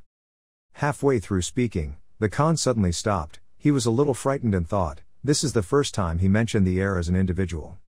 There have been many times where he watched but never mentioned a specific person. Since Joshua was in that position because Luna had backed down, the patriarch never proposed him himself. Thinking like that for a moment, the Khan spoke up and continued, "It's still very difficult, Chief." Chiron didn't understand what he meant, he turned to look at the Khan, his eyebrow slightly raised. Seeing that, the Khan continued to speak, "Although his progress was remarkable, it was only because he was now fit, appropriate, does not mean that it must be confirmed." "Why do you say that?" Chiron asked. Hearing that, the Khan quickly bowed his head and said, "He is not cold, although he is good-natured, he is soft-hearted." Chiron agreed with this idea, he said, "You are right, in that way it is different from Joshua." Standing behind, Khan quickly replied, "When necessary, a person must be able to throw away his family." As soon as he said this sentence, Chiron paused a bit. He was silent for a moment, then nodded and said, "Yes, that is the nature of a Runkendel." "I understand, go back, Khan." "Yes, Chief." The Khan bowed his head to receive the order. At this time Chiron asked again, "But why did a letter sent 10 days ago arrive here so late?" Hearing that, the Khan immediately said, "I'm sorry, I tried my best, but because the number of monsters was too large, I was late." Hearing Khan's words, Chiron immediately waved his hand and slashed all the monsters surrounding him. After finishing, he said, "I guess this is okay, next time make sure you can come a day earlier." Seeing the scene that had just happened, the Khan was a little choked up. A moment later he bowed his head and said, "Yes, Chief." At the underground training ground, Jin sat down on his hands and knees. He breathed heavily and seemed quite tired. Elisa saw that and smiled and said, "Today is the 9th day.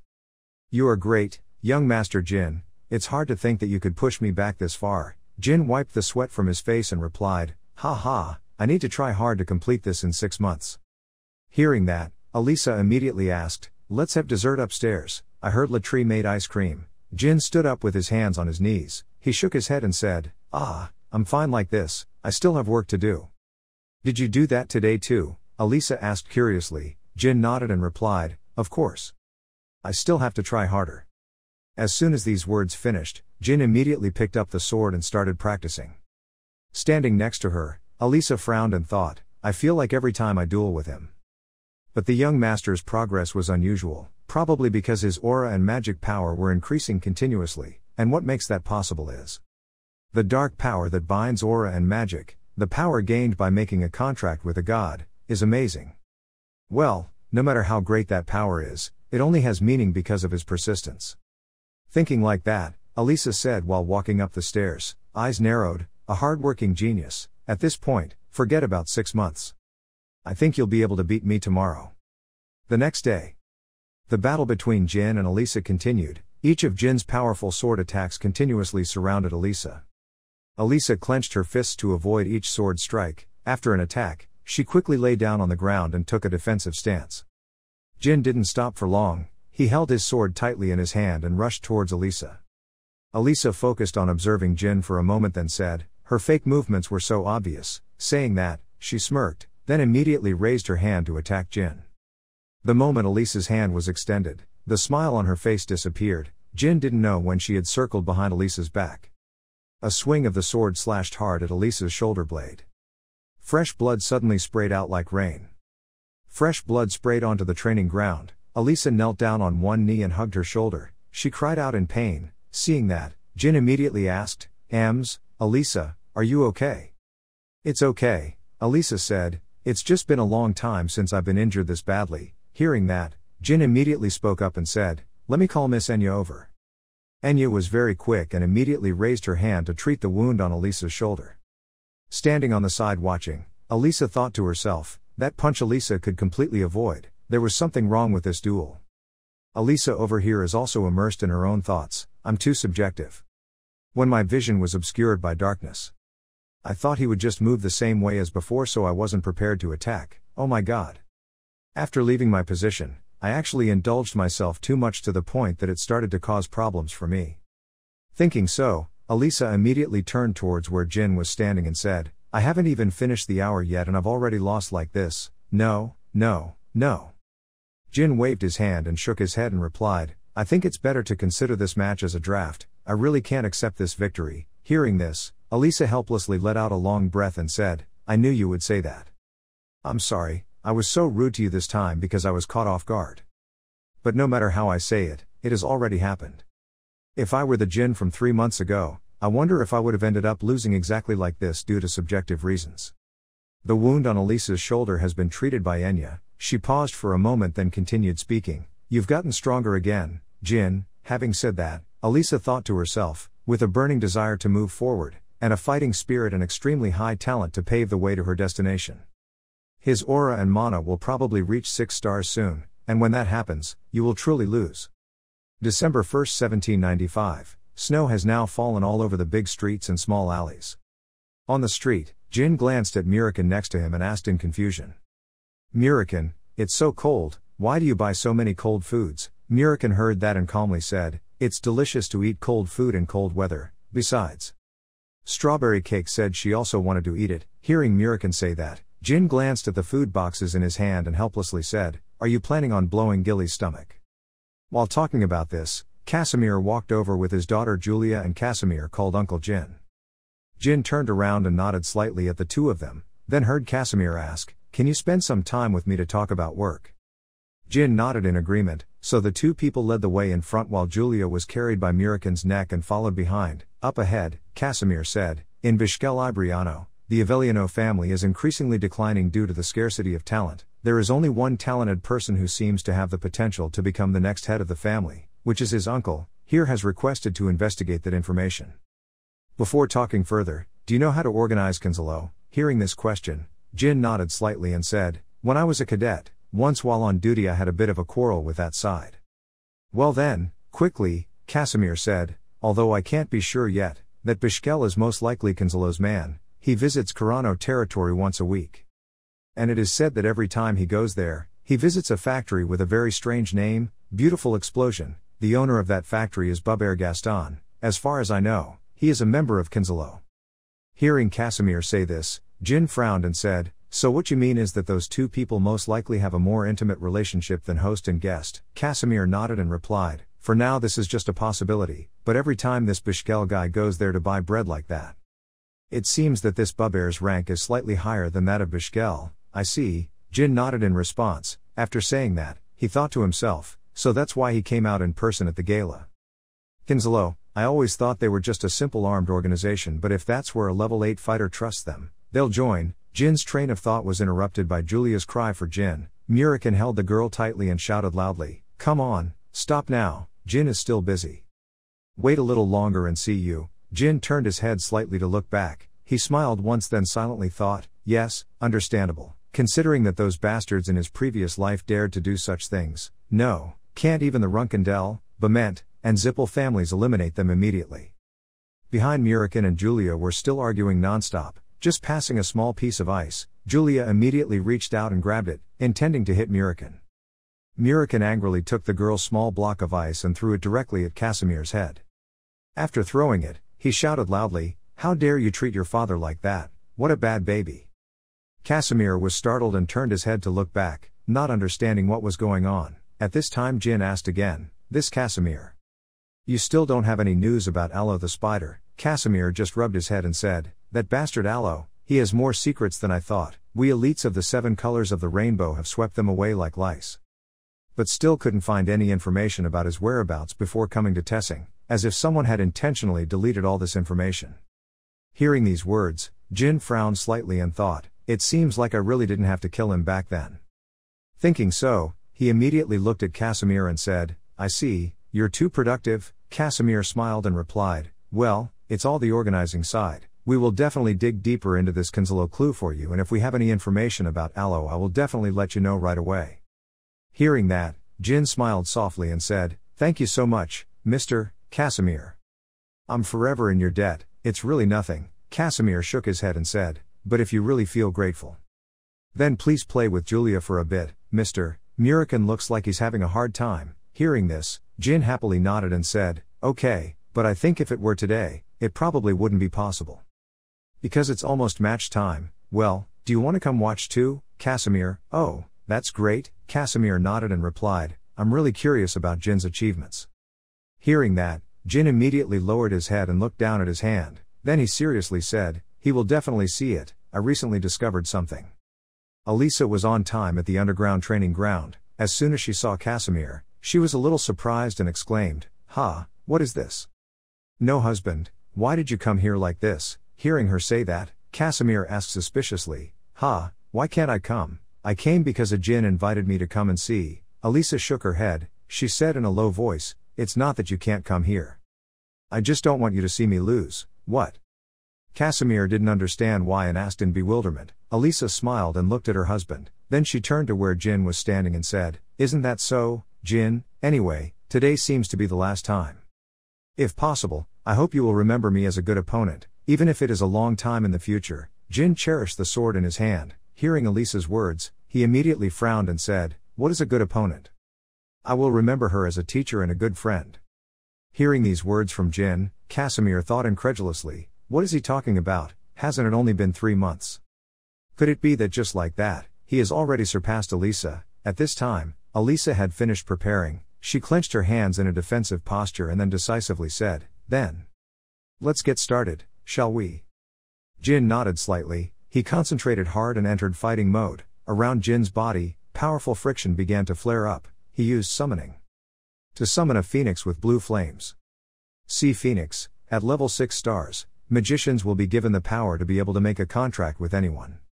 However, no one knows which species of phoenix they will make a contract with.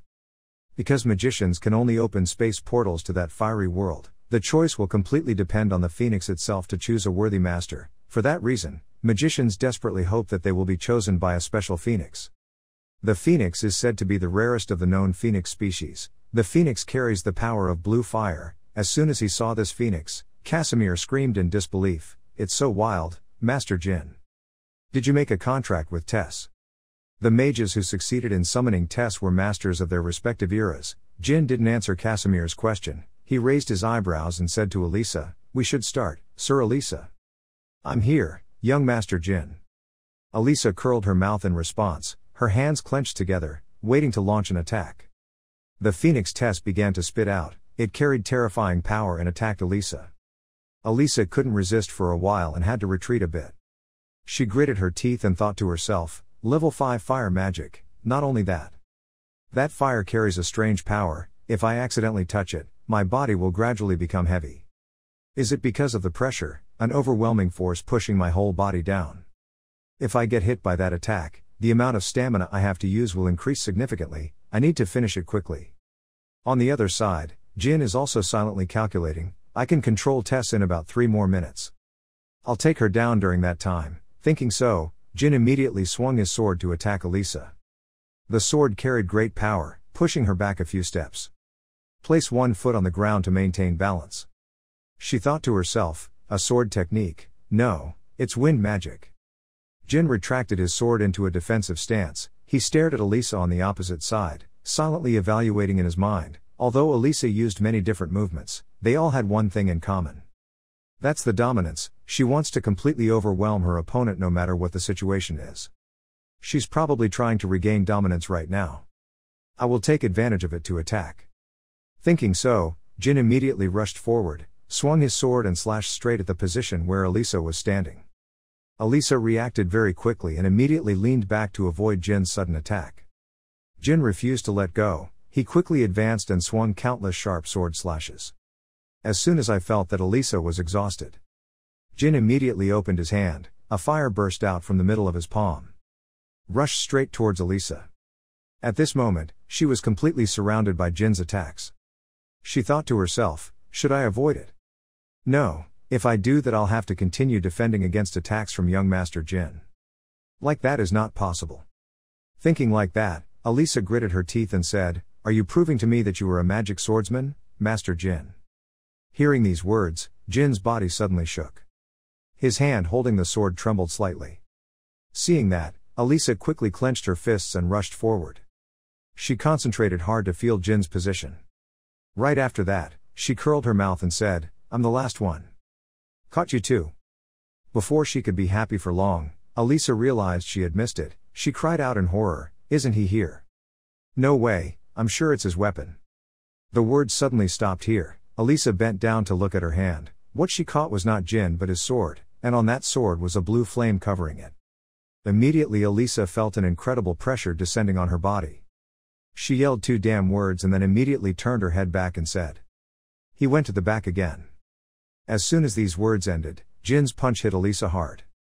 This blow made her unable to hold on any longer and spit out a mouthful of fresh blood. Being beaten like that, Elisa still curled her lips and said, I should also acknowledge this match, right? The victory is yours, young Master Jin. After saying this, she definitely fell straight to the ground, unable to move anymore. Seeing that, Jin hurriedly shouted, Miss Enya. Sir Casimir, please call Miss Enya. In the mansion, Murikin shouted in disbelief, Hey Casimir, what? Repeat. Casimir hastily said again, Yes, young Master Jin did indeed defeat Elisa in a match. I'm sure you will be surprised, defeating Elisa, who comes from Bament's Special Affairs Department, in just 3 months. Before he could finish his sentence, Murikin couldn't hold back any longer, grabbed Casimir's collar and shouted loudly, "No, not that, Jin, boy, what did you summon?" Being asked so many questions made Casimir a little scared. He quickly said, "Excuse me, a phoenix." He summoned Tess. As soon as he heard this name, Quickenel next to him was extremely scared and fell to the floor. She shook her head vigorously, completely unable to believe what Casimir had just said. After getting better, at the underground training ground, Elisa looked at Jin and said, "I overdid it and used the aura shield to win, and in the end that caused me to lose. Who would have thought that I could lose twice because I hit from behind? When did you come up with this strategy?" Jin said as he rubbed his hair. "Right from the first match." Does saying that sound too arrogant? Elisa shook her head and smiled, saying, "If it's young Master Jin, then that's true." Jin withdrew his hand. He said very seriously, "Thank you very much for what you have done for me, Elisa. I also felt very happy." Elisa smiled back, "You probably can't imagine how proud I am of you, Jin." "Okay, young master, what do you think about defeating someone from the special task force before turning 16? As soon as Elisa said this, Murikin came running from afar. He opened his mouth and shouted loudly, "Kid." Hearing this call, Jin immediately turned around and replied, Murikin, I listen." Before he could finish his sentence, Murikin hurriedly called out, "Tess, call Tess now, quickly." Jin didn't understand what to do but still summoned Tess. As soon as he saw Tess appear, Quickenel knelt down. She bowed her head to the ground and respectfully said, "I would like to see the Lord of Fire." Standing next to him, Murikna scratched his head and said, "Well, it's been a long time, While talking about this, the Phoenix Tess suddenly came to attack Murikin. Seeing that, he quickly shouted, Wait, what, why, I have complete freedom of speech, wrong, I am free." Sorry. Standing on one side to witness this scene, Casimir suddenly put his hand on his chest. He felt it for a while and then thought to himself, "Why does it feel so refreshing?" At this time, Quickenel still bowed his head to the ground. Murikin's voice continued to echo, "I'm sorry, you have to say something again." I still have to say something, please stop." Unable to stop Tess, Murikin quickly turned to Jin and shouted, "Kid, get this thing back quickly." Seeing that the situation seemed to be about to go out of control, Jin nodded and replied, "Okay, then summon Tess back." Waiting for the space here to restore peace, Murikin raised his hand and rubbed his head and said, Why did he suddenly hit someone like that, really?" While talking about this, Jin suddenly called out to Murikin. Hearing that, Murikin frowned and exclaimed, "Well, of course you will want to know, why did the great Murikin have to be inferior to a blue bird? That's not Tess's true form. Only in the fire world can you admire that guy's true form." "Flower world," Jin asked doubtfully, "is that the name of the world where phoenixes live?" "I also know there are other realms out there, but this is the first time I've heard the name Flower Realm." Hearing that, Murikin nodded and replied, "Of course, because this is a phrase only used by gods and dragons. It's the name we call to make it easier to talk. Not even the highest gods know what the real name of that place is." Hearing him say that, Jin asked curiously, "The gods don't know, so that place is beyond their control?" "That's right," Murikin nodded and said, "That's why even the fire god Shinu can't use the fire of the fire realm." What I'm about to say is the most important part. In the past, there were several gods who left the fire world, including dragons like Quickenel and me. And then a few people started causing trouble and Tess lost all patience, and that was the day we witnessed Tess's true power. Tess was so angry that she burned 5 gods and 7 dragons right on the spot. Hearing this, Jin immediately raised his hand to rub his chin and said, "What, this Tess is so strong, so how strong a person must be to release all that power? That's impossible." Murikna said, "No matter how strong you are, you cannot completely release his power. It doesn't matter what you are, no one can fully unleash the power of an entity from another dimension. That's basically a kind of balance. That's why the gods who came to this world couldn't do anything, and that's why Tess will never be able to use her full power in this world, and it must be said again and again. People like you should have been burned alive. How could just summoning that dangerous old man into battle? Do you know how shocked we would have been, if he had gotten angry and burned you too? No, if he did that, he wouldn't have chosen you before." Hearing all these words, Jin still didn't understand what to do. Murikin stopped for a moment to catch his breath and then continued, "He told me to tell you those things. He really likes you. Congratulations, kid." Hearing Murikin say that, Jin frowned and thought, Tess is much greater than he thought. Shinu the fire god is the ruler of the fire of the whole world, so of course before the fake contract of Shinu, Kelyurk, and the guardian dragon K-Dun, all fire attacks are ineffective. However, since I have Tess, when the Runkendell family and the Zippel family fight, his blue flame will be a huge support. January 2, 1796, receiving the new letter, Chiron immediately opened it. After looking at it once, he said, "It was chosen by Tess, it's quite interesting, but I'm not interested in phoenixes. Besides, Jin's swordsmanship is only this much. Although I allow him to use magic and hidden weapons, he is still a member of the Runkendell family." Khan heard the call and immediately replied, "I am here, sir." Chiron pondered for a moment and then said, "I remember that Ron Heron has a nephew." Khan nodded and continued, "The grandson of the Heron family. I just received information about him a few days ago." "What a blessing," Chiron exclaimed. Hearing that, the Khan continued, "Yes, it was about the request in the current competition, to assassinate a pirate participating in that competition. And appeared in the list of participants, as Dante Heron, who registered under a fake name. The current competition," Chiron said slowly, "seems to be a competition between pirates. We also remember that 10 years ago Mary was the final winner." Khan nodded and replied, "That was the lady's first victory. 2 months later, he fought again." Hearing that, Chiron immediately gave an order to send his youngest son there. With so many eyes watching, it won't be able to use magic and hidden weapons, it will have to use its own sword to win. Fighting with the genius who is polishing his swordsmanship will definitely make the youngest realize something. That is a Runkendell, he was forced to prove himself through the sword. Jin had just finished practicing his swordsmanship when, in the distance, he suddenly heard Casimir's call, "Young Master Jin. Come over here and look at this." Jin wiped his sweat and walked over to ask, "What is it?" Casimir smiled and said, "It's an application to join the current competition." "What?" Jin asked suspiciously. "That's a pirate's playground. Why suddenly?" Hearing that, Casimir immediately explained, "This was prepared just for you. You've been working so hard lately." According to the Rainbow Colors side, it seems that Dante Heron from the Heron family is also participating this time. You probably know his grandfather, the current head of the Heron family, Ron Heron. He was considered equal to Mr. Chiron before becoming the head of the household. And Dante Heron is his most beloved nephew. Aren't you curious to know how powerful that person is?" Hearing these words, Jin immediately raised his hand to stroke his chin. He thought for a while, then nodded and said, I understand. Is it necessary to participate?" As soon as he heard this question, Casimir cried out in fear, "Oh, young Master Jin, don't do it. Think carefully, that person is the next head of that Heron family. There's not always a chance, there's no chance of rubbing shoulders with someone like that."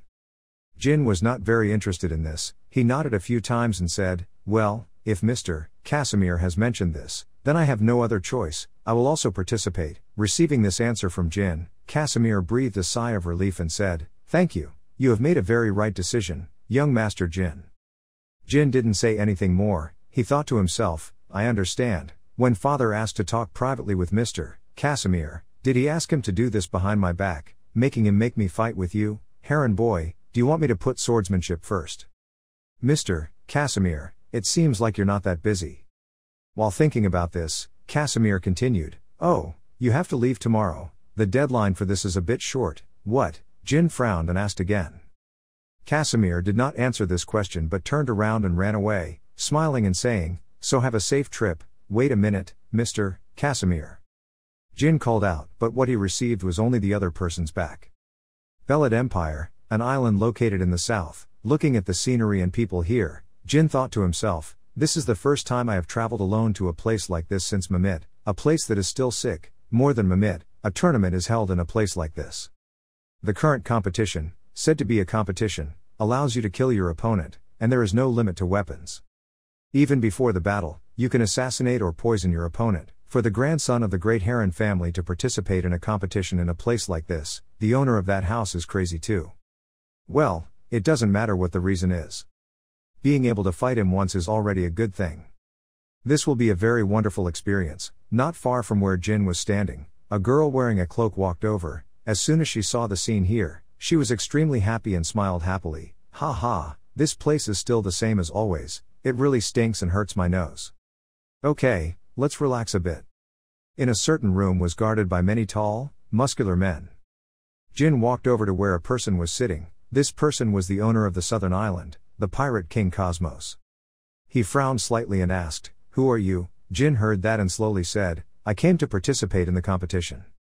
Cosmos heard that and immediately said, "Registration time is over, hurry up, if you die in some corner on the way out, all the better." Being cursed with a sentence like that, Jin was not very angry. He said lightly, "I'm sure the registration period will still be valid until sunset." Cosmos heard Jin say that and raised his hand to pick his ear and said, I'm not in the mood to make a registration form for you. Do you not understand, or are you intentionally not understanding? I'm busy, so stop bothering me and go somewhere else." Being rejected by the other person like that, Jin immediately clenched his fists. Seeing him do this action, Cosmos immediately scolded him angrily, "What do you think you are doing?" As soon as these words finished, Jin took out 2 coins, he waved them high, then pulled out his sword and slashed 2 coins strongly towards Cosmos. He didn't have time to react to the pain and immediately fell to the ground and couldn't get up. Retrieving the sword, Jin asked in a cold voice, "Is this enough? Write my name." Cosmos lay on the ground groaning for a moment, then stood up and shouted in satisfaction, "Your little guy also has guts, I like it. Okay, I'll enroll you here." After saying that, he immediately picked up the pen and wrote a few lines on the paper, holding it up in front of Jin. This person continued to say, "Your bad name will be in table 13, take this, the people inside will gently guide you about the rest. With romance and love, I welcome you, you have entered this contest, you arrogant brat." Jin didn't pay much attention to Cosmos's words, he took the paper and went inside and gave it to someone inside. This person picked up the piece of paper and read what was written on it, Jin Gray, table 13, he looked confident, "Choose someone better, if there's no one left, I don't care if you throw him away, pray for sharks." After reading this content, the other person immediately glanced at Jin and exclaimed, "Oh my god, this year there are so many bamboo shoots participating like ants. There's still one more guy, not you but a bastard who dared to hit the captain. It's a shame that you two aren't on the same table, I want to see you two tear each other apart. Well, good luck, you two might meet each other in the final round, but you'll need a lot of luck." He took Jin to a corridor, surrounded by brick rooms. In front of him there were already 1 or 2 people there. He said, "Okay, this is the gathering place for 13. I will see you again if you still keep your life." Seeing that the other person was about to leave, Jin immediately called back, "Hey, what about my room?" The other person did not stop walking but just turned his head slightly and said, "How do we know?" Hearing this, Jin didn't say anything anymore. He silently thought, from the beginning, weren't there enough rooms for all the candidates? Each room has 2 to 3 people, they want contestants to fight with each other in these rickety rooms. Like this, it's more like a survival game than a contest of strength. Jin walked over and stood in front of the door of a room. Several people inside were punching and kicking each other. As soon as he saw Jin appear, one of them stopped his movements and asked, "Hey, who are you?"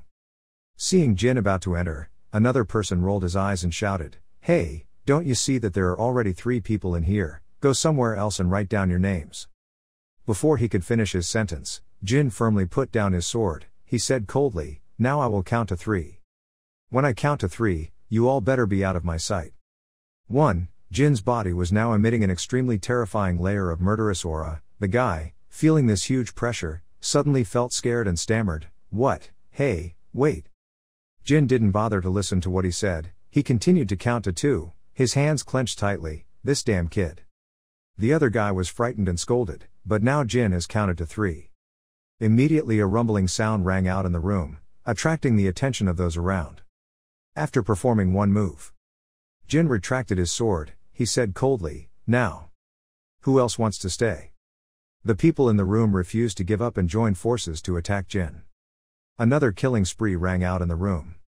Momentarily, there were drops of fresh blood sprayed out. Jin pulled back the blade that was still stained with blood. He gritted his teeth and grinned, even though this place was a lawless place. "Then it's not worth comparing with Mimit, so that's it for now. We'll have to lose some sleep." Very quickly after dealing with the guys in the room, Jin threw their bodies aside and calmly sat down to rest. He took out a book and started reading. Not long after, a watchman walked in and said, "This is a bit annoying. Hey kid. Are you planning on killing everyone before the match even starts?" Hearing this, Jin immediately closed the book, smiled and said, "Well, let's consider this a small event before today's main dish." Hearing you say that, the guard immediately widened his eyes and shouted, "But I thought you were just an arrogant little guy. What the captain said wasn't wrong, you're truly a person with character, so that's why the captain said to put you in with the better guys. Rounds 1 and 2 will start soon, you'll have to fight them later, so now if you want you can go watch those guys fight. Follow me, I will personally escort you. Leading Jin to the ring, the guard smirked and said, just to let you know, using swords in the audience area is strictly forbidden, so just sit here obediently, super rookie. Jin didn't respond to his words, he looked around the large arena once, the audience was filled with people, he thought to himself, that's not bad. There are so many people watching, I don't think anyone here will recognize who I am, but I should pay attention and disguise myself a bit. Jin thought so and immediately pulled his collar up to cover his nose and mouth. At this moment, he heard two people behind him talking and gossiping. Have you heard about that rumor? Why, the one where more than half of the 13th board was taken down. Ah damn, I bet on one of them. Who the hell did that? No, there was another case, among the contestants in the competition. I heard there's a place reserved for the Runkendell family crest. Hearing these words, Jin's eyes suddenly widened and became extremely alert. The two people sitting there continued to whisper to each other. One of them asked suspiciously, does a lucky reserve belong to the Runkendell family? What is a Runkendell family doing in this place? The other person heard that and immediately leaned in and said, I heard this story while drinking with some Cosmos pirate officers yesterday, that among the participants there was an extremely outstanding young man, so it wasn't Runkendell's family is so unreasonable.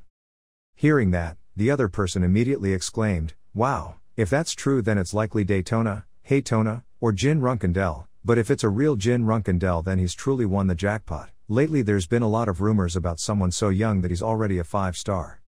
Jin listened to the two of them talking and slowly walked over to sit next to him. He put his sword on the floor and thought, oh, so it turns out it's because of Runkendell, I can't say it, but they even know his name, you two Mortona. But that's right, it's time for you two to let the world know your names. If it's really you guys participating now, I'll track them down and make you stand guard. Jin was deep in thought when fireworks exploded in the sky, and cheers rang out all around. A moment later, a host loudly announced, welcoming all spectators to the race arena. Everyone must be bored to death, right, so please welcome our pirate king Cosmos. As soon as these words ended, the audience chanted the name Cosmos in unison. Cosmos boldly appeared in front of the crowd, he raised his arms and shouted loudly, ha ha, everyone responded to my call this year and gathered together, I really don't know how to express it, my appreciation is right. Ignite the fire and burn the spirit, right now, the opening moment begins, each team consists of 14 people. Up to now there are a total of 13 teams and 182 reserve martial artists. And the first main character to step onto today's glorious stage is the one who reached the 16-team round in last year's tournament, the darling of the sea pirates. Mantis. And his opponent is. Contestant appeared for the first time this year. Is there anything hidden behind that youthful appearance? Let's welcome the young swordsman. Paul Mick. As soon as they saw this young swordsman, chatter arose in the stands. What the heck? Isn't he just a brat with a bad mouth and a smelly mouth? I know that this year the number of young people attending has skyrocketed, but at this level it's okay. Jin was also focusing on observing Paul Mick. He frowned and thought, 13, no, 14 years old, letting such a young kid participate, they are crazy. Slow down, kid. While thinking like that, the watchman who brought Jin here suddenly turned around and said, there was another guy besides him, a small guy who had sent the captain flying. At this time in the stands, the match host cleared his throat and shouted loudly, then the match. Please allow me. Begin. As soon as Paul finished saying this, he quickly pulled out his sword and slashed forward. The powerful sword with its terrifying power made everyone present in fear. That powerful sword slash used a speed that was hard to see with the naked eye and chopped off the mantis's head on the spot. His hot blood sprayed out like rain. The sounds of chatter rang out endlessly. What just happened? Did anyone see anything? Did that guy lose his head? No way. Cosmos witnessed this scene and let out a long breath. He held his head and said, ha, those sea bastards must be going crazy. Jin was now standing still in a corner, he thought to himself, beheading his opponent with sword energy in just a blink of an eye. I see, he is Dante Heron. Paul Mick or Dante Heron took his sword and put it on his shoulder. The cheers of his name rang out endlessly. The host of the match quickly announced that the match was decided in just a moment. The victory this time belonged to Paul Mick. As soon as these words ended, someone in the stand suddenly leaned forward and shouted loudly. Yes, that's it, this is the fight, it's Paul Mick, I bet all my remaining fortune on Paul Mick, go Paul Mick. Jin was a bit startled when he heard this voice, he turned his head to look back and opened his eyes wide in fear. Jin thought, Veridin Zippel. Why is this guy here? Veridin still kept chanting the name Paul Mick. The people around saw that and were a bit shaken and whispered to each other, "Yes, I bet too, just put Paul Mick on it and it would be delicious." Hearing that, Veridin immediately said decisively, "Just bet, don't worry, Paul Mick is the source of our future life, bring the red book and bet it all." Hearing Veridin say that, Jin hated and thought to himself, is he on a mission or something? While he's on a mission, this is a bit too loose. If I get caught, it will be very troublesome, so I will quietly ignore it. Thinking of that, Jin immediately sat up straight and did not look sideways anymore. At this moment Dante passed by the stage. Veridin waved enthusiastically to say hello. "Hey, it's been a long time." Seeing that, Dante raised his eyes slightly and thought, is that person Veridin Zippel? The only time I saw him was at the Zippel house party, even in this remote place, yet he was so welcoming. Thinking like that, Dante immediately raised his hand and waved. He smiled brightly and said, "I'm also very happy to see you again, Veridin." At this moment, the host of the match continued to announce, "Now, before moving on to the next match, let's hear a few words from the first winner of today's tournament." Following the host's words, Cosmos walked up to where Dante was standing and said, "Hello Paul Mick, how are you feeling right now?" Dante, who was waving at Veridin, was startled when he saw that. He pulled his hand back and coughed a few times before saying, "Right now I'm quite happy because I've just destroyed another seed of disaster to help the world. I hope that in his next life he won't become an ordinary pirate again." As soon as he said this, Cosmos was furious. He grabbed Dante's shoulder and laughed and said, "Pirates really aren't suitable for children, right? But aren't you afraid that saying that will make a lot of pirates here sad? Ha ha ha, that's interesting kid, try your best. All the pirates who heard your narration recently were extremely impressed, welcome there, ha ha ha." Cosmos said so then stopped for a moment. He raised his head to the sky and shouted, "Okay, then next match, please invite the players to the arena." In the dark hallway filled with fresh blood, Jin slowly pushed the door open and entered his room. He put the sword aside and sat down in a corner, leaning his back against the wall. Jin silently calculated, "I watched the next matches but besides Paul Mick, there was no one notable.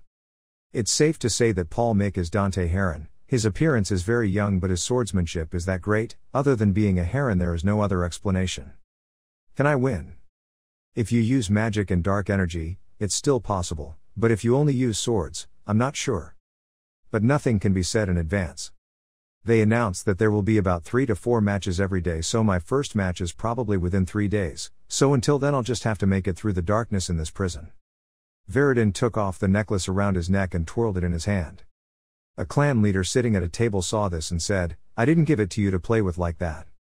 It's an item that the patriarch will use when absolutely necessary, so please be more careful." Hearing him say that, Veridin immediately turned his head and narrowed his eyes and said, "I'm sorry, Elder. I feel more comfortable holding it in my hands. Is that why you called me here?" The elder heard that and said seriously, "On an island in the north of the Bellahue archipelago, there is a martial arts conference held every year. Maybe you know about the Cosmos Arena." As soon as he heard this name, Veridin was extremely excited and shouted, "No, this is the first time I heard it. Oh my god, a martial arts festival organized by pirates, how did I know about it? Ha ha, never, I sure don't know anything about it." The elder didn't bother to say much to him. He got straight to the point. Dante Heron, who participated in last year's ball and the future head of the Heron family participated this time. Go there and visit, if you get a chance, see for yourself the level of people that you will one day surpass. Stepping out of the competition arena, Veridin remembered what the elder told him while grimacing and exclaiming, "So I came here after hearing that and it's great that I can earn more money. But why haven't there been any interesting matches in the past 2 days? It's great to be able to see Dante's skills but that's all, this year is so boring. Where have all the good people gone?" A few people walking behind heard him say that and whispered to each other a bit in confusion, "Isn't he very interested?" Veridin walked in front of a board with the names of participants in each round, when suddenly his eyes noticed a small card with the name Jin Gray. As soon as he saw this name, Veridin was a bit suspicious and mumbled, "Wait, is it really that Jin? So he didn't just come to be an audience. Here it is, it's starting to get interesting." In his room, Jin stabbed the sharp blade into the floor. He let out a long sigh of admiration. The number of survivors was 147, the number of dead was 35, of which only 5 died in battle, several others died outside the arena. "The fighters from the other groups will be here soon, I can't let my guard down, who knows if I'll get a knife while I'm sleeping. I've been practicing without sleeping since I was a cadet, but having to stay awake for 3 days was the first time."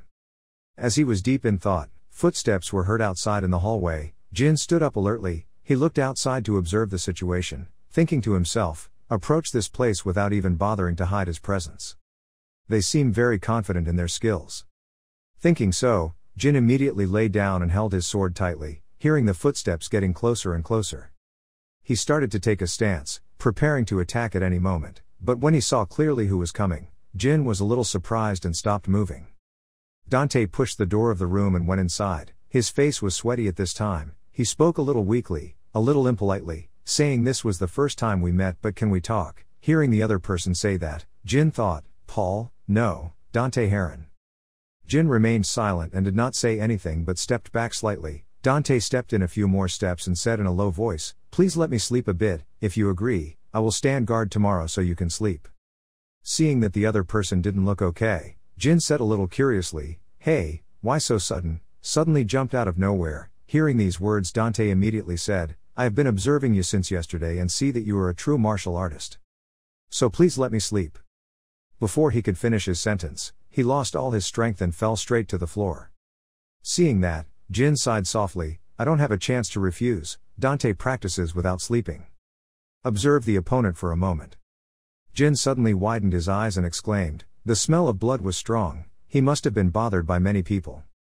Not mentioned. Having said this, Jin suddenly stopped. He heard movement outside the door and held the sword tightly in his hand. Outside, there are two bald guys lurking outside the door. They signaled to each other, wait, I'll give the signal. Having just said this, they suddenly stopped. Before he could react, Jin suddenly attacked and threw him back. Looking at these two people, Jin said coldly, haven't you heard the rumors? Anyone who enters this room must die. More and more people surrounded Jin's room door. Seeing that two people had fallen, one of them quickly raised his hand and said, wait, I know, Jin Gray, you're the one who killed the entire group, 13 people.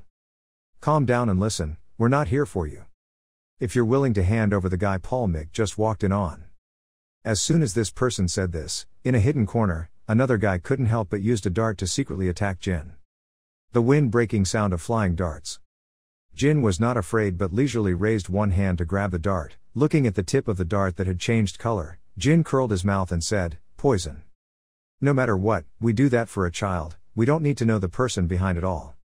Who are you, but can you take responsibility? Soon after dealing with these people, Jin immediately returned to the room to guard Dante. Not long after Dante had slept, he suddenly woke up. Look at the bewildered look on his face. Jin said lightly, the bastards chasing him said they were under the control of the one-eyed pirate Joe. The last one spat out before dying, they planned to make some money by kidnapping a Runkendel. Hearing Jin say this, Dante immediately smiled and said, you protected me, a stranger, thank you very much. But oh my god, a Runkendel, I'm so surprised, why did I make such a basic mistake? I should explain when I am indebted to you, I am a noble in their target, even though I am not a Runkendel. Just consider me a noble in Bement, sorry, I can't go into more detail. Hearing the other person say that, Jin didn't make it difficult to nod. At this moment Dante continued, thank you for understanding, I owe you my life, how can I repay you? Eye for eye, life for life. From now on, no matter what, when you are in danger, I will protect you with my life at any cost. Swear on my honor. Listen to Dante express his sincerity. Jin nodded slightly and said, not too fast or too slow, okay, do whatever you like, I'm going to sleep, so please. Wake me up before the Group 13 match starts. Seeing that Jin was lying down in a corner of the room and starting to fall asleep, Dante didn't say anything more but just said, it's clear, protecting him doesn't count in the oath so he can rest assured. After saying this, he silently evaluated, he seemed cold, but he protected me, someone I just met for the first time. Looks like I found a good friend. On the ring, Dante and another person are facing each other. The other person picked up his sword and began to attack Dante. He reacted very quickly, his sharp blade slashed the opponent away. Everyone around the stands immediately cheered endlessly. The host of the match immediately shouted, the winner was Paul Mick. He had once again finished off his opponent with just one blow. As soon as these words ended, the chants of Paul Mick became even louder. When it came to the next battle, the host looked at the sword blade that was still stained with blood and immediately announced. And the winner is a young but extremely strong person, Jin Gray. The cheers for Jin's name rang out endlessly. Dante, standing in a corner of the stands, was also extremely happy to see Jin win. After shouting for a while, the people around started talking again. That Jin Gray name is really strong, no joke. He might be even stronger than Paul Mick. Hearing that, one person immediately protested, "Ha, he is not old if compared to the luck of the Runkendell family." Dante heard them say that and thought, "I'm not from the Runkendell family." In a hallway not far from the competition floor, there was a group of people gathering there. Hearing the incessant chanting of Jin's name, a person with long hair tied at the back of his head frowned and crossed his arms and said, "So the contestants who made it to the final round this year are those two kids?" A person sitting next to him wearing a red headband on his forehead heard that and said, "Well, just because those bastards blew their noses cleanly, this year is over." While these two people were talking, a cold voice rang out from behind them, "Are you guys just going to sit still and suffer like that?" A person carrying two swords behind his shoulders approached the two people, rolling his eyes and saying, "They looked okay, but they were just two kids." Before the winning group's match started, "If I called, add more people and round them up." While talking about this, another person with a scarf on his head interrupted and said, "Forget it, you can't beat them." Jin Gray's nickname is the God of Death. You'll understand immediately when you hear the reason for that nickname. Plus, they share the same room. Do you think circling them will really be effective? This person said as he slowly walked up the stairs and left. After walking for a while, he did not forget to wave his hand and say, "I stopped you because you are famous. If you leave like that, you will die before the match. From the start, it won't be any fun anymore." Waiting for this person to leave, there was suddenly a strange silence in the hallway. I don't know who broke this atmosphere first, but TSK and then said, "TSK, that's it, I'll stop here, then get out of here already." As soon as these words ended, someone agreed and said, "That's for the best." Fortunately, looking at the program, we don't have to confront those two guys yet. The person wearing the red headband on his forehead nodded and said, "Yes, I don't want to die here either." Okay, we are the only ones who know this. Don't ever let Cosmos know about this. They talked to each other in low voices in the hallway, not knowing that the person with a scarf on his head was hiding in a hidden corner and heard all these words. Cosmos angrily put the wine glass down on the table. He gritted his teeth and scolded, "Those scoundrels. Control to choose the winner, so they secretly set up the structure behind my back like this." Behind Cosmos, the person wearing a scarf on his head was standing there silently. Hearing that, he immediately asked, "So what are you going to do? If it weren't like that, the contest would be extremely boring. Viewers will probably realize it eventually." Cosmos was silent for a moment, then widened his eyes dangerously and said, "Then this would be better. Eliminate the entire program for me, because after all, Jin Gray and Paul Mick will be the two contestants who will advance to the final round. The good guys and the rest of the scum.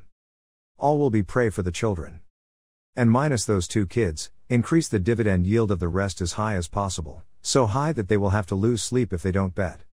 After saying this for a long time, he raised his wine glass and took a big sip, then continued to say, "Okay, the speed of the matches from now until the final match will be lightning fast. Go make some money." On the stage right now the atmosphere is extremely exciting. Veridin sat in one place, observing and asking in a low voice. One was a supernova who caused a huge stir right from the first match, and the other was a god of death who smelled of blood and flesh right from the first match. "Who do you think will be the winner?" The two subordinates following him were standing behind. Hearing that, one immediately said, "Paul Mick." The other person also nodded in agreement. "I also agree, I think Paul Mick's swordsmanship is more skillful." "Young master, you also bet on Paul Mick, right?" "Me," Veridin said with a smirk, "I bet Jin Gray 100,000 gold, what's wrong?" The two subordinates who heard this information from their young master all widened their eyes and exclaimed in unison. One person hastily said, "Young master, Jin Gray's odds are set to be 3 times higher. Even if Jin Gray wins, do those pirates really have enough money to pay? Can you give me that?" Veridin didn't worry much about this problem. He crossed his arms and said leisurely, "Well, Cosmos is a famous pirate. He has several islands, and if he sells them." While talking about this, Cosmos appeared below the ring. He raised his hands high and shouted loudly, "I must have kept you waiting for a long time, ladies and gentlemen, I am the Pirate King Cosmos." As soon as he announced his name, there were already many angry people in the stand screaming, "Who cares? Hurry up and start the first match, bring out Paul Mick." "Where is Jin Gray, the death god of group number 13? Seeing this noisy scene, Cosmos was so angry that he gritted his teeth. He silently cursed, "Damn you nobles, next year I will have to double the entrance fee to let you know." Seeing this, the host of the match cleared his throat and said, ignoring the lengthy opening statement. Let's call the two of them out. Paul Mick. And his opponent is the death god of the 13, the nameless young swordsman, Jin Gray. On the high platform, Veridin opened his mouth and shouted, I believe in you, Jin Gray, I bet everything I have on you. Jin Gray, go ahead. Veridin's voice was very loud and strong. Hearing that, Jin frowned slightly and thought, where did my brother tell me to go forward? Wait until Jin and Dante are present in the middle of the arena, the host shouts loudly, now we won't make you wait any longer. The match is about to begin. As soon as these words ended, Jin and Dante quickly entered a fighting state. The two quickly pulled out their swords and held them tightly in their hands. Dante with sharp eyes stared at Jin. Very quickly he began to attack, his powerful sword rushing forward quickly. Jin reacted very quickly. Immediately raise your sword to block this attack from the opponent. Dante turned around slightly and took a defensive stance. He smirked and said, I knew right away that these tricks wouldn't work on you, so this time I will play for real. As soon as these words finished, Dante immediately swung his sword high, a layer of sparkling golden light erupting around his body. Jin didn't say much anymore, he held the sword tightly in his hand, a layer of blue rushed out following his movements. Jin opened his mouth and shouted loudly, bring everything he has out here and see. The two of them continued to fight each other. Suddenly, a loud rumbling sound rang out all around, and dust billowed out to surround the arena. Dante and Jin began to fight each other. Suddenly a loud rumbling sound rang out, and dust billowed out around the arena. The people watching on the high platform saw this scene and were all a bit shocked and their mouths opened wide. On the arena, two sharp swords carrying terrifying power collided with a terrifying clang. Each stream of sword air released was enough for those watching to feel a heavy pressure. Concentrate on fighting while avoiding Dante's attacks. Jin thought to himself, I'm sure the first attack was Dante's fastest speed, but now he only accelerates when necessary so he can distribute his power properly. If so, I have to keep up with his speed. Both of them continued to come and go without stopping. In the stands, everyone started cheering and moving forward. Attack him. There was someone sitting in a corner scratching their head and exclaiming, how crazy, who would have thought that they could see this battle in this damn place? Under the ring, Dante just hit a move and smiled and said to Jin, you did a great job, Jin Gray, but if you have any more tricks, please do it, because I'm about to get faster. Hearing this, Jin paused a bit. At this time, on the opposite side, Dante continued to attack with an extremely fast sword. He just kept making 3 or 4 sword moves, making it a bit difficult for Jin to defend. Sweat was streaming down his face. Unyielding, Jin put all his strength into continuing to fight back each of his opponent's swords. Loud explosions rang out on the stage. The people watching saw that Dante was dominating and cheered happily. That's right, Paul Mick, that's right, keep beating him, let the desperate betters go to the chicken coop, a little more, a little more. The cheers rang out continuously. No one noticed that Dante's face changed slightly. With each sword move of Jin, he frowned and thought, yes, this is my strength. Destructive swordsmanship and the natural constitution to perform it. He showed endurance that surpassed that constitution. He was doing it like this on purpose, as expected. He also took a fake name, Jin Runkendel. But this is all. He made a mistake. Dante thought so and immediately turned around, the sharp sword in his hand carrying amazing power slashed straight at Jin. Sensing danger, Jin's pupils suddenly widened. He gently turned his wrist, a sharp sword shot out following his movements. It not only neutralized Dante's previous attack but also caused him to take a few steps back to defend. Seeing this scene, whispers rang out in the stands again, what, why did he suddenly step back? Dante took a few steps back in a defensive stance. He stared at Jin standing behind him thinking, what just happened? At that time I was slashed. I'll get cut by something. On the opposite side, after repelling Dante, Jin also took a defensive stance and mumbled, oh my god, I accidentally let out a bit of murderous intent, things are starting to get serious. Thinking so, he cleared his throat and said to Dante, it's my turn. As soon as these words finished, Jin raised the sword in his hand, the blade emitted a layer of blue light. It rushed at a fast and strong speed to attack Dante. This sword move weighed 1,000 pounds, making Dante unable to stand. One of his legs slightly buckled and began to tremble. While gathering his strength to resist, Dante gritted his teeth and thought, it's not simply a straight slash, the power of every move is the same. Without a single mistake. Damn it, I've been losing since the beginning, huh? No, Any more and I'll kill him, Jin Runkendel. While thinking about this, another sword move was almost in front of Dante. A loud explosion rang out, dust and dirt everywhere. Waiting for the smoke and dust to clear, Jin retracted his sword and said in a cold voice, "Don't joke. You dare to hesitate in front of me, I'm Jin Runkendel. Don't disgrace this match." Dante Heron. Hearing his real name spoken by the other person's mouth, Dante was a little stunned and opened his eyes wide. A moment later he suddenly smiled and raised his sword high. Dante said, "Okay. I accidentally showed you my bad side, Jin Runkendel, will you take me with you too?" This statement made Jin a bit surprised. He thought for a moment, then raised his sword and lightly touched Dante's raised sword. The two of them stood still in the middle of the ring, looking at each other face to face. No one said a word to anyone. At that time, Jin and Dante Mick took out their swords. Right after that, both of their legs moved back, use a cold gaze to look at the other person. Without wasting any more time, Jin and Dante rushed towards each other. Two swords with great impact quickly touched each other, then push it away. Continue to sing once, sing twice, 3 times. Jin and Dante are not inferior. Attack the opponent vigorously. Paul growled loudly and rushed towards Jin. Jin's eyes glowed staring at Dante. This unexpected direction of his attack made Dante unable to react in time. His eyes showed surprise. "I don't understand what makes Paul so surprised." Jin's face was full of determination and he slashed straight to the ground. A loud explosion rang out. Dante quickly realized and backed away. Right after that, he slashed towards Jin, but he is also easy to avoid. Jin used his sword to block. His side took a step back. Jin breathed heavily thinking, he had reached his limit. How could he stand it? Dante Heron, he is a once-in-a-century genius. His talent is blessed by God. However, he was born with a fragile body, which held back his talent. As I sink deeper into hell, this damn curse, that's what I know. That's why I can feel it. Dante Heron. Jin jumped straight to Dante. His loneliness through the endless darkness, his disappointment when looking at a small body, his efforts on the brink of life and death. To get to where you belong, Dante did not give in to Jin's oppression. He quickly attacked again. Jin Runkendel, the 13th child of the Runkendel family. He was born with a spoon in his mouth, healthy body, talent, everything, things that I feel is despair. Why are you so pitiful and desperate? Is it because of anger? Because I'm the youngest? Because I'm not in the line of succession? No, not those stupid reasons. I don't see anything anymore. I just want to become the strongest. Just like that. How much longer do I have to endure to get to where I belong? I don't even remember anymore. How long have I been disappointed? How many times have I been discouraged? And how many times have I stood up?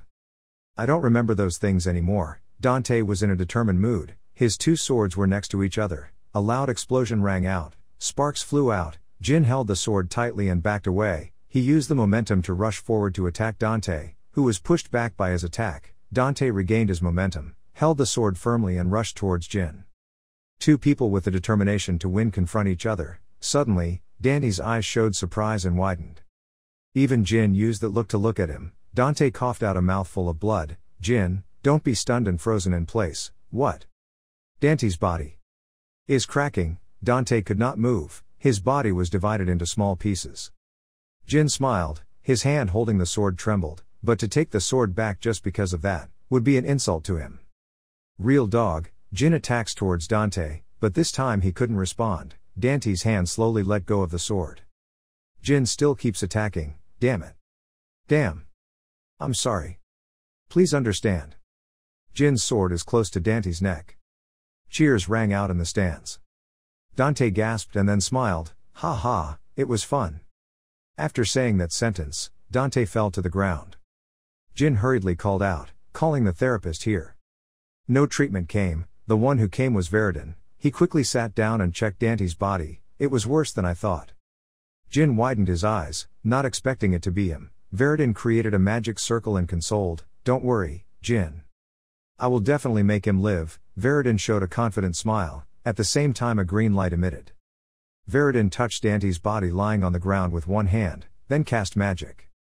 Jin stood behind with surprised eyes. Veridin is using all his abilities to treat Dante, and casually comforts Jin. "Don't worry, just look." Jin is extremely worried, is what I want to say. But it's too late. It's already beyond the point of being able to be cured with magic. Not only the bones but also the internal organs are damaged. On top of that, his aura is also uncontrollable. The dust of love only prolongs the pain for him. Today is the only way for him to live. When blue light appeared around Dante's body, His face was full of pain and fatigue, and his whole body was sweating. Veridin spoke up, "Hey Jin, listen carefully." Jin was surprised and widened his eyes. Veridin asked for the top necklace to look at and winked, "This is a secret between the three of us." At that time, a guard rushed into the stadium to talk to Veridin. "Young master, it can't be used here." Veridin held out his hand and gave orders, "Shut up, come here and cover us with your cloak." Even though the guard couldn't bear it, he still stepped forward and swung his cloak to cover it.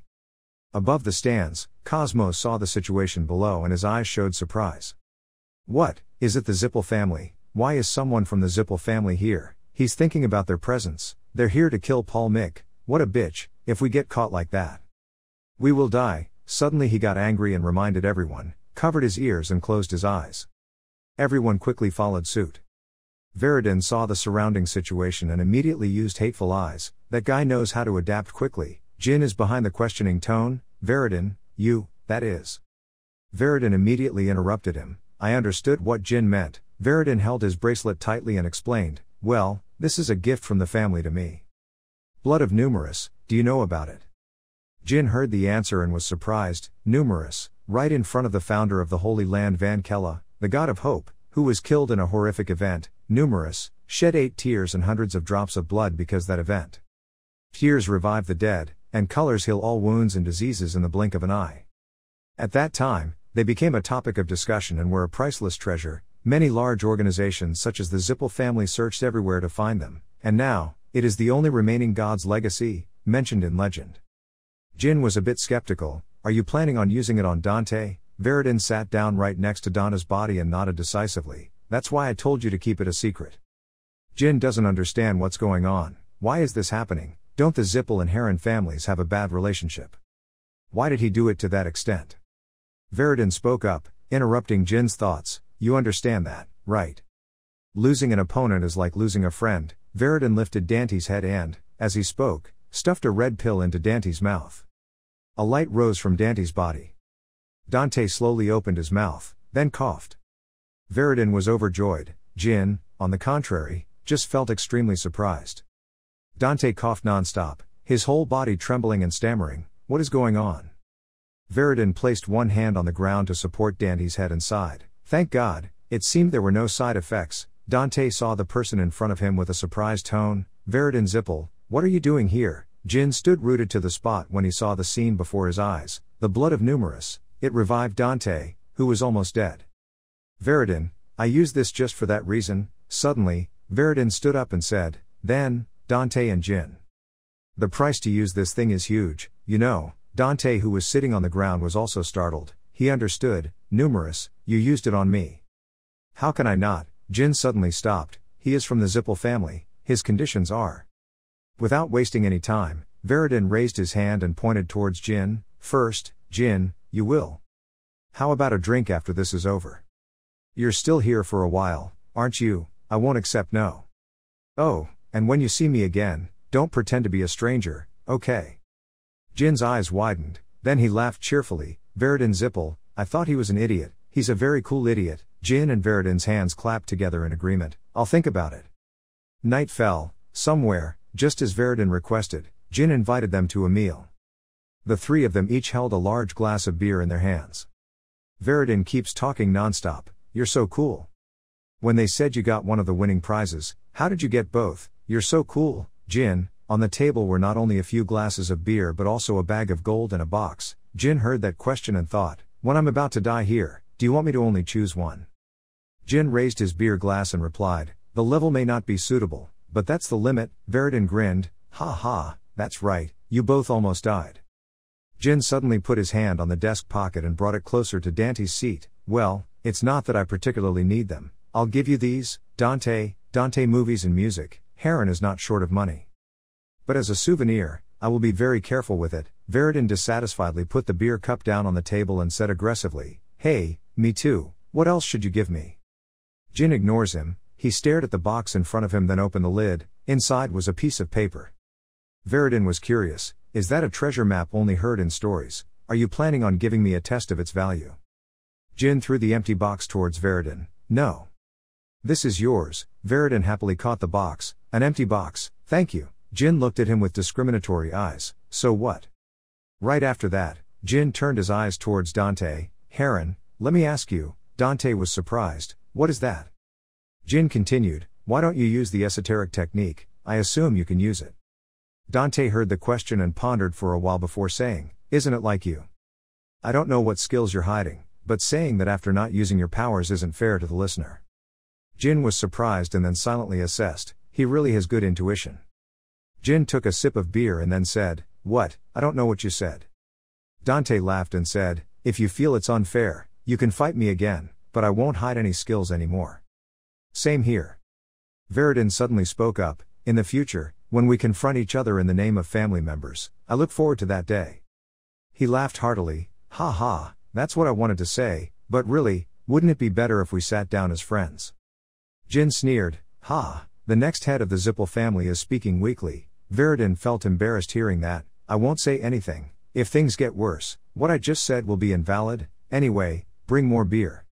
Ah, what are you doing? Raise your glass. Everyone laughed happily. Jin ponders, even when we are sitting happily and drinking together.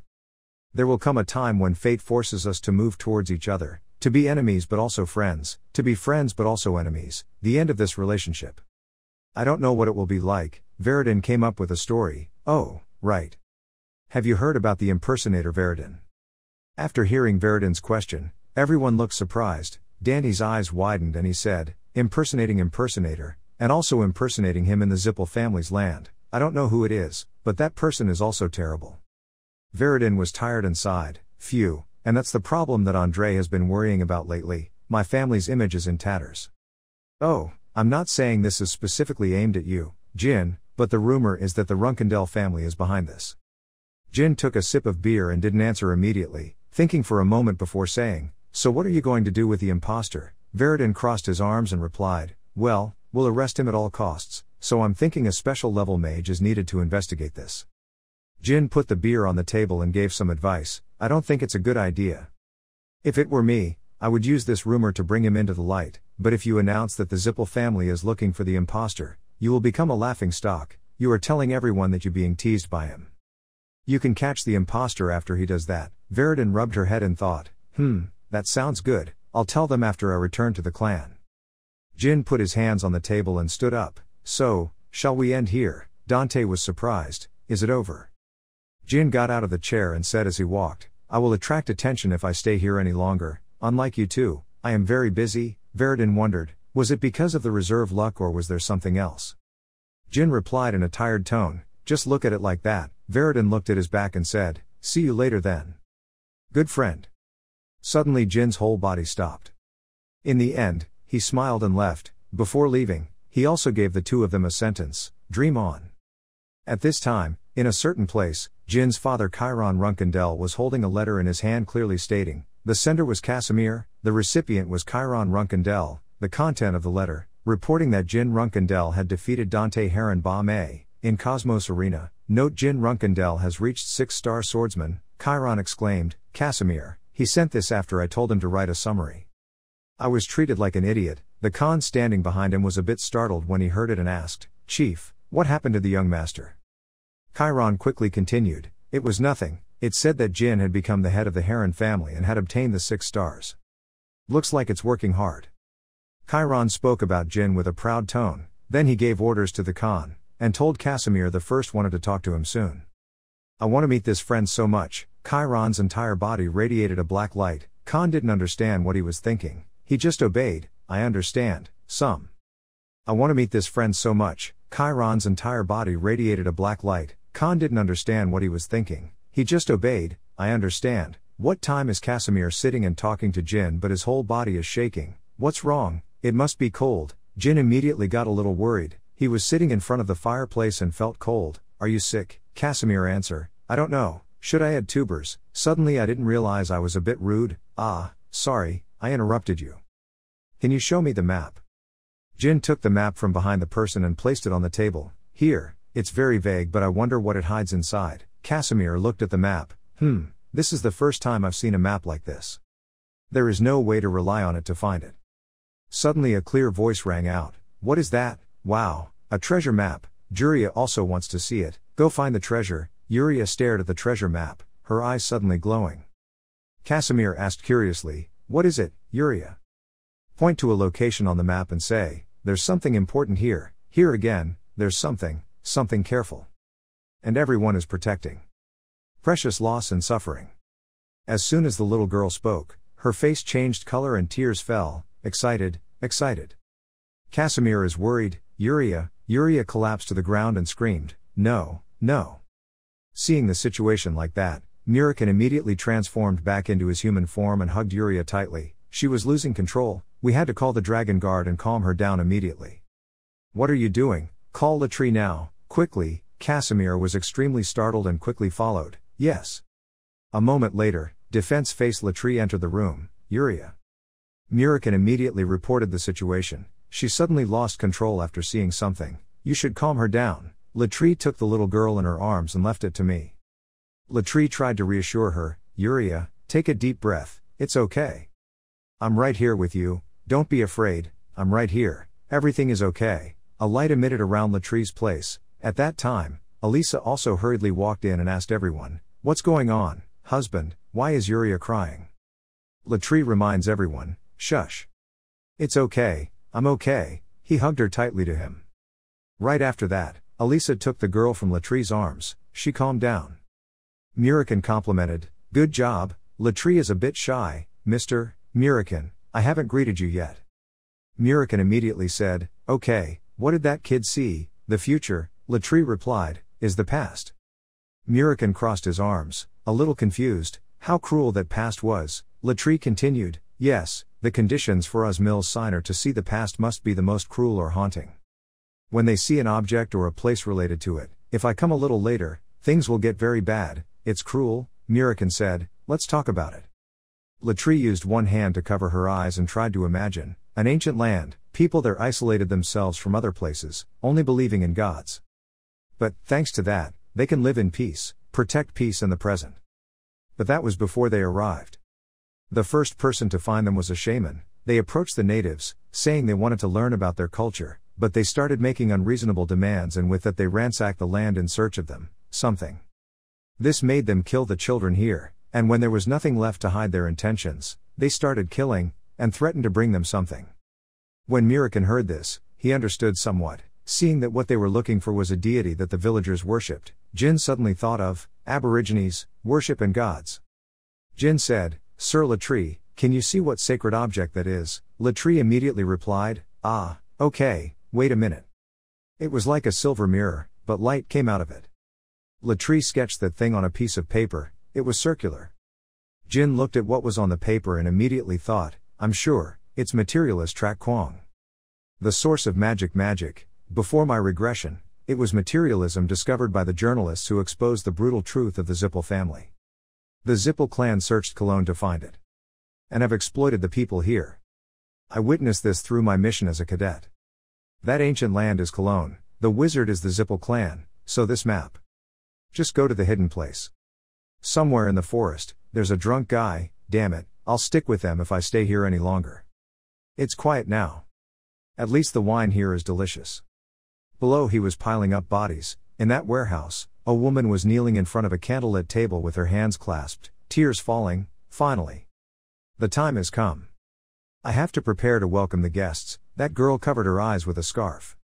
Jin turned his eyes towards Casimir. "Sir Casimir," he heard someone calling his name and turned around. "Ah, Master Jin." Jin Tantam said, "I'm sorry, Juria already had a bad experience because of me." Even though Casimir was very worried about the girl, he said, "It's okay, it's something that people who sign with me have to go through one day, I already expected this." Latri heard the two of them talking and spoke up, "Mr. Casimir, please rest assured, I will always be by Yuria's side, I will protect her at any cost." Casimir used a sincere tone, "Thank you, Sir Latri." Casimir changed the subject with a serious face. "Now that we know this map is not ordinary, we have to start taking action. First, I will ask who around here can decipher the ancient language on the map. You guys, let's leave this matter to the rainbow colors to handle." Jin smiled and said, "Then I'll ask everyone." His mouth says that, but in fact he is thinking in his mind, just saying that will make things even more difficult than before. After Cologne's residents were massacred by the Zippel clan hundreds of years ago, they were almost extinct. The survivors are being held captive in Cologne. Can we find the halo before the Zippel clan? 2 weeks later, February 17, 1796. The night was covered with darkness. In the middle of the deserted street a groan rang out. Rotate and rotate, the world of my life. This voice belonged to a drunk man who was staggering. Suddenly, while he was walking, he accidentally dislocated his ankle and immediately fell to the ground. Everything is turning around. A foot suddenly appeared and asked him in a slightly worried tone, "You don't look very well, do you?" It turned out that the speaker was Jin. He smiled and told him, "We seem to be in the same situation. Why don't we chat a bit? The drunk guy doesn't understand what's going on. Kid, who are you?" Jin pulled out a bottle of wine from inside. "Is that important? I'm just a lover," his favorite thing in general. His tone became happy. "Oh, then you are a good person. Wine and snacks. Kid, you're an angel." Jin gave the star to him and then helped me up. He put his hand on my shoulder and we both walked away. The drunk guy was extremely excited. "Well, my hobby is helping people. My sister at home would love that." Jin suddenly asked, "But his skin color is really strange." The pomegranate driver's face turned red and he replied, "I've heard this a lot. My generals are all like that." Jin began to wonder, "Clan?" The drunk took a sip of wine and replied, "My hometown is very far from here. Let's stop here. I'll cry if I keep talking about it." Jin keeps talking, "Far away from here. I happen to have one that's also far from here, but I don't know what's written on it." "Do you know?" Having finished speaking, Jin handed out the map. When he saw the map, he was so surprised that he couldn't even hold the wine bottle firmly in his hand, causing him to fall straight to the ground and shatter. He staggered away from Jin. You. Who are you?" Behind him were two more people, none other than Latri and Murikin. The drunkard seemed to understand something. "You approached me because you knew I was you." "A cologne. Who are you, boy?" Jin sneered. "I'm the one following the commander of Tekken Station, Elisa, and the black-haired person and the blue-haired boy standing there are the dragons." Jin pointed straight at the two and said bluntly. Murikin saw that and was annoyed. "Hey, why do you say it so bluntly?" Jin just smiled and said, "So what should I do? I had to say that." Murikin snapped, "You know that's not what I meant. Be more cautious." Jin just said, It's okay. The drunk guy stood there dumbfounded for a moment. "You guys, not from the Zippel family." "So how did you guys find me?" "We just happened to get the map," Jin explained. "This blue-haired boy is the guardian dragon of Ozmil." "That's right, and thanks to Ozmil's power, we saw the hatred hidden in the map. In it, people like you were exploited. We searched around for people who knew about the map but couldn't find one, but by chance we found you again, a person living in Tikana. Even if you asked how, it was really just a coincidence." The drunk didn't accept his answer. By chance? It was clearly not by chance. "In my opinion, guys, I think it's best to meet my sister." Jin was amazed. Soon all three of them followed the drunk into a house. A girl appeared to greet them. "Welcome, I've been waiting for you, famous people at Tikana." The girl covered her eyes with a piece of cloth. The drunk guy saw the money girl and respectfully greeted, "Lady Lausa, I brought them here without permission. They are this girl named Lausa." She wasn't angry with him at all. No, you did a great job, Pan." "The drunk guy's name is Pan." Murikin was a little surprised. "Wait, that's different." Jin replied, "Yes." He was lost in his thoughts. Should I call it holy magic? It's something that shouldn't be in this place. Avoid the force emanating from that girl. He could feel a stream of light appear around Lausa. Jin speculates, is it because of Cologne's noble bloodline, or is the latter chosen by their faith? Lausa was silent for a while before speaking, possibly born in the Temple of the Sword and chosen by the darkness. The last dragon of the Dark Dragon clan and the guardian dragon of the child whom the great Ozmil loved. Lausa easily read out all their identities. All three of them looked surprised. Lausa quickly reassured and, there was no need to be so surprised, this was just a small trick. Jin kept exclaiming, "I've seen this unusual aura before." Jin's eyes turned cold. "Lausa, are you a god?" Lausa still had a calm face. "No, I'm just a mediator." "If I were a god, I wouldn't hide like this after losing my homeland." Murikin wondered, "So she is the sacred body of an ancient god?" "You're so wise, but isn't that true? Your presence will disappear soon." Lausa's tone was a bit lost. "Are you rubbing salt in my wound?" Murikin replied, "Anyway, this is the first time I heard there is an ancient god Cologne here. Which god do you represent?" Lausa replied, "Even if I told him, he would not know." Murikin was surprised. "Why?" Lausa turned towards Jin and asked, "More importantly, can you show me the map?" Jin quickly pulled out the map from her person. "While she looks at it, can I ask what it says? Lausa feels the map, the one who is Cologne's heart, and is reading these words: please don't leave us alone, come here and scream for us, we are just silent people, that is how we survived, the gods gave us tasks but did not give us strength, how cruel.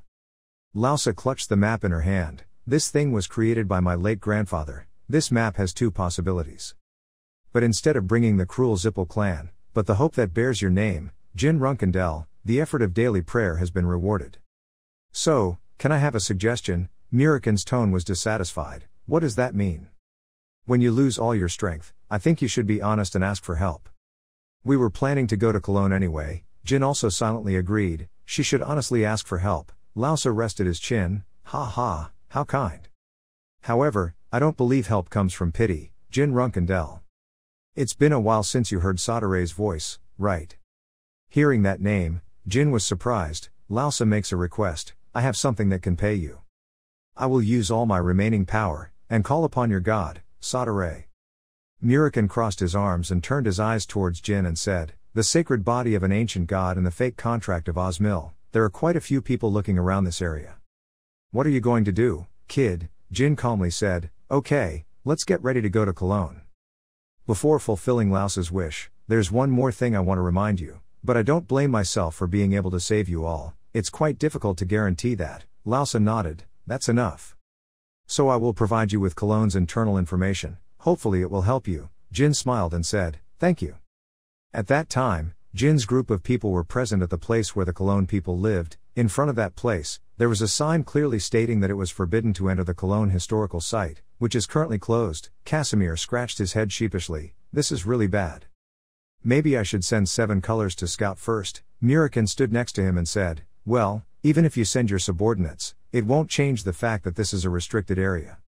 Casimir replied, that's true. Jin didn't say anything and stood still in a corner thinking, this used to be a freely open area before I returned, but it seems like the time I became a cadet has changed, different.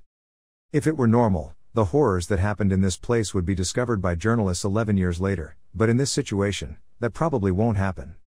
There is no other way. Casimir asked for his opinion. Young Master Jin, what to do now? We can't enter if this place is used as a magic testing ground like you said, so. While talking, Jin and Murikan just walked forward under Casimir's surprised eyes. Casimir was amazed, Master Jin, Sir Murikan. Young Master Jin, wait for me. The three of them went deeper. Jin took the lead as he walked and said, isn't it strange that there is only one sign in the restricted area?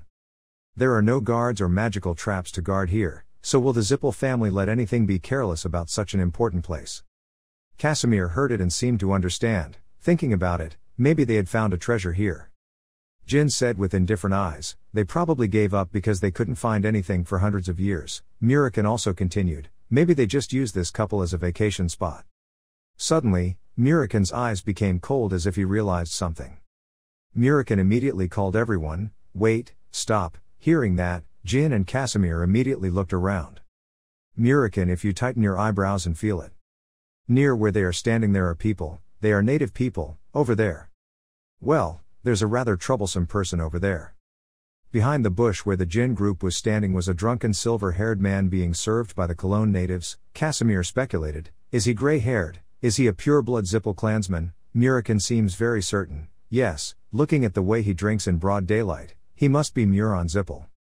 Jin suddenly remembered, Muron Zippel, also known as the Berserker among the Tower Mages, instead of being known as Kelyurk's sixth son, he was known as the Berserk Mage because of his eccentric personality, him. Jin was a little confused with the other two people. He was a pure-blood Zippel clansman, but he didn't have any bodyguards to escort him. Casimir immediately replied, he is the owner of the 7th Mage Tower in Zippel, he is an 8-star mage and also carries a bunch of items with him, so his confidence is understandable. Murikan's face is full of cunning, so after cutting off his head, I just need to get all these people out of here, right? That's why I brought this bacteria with me. Jin frankly said, no, our opponent is a pure-blood Zippel, because we have already killed Andre Zippel, so it will be a big deal. Even if we kill Muron, we still need a reason for the Zippel family not to interfere. Jin also noticed the bush in front of him, there was a slight shaking there. Just then a guy wearing glasses walked out. He pulled down his hat and stepped forward. Right after that, Jin appeared from behind and said into his neck, who are you? We won't ask again. The guy wearing glasses immediately stammered and said, Dino Jaglun, I'm a journalist. Jin seems to have heard this name before. Dino Jaglun, he is the journalist who wrote a report about Cologne in his previous life. The report will be released 10 years later, so that means he figured it all out himself. The dirty Dino's arms are upright. Jin put down the knife and said, go back. Jin looked at him and assessed. He was in his early 20s with a weak body. Did this young man start the war with the Zippel family? It's admirable. Jin's tone was cold. A journalist, did you come here to find a big topic? What is the content? Jin said as he pulled down his cloak. Right behind him were Casimir and Murikin. Dino pondered for a while before daring to speak. Before that, can I ask where you come from? Jin replied, don't worry too much, we're just passers-by.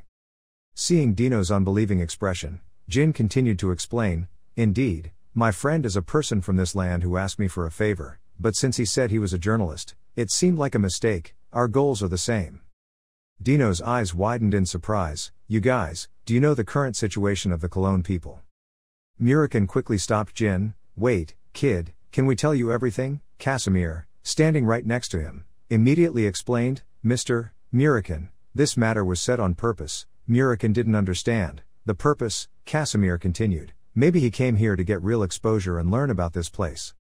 Young Master Jin will cooperate with him to help him have evidence and reasons to attack the Zippel family. He most likely had gathered quite a bit of information regarding that. Dino don't face Jin. After thinking for a while, he took something out of his pocket. It was a book and gave it to Jin. Please look at this.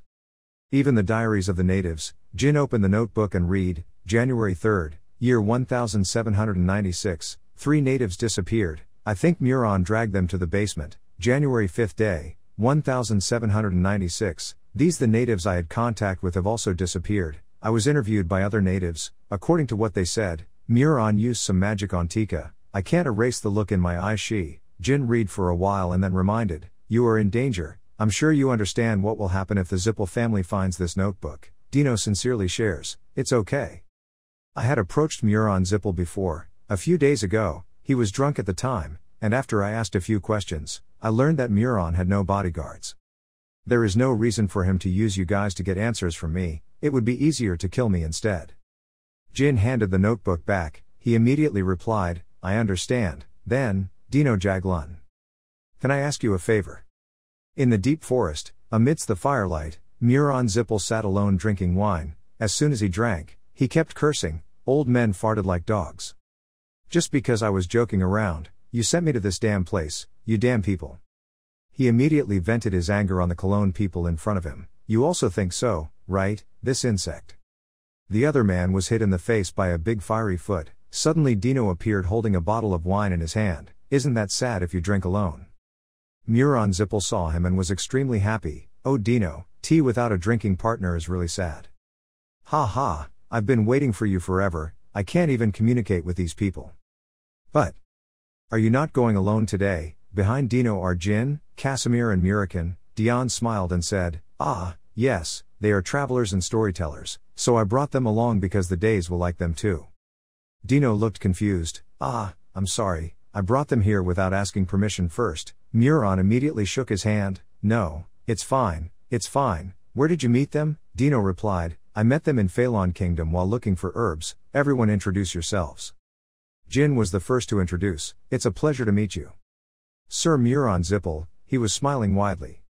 Jin remembered the last time he sat and talked with Dante and Veridin. Veridin said, Big Brother Muron was a terrible person. Uncle Andre who passed away was also bad, but not aunt compared to Muron. Veridin said while sighing helplessly, thinking about him makes me feel nauseous. I don't know what the elders were thinking and assigned him to prepare the master to receive the magic.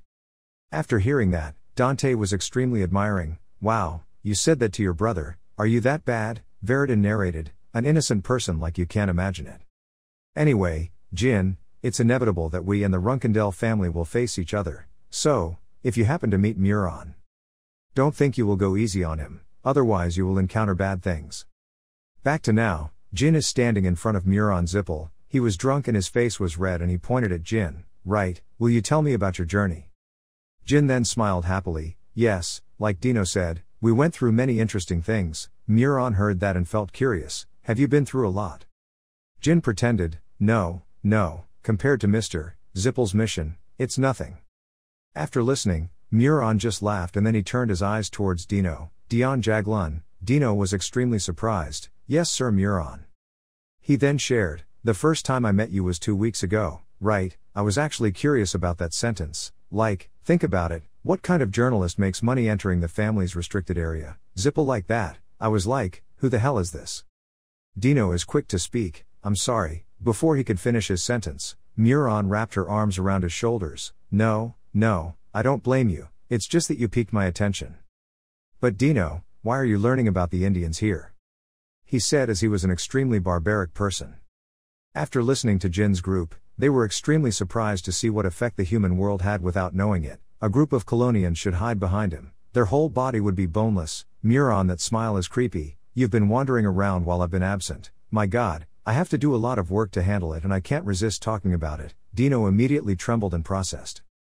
Muron hit his body hard. My God, my smart thinking Dino Jaglun, don't you know, people like you have all been disappeared by me, you don't know about that, right, or not?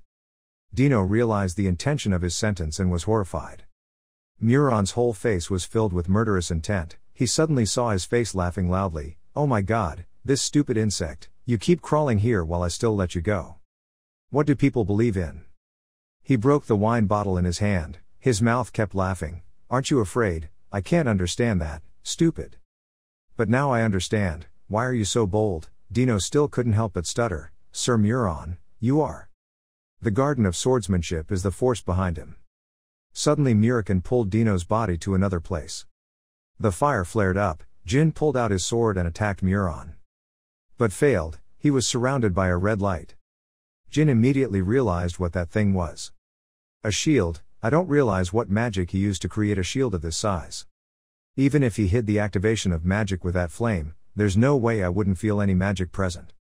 What tricks did he use? Jin's mind is currently confused with his new thoughts. Murican quickly reminded, kid, be careful, even if it is possible to partially hide the magic, it is impossible to completely erase the traces. He is hiding something. The name Muron has guessed their identity. You are Jin Runkendel, right? I guess the runaway monk has contacted a member of the Runkendel family. Jin's tone was cold. How do you know my face? Well, you probably wouldn't answer even if I asked. I will personally force you to vomit the answer bit by bit, Muron Zipple. Jin held the sword tightly in his hand. Muron began to question, if you think about it, Jin Runkendel, who is already a lucky reserve, how could you sign a contract in your name as an individual? Jin looked at him with cold eyes and replied, yes, you're too loud, that laugh and vulgar voice of yours. I'm starting to get bored already. Muron's name isn't bad either, that's right, I'm sorry. Now it's time to start. He was surrounded by a shield, outside which were sparkling round crystals floating around. Immediately after that, those round glass balls shot towards Jin Runkendel. Jin reacted quickly and took many crystals. Those things crashed straight into the ground, creating an extremely loud explosion, without causing the ground to shatter. On the other side, Murican, who was hugging Dino tightly, also suffered from those glass balls flying at him, but quickly took it away. But innocent Cologne people were attacked by him. Murican quickly rushed forward to answer. The ground once again exploded. I couldn't help but curse, you bastard. Murican let go of Dino's hand and quickly ran away. Before leaving, he reminded, you, that guy, you have free hands, take everyone back and avoid him. Urgent Dino, yes. He reminded the people of Cologne, hurry up everyone, stay. But they couldn't say anything, she could make gurgling sounds. Dino was surprised to see that, he went crazy. Muron Zipple. Jin heard the scolding and immediately turned his attention. Muron was standing inside the shield laughing cheerfully. Dino felt so sorry that he cried, you are a terrible bastard, how dare you do this? What have you done to everyone, this bastard, like you should go to hell. Like Cologne people, there is a dark red mark on their necks, which is the reason why they cannot say anything. The Muron saw how much more overjoyed he was. That's right, Dino, that's the face. I've always been curious what your face would look like if you knew about it. I like the surface, it's yours. Stupid Dino, you don't know your place. A vermin who knows nothing but indirectly and wags his tail after the master. Don't you feel happy to save those inferior to you? Look, Dino, these insects became like this because of you. Thanks, my grace is all there. I cannot take pleasure in seeing the look on his face. Dino stood rooted to the spot, gritting his teeth, tears flowing continuously. Jin, don't be silent. Right after that, a dark shadow came, the Muron showed panicked eyes. A great flash of light appeared. He was pushed back, still creating a shield for himself in his hands. Jin's face was full of anger. That's all. We will kill you immediately. Behind Jin's back is Sadare. Casimir witnessed everything and was extremely surprised, even though he was caught off guard. He didn't expect to be blown away like that. That was the power of the black gas. The flying Muron was sitting and casting magic, but a bright light surrounded his magic. Muron Zippel gritted his teeth. It's so annoying. This thing is not magic power or aura, it is gradually absorbing my magic, like darkness. He was overwhelmed with his thoughts. Darkness, no way, black aura, then Jin Runkendel, that guy is. Muron Zippel suddenly laughed loudly. Ha ha, so Sadare has sided with Runkendel again, he has broken the contract. Immediately after that, Sadare disappeared. Jin paused for a moment and quickly said. Murican, Sir Casimir, up there. Turns out, watch the sky appear, in it sharp ice rocks, rushing downwards. Murican looked up. Damn it, how could I not notice it? Jin immediately understood that he had hidden the aura, so he continuously used magic to distract. The Muron stood up, laughing and using a contemptuous tone. As expected, you are very quick-witted, Jin Runkendel. I secretly prepared this move, how humiliating. However, now it will be difficult for you vermin to stay alive. On Jin's side, Murican used his hand to support his leg. Immediately after that, he immediately gained momentum to help him go further. Jin immediately flew forward. The Muron was surprised to no end. He cast magic from just below the ground, causing rays of light to shoot up. Jin easily dodged them. Muron doesn't use his hands. He performed a completely new magic. He pulled out a stick and red rays of light emitted from one side of the sky. Blue light concentrated right in front of Jin's eyes. He just looked at it with a stern look. Immediately, in that excess of light, two rocks appeared, which immediately exploded. Jin jumped forward right behind Muron. Muron is still standing complacently. I will use all my strength to fight you. Suddenly, while he was speaking, he realized that Jin was behind him. His eyes became completely round. On Jin's face is a mask identical to Sadare's head. Muron said in panic, What, is there another new trick, this bastard? Don't come close to me. He cast magic. A large block of ice appeared before his eyes, blocking Jin. Jin did not avoid it at all. The sword flashed past. The iceberg was split in half. Muron couldn't believe what was before his eyes. No matter what kind of magic I used, it could wipe out all my magic power. Is this Sadare's black aura? Muron suddenly laughed out loud like a crazy person. Wow, this is a bit dangerous. He cast a circle of friction under his feet. Chains appeared from there and rushed to Jin's place. Muron is full of complacency. I caught you. Jin's sword once again easily avoided breaking the chain into small pieces. 1. The Muron said, Ha ha, Jin Runkendel, you make me a little nervous. So it would feel great if I took your life, miss you. This damn mining place can finally shine, it's great. Under the ground, not only was there a magic circle, but many more magic circles appeared. Jin pulled the sword back and sighed tiredly. He's crazy, are they all magic traps? If I fight back I'll run out of stamina, I need to avoid them. Jin shouted loudly, Murican, Sir Casimir. The two people understood and quickly rushed forward. I know. Murican ran to Dino's place with the Cologne people and reminded, You guys, move quickly get all of them out of the area of the magic circle. Dino quickly answered, Yes. Muron, he's like a madman, it's useless, the magic range reaches anywhere in my sight. With all my sincerity. Every corner, every crevice, there is no empty space at all. After saying that, his power changed, his face showed a ghostly look. Now, let's enjoy Jin Runkendel. There was a loud explosion and the rocks shattered into small pieces. Firelight flickers everywhere. Jin tried to stay calm and dodge each thing one by one, first fire, then thorns, then ice. Jin's eyes suddenly showed surprise. In front of his eyes, a beam of light shot straight into the huge sky. Jin reacted quickly and stepped back a bit. But once again the ground turned into face. Jin thought to himself, is this a corrosive land? Just a light touch can turn it into nutrients for the ground. If that's the case, I have no choice but to confront him. Jin pulled out the sword in his hand, and the black gas flew out. But he was a little doubtful, even with the power of the 8 stars, how could he control so much magic? Is he hiding an artifact somewhere? Muron and Jin face each other. Muron looked with suspicious eyes. That guy, did he understand the magic he was using? He avoided the fire pillar, without even touching the corroded ground. Then directly destroy our fire pillar. That action couldn't have been the work of someone who didn't understand anything about this magic. He was annoyed with his own thoughts. No way, Jin Runkendel, you were a magic sword, so what? Jin just remained silent and did not answer. He laughed cheerfully. Ha ha, shouldn't you hide it? Okay, you were able to do that because you're a magic swordsman. Now I'm sure, you cunning bastard, just thanks to this has become more troublesome. If I also possess magic power then. Muron created a friction circle under his feet and then he rushed forward to attack Jin. I will crush you with stronger magic power. Mana backlash is the most serious symptom that can happen to the mana possessor. This happens when the friction inside the body becomes frantic, and the internal organs are damaged.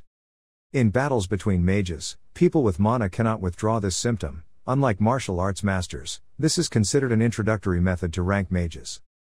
Muron cast magic and rushed to attack Jin. A stream of blue light appeared on his hands. He rushed at Jin and thought, up until now, the Runkendel bastards had no mana, so counter-defense was impossible. So even if we were weak, we still had to use magic methods to face them.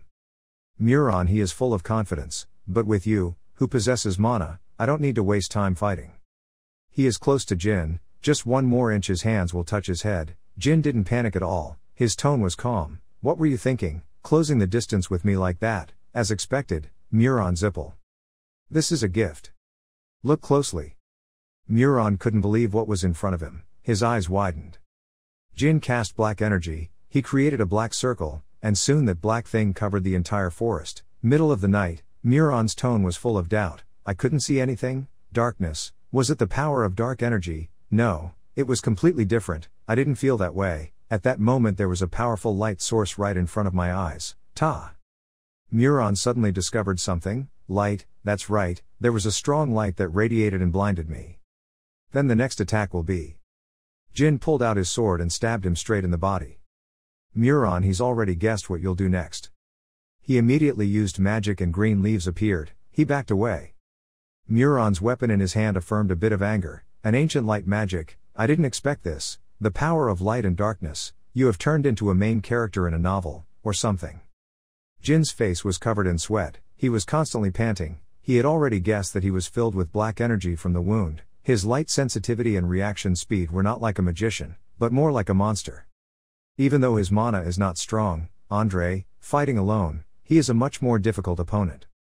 Muron suddenly spoke up. Hey, what should we do? Should we continue fighting? Ha ha. Jin still just stood silently and thought, considering his rich fighting experience, besides the mana drain, I'm sure he's still hiding something else. Muron didn't even think about it and suddenly laughed out loud. Jin couldn't understand what he was laughing at.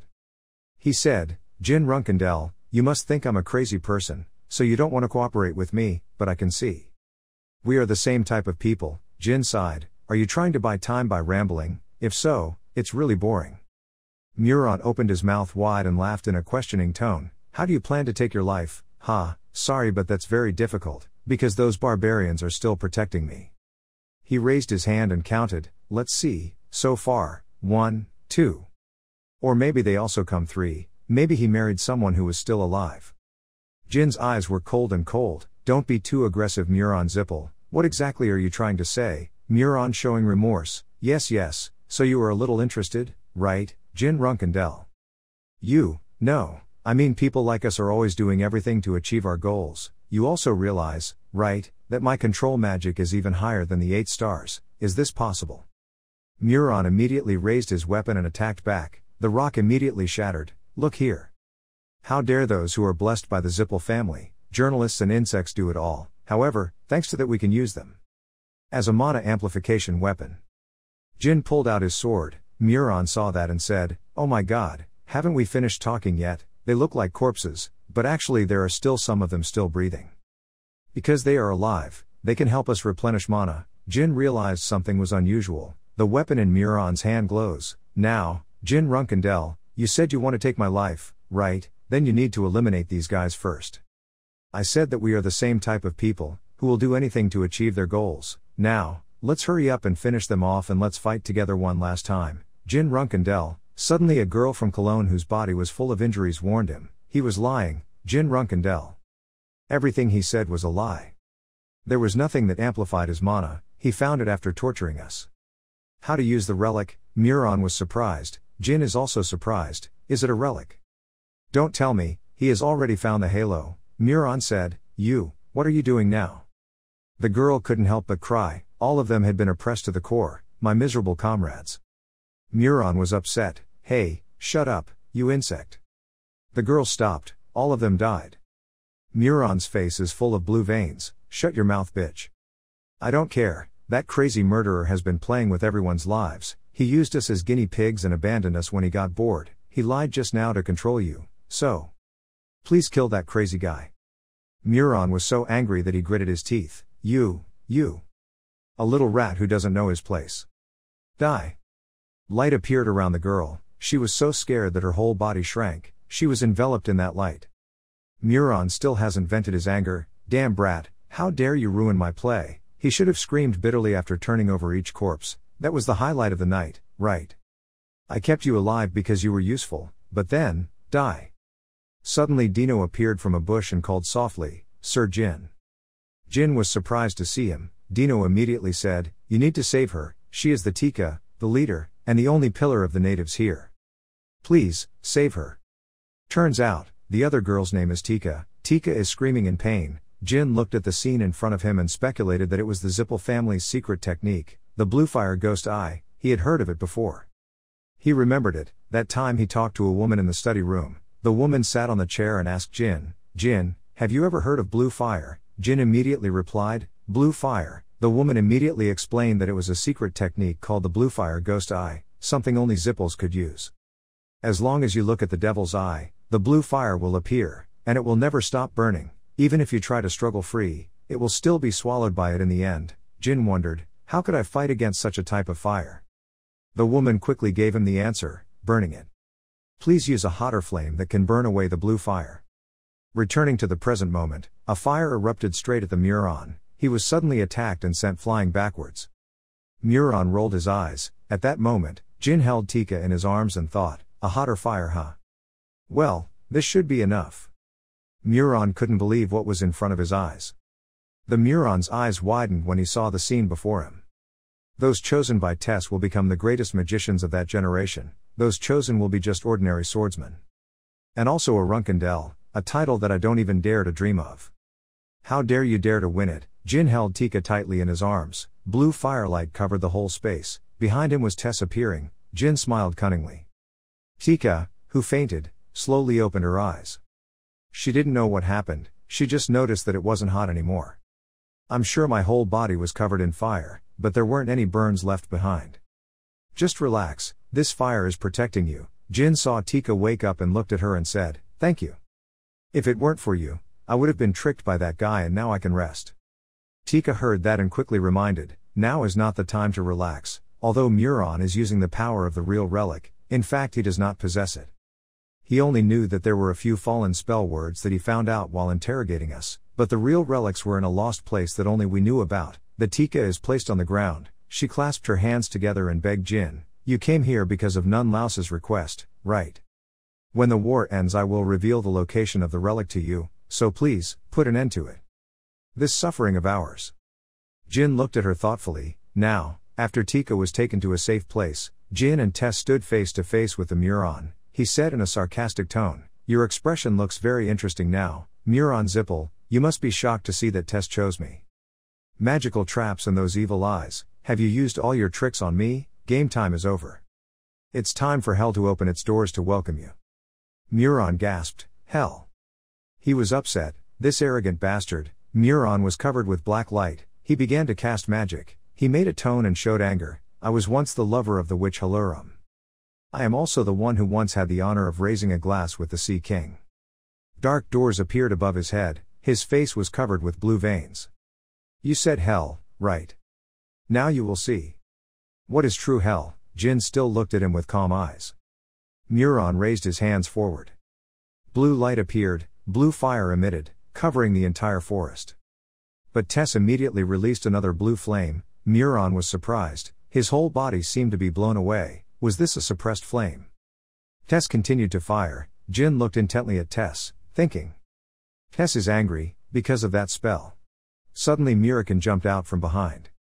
Jin saw that and worriedly asked, Murikan, where are the native people?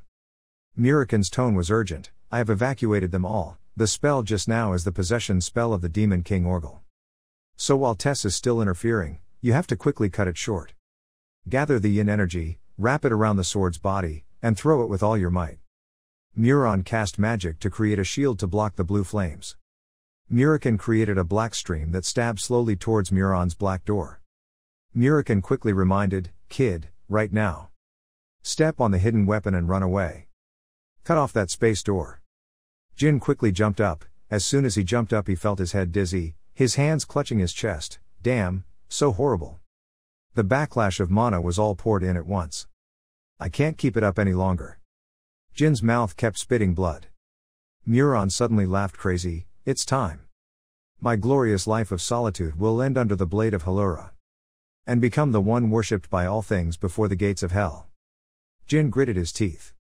He raised his sword. Black energy then appears. Even if I swing my sword 100,000 more times, then everything will still be the same as before. Put all your will into the sword. And guillotine. Jin slashed straight at the space door, following which, Muron's body was also injured. Jin used the side of his sword to slash straight at the space door created by Muron. Immediately, one of his arms was also cut off, blood gushing out. Jin immediately jumped to the ground. Muron's eyes were still showing surprise and he couldn't believe what was in front of him. His body was tragically injured. His space door is closed.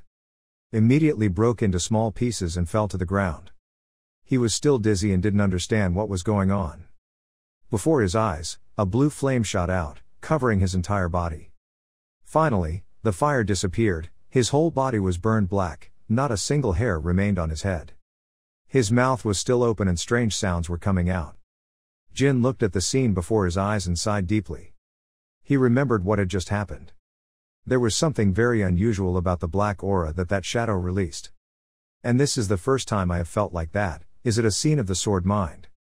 The Muron couldn't support himself anymore and fell to the ground. The weapon in his hand was glowing. Jin's eyes showed surprise. The Muron's body was split into small pieces. Jin saw him like that and said, It's done. Jin finally couldn't hold on any longer, his body was exhausted from the intense fighting and collapsed to the ground. Murikan saw that and immediately panicked, Boy. The magic staff used by the master of the Zippel House magic tower has a very special use thanks to a small rune on the staff. It does. When someone waves the staff the symbol will be activated and will send a distress signal somewhere, to their own magic tower, then. So what you're saying is, we'll be able to relax even just a little bit, right? Jin sleepily opened his eyes at that voice. Murikan immediately raised his hand in front of him and said, Wake up, Jin. Jin just woke up, Murikan. Murikan saw that and said, Are you in love, boy? If you're in love then drink this. Without waiting for Jin to wake up, Murikan poured the thing straight into his mouth. It was placed in a white piece of paper. Jin panicked, What is this? He sat up straight, covered his mouth with his hand and kept coughing. Jin removed his hand and saw a black liquid coming out of his mouth. Murikan explained, You almost died from mana poisoning. You just swallowed a unicorn horn, a special medicine that has terrifying effects on people suffering from poisoning. Jin rubbed his belly and said, I do feel much better, my mana has calmed down, but my yin and aura are still tangled together. Casimir suddenly spoke up, Young Master Jin, you did very well. Jin wiped his mouth with his hand and responded to Casimir's compliment, Mr. Casimir, thank you. When did you prepare these? Casimir explains, Well, not me. That's what they give. He pointed towards where Dino and Taki were walking. Jin saw that and asked, Dino, how to do it? Dino understood what he was going to ask so he answered, I went out drinking with Muron and heard that he was keeping a unicorn horn he stole from the house. Then Tika went looking for it. Tika said in a grateful tone to everyone, Let me formally introduce myself, I am Latika Mamitika, I am the person who is temporarily serving as a saint for Lao Sao. The more she spoke, the more trembling her voice became, the things that happened here. Even if I die, I will definitely not forget. Holy Lady, Miss Lausa would have asked everyone to help us. But not in the literal sense, she would want to help restore our holy relics. She bowed her head and thanked him, Jin's eyes turned cold when he heard Tika say, "Recovery, it's broken." Murikan, sitting behind, suddenly said, wait a minute."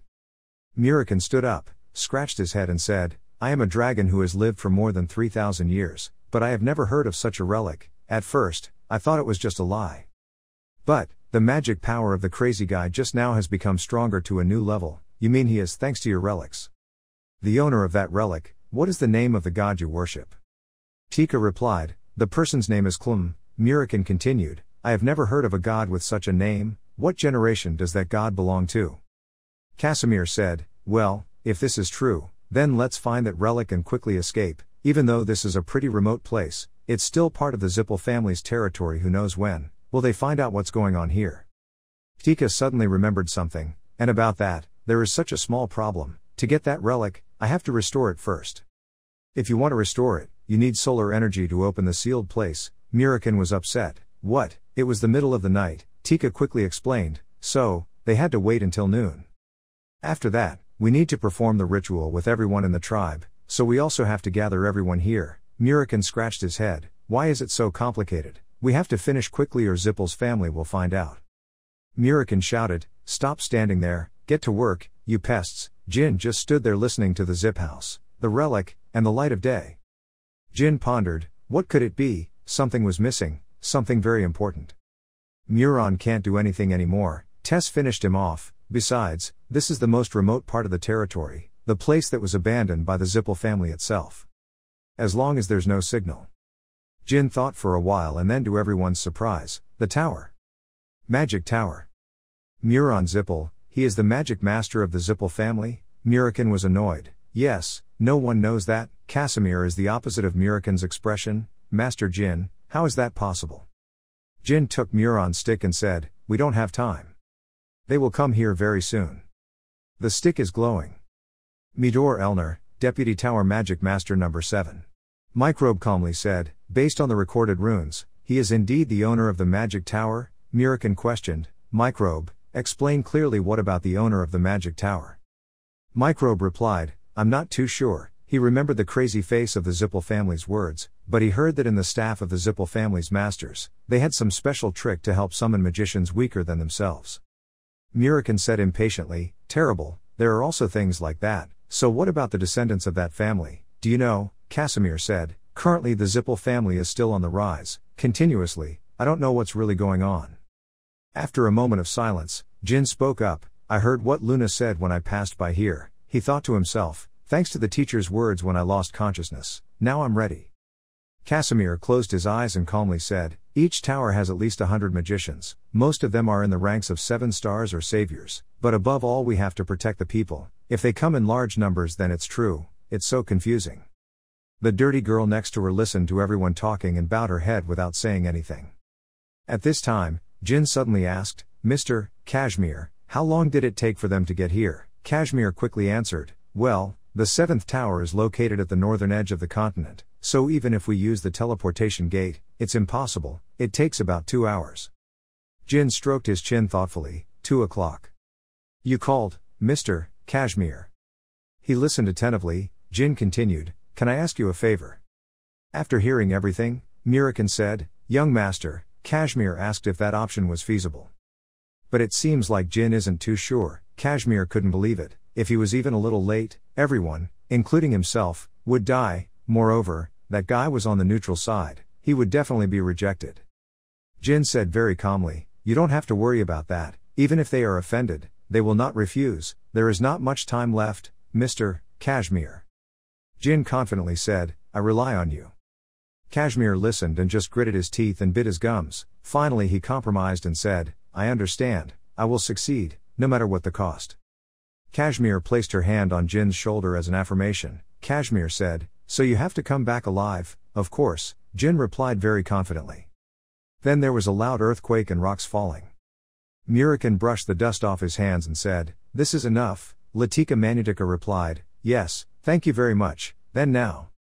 After saying that, she turned her head to look at the group of people in her clan. Latika Manutika says, "We will start the ceremony to restore the holy relic." Murikan crossed his arms and said, "Phew, I don't know if we can carry the stretcher." Behind Jin, he coughed again. Murikan quickly turned to look at him. Jin looked at his blood-stained hand and coughed, saying, I guess I'm overdoing it again, I still have to say it. Murikan walked over and put his hand on Jin's head and said, the kid called you too. Is there anyone in this world who would call an enemy's subordinates after killing him? In my time, if you lose, there's no one to take care of it. Jin replied, I called Luna too, you too, Kashmir has also come to pick that person up. Murikan calmly said, it's different. We are trying to protect the world, and will that microbe be there on time? Jin tilted his head to the side and replied, he used the teleportation gate, it will be fine. Murikan said, yes, that guy is late. Then we will receive enough. Luna and everyone are quickly going to the meeting place with Jin. Someone announced that the deputy captain had seen the Cologne ancient ruins. The deputy captain replied, quickly reporting what he saw. Clearly the other person answered back. They said, the natives are currently holding a ceremony, and there are also 2 strangers there, probably foreigners who haven't seen them yet.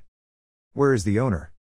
The vice captain seemed quite worried. The white-haired man saw that the deputy captain was so angry that he was trembling and said, Deputy captain, please calm down, maybe they took him hostage. The deputy captain replied, if Tau Alpha's brother has any fate. He was so angry that the veins on his forehead were showing, his whole body exuding a layer of murderous aura, and said, then I will force all of them to kneel and beg to die under my heels. Below, Murikan squinted at the sky and said, let's see, 6 dragons and about 30 mages. He said, if anything happens, I will transform back into my original form to fight. But then the main force of the Zippel family also arrived. Kid, take care. Jin took the mask and said, yes.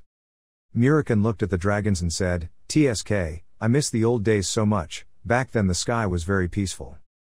Suddenly he hugged his chest looking very angry and said, Tamar, you bastard, the wound you pierced my heart thousands of years ago, the scar still hurts.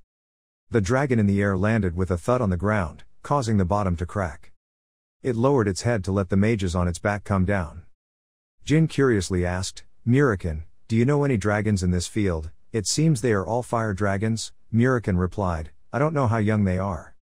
He frankly replied that they were not fire dragons but red dragons, a low-level species of fire dragons, probably all Khadun's subordinates. The deputy captain came down and said loudly, I am the deputy master of the 7th magic tower of the Zippel family, Midor Elner. He said, Master, where is Muron Zippel? Jin replied, who knows, I don't see Alpha Nu Eta Tau Alpha. Then he thought to himself, Midor Elner, I have never heard this name before. Midor Elner trembled angrily and said, I don't know why you are chasing my brother, his personality is a bit special, he easily makes enemies on the outside, or are you a Runkendel dog, there? Jin on the other end replied, why do I have to tell you? Midor clenched his hand that was showing blue veins and said, I haven't asked you to take off your mask or put down your weapon yet, answer that question. His face said fiercely, is my brother still alive? Then he screamed again, struggling to speak, I'm asking as someone who shares blood with him, please, you also have a family, you understand, right? If you're willing to tell me, describe the truth, then I will not lift a finger against your family. Midor earnestly begged Jin, please tell me. Jin said coldly, what you said was so funny. He looked at the small graves in the distance and said, these beasts have caused so much pain to others, but they are showing their brotherly love. Jin's eyes were cold and sharp as he said, stop talking nonsense. At this moment, the Midor couldn't control himself anymore, the veins on his forehead bulged out bigger. He said, how dare you, those insects are not considered noble people like the Zippel family. Suddenly his eyes widened. Midor stared at the black thing behind Jin. He said, okay, I understand, I was late. Midor confidently said, just your dogs are not enough to make a scratch on my brother's body. He came to the conclusion, you guys used some trick, right? Midor ordered the magicians behind him, everyone, prepare to attack, don't shoot, capture them alive. The magicians simultaneously raised their wands. They were setting up a formation. Midor ordered, it would be too gentle for them to die immediately, they would have to slowly rot in pain. The elements of fire, water, and ice are burning behind. Midor said evilly, we must make them hug my legs and beg for death, using their blood and cries to sacrifice my brother.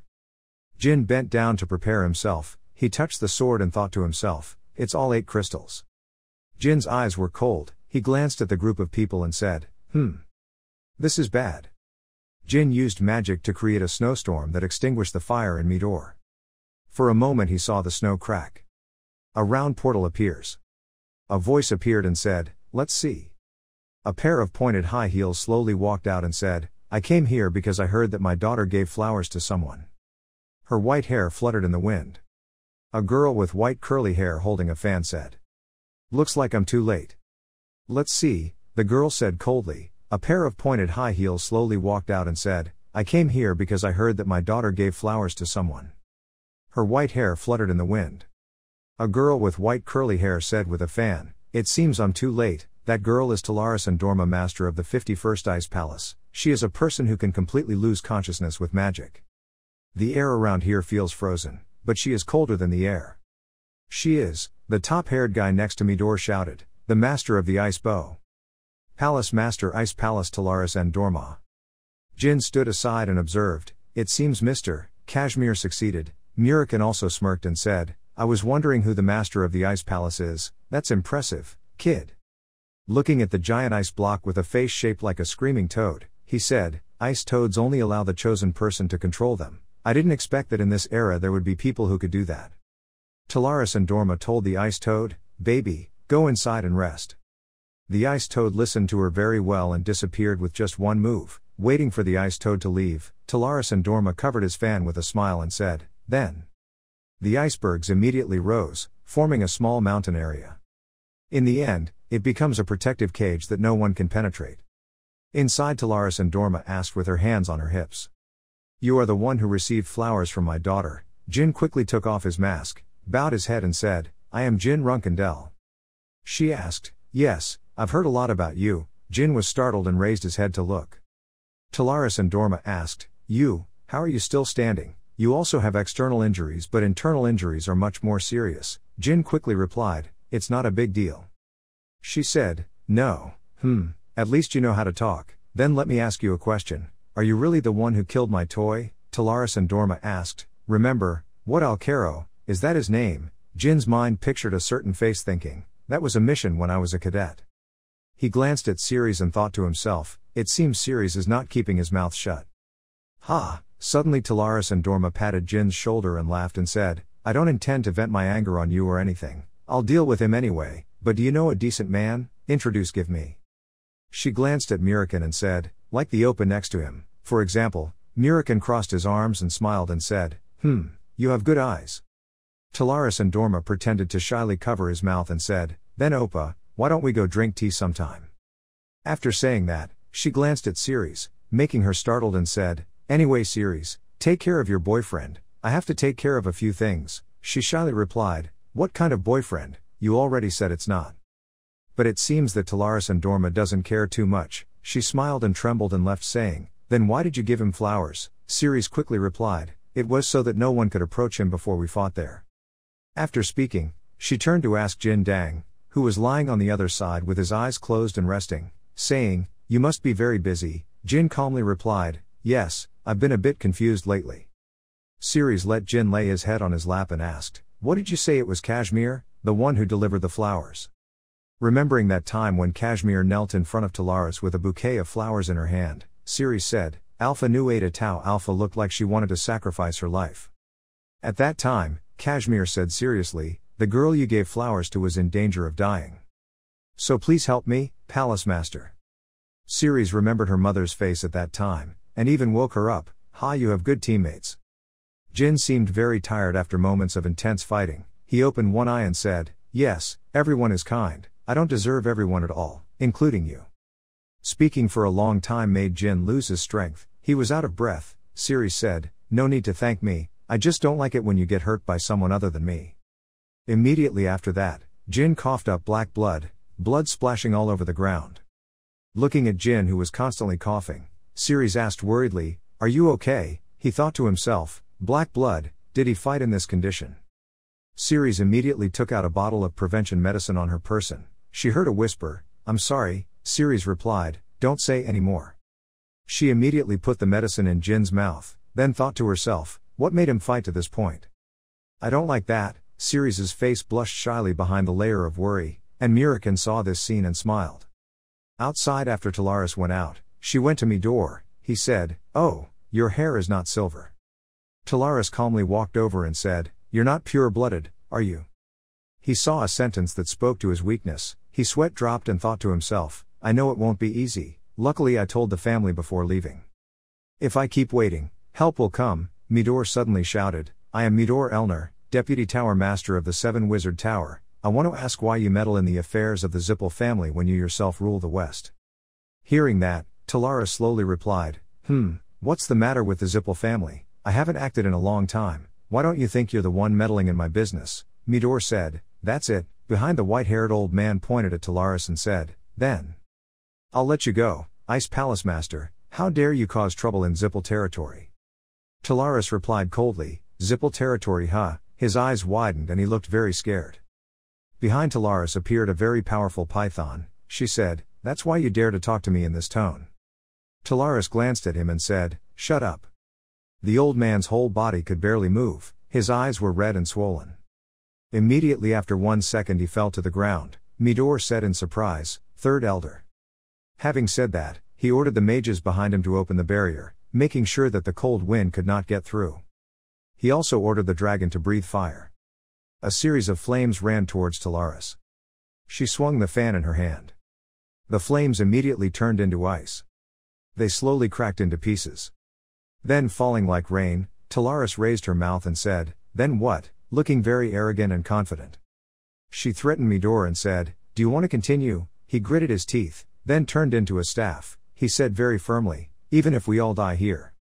Midor held out his staff and said, the world will forget, you and the ice bow, not us. A small flame suddenly appeared next to Talaris. She glanced at it once. Then there was a huge explosion in the entire area inside the forest. Flames soared high into the sky. Midor stood inside the fire and said confidently, this is the power of fire given to me by the homeowner, even a human cannot escape it. Talaris's voice rang out, star space explosion. Midor's eyes widened in disbelief. From the smoke and dust, she could see Talaris' body without any dirt on it. She said, Celiac gives you his strength, you must like him very much. The fan in her hand had turned into a sword, with some ice still lingering on it, but it seemed like he wasn't teaching anyone anything important. Talaris coldly pointed his sword at Midor and said, back to the ice palace, right? So I will teach you. Ice lesson, so I will teach you the lesson of ice. Talaris' face was cold and indifferent, and Midor now seemed very scared. Talaris swung his sword and ice appeared. They aimed straight at Midor. He quickly blocked this storm. He thought to himself, now what? Suddenly Midor saw something very unsightly. His gaze swept down a bit. All the magicians who followed Midor turned into ice. At this moment, Talaris teleported to Midor's side and said coldly, oh my god, why so surprised? Midor's face was extremely panicked and scared. Talaris said slowly, was it because his ingenious trap disappeared in just a moment, or because your arm has disappeared? He heard it from the arm. His face twisted and looked down at the broken arm, with a thin piece of ice still lingering on it. Midor couldn't believe it. Looking at his broken arm on the ground, he thought in fear, I don't feel any pain. Seeing this funny look of Midor, Talaris smiled and said, this is why magicians are a problem. Your enemy is standing right in front of your eyes, yet you dare to look away. Why? Is it because the person is arrogant or stupid? So this is something that martial artists cannot commit. Modor fell to the ground in shock. He couldn't believe it and thought, how could the difference in strength be so big? It was my fault. Forget about buying time. Even if the support team came, they would just be bait for this monster. Looking at Talaris's relaxed appearance without any dust on his body, Midor thought, it was beyond help. The place where Midor sat suddenly appeared a magic circle. He kept staring at it. Talaris's face was dyed in a golden light. She looked at Midor with cold, hateful eyes. Then, finally, she controlled the column of light to rush straight onto Midor's body. After it dissipated, the tiny spots were gone. Talaris could no longer see Midor. She observed and said in confusion, what is this? Suddenly she felt something appear behind her. Talaris turned his head and raised his eyes to look. Talaris's face was dyed in a golden light. She looked at Midor with cold, hateful eyes. That is. A magic formation melted the ice on the bodies of those magicians. They rolled and crawled on the ground. Behind, a group of strangers appeared. They said, good job from now on. The masked man said, just leave the matter to us, White Knight. Inside the protective layer of ice that Talaris had created earlier, they were now gradually melting away. Maris inside quickly asked, Mom, is it over? She had just finished speaking when she realized something. she said, it was. Above the sky is a supergiant spaceship floating. Is it Kozek? Said Maris. Murikin also looked up and said, that's what the Zippel used in the war. Is that crazy guy that important to their family? Jin rubbed his throbbing head and sat up and said, Andre do the Zippel attacked again right after the death of the deputy chief. Now they will respond to our actions. Jin silently thought, that body is a problem, but the people inside control it. Look this way and see a white knight. Has a powerful army, it is also the strongest team consisting of selected people in the Zippel family. Looking at Talaris's pointed high heels walking towards him, Jin thought to himself, damn it, I might become a burden from now on. Talaris walked over and waved the fan in his hand and said, I will return here now. I don't want to fight that thing here, she said frankly, Runkendel boy, I will move the natives to a safe place so now prepare to go, don't suddenly say Jin. He firmly said, until the ritual is completed, I cannot go. Talaris also did not expect Jin to be so determined. She glanced at Jin and said, do you look at me like I'm asking you? I'm not here to hear your complaints. Jin shakily stood up with his hands on his knees and said, if they don't complete the ritual now we won't be able to stop the Zippels in the future. Jin hugged the injured area, he was weak and unable to speak, and victims like them will continue to increase, so please, let this pain no longer happen again, please help, Ta. Hearing that, Talaris remained silent and said nothing. Then she looked at Jin's extremely determined face, his eyes were very determined. Then she turned around and left, it seemed like she had compromised with Jin's decision. Talaris walked while talking, 1 hour, get everything done in that amount of time. And also, the fan in her hand immediately turned into an ice sword. She turned around and said to Jin, after this is over, your parents and I will have a meeting to talk. On this side, Latika Manutika is still performing the ritual with everyone. Suddenly a Tika call rang out, she looked up. Mr. Jin, she called. Jin said out of breath, is there any way to speed up the ritual? The Zippels are preparing to attack in full force. Latika Manutika heard that and realized something dangerous was going on. She firmly said, you go, we know what is in the sky, we can't put you guys in danger anymore. Her hand clutched the hem of her shirt and said, before they find the location of the relic, they can't kill us. The only people who have helped us for a long time are you guys, thank you very much. Tika says her sincere thanks. Tika, Jin grabbed her shoulder and said, Jin didn't want to miss this opportunity to save people, he said, I haven't been able to help you yet so I can't give up yet, I will ask again if there is any other way. Latika Manutika avoided Jin's eyes, after a while she said, if Priestess Lausa was here then it would be possible but right now, there is no other way. Now Maris comes and says, is Lausa a dead person? Latika Manutika replied, no, she is currently in Tau Iota Kappa Alpha Nu. Maris smiled and replied, really, that's good. After speaking, she called the ice toad out, then said, come up. She smiled and said, if she is still alive, I can bring her here, no matter where she is. On this side Talaris looked up at the cousin ship and said, my god and now my daughter is using Mott without permission, girl, you're having so much fun, I don't know what you're planning, but we need to keep them as promised, right? Protect them from Zippel's strongest force for 1 hour. At this moment, Murikin appeared from nowhere, he twirled his wrist and said, it's as easy as eating candy. Murikin said, and it's not like children's dates will take up much time. Talaris heard that and replied, oh my god, are you helping me, Black Dragon? Murikin chuckled and said, well, other than revealing the fact that I'm a dragon, I can't use my full power. Talaris held the ice fan in his hand and said, okay then. She happily said, should I borrow your nails? When Murikin heard that, he smiled. On the coast ship, a voice echoed, we are white knights of the Zippel family, we will speak frankly, Ice Palace Master. Please leave. They said threateningly, they threatened and said, if you hand over the guy who killed Muron Zippel and the others to me, we won't make a big deal out of it. Talaris silently raised an eyebrow, she turned the fan into an ice sword again, then looked at Murikin and said, if you want me to cooperate. She raised the sword to the sky and said coldly, give me the celiac. The magician of the Alchemy Guild saw that Talaris's intention could not be shaken, so he created a fireball and said, so there was no other way. He created an entire fire element magic array. But suddenly he stopped moving his hand. His hands clenched tightly as if wanting to break the seal. That guy spoke softly, dispersing. A larger flame than before escaped from the formation. It was like a fire dragon madly rushing towards the Murikin standing below. The clothes on his body gradually fell apart. The muscles on Murikin's body were exposed. He stood alone in the fire to stop it from spreading further. The cousin boat also shook for a while because of that. On this side, Talaris moved the ice sword in her hand. She swung her sword and also extinguished the remaining tiny fire. Also followed by a large amount of power launched onto the cousin ship. The mages on the ship raised their hands to use magic to balance the ship. The small circle on their hand emitted a soft yellow light.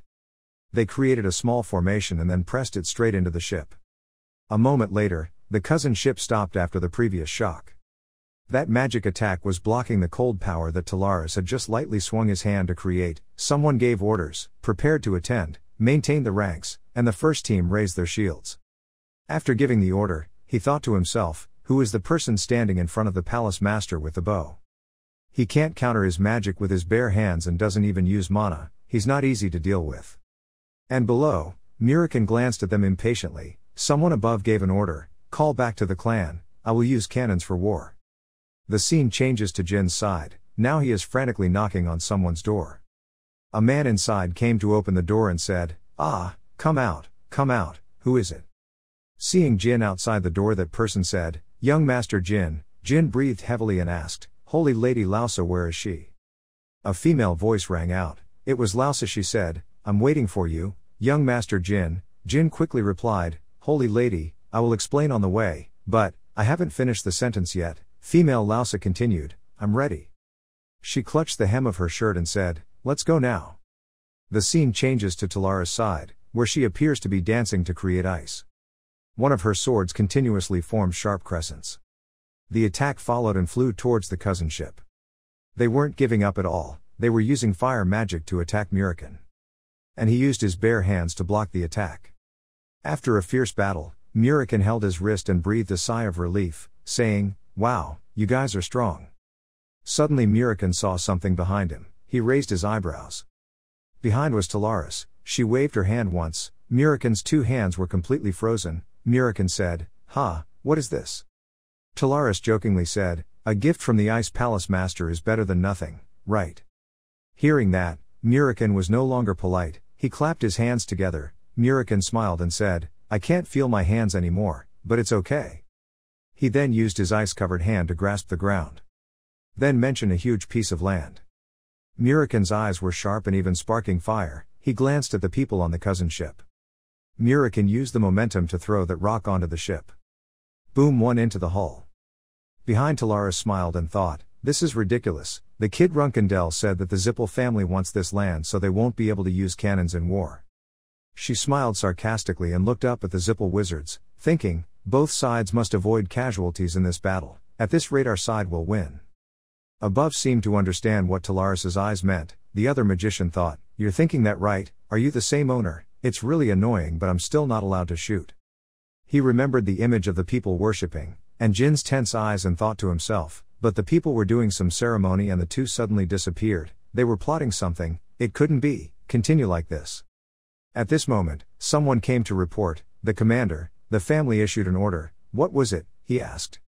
The reporter said, destroy, the commander heard that and silently thought.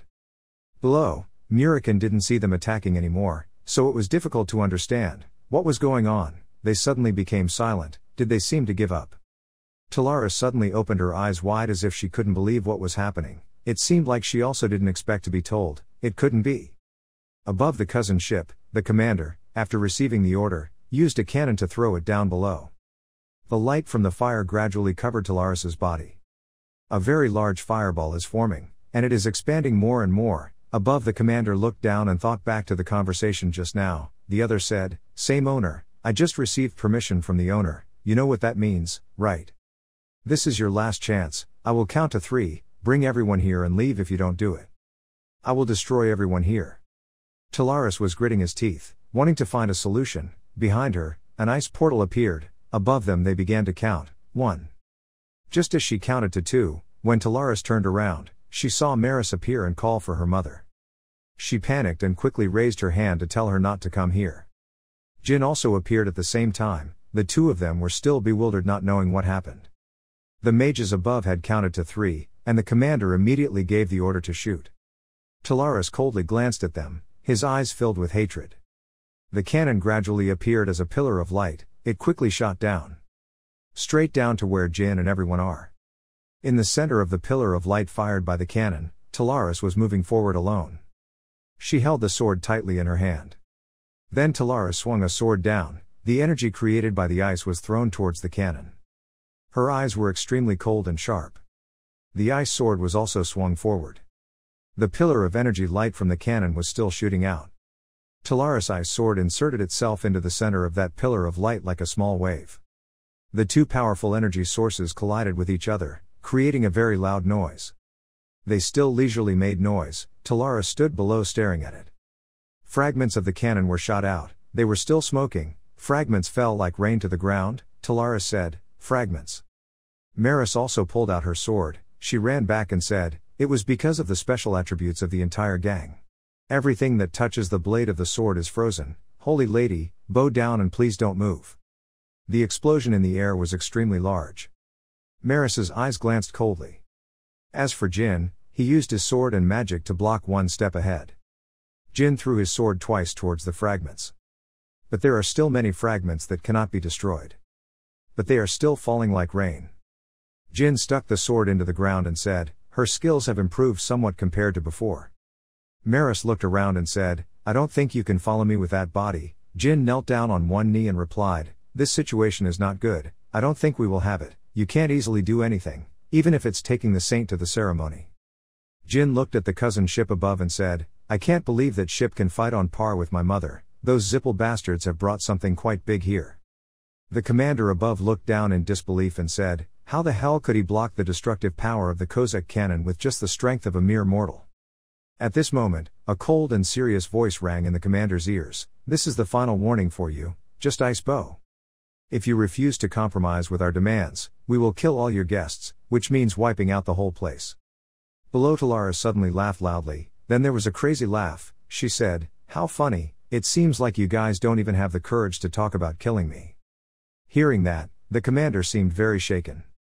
Below Talaris pointed his sword at the ship, mainly at the commander and said, "I am the master of the bow, Talaris and Dorma, even if all of you arrogant Zippel clans rushed together, it would cannot kill me.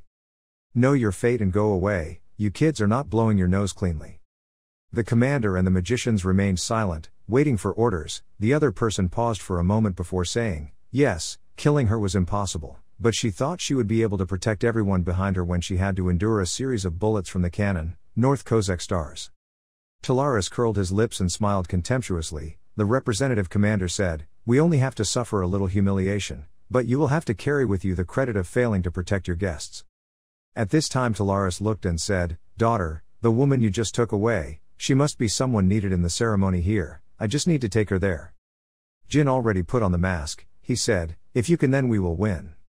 Talaris tightly grasped the sword in her hand and replied, "Okay, if that's the case." She swung her sword to the side and commanded, "My daughter, listen clearly, I will block their attack, and how do you take that woman to the shrine?" Her eyes were white, she was warning her daughter, "Ice bow or Zippel, one of us will have to suffer a humiliation after today." The commander above saw this and immediately waved his hand and ordered his subordinates to load the cannon quickly. "Today, we will," he said coldly, erasing Cologne from the face of this earth. Jin on this side he was tearing his shirt at the arm saying, "Lady Cirrus, please protect the saint." Sears Lime turned around and said, What about you?" Jin tied the cloth tightly around his hand and said, "I will clear the way for, what, you, only you," Sears said. She was about to stop Jin from saying, "You saw it just now, how are you going to deal with all those flying debris alone? You'll die." Because Jin was wearing a mask, he couldn't see his facial expressions clearly, he was silent for a moment before saying, "I would have come this far thanks to many people if I hadn't put my life on the table now, Wei. I cannot do that." Hearing that, neither the saint nor Sears responded. The saint was about to say something but couldn't make a sound. She remembered the calls of her clan, "Saints, saints, saints," everyone was calling her. "There are people everywhere covered in blood, but I still want you to be safe, please run away, holy woman. If those Zippel bastards discover the location of the ruins, they will definitely do something to that person, holy lady." Saint Lausa was still young at that time, she cried without being able to breathe, listening to her clansmen say, "If you die, this Cologne, and even the mission given to us by Clom, will all be ruined, the river is broken, please go to a place where they can't find you." That gentle man, in order to protect the little saint of his clan. His head was covered in blood, but he still smiled and reassured her, saying, "It will be okay, dear saint, please stay alive. And please help us, by finding a savior for the tribe." Then that man took the Saint Lausa and ran into the deep forest. He said, "By finding a savior for the tribe, go find the saint quickly." At that time, the evil people of the Zilp family mercilessly killed everyone and said, "You damn insects, quickly tell Tau Alpha the location of the saint before I burn you to death." Everyone in the clan was determined not to reveal Lausa's location, and was eventually burned to death in a fierce fire. Saint Lausa witnessed that scene with her own eyes and thought, "I told everyone this is the best thing we can do. But in the end, leaving everyone behind and running away was my choice." She was too young at that time, even though she wanted to save everyone, she couldn't. At that time, she only knew how weak she was and burst into tears. She ran deep into the forest and found her way to a small island with a small wooden house. Only at night did she dare light a fire, so she hid on a small island while gradually losing her holy power. Pray for you, a god who will never respond, simply waiting for a savior to come. Everything was her choice. Right now she is deeply immersed in the painful past of her clan and herself. Suddenly a holy woman's sentence rang out, "Holy woman." Jin went to comfort her and said, "Even if we have to die, you have to get there, you understand, right? Please put your life on the scale." Lausa opened her mouth but didn't know what to say. Then 2 streams of warm water flowed from the corners of her eyes. "Now Lausa has become stronger than ever," she firmly said, "I understand." Above the Kozak ship, the cannon was accumulating immense energy.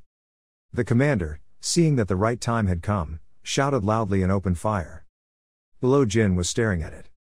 And Maris is holding the hand of Saint Lausa to protect her behind. Over there, Talaris was still busy throwing an ice sword to block it. But the fire that the cannon fired was extremely large. They burned brightly and fell below where Jin was standing. Jin tried to calm down. He pressed his feet to the ground and thought, "Don't think about anything." He bent down slightly to prepare to attack. Jin thought to himself, "I only need to believe in one thing. I need to believe in every slash from my sword." Jin's eyes hidden deep inside the mask were extremely determined to win. He firmly thought, it would be like the first sun sword. The fragments of the cannon and the magic from Jin's sword collided extremely fiercely, as Jin was using his sword to shatter the shrapnel. Then Jin turned to look at Maris and quickly said, "Keep going, I will stop them." While he was still turning his head to look at Maris, the bullet fragments were madly rushing towards him. "Look, someone is talking." Jin disappeared right there. In the blink of an eye he appeared right in front of the bullet fragments. Jin dodged very easily. "You call, Murikan," he replied on the other side. They rushed like ants. "Get ready." The commander above the ship Koz said, opening fire. Talaris gritted his teeth and wanted to kill him. After the sound of firing, there was a bright area of light flying straight towards Jin and Talaris. Murikan shouted and said, "Don't stop, run." Sparks flew down like rain. Both Jin and Murikan, Talaris, some used swords, some used their hands to shatter shrapnel. On this side, the Maris were leading the holy woman Lausa to flee, when at this moment a piece of shrapnel flew towards them. Jin quickly swung his sword towards that piece of shrapnel, causing it to shatter and shoot in all directions. Murikan grinned and said, "Hey, you're quite good at fighting, kid." He jumped on top of the shrapnel, his hands still wrapped in bandages, and said, "Keep it up," but before he could finish his sentence, Murikan's eyes looked sharply in one direction. A piece of shrapnel came from nowhere and flew straight through Jin's stomach. Maris also turned his head to see that scene. Jin screamed helplessly. On this side, in front of Jin, there is a yellow light from a cannon. Jin quietly thought, "I was able to get this far thanks to the help of many people. If I don't put my life on the line, I won't be able to bear the choice I bet on." The power from the cannon was so great that the holy woman Lausa could not stand still and almost fell down. A hand quickly pressed against her back. Maris carried Lausa on her shoulders. She rushed forward while swearing, "Damn it." She ran towards Jin, scolding in her mouth, "This idiot, why did you do this?" She screamed in anger, "Why?"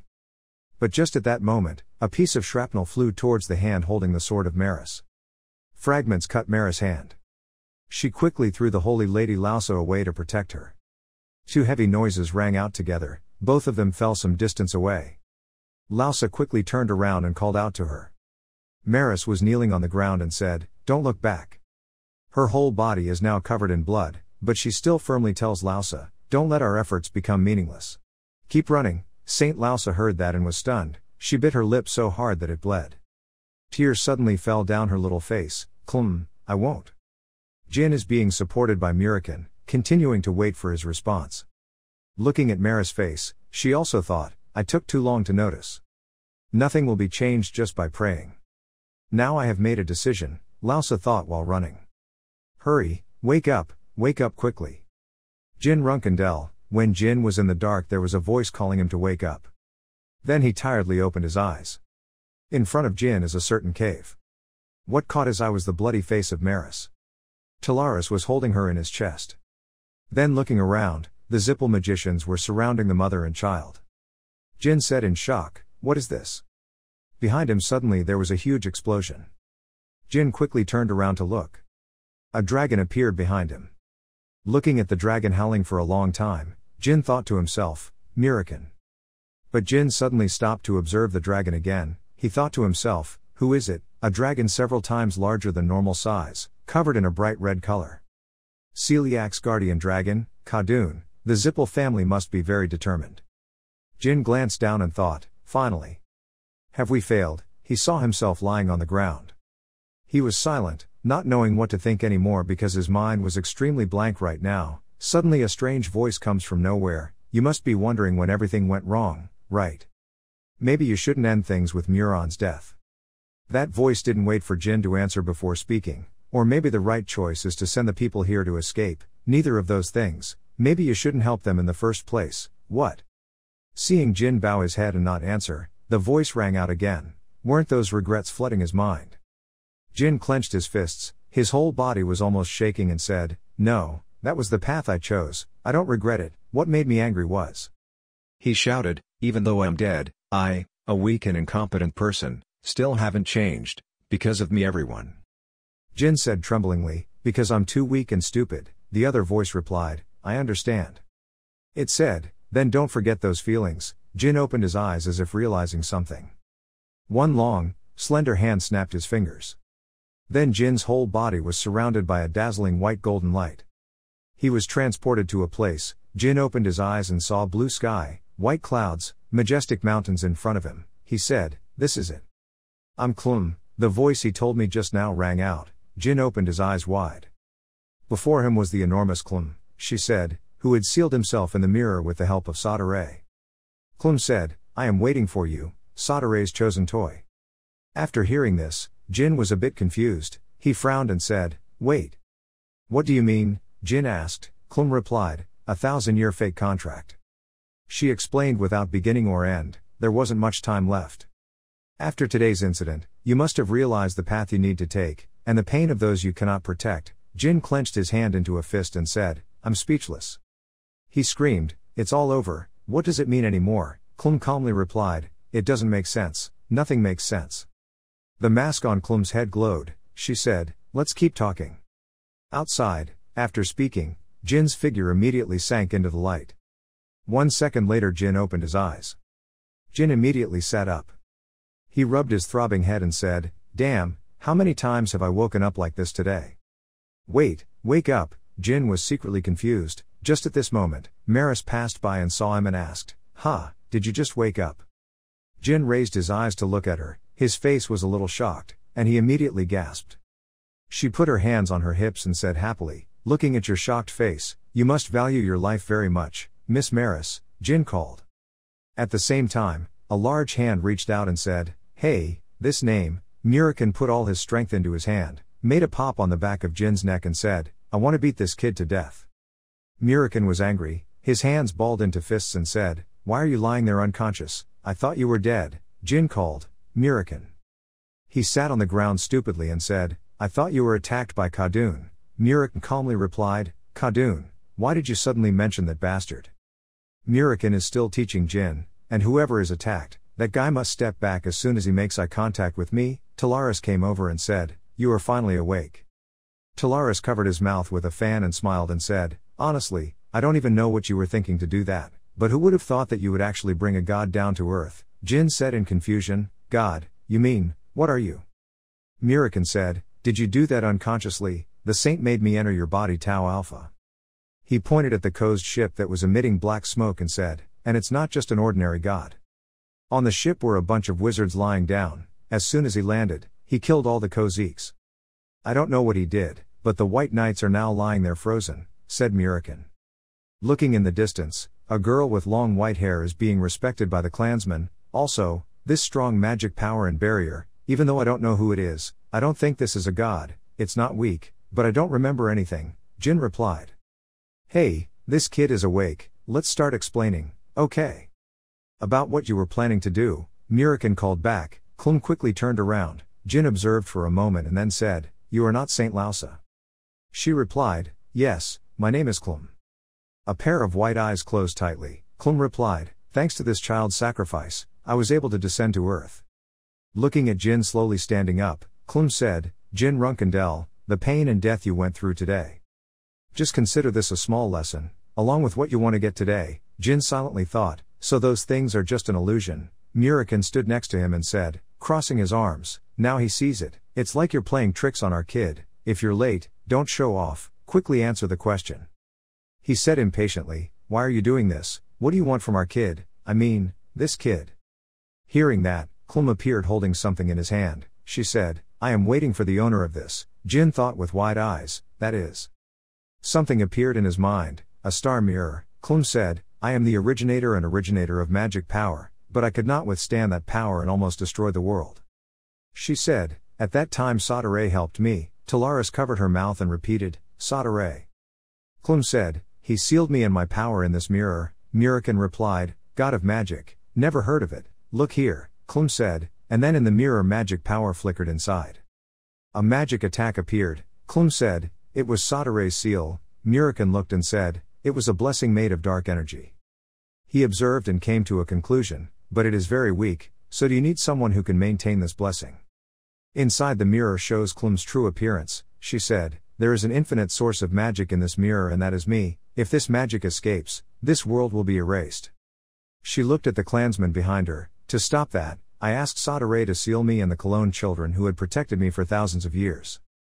Murikin heard that and frowned and said, Do you know what they endured to protect you? You should have let someone with power protect you. Klum replied, Cologne at that time was very different from Cologne now, can defeat them both. Klum calmly explained, But after I was sealed, my blessing could not reach them so in the end. Thanks to you, I can now end it all. Jin opened his eyes wide when he heard that, but didn't say anything. But Klum looked straight at Jin and said, The fake 1,000-year contract Sadare mentioned. The fake contract? Maris asked in confusion, and Talaris huffed. She looked at Jin with sharp eyes, her eyes shining as if she saw a treasure, thinking, Does he even have a contract with Sadare? Making Jin standing in front get goosebumps. Klum moved the mirror forward. It revealed the figure of Jin in it. Klum said, Take it, Jin Runkendel. Waiting for Jin to hold the mirror in his hand, he thought to himself, This is.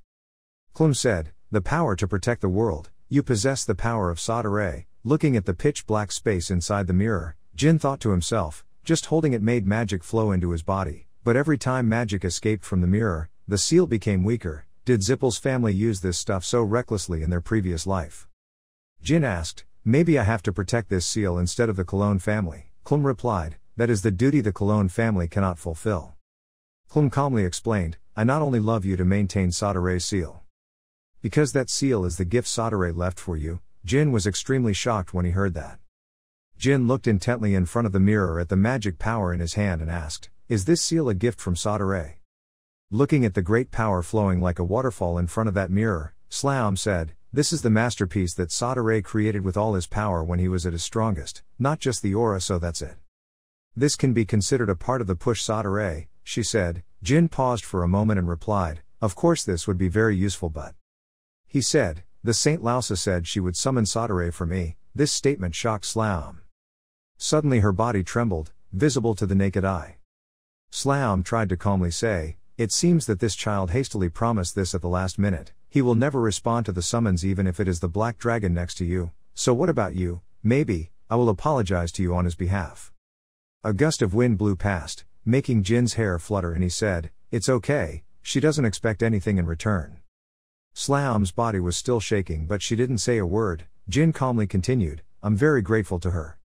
Slaum placed her hand on the heart in Lausa's body. She said, Forgive him, but how does that child know? How does he know you are living a second life? And how did you get this second life?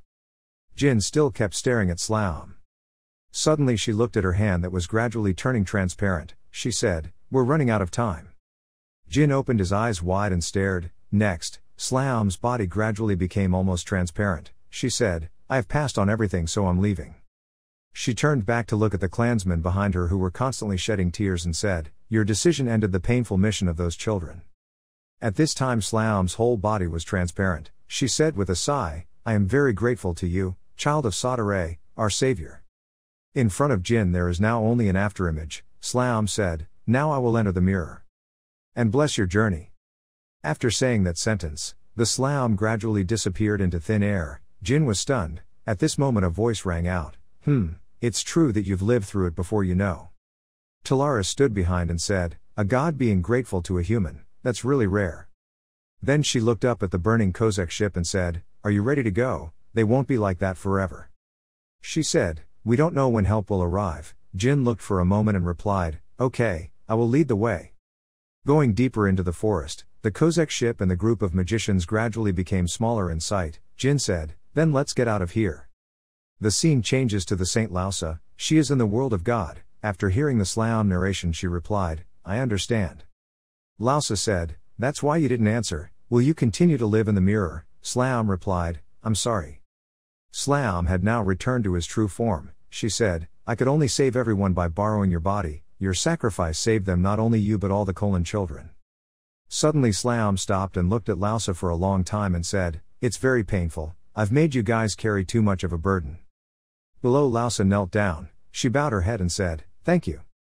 Her short hair covered most of her face, and the expression on that face could not be clearly seen. Lausa said, "For listening to our prayers, for finally hearing my words. And for saving us." Slaum looked at her silently for a long time. Seeing that Lausa continued, "So." Halfway through speaking, she burst into tears. "Please don't apologize. Because no one is at fault in this matter." After a while, Slaum responded, really relieved. "Therefore," she said, "I am even more grateful that you are the ones who have completed this task." Lausa raised her eyes to look at Slaum. Lausa then answered honestly, "I just hope people won't just remember our suffering." Slaum also raised her eyes to look at the clear blue sky and said, "Yes." In her heart she was thinking, "Jin Runkendel. This strong determination is linked to you, so I ask you to create a world. That pain no longer exists." Transitioning to the real world, the sky has turned to dusk. The yellow sunlight covers layers of trees and houses, and Jin is standing and talking to Latika Manutika. Latika said sincerely, "It is said that for more than 10,000 years, our rhyme race has been a loser since time immemorial. Because we could not develop further, we quickly became a weak nation." She remembered the nightmare caused by the Zippel family, and became a slave to the Zippel clan. Then you know. If the Zippel house had taken the example, our sacrifice would have been in vain. Latika Manutika wiped away the remaining tears in the corner of her eyes and said, "It's lucky that in the end the mirror belongs to him." Jin also felt extremely relieved now. He replied, "No, the reason I can still be here alive is all thanks to you colonists." Then he secretly thought to himself, "If those Zippel crazy people get the plate, mirror, the world will become a battlefield because of the eradication of magicians." Jin thought for a moment, then looked at Latika and said, "I will prepare accommodation for everyone in the Hupester Union." Both she and the man next to her said in surprise, "Ha, Hupester." Dino Jaglun said, "Uncle Jin, the Runkondal family's protection area is not sponsored by the main house, right? You don't have to do that for us." Jin didn't know where he got a piece of paper saying, "This is a letter from Lady Luna Runkondal, just show this when you get there and they will help you." Dino Jaglun took the letter that Jin gave him and said, "Thank you." Jin turned around and walked away and said, "If you're really grateful, then slander Zippel on as many pages as possible." Suddenly Dino called again, "But this Jin." He said, "Will the Zippel family just sit still? They will definitely increase their concealment, and even if I were on my own." Jin still walked away without turning around and said, "Do you think you're the only one who hates the Zippel family?" Then Jin stopped walking, turned around and saw an expressionless face mixed with hate saying, "Dino Joglin, you are the trigger. When I read your article, those who have been harmed by the Zippel house will gather together." Jin said, "You will become a good journalist, be confident." Dino Jaglun was extremely shocked when he heard Jin's praise and encouragement. After saying that, Jin turned around and left. He opened the door to the room he was in. As soon as he entered, he said, "Now I can greet him properly. Thank you for your help, Palace Master Talaris." She replied, "It's nothing." Jin said a little worriedly, but I'm still worried that because of me, the Ice Palace and the Zippel family have turned into enemies. Talaris doesn't take this at all, she calmly said. No, now Keliarg will have to be careful first. More ice bow. Because he didn't expect an ancient god to descend to earth, he probably thought I had become stronger. Hearing that, Jin smiled and said, that's lucky. Talaris sat in front of the wooden table and said, and I'm not just helping you for fun. I was asked. No need to thank me, Jin replied honestly. Do you want any compensation? Talaris was almost just waiting for Jin's words. As soon as she heard it, she smiled evilly and said, "Hahu, compensation. I should ask the brat who is Sadere's fake contract and what kind of magic sword is this." Hearing that, Jin frowned and sweated. On this side, Talaris's lips moved in thought. I also thought he would say this, how much should I take? Suddenly she opened her fan and laughed, saying, this time I'll just let it go, because I also got some important information. She glanced at Maris and said, daughter, you want that too, right? Maris was pointed out and immediately blushed and said, why do you ask me that? In Jin's heart, he didn't expect that she would let it go so easily. He thought to himself, did he really let it go? Then he knelt down on one knee and said, thank you, Palace Master. Talaris waved his hand. The one that opened the teleportation gate said, then we're back, we've been out for a bit too long. Suddenly a gentle voice rang out, Jin Runkendel. He raised his eyes and looked up. Maris stood in front of the teleportation gate and said, next time we meet, let's decide the winner. This time let's decide because we don't owe anyone anything, it's very fair. Hearing such sweet words, Talaris couldn't help but tease him. It's true that a pubescent boy can't even speak the truth. Maris shyly shouted, Mom. She said as she left, why have you been like that since yesterday? Talaris turned back to look at Jin and said, then we're leaving, goodbye. Jin looked at the mother and daughter as they responded and was speechless. In a certain cave, a pot of black soup with unknown items was boiling over a red flame. There are also spirit beasts guarding the front. Inside is Chiron sitting, slurping soup. He noticed someone had visited him and turned around to look back. Talaris's voice rang out, wow, long time no see Chiron. Chiron asked back, why did you suddenly come here? Talaris went straight to say, I will say it directly. She waved her fan in her hand and said, your youngest child, do you want him to marry my daughter? Luna held the paper in her hand and read it. She understood many things. So this is what happened to Kozek with the White Knights and the owner of the Seventh Tower. She was no longer a stranger to the youngest child, so she made her assertion that it seemed like the youngest child had done some interesting things again. So is the youngest child still healthy? After hearing her speculations, Latika and Dino were extremely surprised and took a moment to calm down before Dino answered her question. Yes, it was a fierce battle, but after Tikan that day had fully recovered before we left. That's really nice, she said, folding the letter in half. So let's get to the main topic. Your name is Tika, right? What abilities do you have? Luna started to learn about the refugees. Hearing Luna's question, Tika faltered and replied, sorry, I can't just provide accommodation for you, even if you are refugees. Again, me. She asked her close maid nanny to help them find some suitable jobs. Blending in with the people in the territory will help them settle down sooner. Yes lady, just leave this to me Taimyun. Instead of just accepting support, I think that would be better. Tika heard that and her face couldn't hide her joy. Yes, thank you for giving us the opportunity. Once she had taken care of everything for Tika, she now turned her attention to Dino and he said his name was Dino. Dino was startled and quickly answered yes, if you need anything, just let me know and I will help you with everything I can. Instead he must achieve the results the youngest asked for. Hearing that, Dino clenched his hands and said very firmly, please don't worry about anything, I won't disappoint his expectations. 1 month later, there was an incident in Cologne. The whole world was talking about the massacre of the people of Cologne, including the fact that anonymous merchants punished the Zippel family, those who caused the massacre. Forces opposing the Zippel acceleration, including the Runkendel family, quickly spread rumors.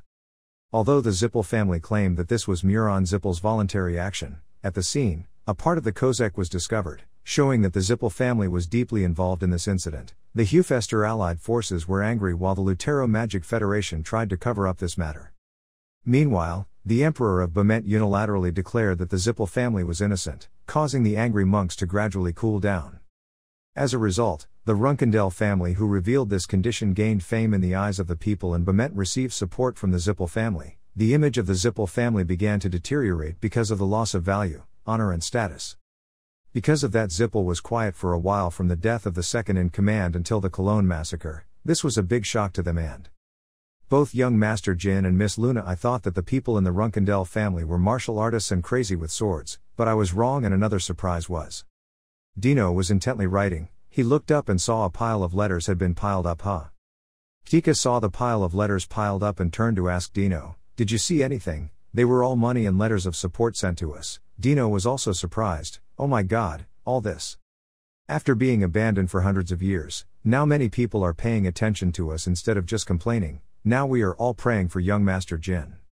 Until the unknown adventurer can be revealed as young Master Jin, one day he will become a high-ranking ruler of the Runkendell family. And soon bury the Zippel family. Khan was walking in the middle of a road with high mountain peaks on both sides. His attitude is very calm. This is the third time. I hope Mr. Kashmir's writing skills have become better. Suddenly, he didn't know what appeared before his eyes, he only knew that his eyes opened wide in surprise. A giant block of ice suddenly appeared in front of him, as high as a mountain. It seemed like it could crush him to death. He stood motionless with his mouth open in surprise. It seems like a fight is going on here between Chiron and Talaris. After finishing the attack, she proudly said, "Oh my God, my hands are faster than my brain. Why are you looking at me like that?" Chiron's eyes looking at her were filled with murderous intent. "Stop acting like a joke and answer me, Talaris. Are you disturbing others' meditation just about getting married?" She gritted her teeth. It was a new kind of sarcastic technique. "Why don't I come here just to sell and stick to you like before?" The indignation was clearly reflected in her eyes. From afar an attack was directed towards her. It turned out to be Khan. He launched an attack towards her.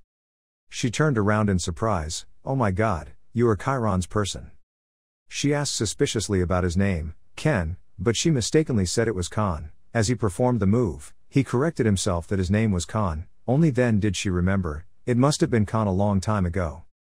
Seeing his subordinate coming to Chiron, he ordered him, "Khan, you are here, don't pay attention to her, give it to me." "Yes, master." Said Khan respectfully, used both hands to hand the letter to him.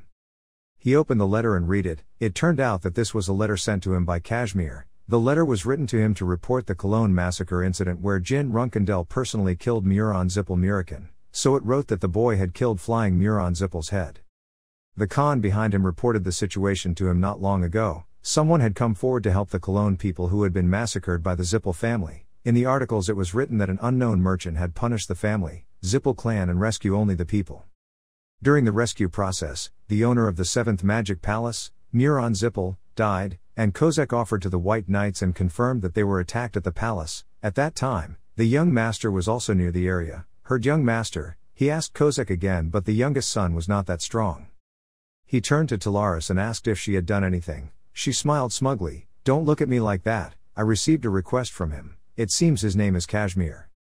"Yes, but in the record, nothing was written about her. Why did that brat dare to keep information from me?" she asked in surprise. "Are you planning to scold him? He needs to be warned." "I don't think that's a good idea, let's reward him instead." "Kashmir, he is someone who has clearly defined who he is serving. He is not loyal to you but to Jin Runkadel." Okay, I understand. I almost put the youngest child in an awkward position considering I owe you one time to go." Talaris's hand was across his chest, cupped, radiating white light. She held the fan and pointed at him. "Okay, so what are you going to do with the debt from your youngest son?" he replied, full of provocation. "To go meet him and ask for it." "It's funny, anyway, I've finished saying what I need to say, so I'm going home." She walked away, turned around and said, "Thinking about what I said before. Your youngest son and my daughter get along very well." Even though he wasn't there, somewhere else, Jin seemed to have a hunch that he was frozen for a few seconds. "What's that?" The servant next to him heard that and asked, "What's wrong, young master?" "No, I'm just shivering," Jin replied. Casimir was picking up a cup of tea and preparing to drink. "When I heard that, you stopped." "You too, young master, I often get shivers like that too. Since coming back from college, everyone's been like this because they grew too fast or something. Thanks to the halo, his magic power has increased. Maybe that's a side effect of it." Hearing that he could only laugh, "Haha, it could be." Swordsmanship 6 stars, dark power 5 stars and magic power 7 stars. He looked at the blue flame in his hand and thought to himself that he could become a 7-star mage only thanks to his halo. However, he could not go any further, because it could weaken the seal. The butler went into the room and called young Master Casimir. There is a person who wants to meet you. That person said that he is your intelligence collector." Hearing that the intelligence collector wanted to meet you, He smiled complacently. Ha ha, just come up with an excuse and chase him away. I will too, intend to do that, but. He said that he knew the location of one of the secret bases. Hearing that, he immediately changed his attitude and his face became more serious. He asked again, is he a retired person working for 7 Colors? I checked, and including 7 Colors, it was his first time coming to Tekin. So does he know about our secret? Where is that bastard? I asked him to wait at the entrance. Jin thought to himself that he knew it was a secret of 7 Colors. While thinking, he seemed to have seen something that surprised him. Meanwhile, Casimir laughed out loud. Ha ha, I let the young master see a very funny scene. I didn't expect that we would be discovered by a guy that even the guards of the 7 Colors don't know about, but you didn't seem to pay attention to the words that Casimir said that person was. Jet, seriously, he looks like a scammer. Jet Bait, this name was imprinted in Jin's mind countless times when he remembered the past life he had become companions with this name. Jin secretly thought resentfully, that bastard stabbed me in the back so many times. At that time, Jin was taken away and Jet happily accepted the money. Jin thought, when I remember that time, I want to squeeze him to death. Jin now leans his back against the wall and looks at him in front, but because he has a son, I spread his life. Look at him now, there must be something problem. Jet is kneeling on the ground, he is extremely scared. Casimir stood in front of him and said coldly, I don't know him. Say, how do you know our location? Jet hesitated, then looked at Casimir with unwilling eyes and said, I am Jet, I run an intelligence shop in Arkin. Casimir said, Arkin. He asked, you are the person from Tessing? Jet quickly nodded and replied, that's right, I'm the one WHO takes information from them. Jet quickly explained that, because of Arkin, to prevent their dictatorship, we intended to destroy them from the inside. That's right. Casimir didn't react at all after hearing that. He whispered, I thought to myself, I'm sure that's what Master Jin did before come here. So Casimir immediately looked at Jin, who was hidden by the darkness, and saw that he had nodded. Receiving the agreement, Casimir immediately questioned, answer my question, how do you know our location? Your end will be decided based on your answer. Jet bowed his head, full of confusion and fear. He replied, for an inventory, security is most important. If you don't accept me, I can't tell you, Mr. Kashmir. Hearing such a ridiculous sentence, he laughed for 2 hours, then said in an angry voice, how dare you pretend to be such a president here? Casimir was extremely angry and roared, I will not leave you in peace until you explain here, and more. He remembered the tall man holding a cigar in his mouth and saying, the rainbow color kit is inspection. Hearing that, Jet was even more scared. He bent down and said, I know information about a loose spider foot. At the same time the voice I want to know rang out. Casimir was extremely shocked and did not think Jin would speak at this time. He quickly advised, no, master, he would lie. Jet leaned back and looked at the startled man, thinking, Major, is not Kashmir the commander of Tekin Fort?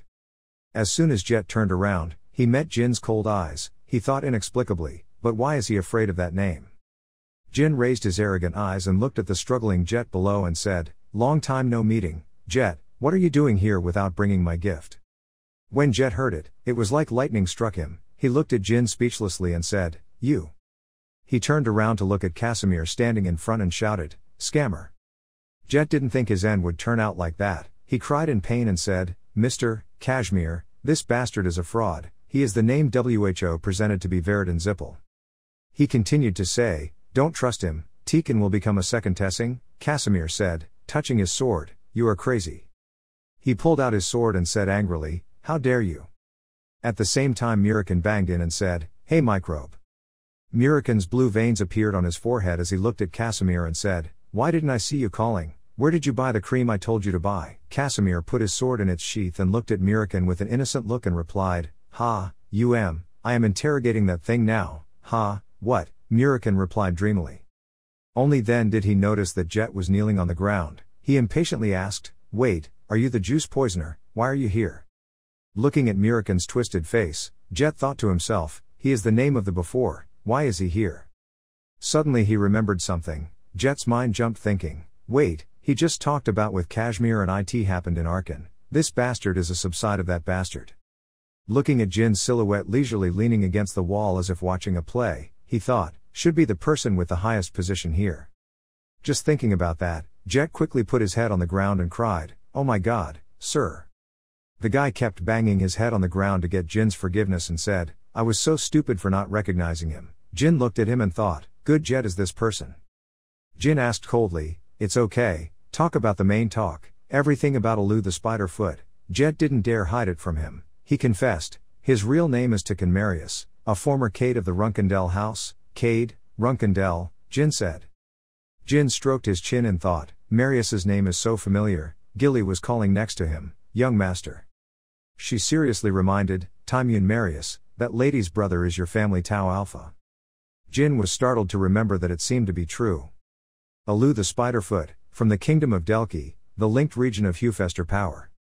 As a civilian, he passed the Runkendell Catholic examination.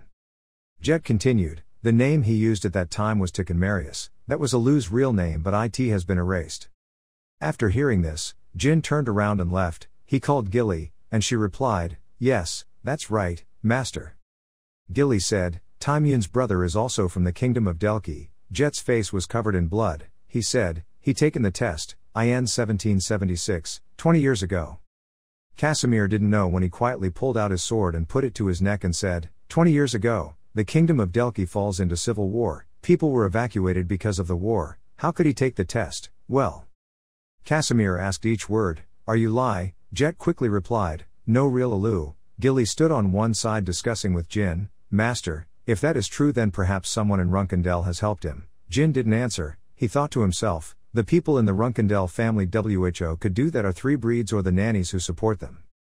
Runkendell nurses not only raise children, their power will increase depending on the position of the child they accompany. And 20 years ago is when everyone recognized Luna Runkendell as a temporary host. At that time, the elderly sister's nanny will have great power. If they are really relative, their previous people hate them. Remembering Luna's shadow, Jin thought to himself that maybe it was. He immediately dismissed that thought. No, Timyun could have acted alone, so why the fuck? Jin asked in a low voice, "Have you confirmed the information?" Jet replied, "I could have my life, I have been to Delki to confirm it." Hearing that, Jin immediately said, "Okay, lead the way," he immediately said in bewilderment, "Huh?" Jin said coldly, "Now we're going to Delki." He silently speculated in his heart, Timyun Marius and Alu the Spider-Foot, I will confirm their plot myself. Kingdom of Delki, linked to the Hofester power link. A pair of feet stepped on someone's face and said, "Useless bastard." He held a bag of gold in his hand and said, "I told you that, it will happen if you don't make this time," and the guy being trampled on the ground quickly replied, "Don't do this, I'm doing this because you have to raise your daughter, if you continue, I will report you to the government." He tried to act like he was scared and said, "Ha, report, have you forgotten, I have Runkendell's house back." At the same time, a person with heart-shaped hair called out behind him and said, "Wait a minute." That person coldly said, "If it continued, wouldn't it be a little trouble, Garber?" The guy with the crew cut turned around in shock and said, "Why are you here? Wait, so that name is also nearby." The purple-haired guy didn't even bother to answer. He jumped into the crew cut guy, the blue hair on his face burst and blood flowed out. That guy hugged his stomach that had a hole in it, blood flowed out like water, he cried out in pain. And the bald guy who was oppressed below was sitting in a corner screaming in panic. At the same time, a white-haired guy appeared and exclaimed, "So pathetic, even though my mother helped me, I still live like that." The bald man cried out in fear, "Please forgive me." He bowed his head at the feet of the white-haired man, trembling and said, "I will give all the money to you so ask you forgive me, I will not say anything, my daughter is waiting for me at home please." Hair White sighed and said, "God, we are not like those bastards." White Hair bent down and said, "Sorry but we don't need money." The bald man said in surprise, "Huh, so what do you need me for?" At the same time, a stream of green power passed through the bald man's head, causing blood to splash again. She said coldly, "I don't hate you." Looking at the bald man who died without closing his eyes, the purple hair said, "You are just unlucky." The sky was already dark, the moon had also risen. The heart-haired girl said, "Everything is for that person." Casimir read the letter out loud in his hand. The surname Marius is a very common surname on the continent, but in the kingdom of Delki only a special organization can use it.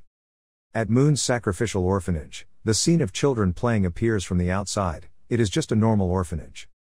But this is where the Delki royal family trains orphans to become assassins or spies. It is said that those children will be allowed to become close to each other. Then they will have to kill each other. Those who survive will become assassins. But later that place was closed because it criticized the prince for winning the civil war. 10 of the children were released and became free citizens. Except for Alu, who died, the remaining 9 were still alive as Delki citizens. After saying that, he gave a very thick stack of paper to Jin. This was their address. Jin immediately decided to come to Delki right away. He thought this might be a clue about the winged shadow and the bastard who cursed him. "You are full of determination, I will definitely catch you." After saying that, he turned around and left. In the house, someone said goodbye and wished them a safe journey. He arrived at the teleportation gate of the Delki kingdom.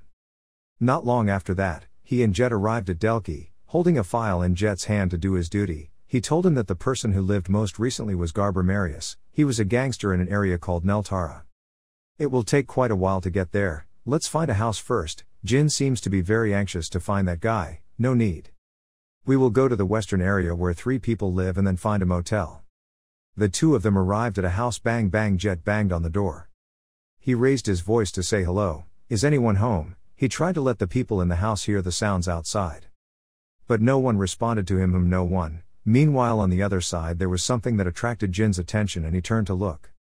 He looked at 4 people, including 3 men and 1 woman. In the distance, they were talking about something, but because the distance was too far, he couldn't hear it. When he approached the 4 of them, it turned out that what they were discussing was the scene before their eyes. Seeing this scene, he was also very surprised. A bloody scene on the ground was filled with corpses, and 2 soldiers were standing to examine the situation at the scene. At first glance, at the scene, there was a man who appeared to have hit his head on the ground, a cloud of blood flowing out of his head. Poison and wind magic commit crimes with magic in Hufester liver.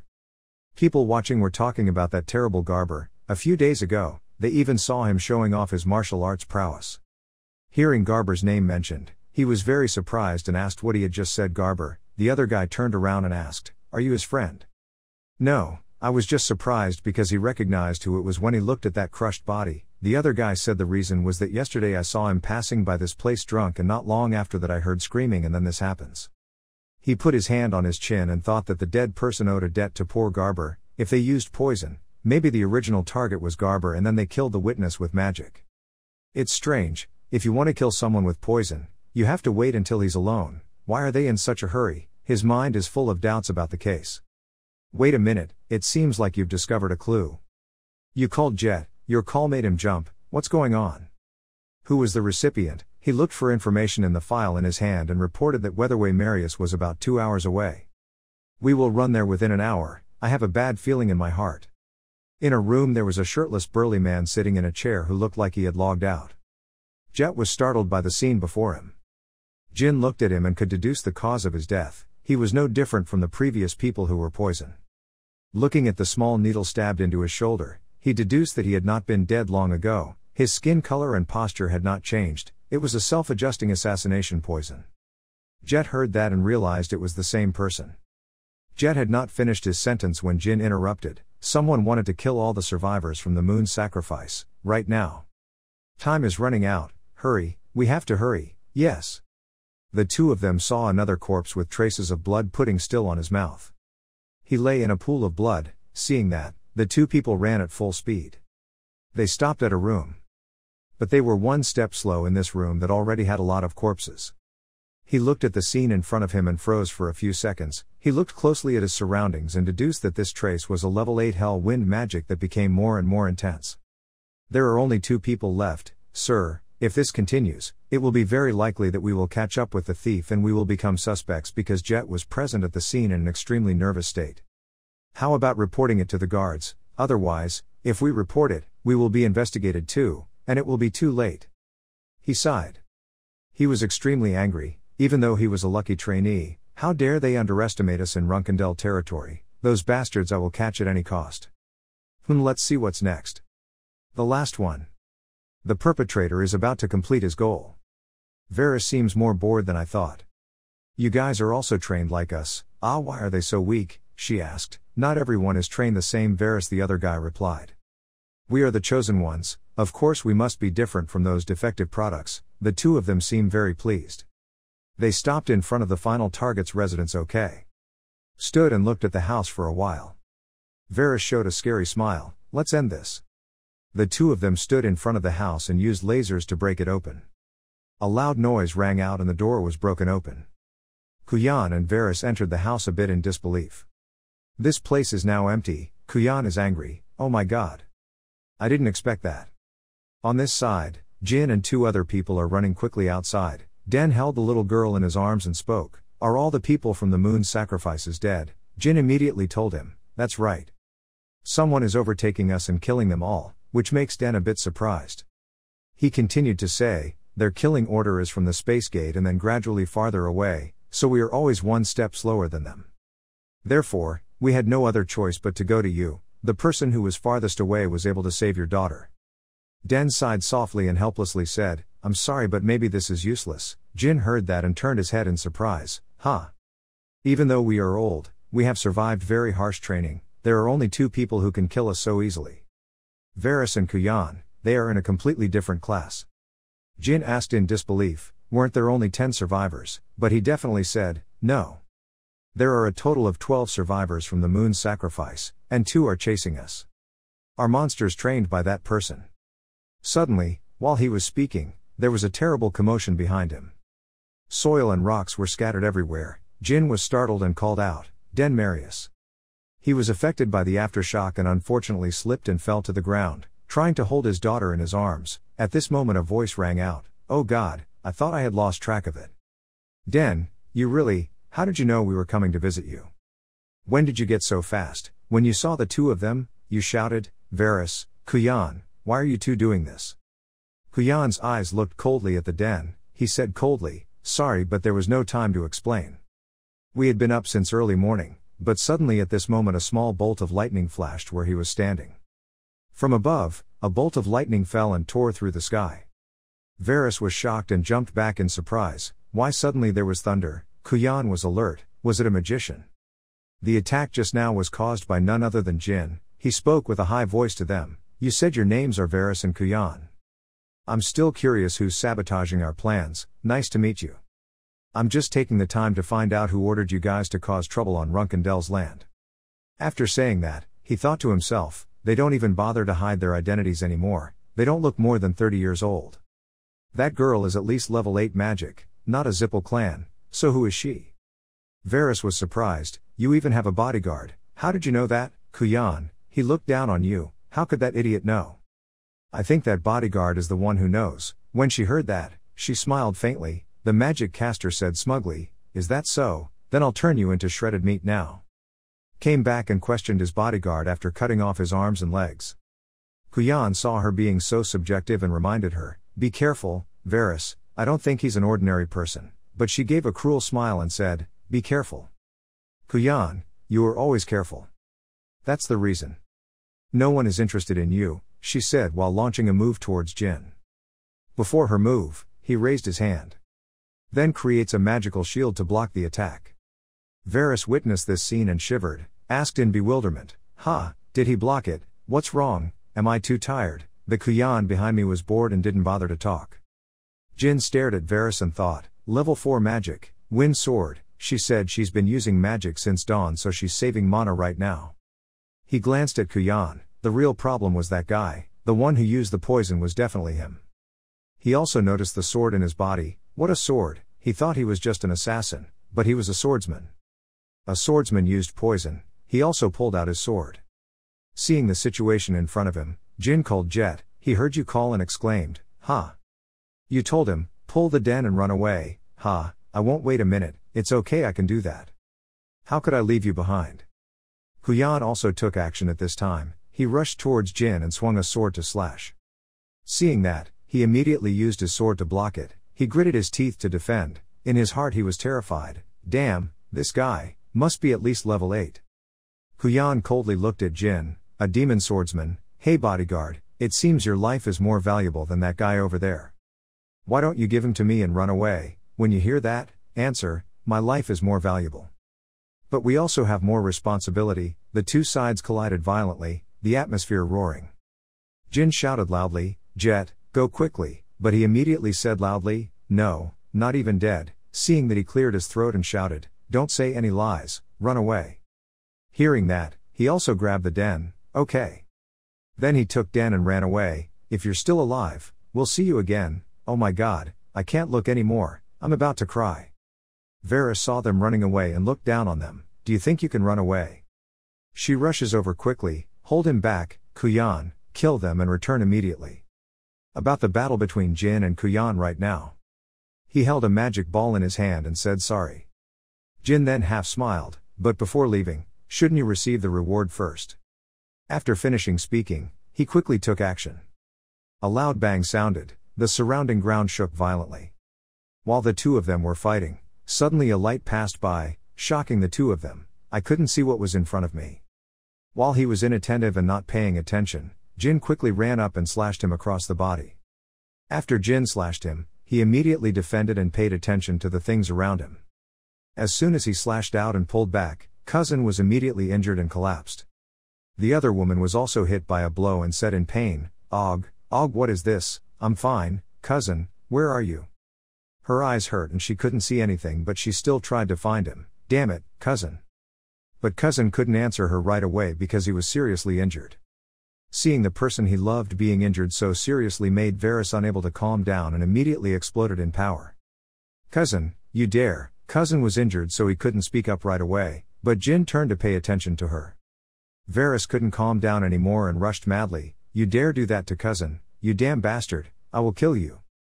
But Cousin spoke up to explain and stopped her to calm her down. Varys. Calm down, I'm just recovering, calm down. Cousin comforted Varys, which surprised her a bit. Today we're overextended, if we're not careful, we'll be overloaded with mana.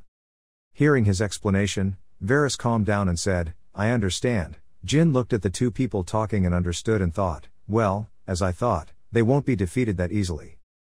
Cousin calmly groped inside his shirt and took out a medicine box, then lazily opened the medicine box. But when he opened the medicine box, a strange smell made Jin cover his nose and think about the smell. What was that? This disgusting aura from him is poison. While Jin was still thinking about the strange smell, Cousin drank the entire box of recovery medicine in one go, thinking as he drank, I've heard it before, some people increase their resistance with poison, use poison to treat poison. Although it would shorten their lifespan, they would receive power commensurate with the price. After finishing the trade medicine box, Cousin also spoke up and told Jin, a magic swordsman, using both sword and magic at the same time. You're more troublesome than I thought. Jin saw Cousin change like that and said again, now the sword is also enhanced, I have never seen that kind of magic before. Cousin doesn't want to answer Jin and just wants to fight. Even though I have a lot of things to ask you, I have to prioritize the mission first. He used different eyes and spoke coldly to Jin, I will give up capturing you alive. Having finished warning, Cousin did not want to waste too much time and rushed forward, making Varys unable to believe it. Jin didn't have time to understand what was going on, but seeing him rush forward like that made him feel dizzy. Cousin did not attack directly but instead moved backwards, making Jin feel surprised. But when he turned around, he saw him attack like a storm, but fortunately he still managed to block one blow.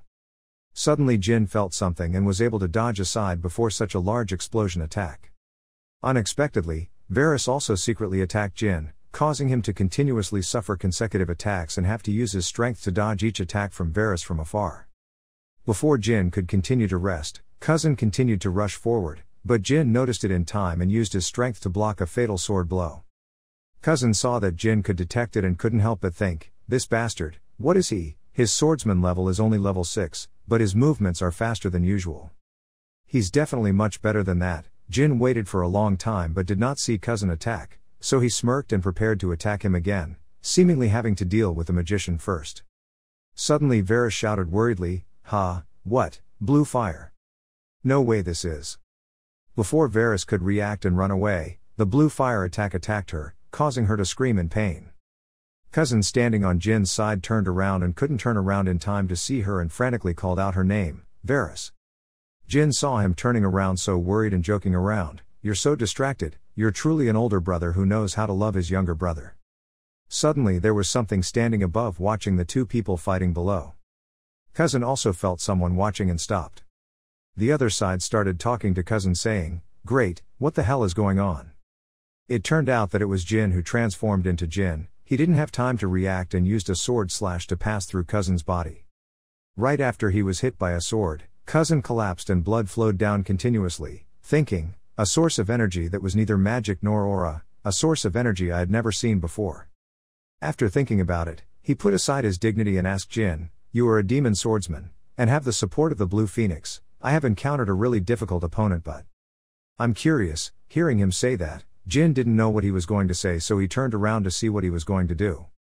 Cousin continued to collapse and say, "I don't know if poison will work on a bastard like you." Hearing cousin say such hidden words, Jin was a bit confused and turned away, but it turned out that he had already slashed a poisonous sword to create a wound across Jin's waist. At this point, the poison spread, causing Jin to feel it and painfully say, "This is shit." Just having time to say that sentence, Jin couldn't resist the poison and collapsed to the ground. After the battle, there were also people who had to lie down and sacrifice. Jin Run Candle was also tired looking at everything around him, even though blood was still flowing down. But he still had to restrain himself. He had to calm down, otherwise he would die. He held the sword tightly in his hand and tried to recover from a life and death battle that was near the earth and far away. Haytona also held the sword and ran away quickly after the battle, but with a sigh of relief turned back to observe his younger brother who was having difficulty walking while being injured. When the two of them were trying to walk back, there was a sound that made the two of them a bit scared at first when they were discovered. "Found someone." "Prince, I found them." Immediately a bunch of soldiers appeared with a leader, said Archer, preparing to shoot. An angry Laika appeared and aggressively ordered the knights to follow me. He seemed to have a clue and introduced himself, "I am the third prince of Delki, Laika Delki, all of you, please put down your weapons."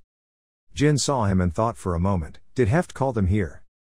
He gritted his teeth angrily because he couldn't take revenge right away, but only left a sentence to remember carefully. Haytona hugged his companion and prepared to run, saying, "I will come back to find you again. Don't think you'll live safely, you bastard." After saying that, he immediately ran away, leaving Laika unable to react and could only scream, "Don't lose sight of them. Go after them, we must catch them." Let the other soldiers chase Haytona and Laika chase. In the end, Jin couldn't run away but Laika caught up with him and asked, "Who are you?" Seeing that Jin didn't answer, Laika stepped forward and asked, "Are you on their side too?" But when Laika pulled Jin back, he slowly fell down, surprising him with this situation. Laika urgently called someone over, "Where is the healer? We need to treat him, quickly." Jin lay under the injured Laika so exhausted that he couldn't speak anymore but only thought, "Damn it, I can't faint, now." After thinking about that, Jin fainted and fell into a deep sleep, only to wake up and look around in panic. Laika saw him like that and asked, "Are you awake?" Seeing him so confused and cautious, Laika immediately explained, "This is my mansion. Because I have not yet determined your identity, I brought you here." Jin was still cautious but coldly asked, "How long had I been unconscious?" Laika also replied normally, 3 hours. "Luckily you're not dead, the poison inside your body is so strong that it can kill an 8-natured swordsman. However, if you are from the Run Candle family, it is different." Hearing this, Jin also implicitly confirmed this question and looked over to make Laika understand. It turned out he was really Jin Run Candle. "Luckily I saw him at the ball." Guessing his identity, Laika continued to ask, "What happened to the other 2 guys? How could you hurt a monster like him like that?" After asking, Laika immediately thought for a moment, he must have been a 5-star swordsman back then. Even if he was an adult, he could only reach 6 stars, he must have had someone's support to be able to be that guy, injured.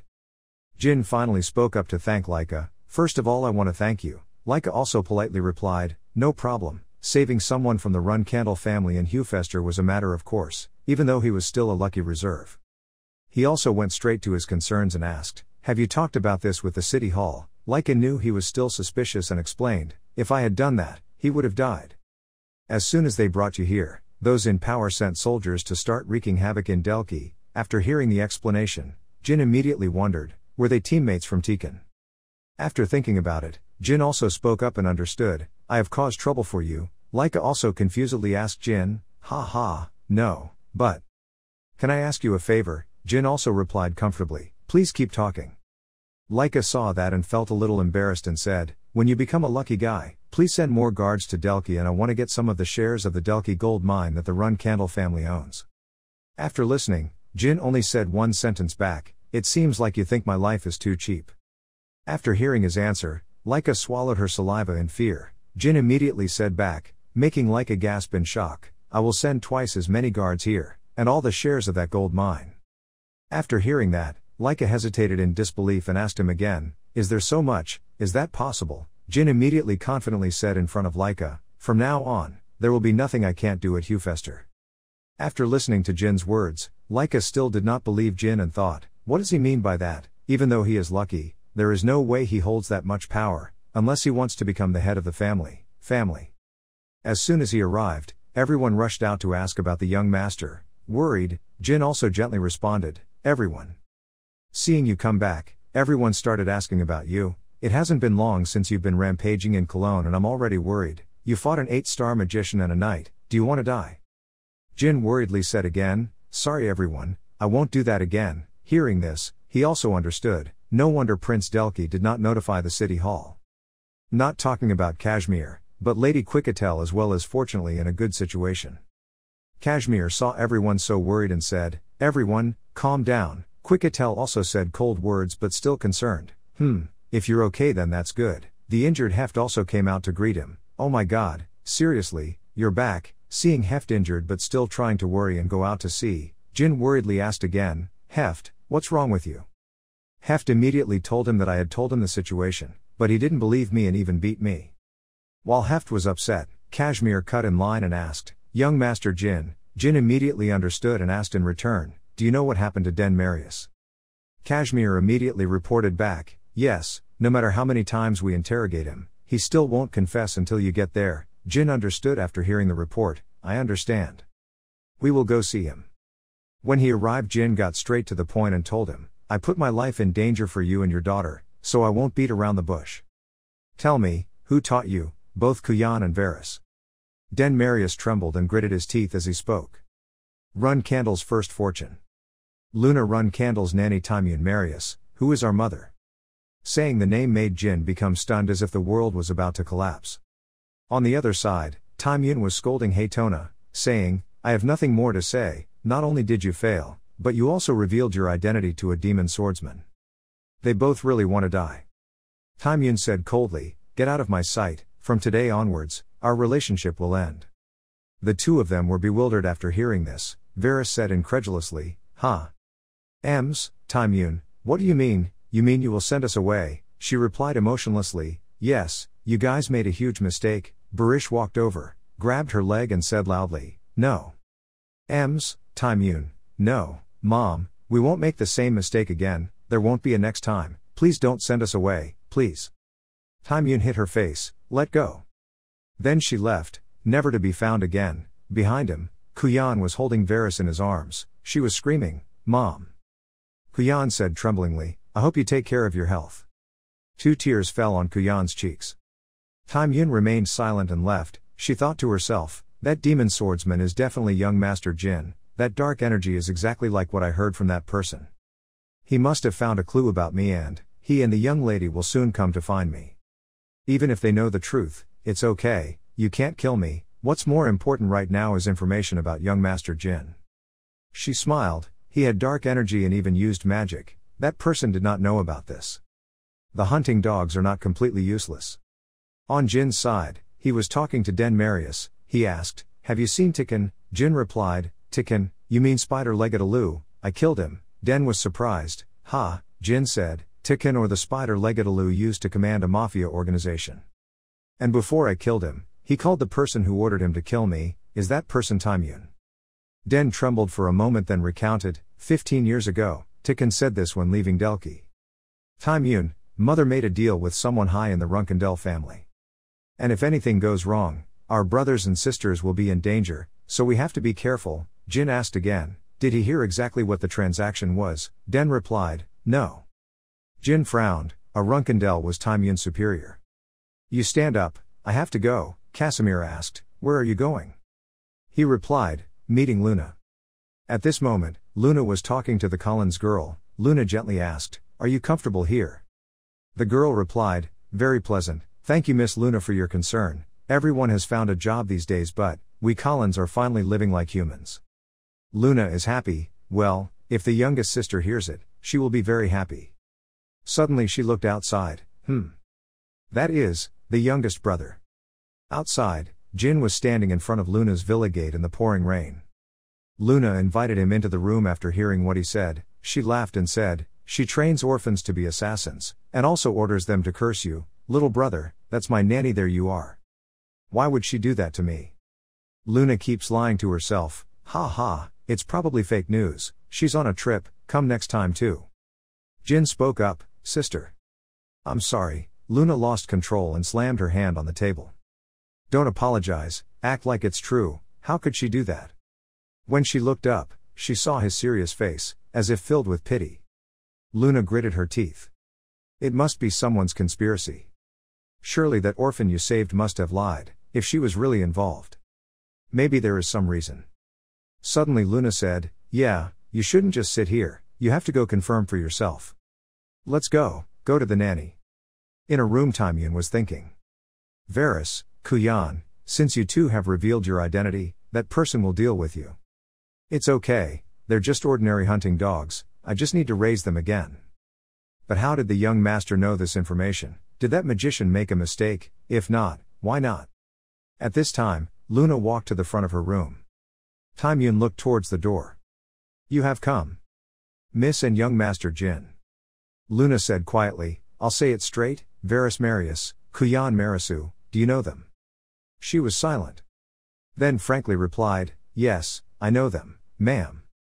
She asked, why did she secretly raise assassins, why did they cause trouble with Jin? Taimyun spoke up, please listen to me. That was not my order, I was also very surprised to learn that my hunting dog was involved with young Master Jin. That's why I'm sitting here waiting for you. Luna clenched her trembling hands. Did she think she could be forgiven for making that excuse? When you secretly raised assassins without my permission. Taimyun said, please hand me over to the family court, I will give a full statement there. Luna questioned, are you running away? How can you? She is no longer the person people know. I don't understand your current actions, can't you explain clearly? Taimyun said with a slightly shaking hand, Miss, I'm sorry for hiding it from you, but the reason I raised a subordinate is to survive. Luna was bewildered. What?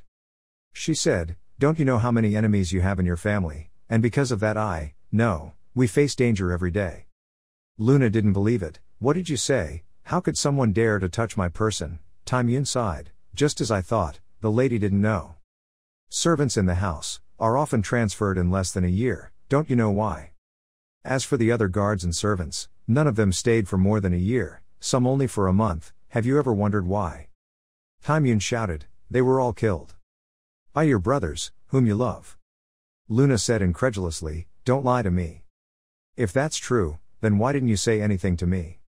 Taimyun said, I didn't say it because I understand very well what kind of person you are. Luna shouted, how ridiculous. She said, even if I told you, would you be able to kill your own siblings, my lady? Or just give them some fine or no punishments? Isn't it because the person who gives up competing for the position of homeowner does not want to take action against his brothers in the house? She remembered that at that time, Luna's whole body seemed to have completely collapsed. Nanny. I no longer want to compete for the throne of Runkendel, Taimyun continued, the moment you abandoned your duty. It is also the time when your subordinates considered prey. 35 years ago, for the first time I felt something called true power. In that tattered orphanage, I was originally destined to be a loyal dog for the nobility. And being recognized by the Runkendel family for my talent and becoming a nanny for that family, I can finally live like a human, and no longer have to live the life of an animal. Then she took Luna into her arms. My fate was unfortunate, but as for you, the first child of the Runkendel family. How lucky, am I jealous? Of course not, on the contrary, I feel grateful. Who gave me this power? What a warm little gift. The Runkendel children born after her were all her rivals. However, that was never a problem, because the homeowner said that Miss Luna possessed more talent than anyone. When Luna was young, she innocently told her, Nanny, I had a duel with all the members of the elementary class, and won completely. Joshua and Runtia even joined forces to deal with me, but I still won. At that time, she happily praised you. It was very impressive, please try to improve it. Suddenly she said, but I don't like fighting, even though I'm really good at fighting. But, I used to worry about your innocence, but then I gradually realized that I was worrying for nothing. At that time, Luna bluntly said, don't appear in front of me again, Joshua, otherwise don't blame me. This Luna's personality is even harsher. Go away, watching you eat makes me lose interest in eating. Trash, lick my feet for the rest of your life, that suits you better. Time passed. When she turned 13 years old, we no longer saw a bit of innocence from her like before. But only majesty remains. Time continued to pass. On a rainy night, Luna collapsed. Nanny, I feel exhausted. Mother and younger siblings and all the family members, now I just want to stop. I don't want to become a homeowner this way. She tried to stop me. No, miss, to become a homeowner, you have no other choice. Luna said, then I don't need it anymore. She was bewildered. Lady. She said, for the sake of the family, but having to kill family members, that is not the right answer. We must achieve something new, to both help the family and not kill, clan.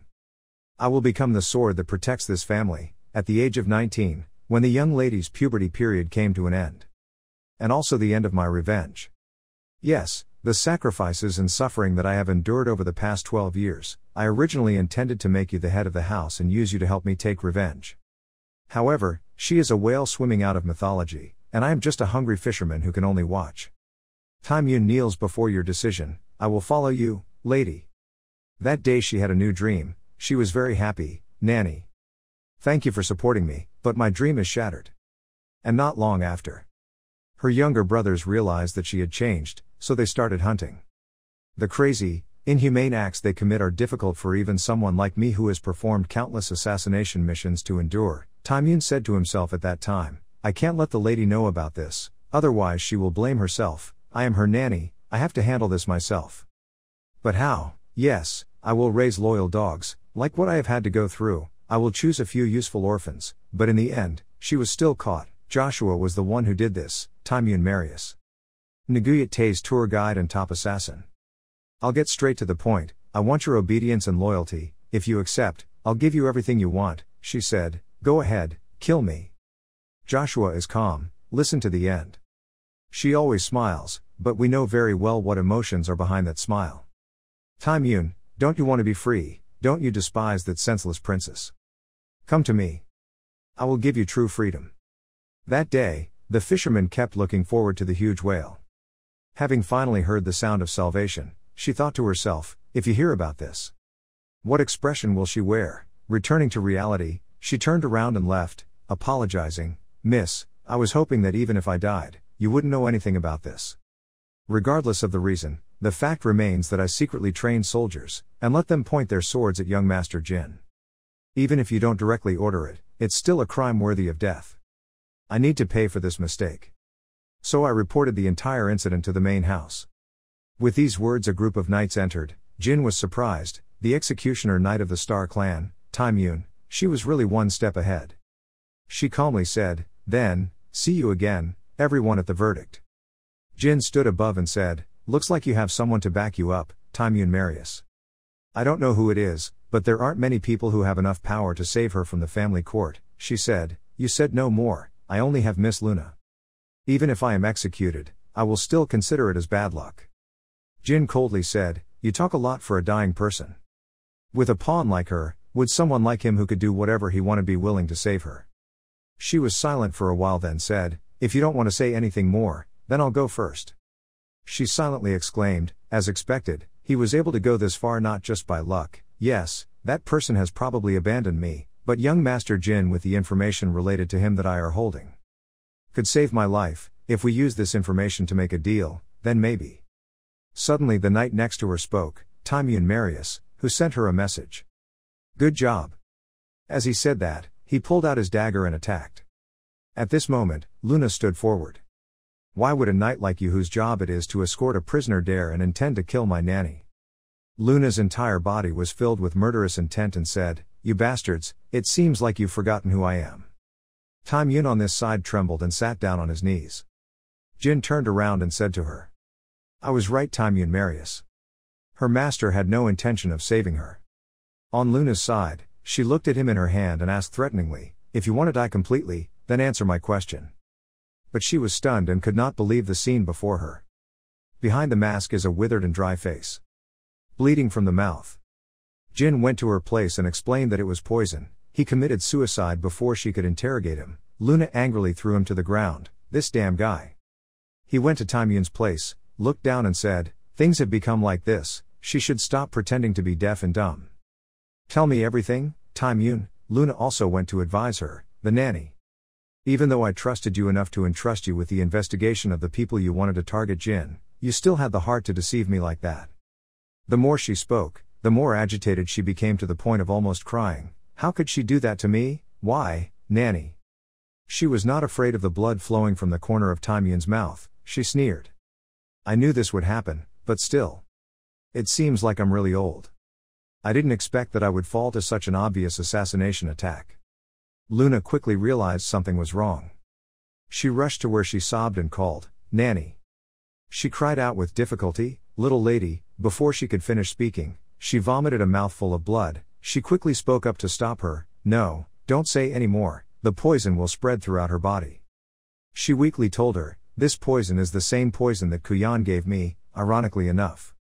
It's too late now, she could barely stay awake, right, this was what people used to call bad karma. Luna cried sadly, no Nanny, no, this is not what I want. Please, Nanny, Taimyun thought to himself, I don't want to die, I want to ask for your forgiveness. To continue living, I just want to stay by your side longer. Since when did things go wrong? Ah, that moment when everything that appeared in my mind was not a lady, but instead was hatred, that's when things started to go wrong. So, at least in this last moment of my life, I must, for the lady's sake, Taimyun spoke up, young lady. And young Master Jin, listen carefully to what I'm about to say. Luna didn't want to leave the nanny, she shed tears, don't talk anymore, Nanny, more blood will flow. The nanny still stubbornly said that even if she said it now, this sinful body could not be washed away, but, I have to tell you too. 15 years ago, the magician who placed the curse on the young master was Kedart Hall, he's quite famous, so you'll find him soon. And, the person who gave me this poison, that person is, Luna spoke up to stop her from continuing, Nanny, I understand, stop. Taimyun did not listen to what she continued, the person who ordered me to harm the young master was Joshua Runkindel. The second person in the line of succession of the Runkindel family, young Master Joshua, he knows well about the young master's strength, and about the contract. Finally, she couldn't bear it anymore and spat out another mouthful of blood. Luna nervously took it. I apologize, ma'am, for causing you harm, I should have told you sooner, even though I understand, saying that everything I do is for people is just an excuse. She trembled and reached out to beg her, so please. She recalled the memories of when the two of them were together since childhood. Please. Don't remember anything about this lowly servant anymore. Luna painfully clutched Taimyun's hand.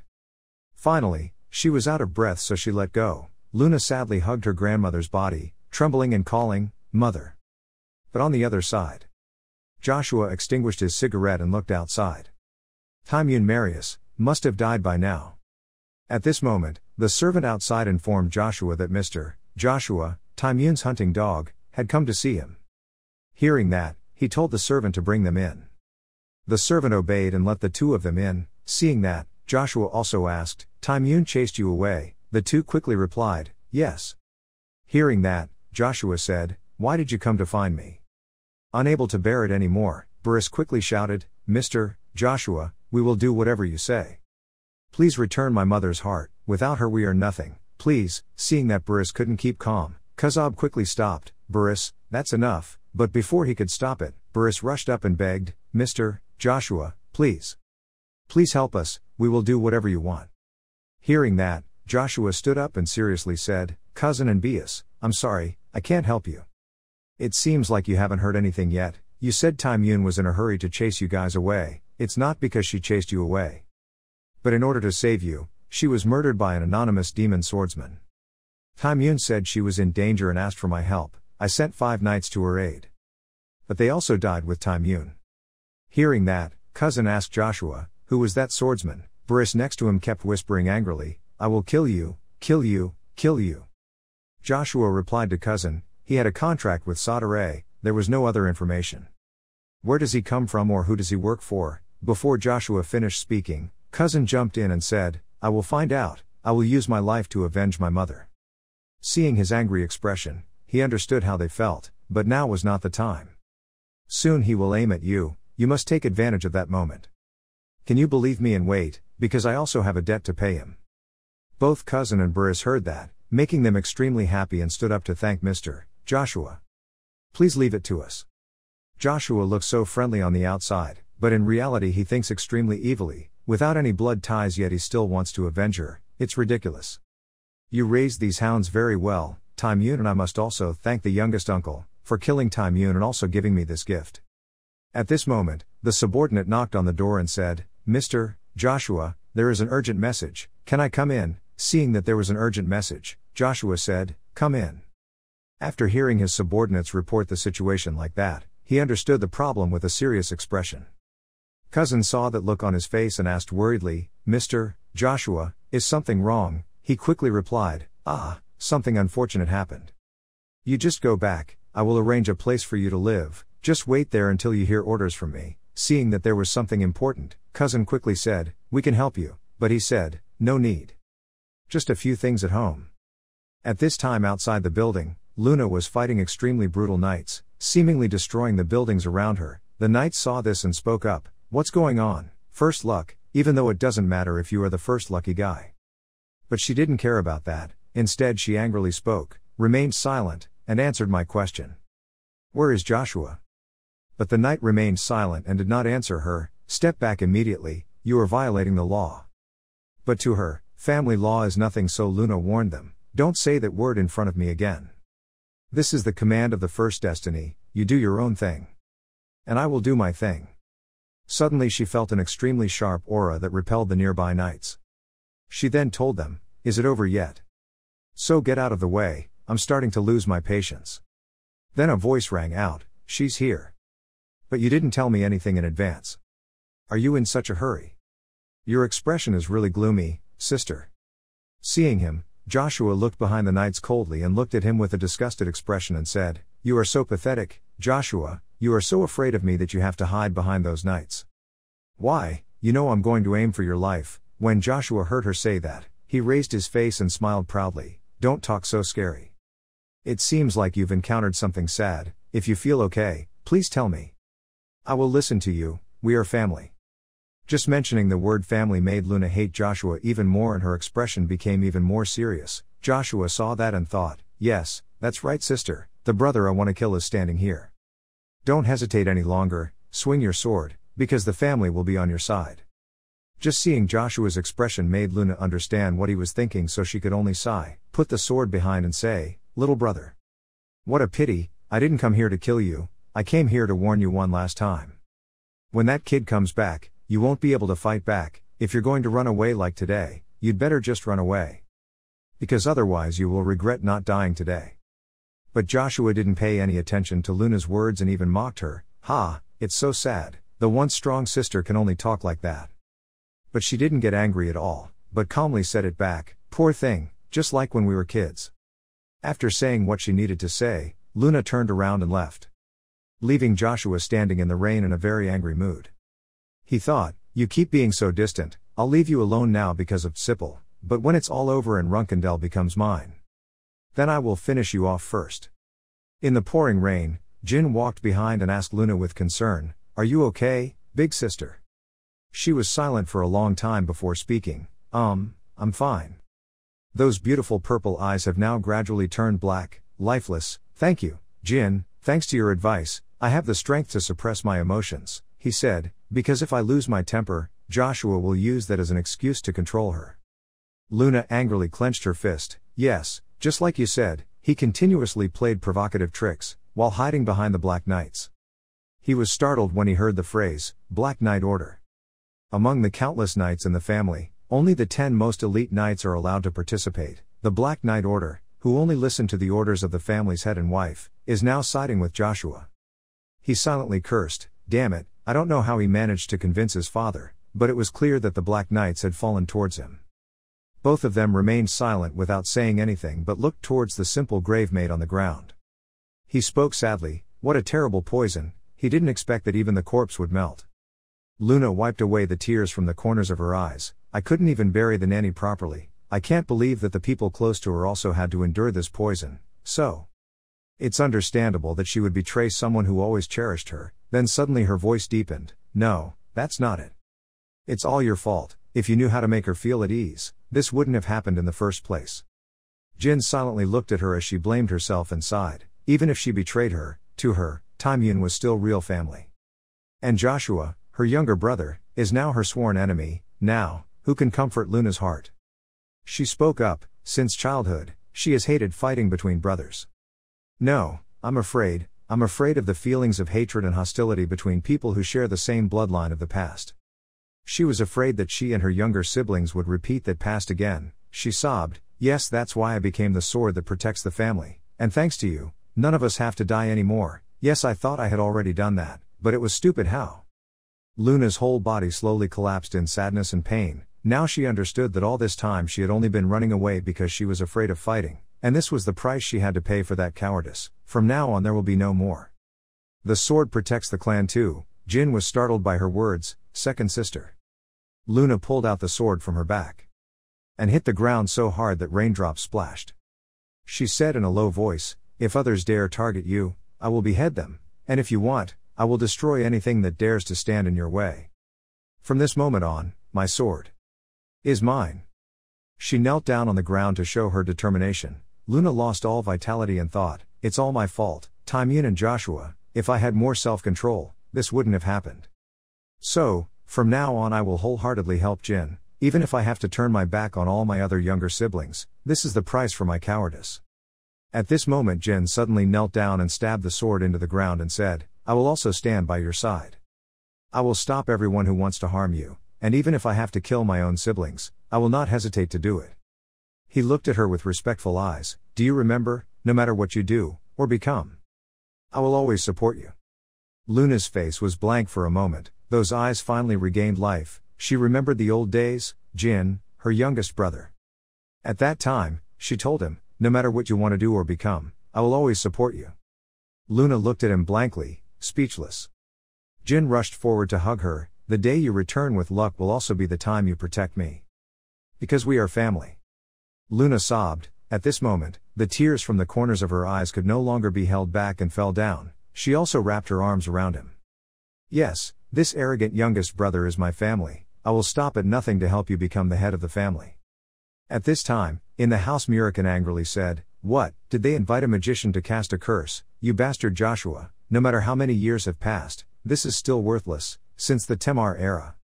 Gilly next to her covered her mouth with her hand. "I'm still in shock. That bastard Joshua, please forgive me, I said something wrong in front of you, young master." Murikan next to me exploded. "It's okay, strawberry cake, if you don't release your anger, it will be even more annoying. Repeat after me, you dog." Gilly is a bit timid, "You dog," followed by remix curses from Gilly. Joshua, but this part shouldn't have been aired. Even Murikan next to him was surprised. "Strawberry cake." Jin sighed. Gilly also took a breath, feeling really refreshed. Then she became serious again. "But more importantly, why does Joshua want to harm you, young master?" he said. "There are many reasons, but the most important thing is that even though he knew I had made a contract with Sadare, he still remained calm." She also suspected, "Yes, he even broke the rules of the arena to harm you, but in the main show he did nothing." Jin said, "We will find out the reason soon." He silently speculated, "If my hypothesis is correct, then he is." He was aiming for his contract, considering what happened to Enya and the ability to steal the contract with the god of the Zippel family. However, even Joshua cannot be that close to the Zippel family. Does that mean there's another way to steal the contract? At this time Casimir came forward with several files of information. "Young Master Jin, I have found the location of the person you asked for. You take it, it's done." Casimir summarizes, "Yes, he is a fairly famous magician, and is currently retired in the state of Meltador located in the eastern part of the mainland. Since joining the high-level magic academy at Zippel, he has always used the alias Amal. I heard he is currently researching some kind of magic." Jin was silent for a moment, then gave instructions. "Gilly, Murikan, and Mr. Kashmir, I have a request. In the next 3 months, don't look for me, okay?" At this time in a pub, there was an old man in white clothes sitting and drinking. While he was leisurely sipping his wine, someone approached. Inside, that person approached him and asked, "Excuse me, are you Amal?" The old man looked surprised. "You are." The person introduced himself. "I am an ambitious magician called Huel and am currently on my way to enroll at the prestigious Meltadora Magic Academy. But I heard that there was a very noble sage here, so I came to meet him," Amal observed, "an aspiring magician." He angrily slammed his hand on the table before the looks of everyone around him. "What are you looking at, you insects?" He angrily cast a magic spell in his hand, disappearing, "Before I let you all disappear into nothingness." After those words, most people panicked and ran out of the restaurant. The old man then looked at that person. Okay, who are you? The person replied. As I said, I am an ambitious magician. He exposed it. Stop playing around, hide your head and show your tail. That body is the body of a person who spent his whole life training with weapons. And in this disgusting body, there exists 7-star inherent magic. I'm laughing at an ambitious magician. Haha, it seems like you're looking down on me too much. He threatened, reveal your identity, otherwise, I will make this body unable to use magic again. The person was silent for a moment, then opened his mouth. My name is Huel Hister, last remaining member of the Hister family.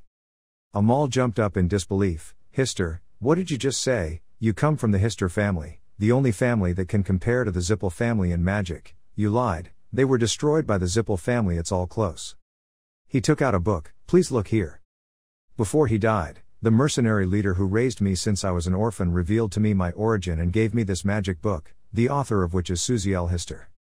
The old man was excited. Quickly show it to me, he slowly said. I can show it to you, but you can't touch it. I swore to myself that without my permission, no one is allowed to touch it. If you want to touch it, you have to kill me first.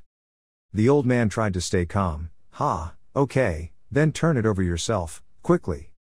He put the book down on the table and turned the pages one by one. Amal exclaimed, oh my. This code, this magic book really belongs to the Hister family. I have been looking for clues about them all my life, so I will definitely recognize it. I have to look more closely to see. He asked, hey, have you decided where to spend the night yet? He looked at him confused. He continued, follow me, I will treat you properly. Amal took him to his residence. This is where I conduct my research. No one knows about this place and the guard is very strict. Now, will you tell me? How could you, someone with the surname Hister, be alive until now? He pondered for a while and then said, I was raised as an orphan by a little mercenary named Grey Owl. Even though I had wielded a sword since I was young, I had no talent at all in this area. As for magic, I grasped it immediately, like I knew it all from the beginning, that is, after learning about the family's history and the patriarch's last will. After hearing this, Amal smirked. It was the Hister family's magic record, something that could even threaten the Zippel family, who are good at manipulating history. With it could explain the achievements that suddenly appeared. This is it, he continued, but since then, the Zippel family started to hunt me down, so I plan to enroll at the Magic Academy and hide my identity. He said, even 300 years ago, the Zippel family would not leave behind anything that could cause harm, let alone a member of the Heist family. The bounty must be at least 10 million gold coins. When he heard that, he clenched his fist. 10 million. Suddenly he made an offer. Choose, or you will live like this for the rest of your life, forever hunted by them. Or, you will become my disciple and enter the history books. My real name is Kiddard Hall. He used the magic in his hand and introduced himself. I'm called Kiddard Hall's Return. He was so surprised. Really, are you really that Kiddard Hall descendant? He was amused. Oh ho, you know me, before someone with a smelly mouth like you was born. His name was, we have been spreading it for a long time.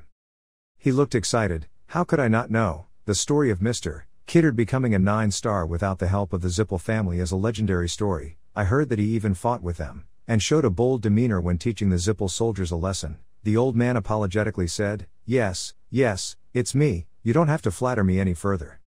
If you become my disciple, I will pass on to you the magic called the traitor, which I named after myself, and if you follow in my footsteps, you will mark the name of the traitor in history. Now, you choose, will you become my disciple, Hister?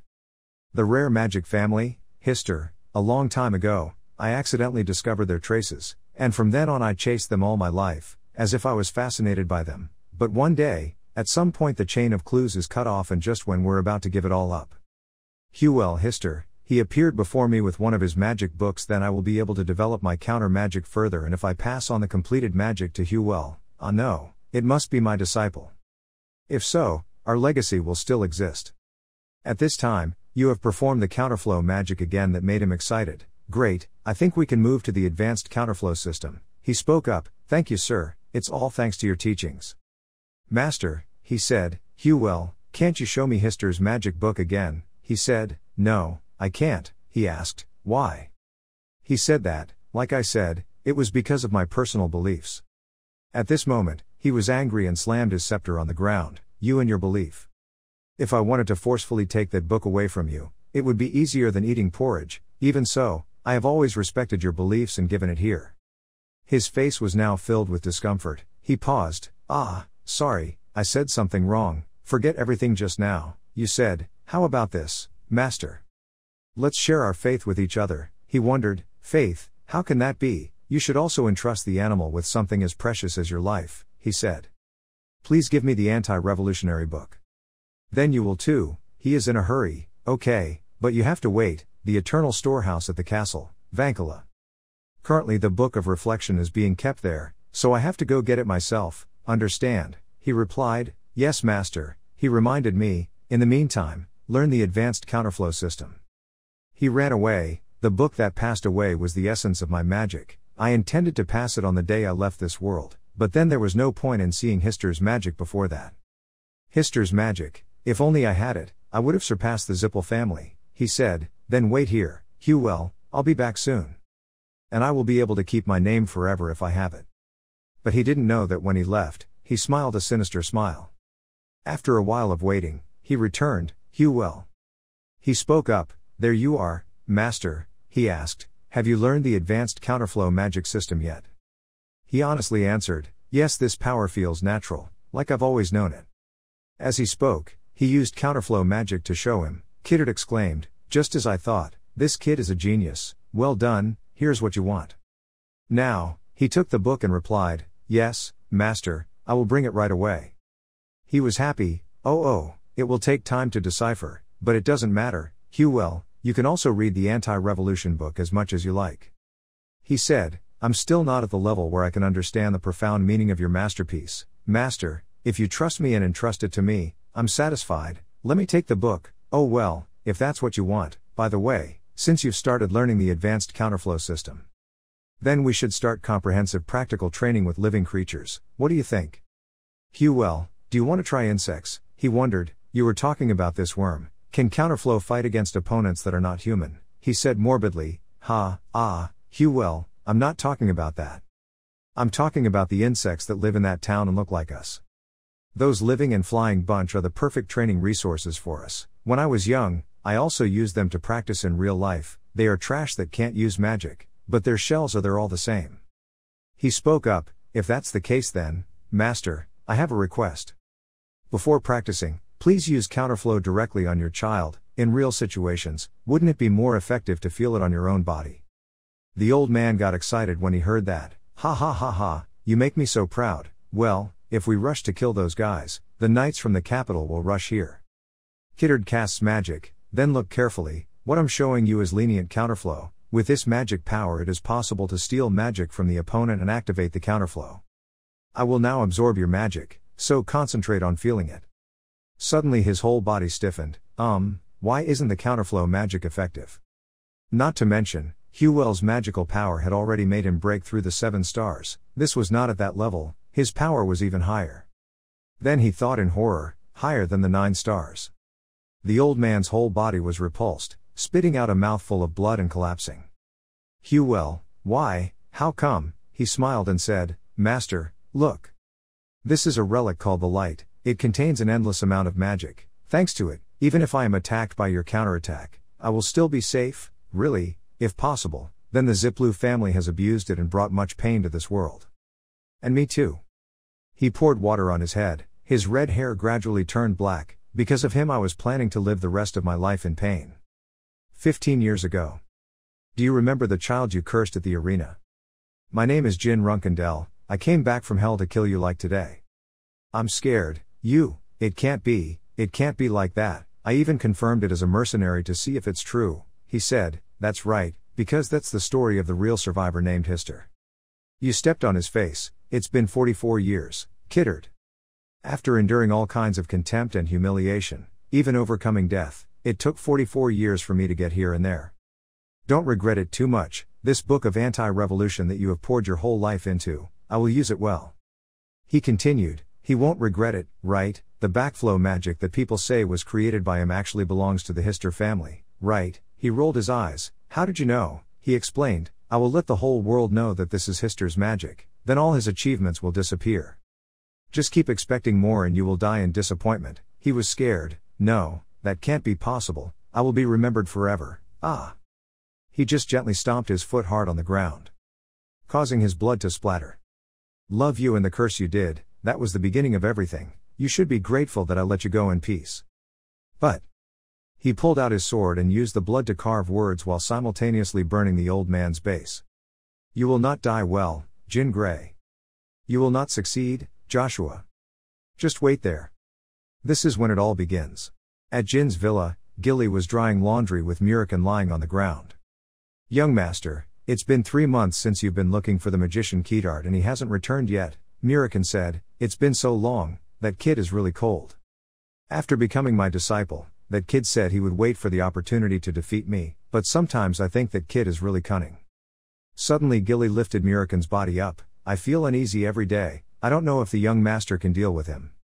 Then she burst into tears. He always makes me worry about something. Does he know how much I worry every time he does that, Mr. Murikan? He comforted me. Don't worry, strawberry cake. When the rainbow colors found out about this, didn't they know that Kedart trusted Jin a lot? Maybe Jin would be able to surpass him then. So there won't be any problem. That old man listens to Jin's words, so strawberry cake can rest assured. At this moment, a familiar voice rang out. It sounded like I had made old Kedart fall in love with me, right? The two of them turned around in shock, looking back. Young master, child. Gilly released his hand to let Murikan fly freely and run to him. He's back, he still looks healthy. I'm so happy, he replied. Yes, I'm home, Gilly. And Mr. Murikan too. At this moment he was thrown to the ground. He held out a book and said, this is the magic book I got from him. Help me translate it. In the sword garden. The family is having a meeting here. Joshua leisurely sat down to eat with his brothers. On the table was a piece of paper recording information. Jin Gray, the main suspect who killed Kedart Hall. Who are you? Why did you kill Kedart Hall? And why did you live in seclusion? Unfortunately, the essence of counter magic is said to be hidden, kept in the eternal treasury in the holy kingdom of Vankella. Haytona spoke up. Jin Gray, I'm sure that's the lucky identity of the youngest son. Daytona sighed. Haytona, you guys are here. Haytona heard that and immediately corrected himself. Don't tell me that's really the youngest son. The name Jin Gray is also common. Daytona whispered. Hey, the youngest son is also very good, but Kedart is a 9-star magician. No, there's no way that's happening, please. Suddenly Mew slammed her hand on the table.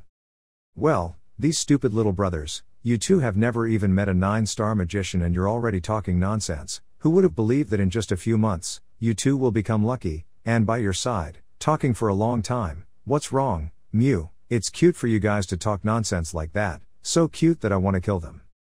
Mary said angrily, everyone shut up, you guys are interrupting the meal. Mew angrily argued back, hi, sis, we can't talk about these things anymore. Mary was so angry that she was angry. I told you to shut up. Mew is angry. Why didn't you mention it when Tona and I were talking? Instead, you waited until I spoke before telling me to shut up. If you say it again, I will.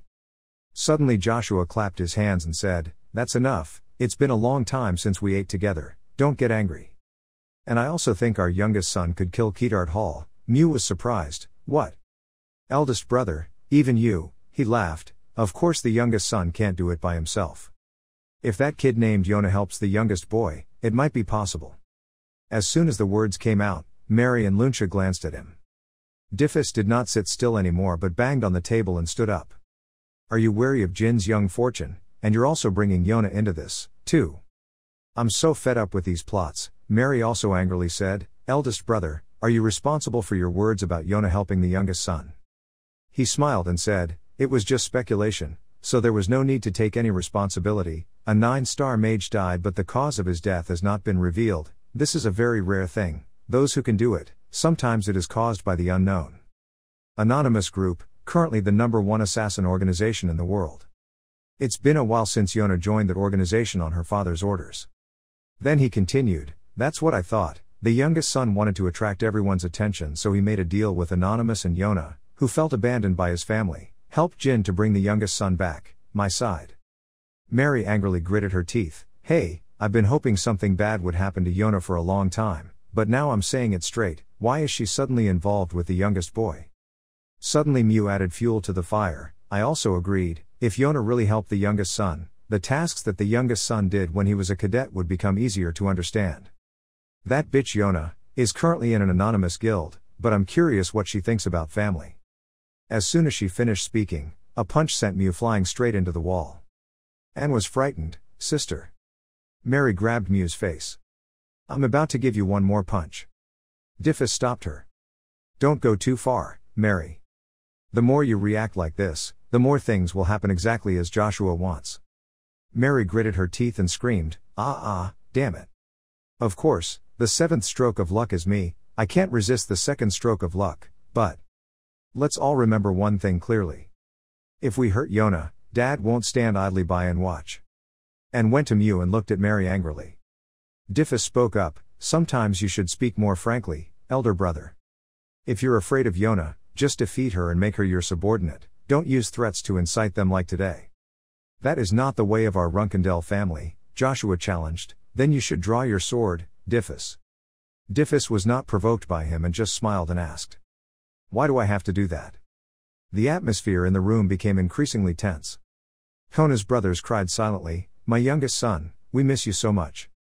Somewhere else there were people discussing your matter, Veridin said, a 9-star mage was murdered and the name Jin Grey was left at the scene.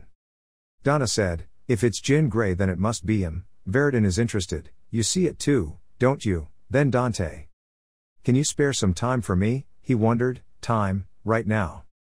He said, no, not now, tomorrow or later, let's go see Jin. Dante was surprised. Oh, do you have a plan? Veridin smiled and said, of course, listen, next my plan is.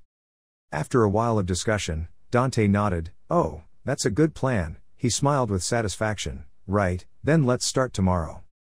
They don't know that someone is secretly watching them. That person returned to report to Roz. Dante Heron and Veridin Zippel were chatting with each other in the banquet hall. There were reports that the relationship between the Zippel and Heron families was not very good, but with this news we have confirmed okay. The Zippel family is involved in the death of Keetart Hall and Veridin has provided information to Dante. Perhaps the Zippel family is looking out for its allies more, and cutting ties with families that do not share their views, them, Keetart Hall is an example. Roz thought for a moment and then said, it doesn't matter whether this story is true or not, this would be a good reason to stop the Zippel family's actions, let's leak appropriate information to the press, that person, meet you, yes I understand. Deep in thought, those bastards from the Zippel family are acting very hastily, not at all like usual, as if someone is controlling them. I don't know who they are, but it's not easy to keep up with them. At this time at Jin's villa, Julia was holding his leg, preventing him from leaving. No, don't go, Mr. Jin. Play with Julia, Kasimi tried to advise her. Julia, young Master Jin is very busy, please understand him, Julia. Gilly next to her used a towel to dab her tears. Young Master, your servant is so sad, you can't even rest properly, who would have thought we would have to leave immediately? She asked, but the young master had to go to the village of the unknown organization Samel. Why did he go to such a dangerous place? He explained, I need to get something. There is also someone I want to meet, she wondered, do you know someone who lives in Samel? Suddenly Gilly remembered. Lady Yona. At this time, Yona was sitting on top of the mountain reading the news. I heard that after becoming a lucky member and being recognized by her father, she left the clan to practice, but what happened? What the youngest boy can do is amazing. I want to know how strong he is, I wonder if he will come to Samel. She reached out her hand to the moonlight. I want to play with her. Casimir hugged Julia to comfort her. Young master, when you leave, I won't be here either. Jin asked, is something wrong? He hesitantly said, that. I forgot something at Bement, and father called him back because of that. Jin did not ask further and wished, okay, safe journey. At this moment, Murican opened the door and went inside. Kid, I've finished what you needed. He turned around and politely said, Murican has worked hard for you. Murican brought up a book. Come here, let me write on your back. The two of them entered a room with runes engraved on his back. Well, with this, you will be able to use Keetart's magic, Jin joked, feeling like I had just received a cool weapon in that wink. Murican said, while imparting it to you, I looked carefully, there are many useful magics, even if a whole group of 7-star magicians attack at the same time, with just one move you can defeat them. Boy, satisfied, great, I'll try it and see how it goes. Having finished speaking, he released dark energy to form a terrifying ball. Murican smiled and said, it's activated. Suddenly a weak voice rang out, Jin, young master, Ga.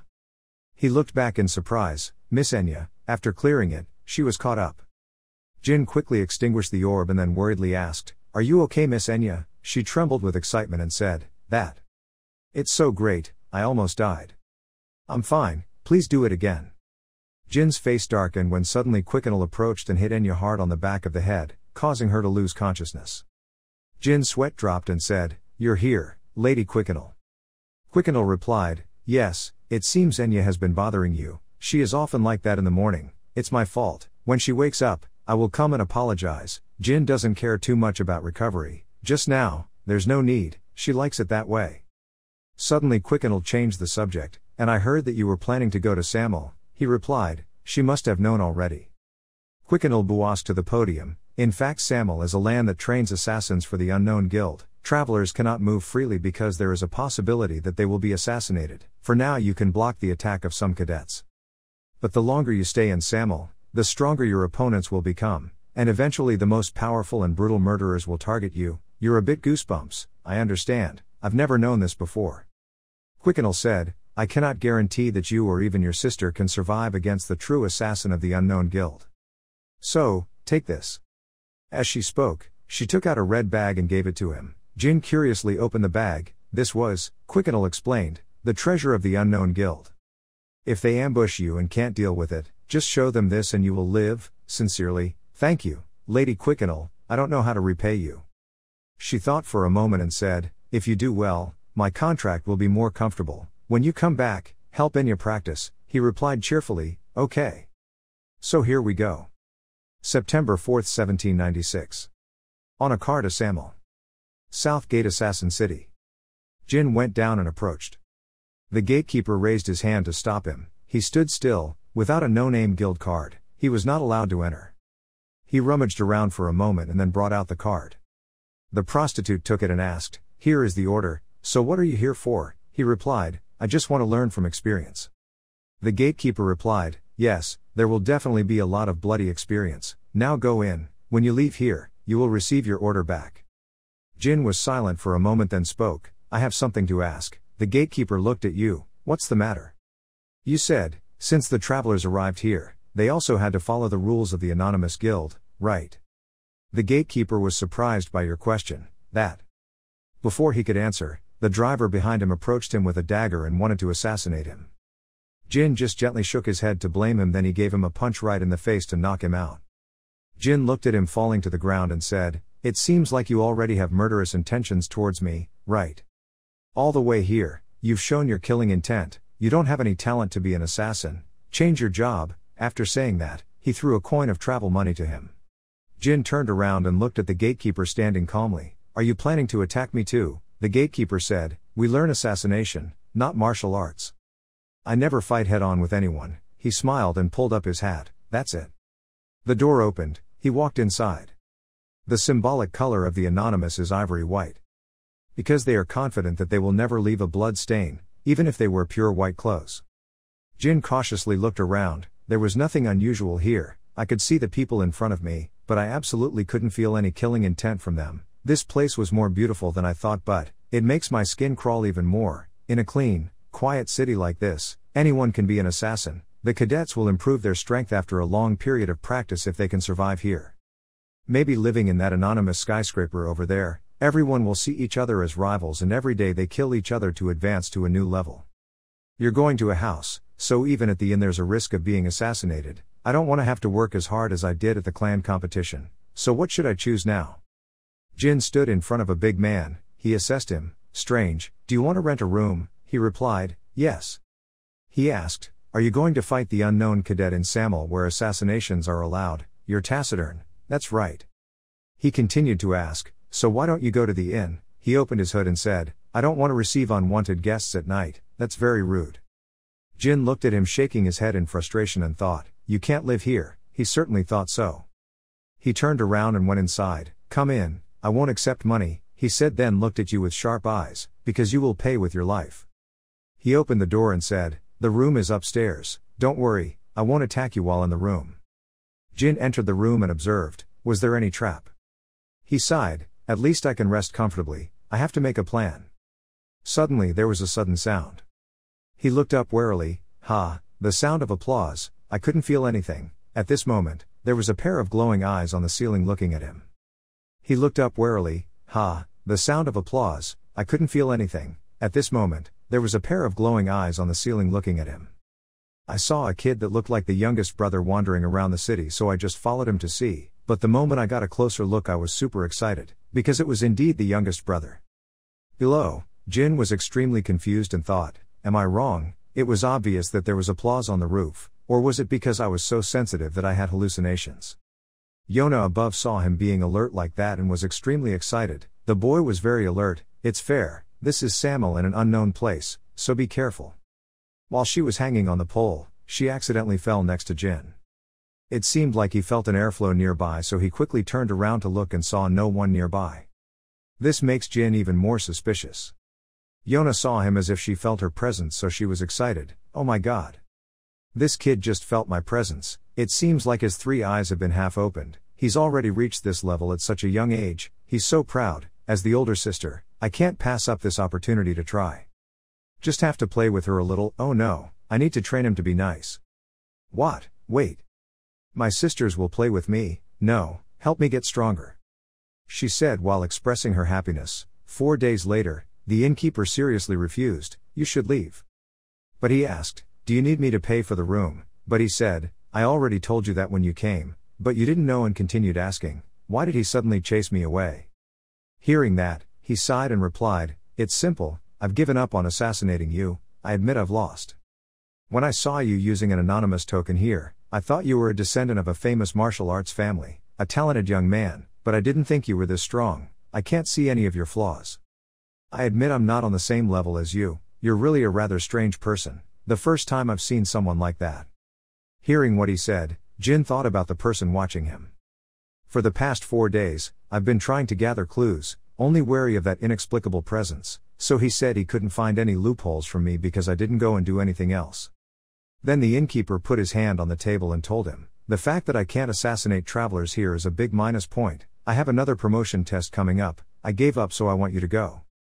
But lately I haven't improved at all. Thanks to you I've more or less learned something. So, I'll give you some advice. When confronting assassins, you must treat them as magicians or crooks and always be on guard. The moment you leave this house, they are the type of people you have to face. Good luck. His words of advice made him grateful. Thank him. Goodbye. As he walked, Jin thought about what he said. The advice, why, something very shady here. As soon as he left the shop door, he saw a bunch of traps waiting for him outside. At this moment, he suddenly remembered what he said, so he immediately became wary. At that moment, the assassin threw an arrow at him, but was quickly stopped by him. Knowing where the assassin was hiding, Jin jumped up there and saw a group of assassins there. They saw that he had discovered a place, so they quickly threw more traps at him. As soon as he looked, he realized that the underground trap had been pulled up. So Jin immediately used his sword to destroy those traps. But they were attached to his sword, so he couldn't use it. The assassins intended to take this opportunity to rush forward and defeat him because the sword was useless. And it's all about to end. It seemed like everything was over, but they didn't expect that he would use that sword to fight back, leaving them unable to react. Seeing his teammates being beaten to death by him, one of them admitted defeat. But he just accidentally sent him flying to the innkeeper's restaurant just now. The door was smashed to pieces by Jin. He kicked the other guy down and threw the bag of money to the innkeeper. And said, "Get it, I'm not the type of person who likes to bully others." When he saw that, he felt extremely strange. He didn't expect you to do this to high-ranking cadets, but a mid-level people like me are delusional. Before he could finish his sentence, Jin turned around and left to say goodbye. This time I was really leaving. As soon as I stepped out of the gate, several arrows rushed towards me. Attack makes you uncomfortable. From traps to bows and arrows, I don't know who made this, but it's really boring. Then there were thousands of bows and arrows simultaneously shot at Jin, making him uncomfortable.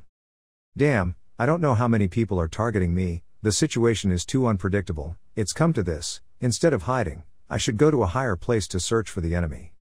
So Jin decided to jump up to the assassins and use his sword to kill them. However, while fighting, countless bows and arrows rushed straight at him, making him feel even more angry. Because there are so many of them. On this side, Yona is watching Jin fight with excitement. As expected of my youngest brother, this kid adapted to the situation faster than I thought. Spending 4 days to test his level is truly a shame. Worthy. Be patient and work hard, youngest brother. If you keep playing around like this for a week, your 3 eyes will open completely, but, what if you die in the middle of being weaker than I think? I'm sure you'll be very sad, but let's face it, losing your life while training is a common thing, right? Try to survive, youngest brother. Everyone was injured and lying on the ground. Jin stood leaning against a tree, thinking. They are very organized. All cadets act according to one person's orders. Whoever that bastard is, I will definitely find him and beat him. Suddenly he noticed a piece of paper flying in the sky appearing in front of him. He jumped up to grab it. Seeing the words above, he could only laugh helplessly. It seems everything went more smoothly than I thought. A person who can mobilize a group of assassins like this is thought to be the top assassin of the anonymous group, but it turned out to be Yona. The content on the paper is, let's play again tonight. He squeezed the paper and smiled. The better, I had an excuse to ask for what I wanted after enduring all this frustration, such as wine to cure poison. Even bolder to ask for more. There are many poisons in this world that I cannot deal with, even with the Runkendell family's naturally poison-resistant body. A prime example is Taimyun's hunting dog, Kuyan. His poison is extremely toxic. So, what we need is wine to cure poison. This is a magic medicine that is only passed around by the best assassins of the Anonymous Guild. Those who drink it will be almost invulnerable to poison. The youngest of the Anonymous Ultimate Assassins, Yona, also has it. She was born with a poison-resistant body, so she doesn't need to drink this wine, so N tricked her into giving her the wine to cure her poison. Of course N will side with Joshua, as did I in my previous life, so, I have to get it before this thing becomes the enemy's resource. Taking away what is useful and weakening the enemy in the future is something we need to do. But to do that, I have to get over Yona's pranks first. 2 days of playing and challenging with Yona. Jin jumped up to block the assassin's iron chain. He wrapped the chain around his sword. He grabbed the chain and pulled him up and threw him in another direction. He was surprised by your sudden action. Without time to resist, he was thrown away. But he wanted to get up to continue attacking him. I saw him appear right before my eyes. He didn't have time for him to attack first and kicked him away. He was painfully sent flying up the wall and then slowly slid to the ground. GRH. You walked in front of him. He glanced at a small wooden door on the side. Jin called out, hey, stop hiding, come out, you two don't look like anonymous cadets, you're also outsiders here like me. When he discovered the 2 people hiding behind the door, he was startled, seeing that those 2 people didn't come out. He continued talking, I'm a bit excited because I've been chased for 2 days, so it's best to show my face while I can still talk properly. The other 2 immediately went out, they smiled and waved goodbye to you, Jin. Hello. Jin's face immediately bristled when he saw the 2 of them. He angrily pointed at them. Something is wrong with you two, why are you here? They panically answered his question. Why are you so cold? Do you know how hard it was for us to find you? The other person also responded. That's right, I even had to use a slush fund to get anonymous tokens. Hahoo, that bastard Jin Gray, you heartless thing. That's right, you were so annoyed by the 2 of them. Whatever, tell me why you 2 came here. The 2 of them quickly answered him, seeing him and what else, because I remember the nights of fighting on the battlefield. He heard their answer and felt extremely disgusted. Okay, let's just say so. So what are you 2 doing here? When the 2 of them heard his question, they hesitantly looked away. We used all our money to quickly get anonymous cards. So now it has to be. Hearing this, Jin already guessed their purpose, 2 brats from a family known for debauchery. He sighed and said, I know, I will pay for you too, because you came to find me. When they heard that, they happily asked, really? He continued to say, in return, you 2 have to make it worth that money. At this moment an assassin rushed in front of them. One of them pulled out his sword and understood the meaning of Jin's words. So that's it. Is this enough? A blue light surrounded his body. On the other side, Yona looked curiously in his direction. What's wrong with these kids? When Yona was engrossed in watching Jin fight, suddenly a voice rang out. What's wrong, Yona? Hearing someone calling her, she turned around and saw that it was Mr. Owl. It was the 85th Anonymous Owl. He walked up to her and said, listen, Yona, even if it's you, we can't accept another disturbance. Do you know how many cadet houses have been affected? But before he could finish speaking, Yona interrupted him and said, it's not important now, Mr. Owl, I'm playing happily with my youngest brother but some bastards from out of nowhere are bothering me. Someone was bothering our Yona, making him extremely surprised. He turned around to see who it was. When he saw the person making the tablet, the owl was extremely surprised. Because the person in front is Yona's younger brother, and the guys behind him are the next head of the Zippel and Heron family. Because someone was bothering her, Yona decided to jump down and solve this problem herself, but that action was stopped by the owl. Wait, if you leave, they will die. Hearing that, Yona turned around coldly and filled with murderous intent and said, I was planning on doing the same, but he firmly told her not to. Those words made her extremely unwilling to say, why not? This was the first time the youngest brother from the family came to find me, but those guys destroyed us. I still haven't been able to talk properly with her, youngest brother too. Seeing that she wanted to meet her youngest brother so much, the owl came up with an idea. If you want to kill them so much, then maybe this is it, Yona. Let's play a game, that's right, a game. Use those people's lives as a bet, starting tonight, at dawn, a total of 3 times, send out a real assassin, not a cadet.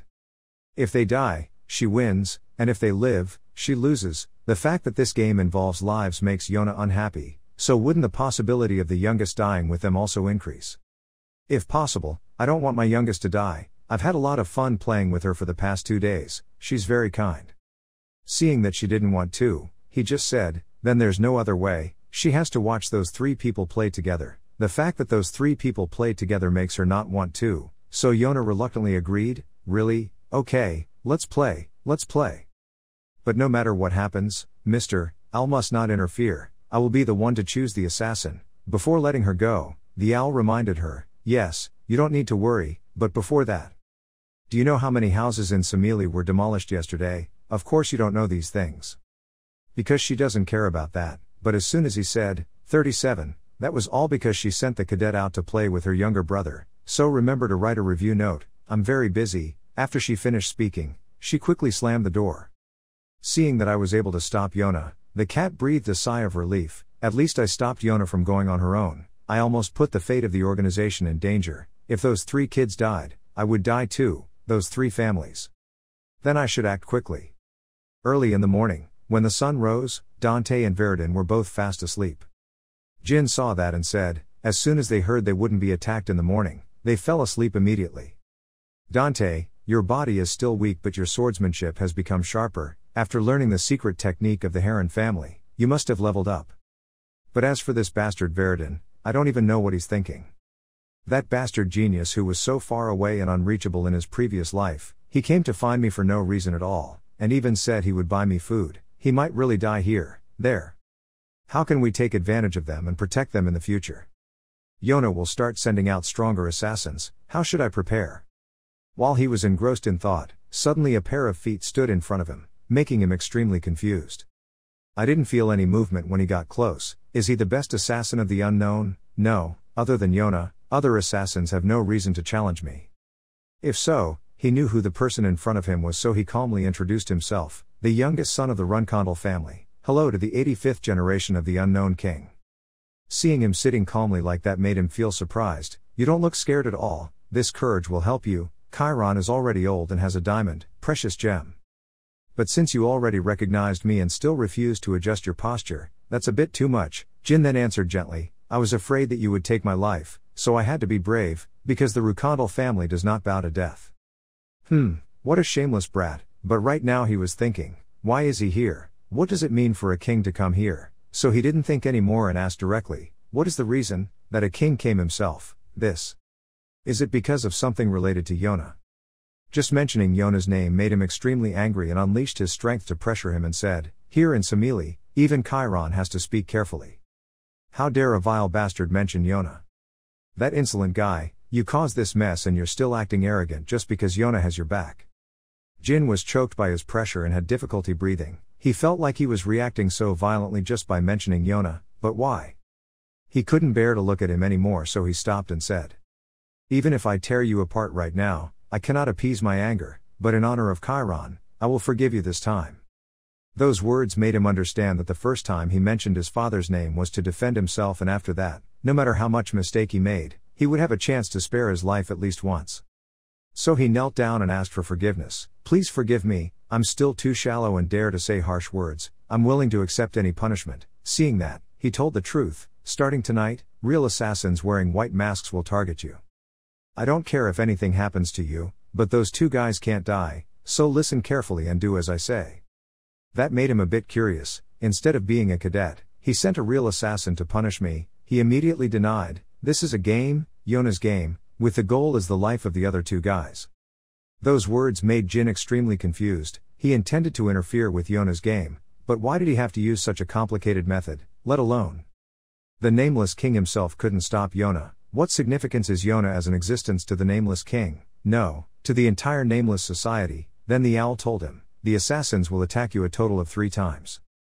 The 3 of you must go together and find the center of the citadel. If you do that, you can at least survive for a day. Furthermore, once the morning arrives 2 days later, everything must be done to make those 2 leave this citadel."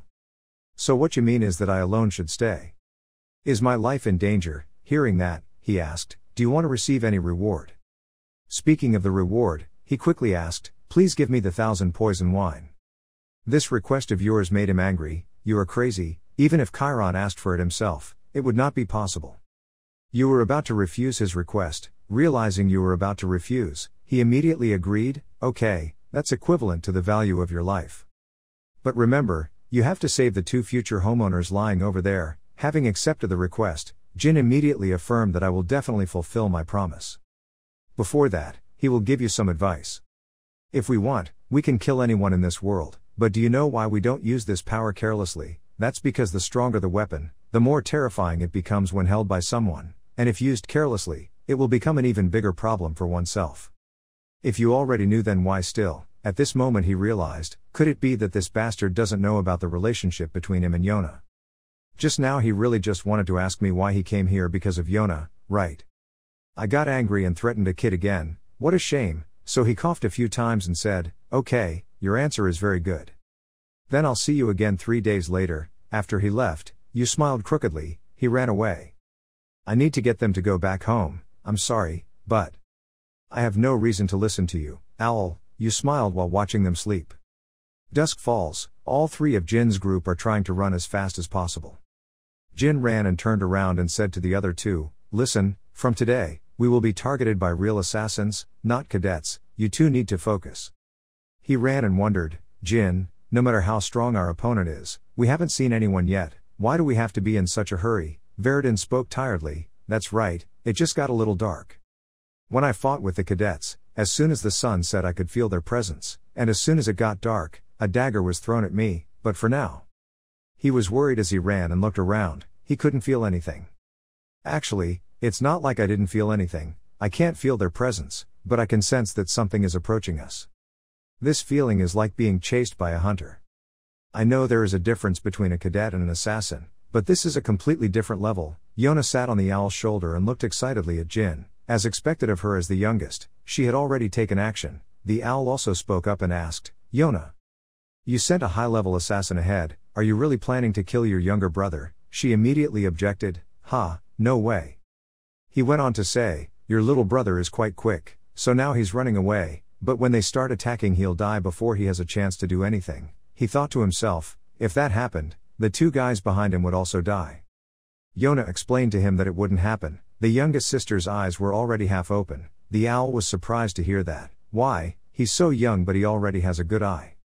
The more Yona looked, the more excited she became. It looked like she was just moving on instinct, but in reality, that was not the case. I'm sure she felt something, even if it was just a little. In the past few days, her mind's eye has begun to open, so her strength is also different from before. The owl also agreed with her opinion. She was right. Yona said proudly, "I'm so proud." Seeing Yona's expression, I couldn't believe it. This is the first time I've seen Yona react like this. His name is Jin. Maybe I should too, put some expectations on him. Jin was running when he sensed danger coming and immediately stopped to block the other 2 people. "Stop." A move landed in front of them. He vaguely saw something in the smoke. He immediately turned around and pulled the other 2 away. They were surprised and didn't understand what he was doing. "Hey, Jin. What do you do?"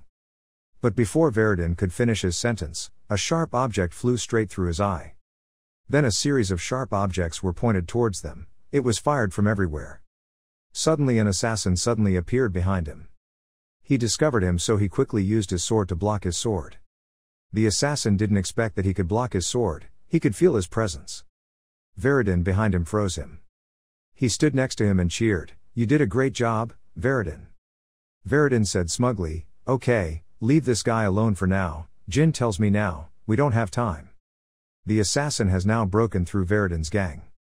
He used a small needle to stab straight at him. But luckily they avoided it in time. Jin turned around and told them, if we stay out here too long, ambush assassins will come here, we don't have time to fight each one individually. When he heard that, he understood, I understood, run quickly to our target point.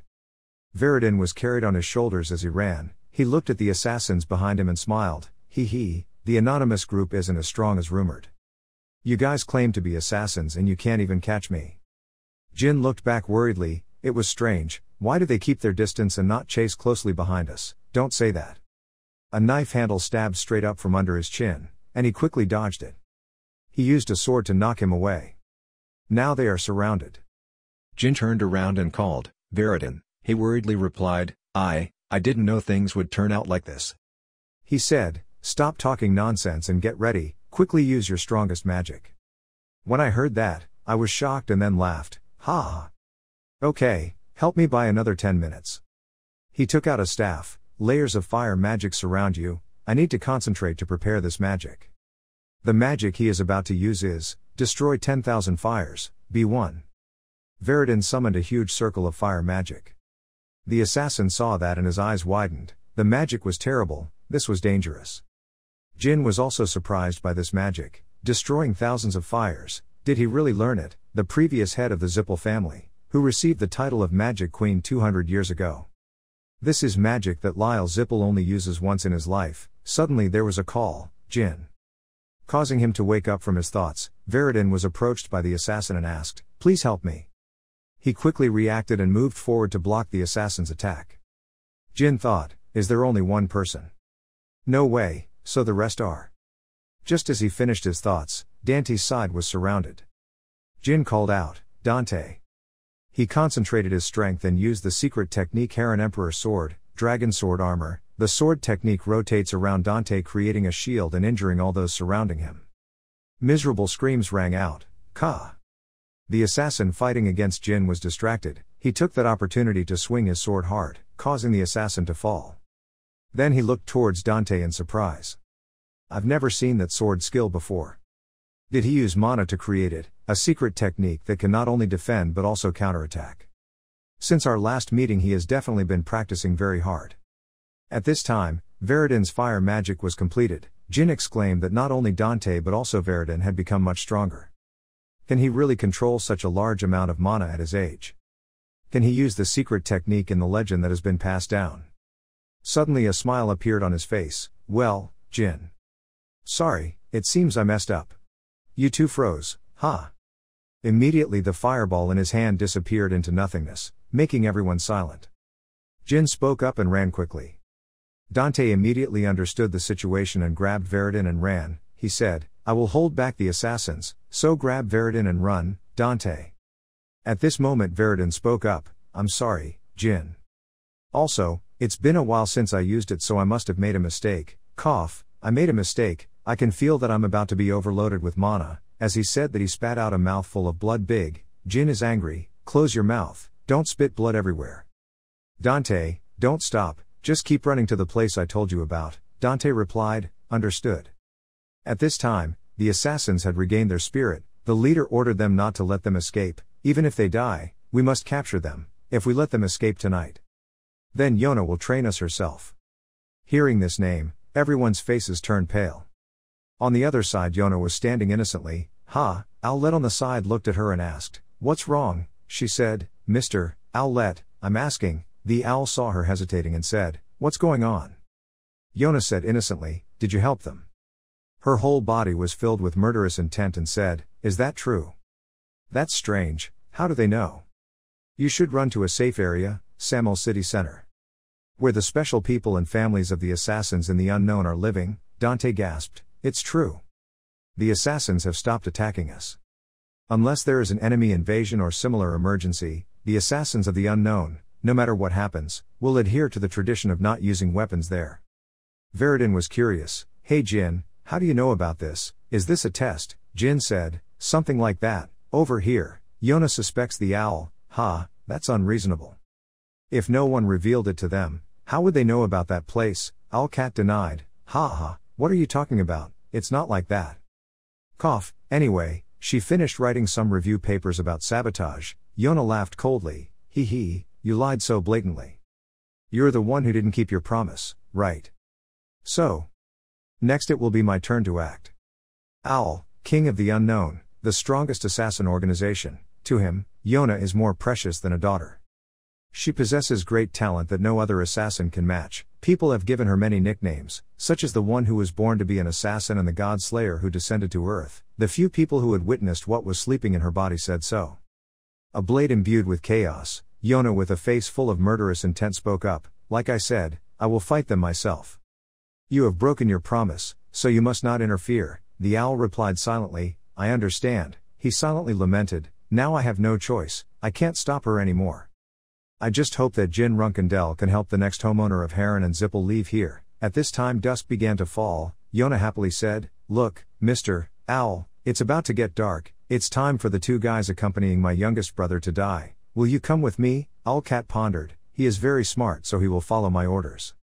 Because he also understood how serious the situation was, I felt guilty that he had to face Yona, but he had no other choice. The owl replied to her, Yes, let's go. Then Owlet thought to herself, maybe Yona will show mercy, she likes her youngest sister, and in the first place, I could have prevented all of this from happening. If he listens to what I say. Will you go with me? Owlcat pondered. He is very smart, so he will follow my orders. Through the window Owl could see Veridin and Dante sleeping soundly on the bridge. Why are they still sleeping? Yona next to him smiled evilly. Hee hee, it's great that they gathered in one place like this. I can kill them easily. Owlcat panicked. Wait, Yona, wait a moment. Yona didn't listen to his words but was filled with murderous intent. Those bastards, how dare they talk and laugh with the youngest sister right in front of me? I haven't even been able to talk to her yet. I will kill. At this moment, Jin took out something from his pocket that shocked Yona. Huh?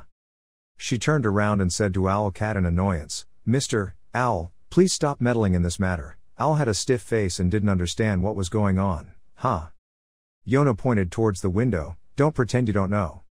Its light is illuminating the window frame. The thing that the youngest brother is currently holding in his hand. Those are the claws of the silver dragon. Jin in the room straightened his claws. Why didn't they react to this? If everything goes as I guess, then after seeing this, the assassins will have to speak up. At the same time, Owlcat and Yona entered the room. Jin looked back in panic. No matter how many times he had experienced it, he still felt shivers. We're standing in the same place together but I don't feel anything. He spoke up. You two are here. Yona in the next room was not happy. He continued, long time no see, Sister Yona, and I am honored to meet you for the first time, Your Excellency the 85th King. The owl looked at him. I knew he was smart. He said, Yes, you are also sharp, yet you recognized me. Cough, it seems you knew we were coming here. You gave your friend sleeping pills, he politely explained. Yes, because letting them know too much is not a good thing. Owl said, Then I will ask you directly. Where did you get the silver dragon's claw? He replied, A silver dragon I knew while traveling gave it to me as a gift. The owl continued, I see you holding it high and waiting like that. It seems you already know how to use it. If you show this to the unknown killer, then no matter what the situation is, you can also survive. Yona angrily scolded Owlet, Yes, because our motto is that there is no one in this world that we cannot kill. The owl said harshly, Yona. She turned her head away. He rubbed his forehead. Ha, that's right, if you give it to us it will save your life. Jin spoke up, Before giving it to you, there was something I wanted to ask. Owlcat wondered, What is that? He said, I wonder why the people who chased me were real assassins and not cadets. Is it true that Yona doesn't trust me because I'm from the Runkendel family? Yona immediately panicked when she heard that. No, sister. Owlcat reached out his hand to stop. Stop, let me explain. He cursed silently. This bastard is really unbelievable. I told him not to let Yona know that I helped him. He said, Actually Yona and I made a bet. I bet that your friend can survive, but Yona on the contrary, and thanks to you, I have won the bet. The owl pondered, and the fact that I did not tell you about this is not for your benefit. He continued, So from now on, there will be no assassins following you. And all the assassins of the unknown, including me and Yona, will not harm you three. We will keep this promise for the next 10 years. And as long as your clan does not attack us, this decision will not be annulled. Jin was surprised to hear these words. After 10 years, one big variable has been eliminated. I don't have to worry about an anonymous organization assassinating me while I'm at war with my other brothers and sisters. Owlcat continued, in addition, since you have the silver dragon's claws, I will reward you. He politely bowed, thank you. He put his hand on your shoulder. We will discuss the reward you want later, but for now. Surely you two sisters have a lot to say to each other. Since you came to Samil, this is the first time you two have met. Just chat as much as you want. Yona hesitantly spoke first. Well. Hello, youngest brother. A temporary fortune of the Runkendell family proved to be close to the next head of the Zippel and Heron families. The man in black continued, perhaps even Mr. Joshua could not have predicted this. That's right, so there's even more good news. Surely there is some connection between Yona and the fortune teller. If it has been discovered, more evidence will soon be discovered. The level of assassins targeting the temporary fortune is still increasing. We don't know the specific reason, but it seems to be some kind of intense training. The owner has warned that you must not let your temporary luck lose your life. Everyone must remember to pay close attention to this matter. The group of people answered and obeyed. The scene is extremely gloomy. Yona Runkendell said, I don't want to control you, really, actually I just want you to be stronger and. Jin crossed his arms and asked, so you sent out a few dozen assassins? Yona mumbled in response, it's not like that. Yona remembered something. She said, oh yeah, now that I think about it, who are they?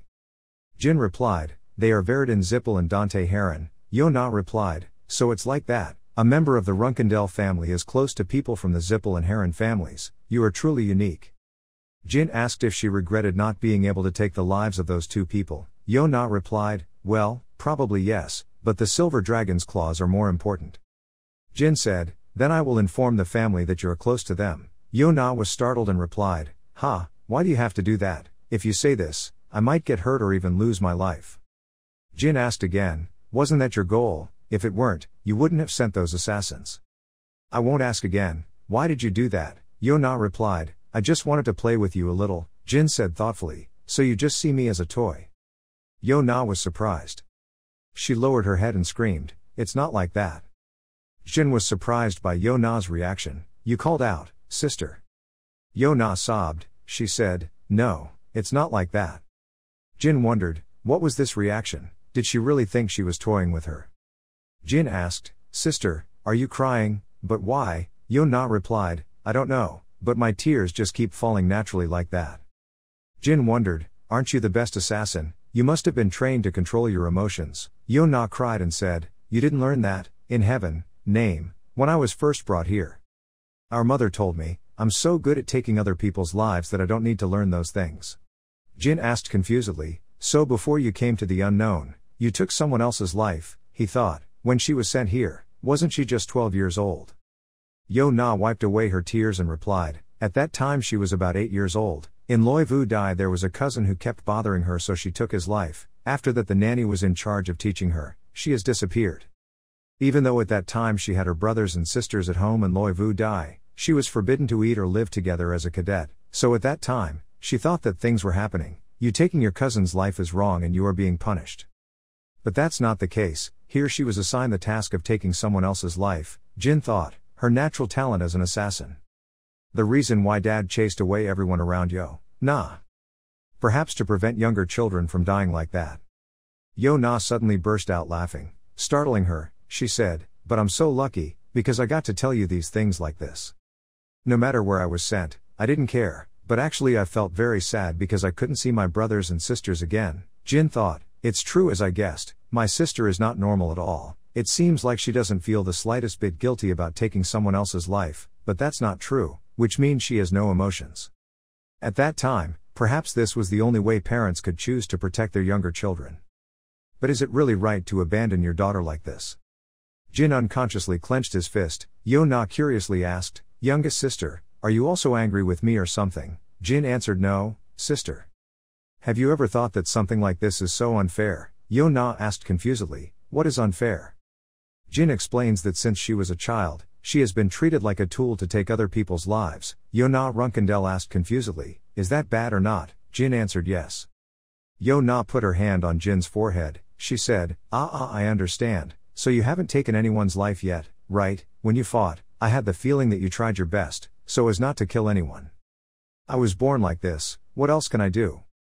Jin said, what do you mean you were born like this? You signed a contract with the gods. Yo-na replied, it's not like that. Jin asked, then what exactly did you hold? She said you don't need to know. I also have my own secret, right or not?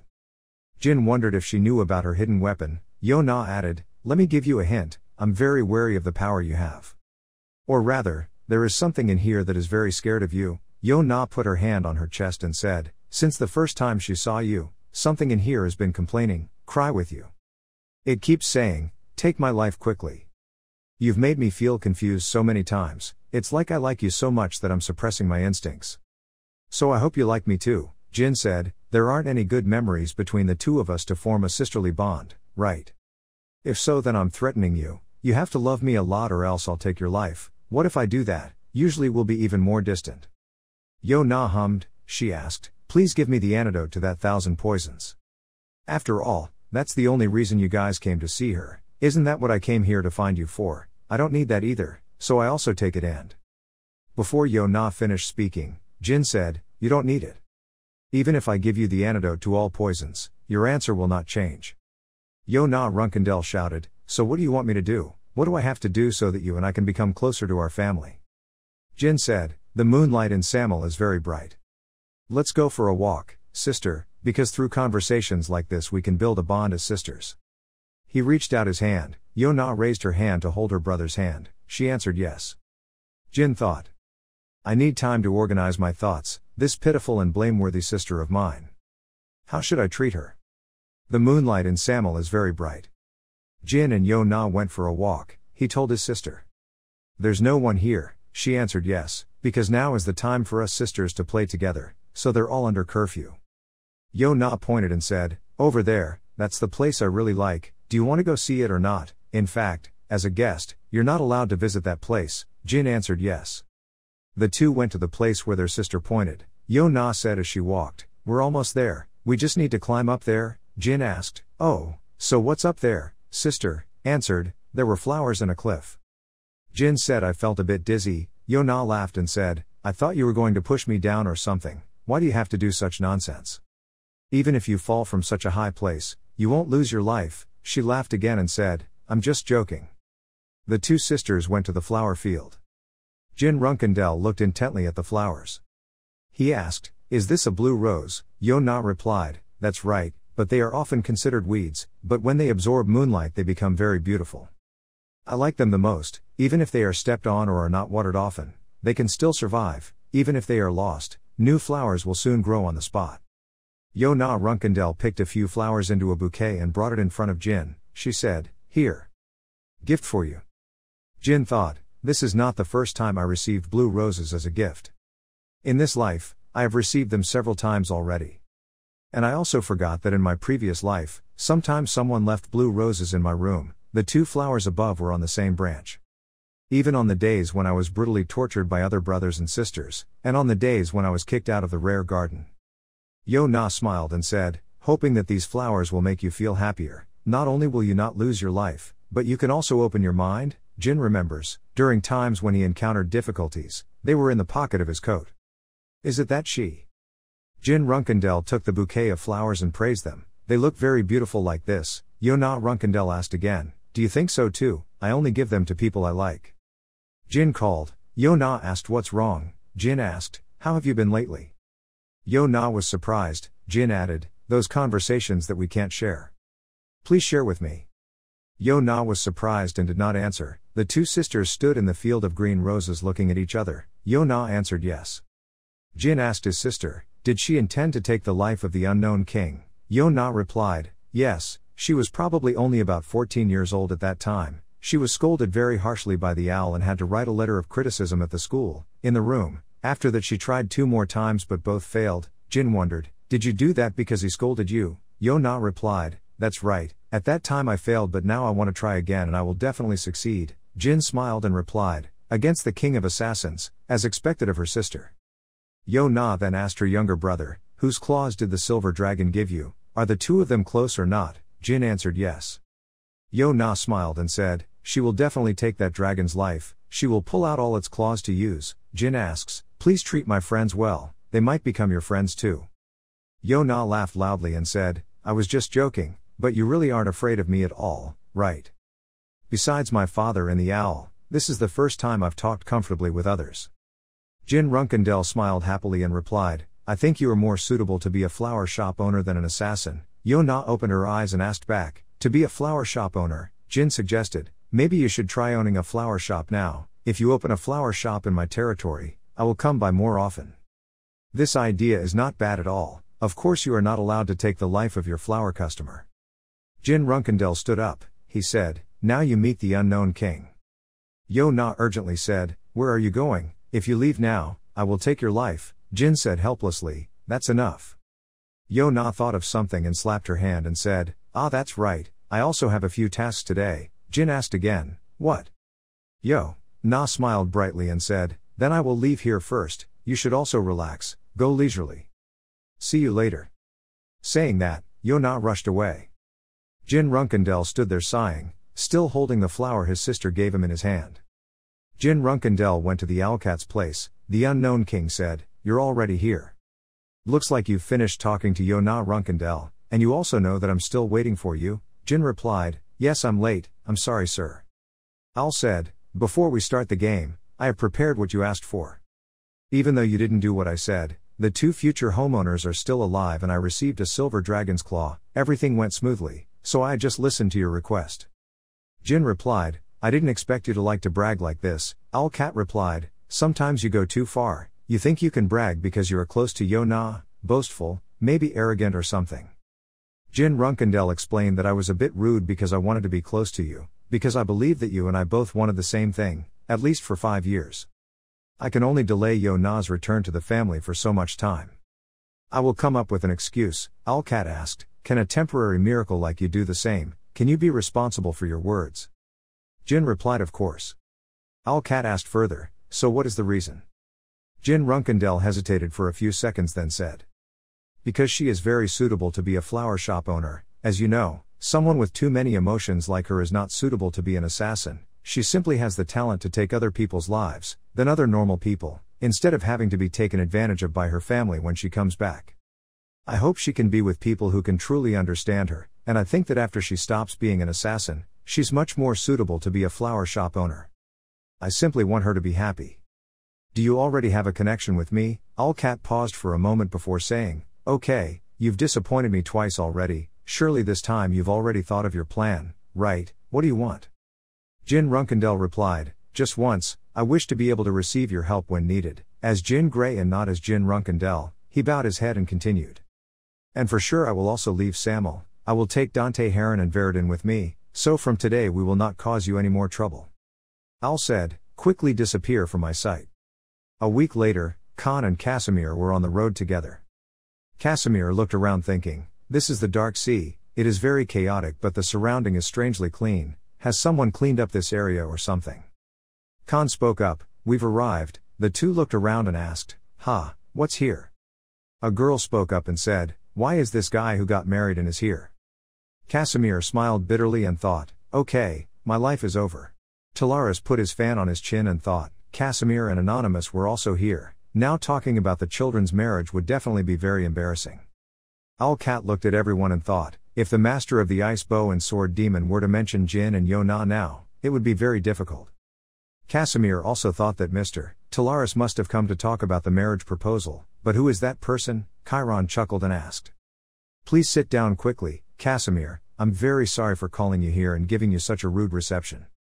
Talaris, who came uninvited into this gate, is not a sword demon, but you and the owl. As soon as Casimir sat down, he heard this and was surprised to think, owl, is it the owl of the unknown? What has happened to young Master Jin?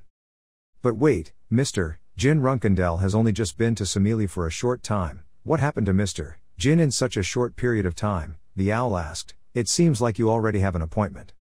Chiron explained, I called you here to have a drink together, but we have to wait until these old friends leave first, hoping you will sympathize with me. Casimir replied, that, sympathy or something, I don't mind at all, Lord Chiron. Chiron remembered something and asked, yes, is the youngest child still healthy? Talaris replied, when I came here, young Master Jin had already gone to Samili. The reason he did so was to train to prepare for assassination and poisoning. She said and thought, Why does that kid only go to dangerous places? If he keeps going everywhere like that, he will lose his life, so what should my daughter do? The owl said that actually I came here to see you today because there is something important about him that I need to tell you.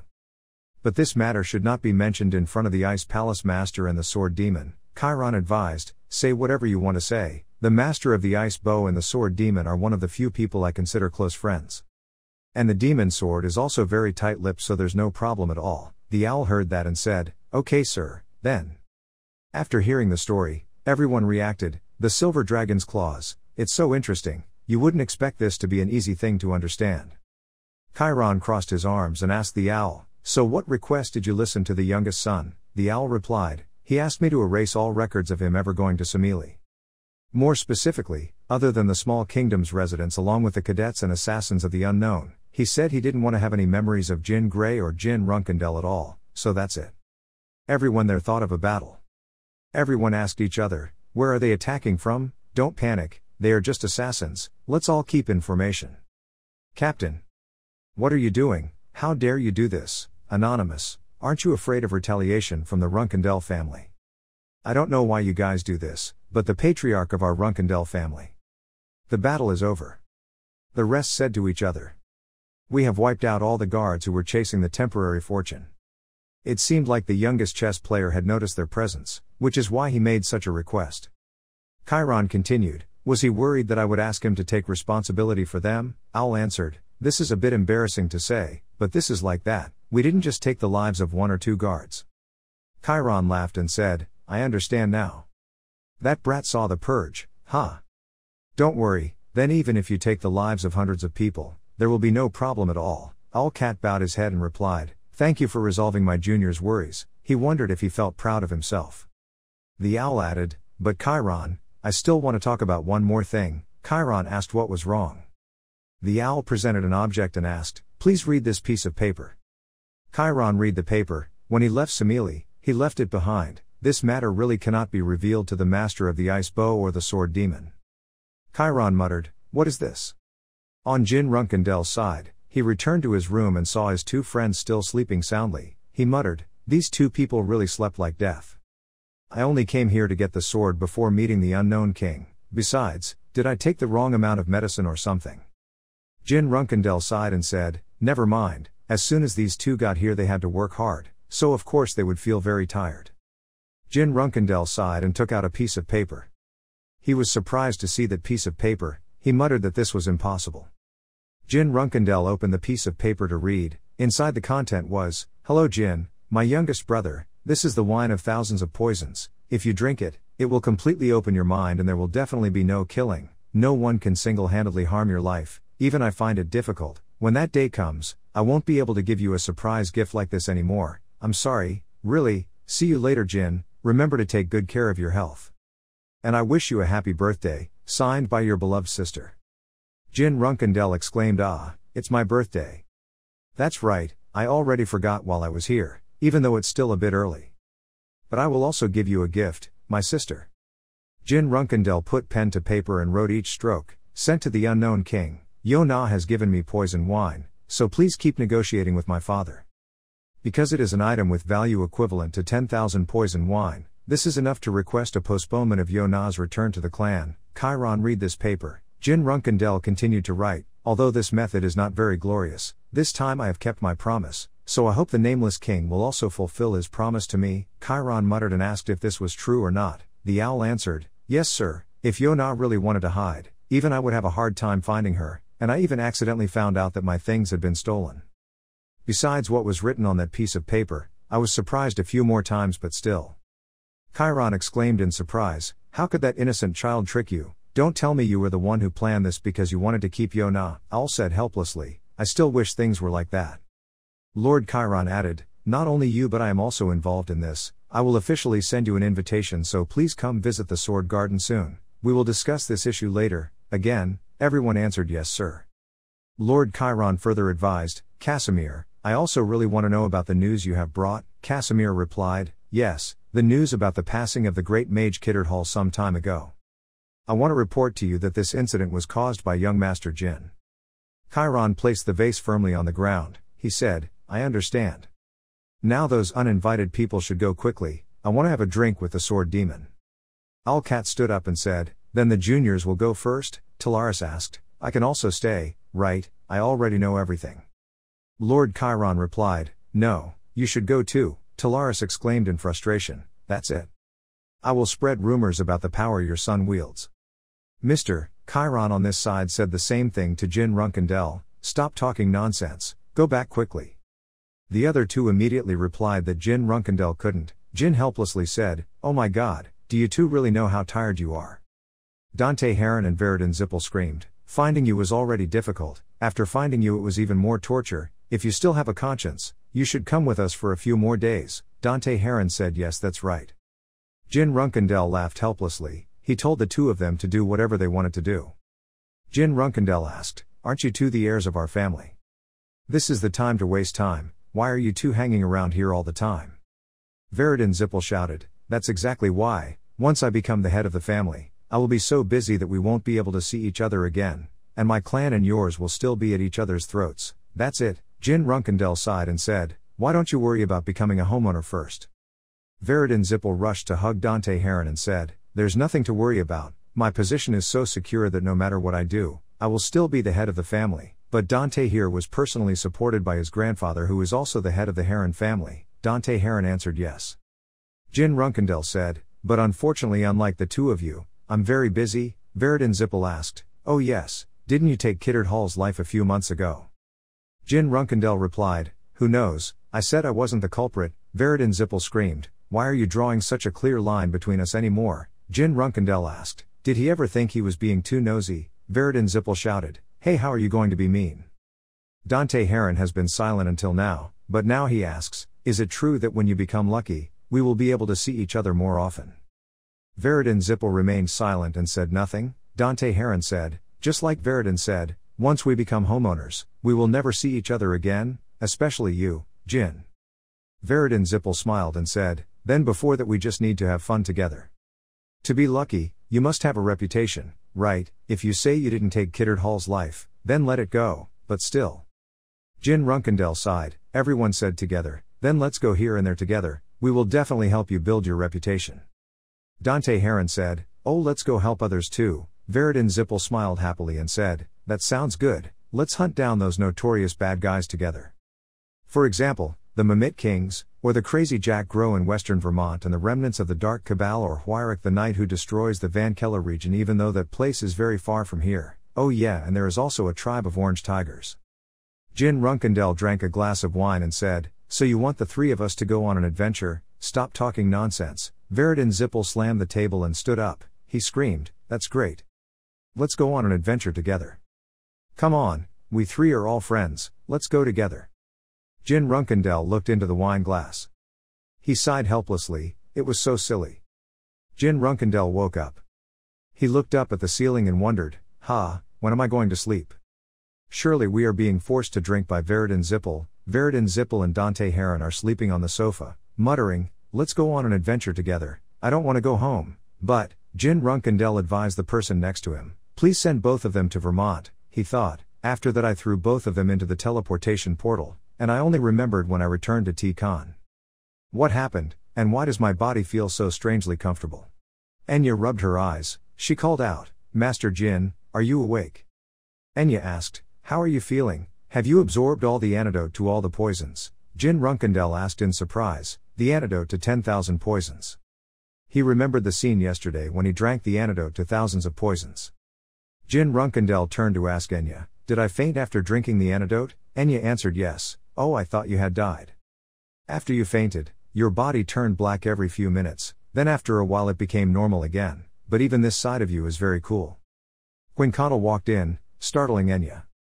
Jin Runkendel asked, how long have I been unconscious Quincottle? Quincottle replied, you have been sleeping for 5 days straight, usually after taking the antidote, you need at least a month, but it seems that, thanks to the Runkendel family's natural constitution, you have woken up soon. Jin Runkendel replied, luckily I woke up early, just consider it a few days of rest. Did anything happen while I was sleeping? Quincottle replied, nothing much, only Mr. Casimir, after leaving, returned a short time later. Enya added, well, Gilly was also away for a bit, It was said that there was an urgent summons from the family, so early this morning she used the portal to teleport to the Runkendell family.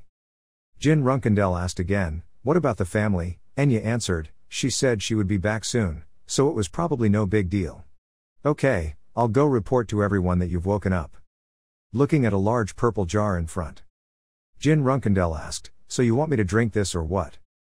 Joshua replied, "This is not anything strange at all, just think of it as a way to congratulate the kid on waking up healthy, so please drink it, quickly." Jin Runkendell groaned, then picked up the jar and gulped it down. Jin said he was so nauseous. "What is this?" Joshua asked, "How are you feeling then?" Jin Runkendell rubbed his stomach and replied, "It's a bit hot in here, but that's all. What was that thing just now?" Joshua replied, "It's just a little bit of poison that I told Jet to buy from the black market. It's extremely toxic, anyone under the 7 stars, just one sip will kill them immediately." Jin Runkendell yelled and scolded, "What are you giving someone who just woke up to drink?" Quincottle said, "That bastard Murikan's joke was very stupid, but, thanks to that, it also made it clear that the antidote to all poisons has been completely absorbed by you. Congratulations, now there is no poison that can kill you instantly." "That's right, so now it's time for you to fulfill your promise," Jin Runkendell replied, "Yes, in exchange for your claws, I promise to help Enya train, right?" Quincottle replied, "That's right, Enya is trying to practice very well, but I can only help her theoretically, so she still lacks practical experience. Then there will be a one day she needs to defeat her opponent, but currently Enya has too little experience in this matter." Jin Runkendell asked, "Do we have to make Enya do that?" Quincottle asked again, "What are you talking about?" Jin Runkendell, "Everyone here is your companion, that means in the future when you fight with your brothers and sisters we will fight side by side with you. Even if by then you think Enya won't need to fight," Jin Runkendell thought, it sounded like she was scolding me, but perhaps she was also telling Enya outside. Quincottle added, "Enya must become very strong so you can call her your companion anymore." Jin Runkendell replied, "Don't worry, I have already decided my next point. I'm thinking of reforming my flow magic ability by fighting magicians, so it would be good to bring Enya along." Enya ran in from outside. She screamed, "Was she allowed to go alone with Master Jin?" She said dreamily, "Isn't this going on a date?" Jin Runkendell said, "I won't tell you to act with a little dignity, please don't go overboard like that." Meanwhile, in the Sword Garden, everyone was talking. "I just heard a very interesting story in Samel. If you have anything to explain, just say it." Chiron called Joshua's name. Joshua did not answer. Chiron added, "I will ask you again, have you delayed returning to the clan because of Yona Runkendell? Do you have anything else you want to say?" Joshua was silent and then stammered, "Child. I only act for the good of the family." Chiron picked up his armor and hit Joshua in the face. Chiron screamed, "What are you doing? Hey, stand up straight, Joshua." Joshua was punished by Chiron. Lord Chiron scolded him and said, "This family's second lucky streak was even defeated by the youngest kid, who was a reserve lucky guy, and I definitely warned you and the others in advance, else, what did I say?" Joshua was injured all over. He muttered, "Yo nah, don't touch yo, nah. Don't touch yo, nah." Joshua was hit again and fell to the ground.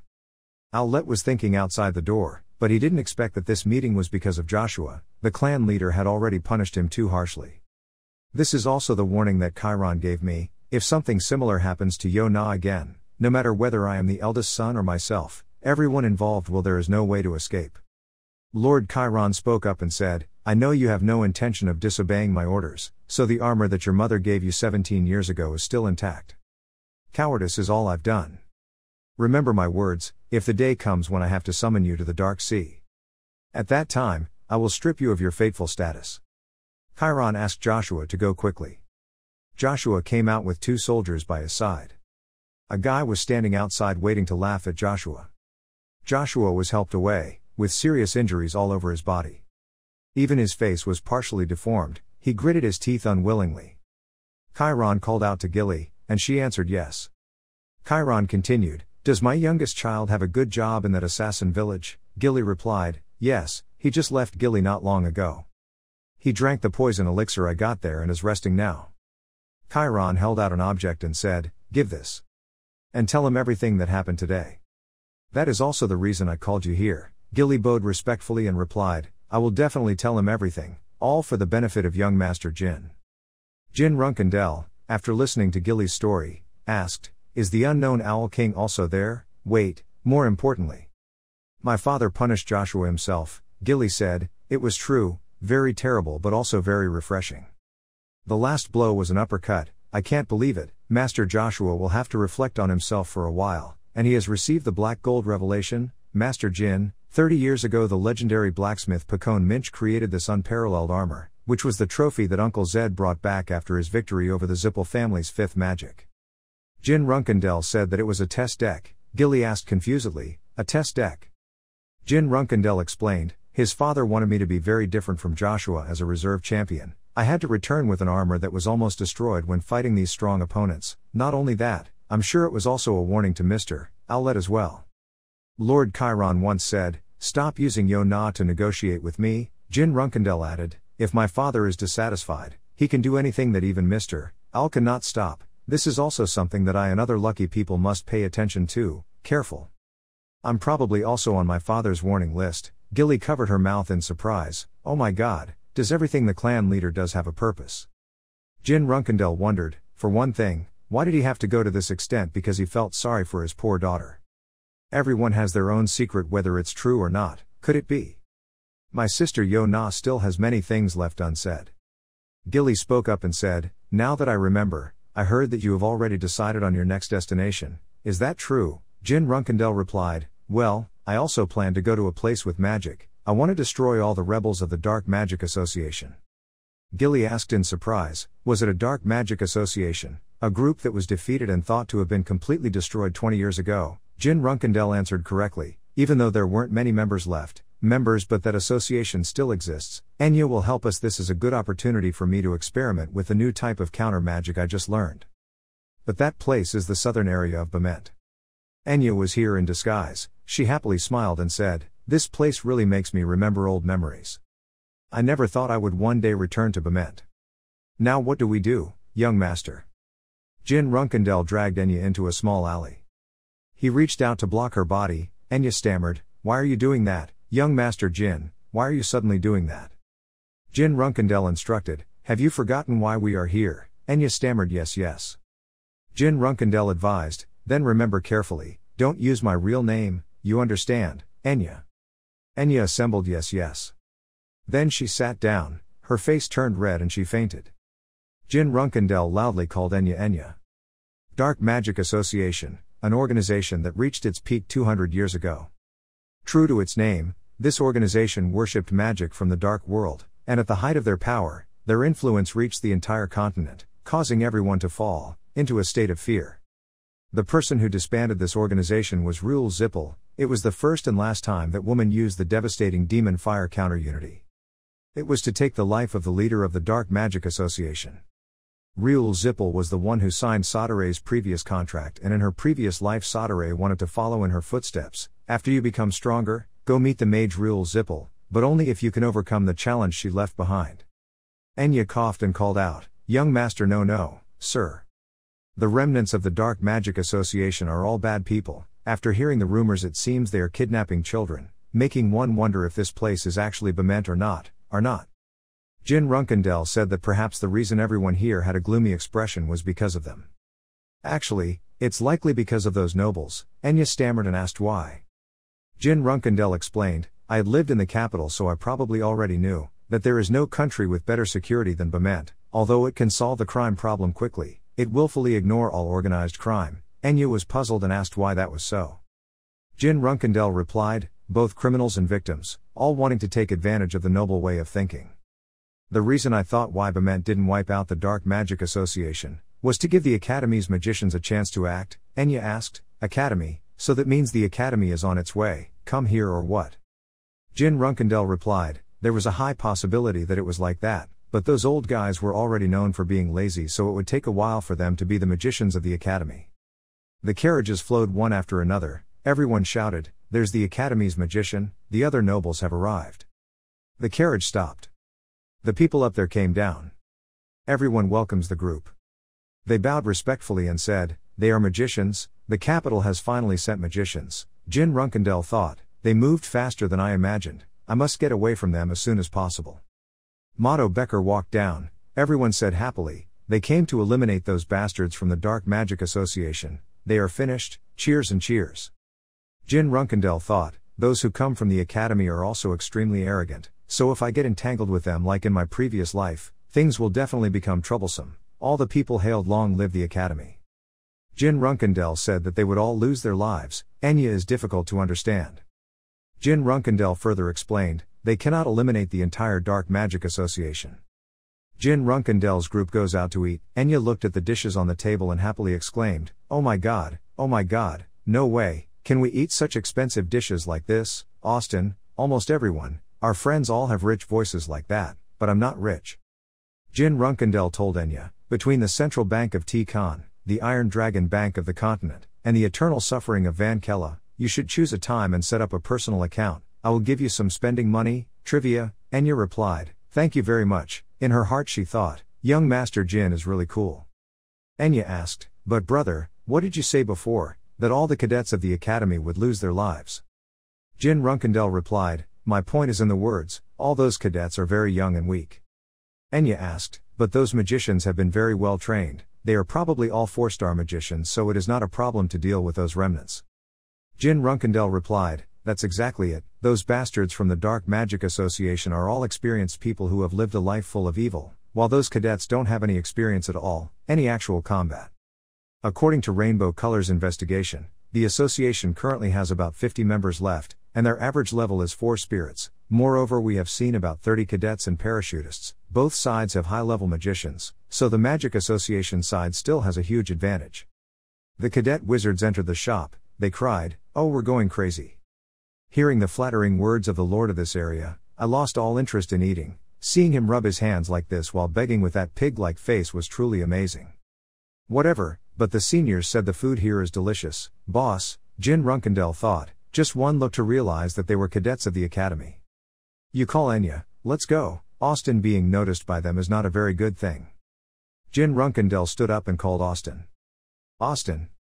Looking back, her face was greener. Dark memories of being bullied came back and made her worried. Jin Runkendell called again, Austin. Jin Runkendell asked, Austin, could it be them? Enya confusedly replied, young master, no, it's not like that. Yes, they are the ones who bullied me when I was in the academy. Jin Runkendell scolded those bastards, so all the more reason we shouldn't let them pay attention, but the group of cadets called, hey! Who are you? One of them asked, why are you looking at us like that? You two don't look like servants. Hey, answer us quickly, why do you look so wary of us? Don't tell us you're a member of the Dark Magic Association. Enya trembled with fear. Jin Runkendell asked, why do you want to know? A cadet walked up. He said, hey commoner, how dare you use that attitude to talk like that? Okay, I also admit that I behaved rudely. I will ask you again politely, more. What organization are you from? Why are you acting so slowly? Please answer us properly or I will definitely drag you both out for questioning. The boss came out to make peace. Oh my god, please calm down. They told me that they were just travelers, and instead of fighting in here, please go out. The cadet punched the boss in the chest and shouted, why do you dare interrupt me like that? Looks like the Southern Territory doesn't know how to accept nobles. Today I will punish these rustics again. Jin Runkendell angrily clenched his fists and beat him. The other cadets saw this and stood up angrily. They shouted, what are you going to do? Jin Runkendell let go and continued walking. The other guys immediately shouted, stay there for me, are you planning to run? Unexpectedly, Jin Runkendell walked to the door and slammed it shut. The cadets panicked. Jin Runkendell muttered, Bement Special Task Force teamed up in a group of 3. The cadets stood at attention. Enya saw that and was extremely confused. Special Task Force, what was Mr. Jin saying? A cadet saw this so he quickly stood up and said, you, what nonsense are you talking about? Special Operations Department, Team 1, Team 3 stars, this crazy guy, how dare you pretend to be them? Jin didn't pay attention to what they said and used his magic to make those guys unable to breathe. They begged, help me, seeing that made Jin feel like even with just a little bit of magic like that, you guys were repelled too. There are only a few signs of rebellion, but you guys have already overdone it. Once he had confirmed the truth, he coldly turned around and said, stand up. If you keep overreacting like this, I'll drag you to the interrogation room. Not only did you disrupt innocent civilians, but you also ruined the work of the Special Task Force. What if this news reaches your clan and the academy? Just hearing about the family made Chip Pascal extremely scared and begged, "Please give us a chance to redeem ourselves. I will do whatever you want, so please don't tell our family." Hearing him say that, Jin said, "Make amends, okay, I will give you a mission." "What mission?" He then replied, "We were sent to supervise the process of destroying the Dark Magic Association. Because a mistake had occurred, I had no other choice but to borrow your help to complete the task, service. I will pretend to be one of your retainers and observe the situation right from your side." The mission he gave them made them confused, not knowing whether to accept it or not. Seeing that, Jin resolutely prepared to launch magic to attack. They were immediately scared and quickly responded, "Yes." When he achieved his goal, he quickly left and said, "Okay, now rearrange your things and return to the base." Chip also immediately replied, "Sir," with a sad face. Jin then approached Austin and whispered to her, "How is my acting?" "It's your turn, Lady Anya."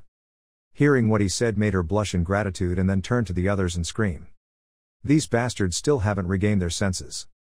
Hurry up and see." When they saw that, they were extremely scared and ran away, apologizing. Anya told them to quickly apologize to the shopkeeper here and clean up everything. "We apologize to you." Seeing that also made Jin feel more secure, he gave the boss the gold and said, "This should be enough." "Yes sir, I still don't have any customers today."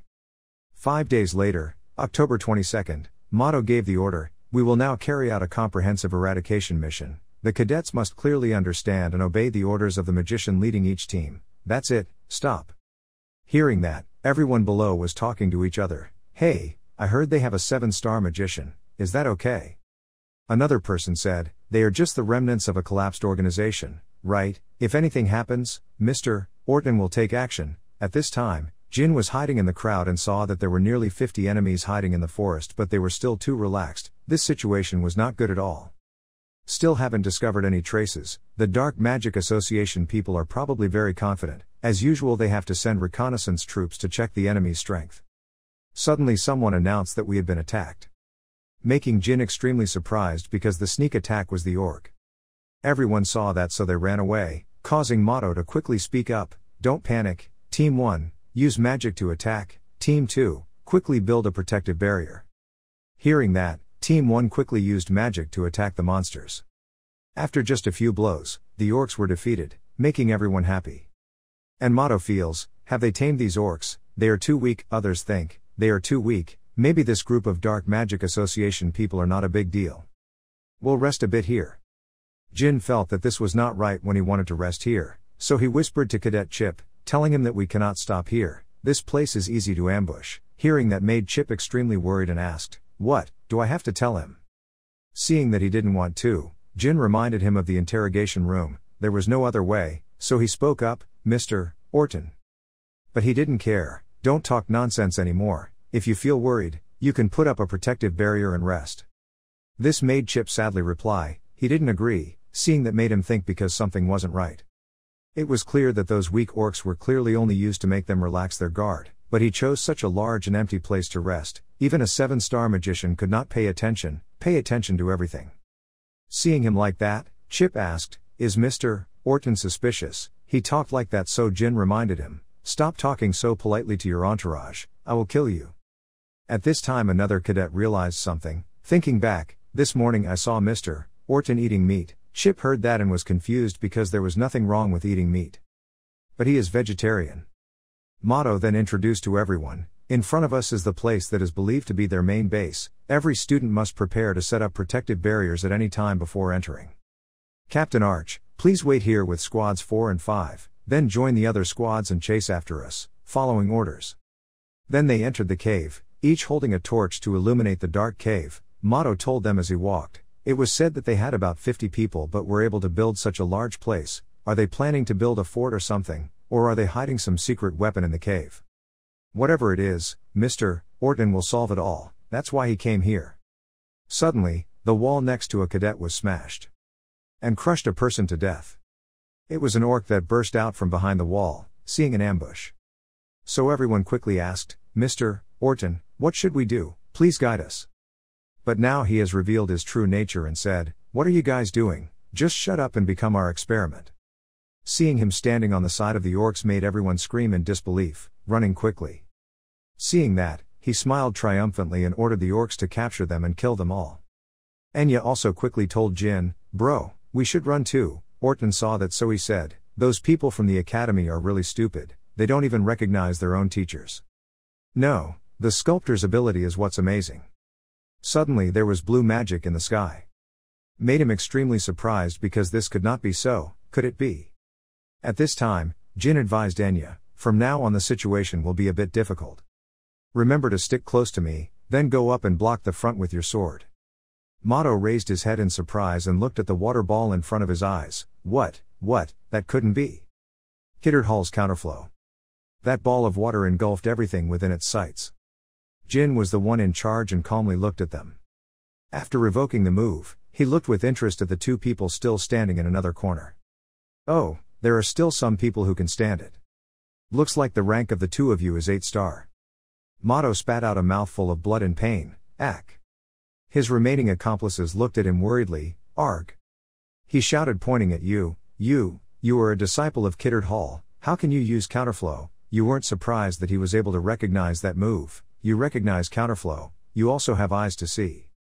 He shouted angrily, "You managed to sneak attack us, so you feel complacent, right? Don't be too brazen, I realize that you only have 7 stars. My name is Rolt Joe, surely you have heard my name before, I'm not someone that a 7-star trash like you can judge." Jin despised him in his heart, he had gone too far. Jin picked up his cloth-wrapped sword and said to him, "I have indeed heard that Cold Joe's half-brother has mastered earth magic. This artificial cave is probably also your work, it's truly amazing." Hearing him say that, Rolt felt a little more confident. "Ha, you already realized it. In the Dark Magic Association there are 9 more magicians like me, even if you are lucky enough to escape, my companions will pursue you for the rest of your life. But I am a generous person, because you are talented, I will give you a chance. Join the Dark Magic Association." Seeing that you didn't say anything, he immediately felt that you were hesitant to agree. It seemed like you were so surprised that you couldn't say anything. "If you submit to me now, you will soon become an important figure in the association." But he didn't pay attention to his words. He created magic. "Your magic is so powerful it scares him back." "What?" He screamed in pain. Austin, who was next to him, saw this scene and spoke up to Jin. He seemed like a pretty powerful magician, but, looking at the scene where he was almost dead and still screaming like this, he looked in his direction with hatred, mixing other energies to increase the power of the counterflow bridge. That stream of energy was like a black shadow. "Don't tell me that you..." Both a disciple of Kiddard Hall and an aura mage who made the Sadare contract. Without letting him finish, he directly beat him unconscious. Jin went to tell him, "You are only an 8-star magician in name only." At this moment, a growl was heard behind him. He calmly turned back to look. Oh my god, nothing happened to the orcs. "Be careful, Austin," but he didn't say anything yet. The orcs were easily defeated by him. You suddenly looked at him, Austin. He nervously walked closer to you. "Hey, are you okay?" Jin turned back and replied to Austin, "Yes, I'm fine." Austin breathed a sigh of relief when he said that. Phew, the orc suddenly moved again, so he was startled. He was extremely satisfied looking at the person in front of him. "Enya, luckily she is doing better than I thought." Maybe this was the first time she witnessed something like this, but she didn't panic and handled the situation very well. He held the stick and asked him, "Brother, what do we do now?" He noticed the sound. The cave is vibrating violently. It turned out that the noise was caused by Goltep. It was a mess here. He angrily cursed, "Damn, even Rolt lost, that's crazy." "Hey, that human brat, this is because of what you did." Austin was next to him, panicking against him. Brother, that is," he saw him coming and whispered to himself, "It seems like today is the day Enya has to experience one surprise after another." He spoke loudly to him, "Ha, even though you are just a magician, your eyes are sharp, shouldn't you show a little fear?" Jin calmly raised his head to talk to him. "After hearing your name, I will decide whether to be afraid or not, that person from the White Wolf tribe." He banged the hammer on the ground. Then roared. "He's extremely interested in you, it's great, you are completely different from those I killed at the cave entrance, I like you already. My name is Goltep Hapalep, if you have heard my name already, then you have to fight me. But before that, I will give you a chance to survive." He sneered and interrupted his words. "Ha, if you're going to say the same things as that guy again, then you can stop." He said something you never expected, "Join Kinzello." You suddenly looked at him. "Kinzello, isn't this the cave of the Dark Magic Association?" He thought for a moment and then answered your question. Well, how to say it, the Dark Magic Association is a sub-branch of Kinzello. Kinzello only accepts knights. So magicians are in the Dark Magic Association. He thought back from what he told him. Now that he thought about it, the guys from the White Wolf tribe that he met when he was a cadet were also members of Kinzello. Is there any connection between the White Wolf tribe and Kinzello? He rubbed his chin and continued to invite you. So I say you should join the Dark Magic Association under Kinzello. You've already killed Rolt Joe, so I'll keep you in a bit of a high position. He asked, it seems Kinzello is lacking members. You just let other people hold high positions. If you want to turn this world upside down, no matter how many people you have, it won't be enough.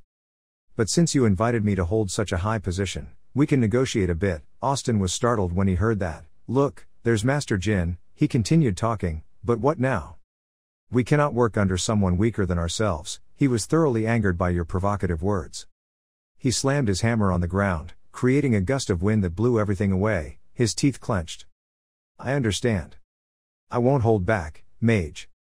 Goltep slammed into Jin's magic shield. How long are you going to hide behind that shield? Show me your strength, mage.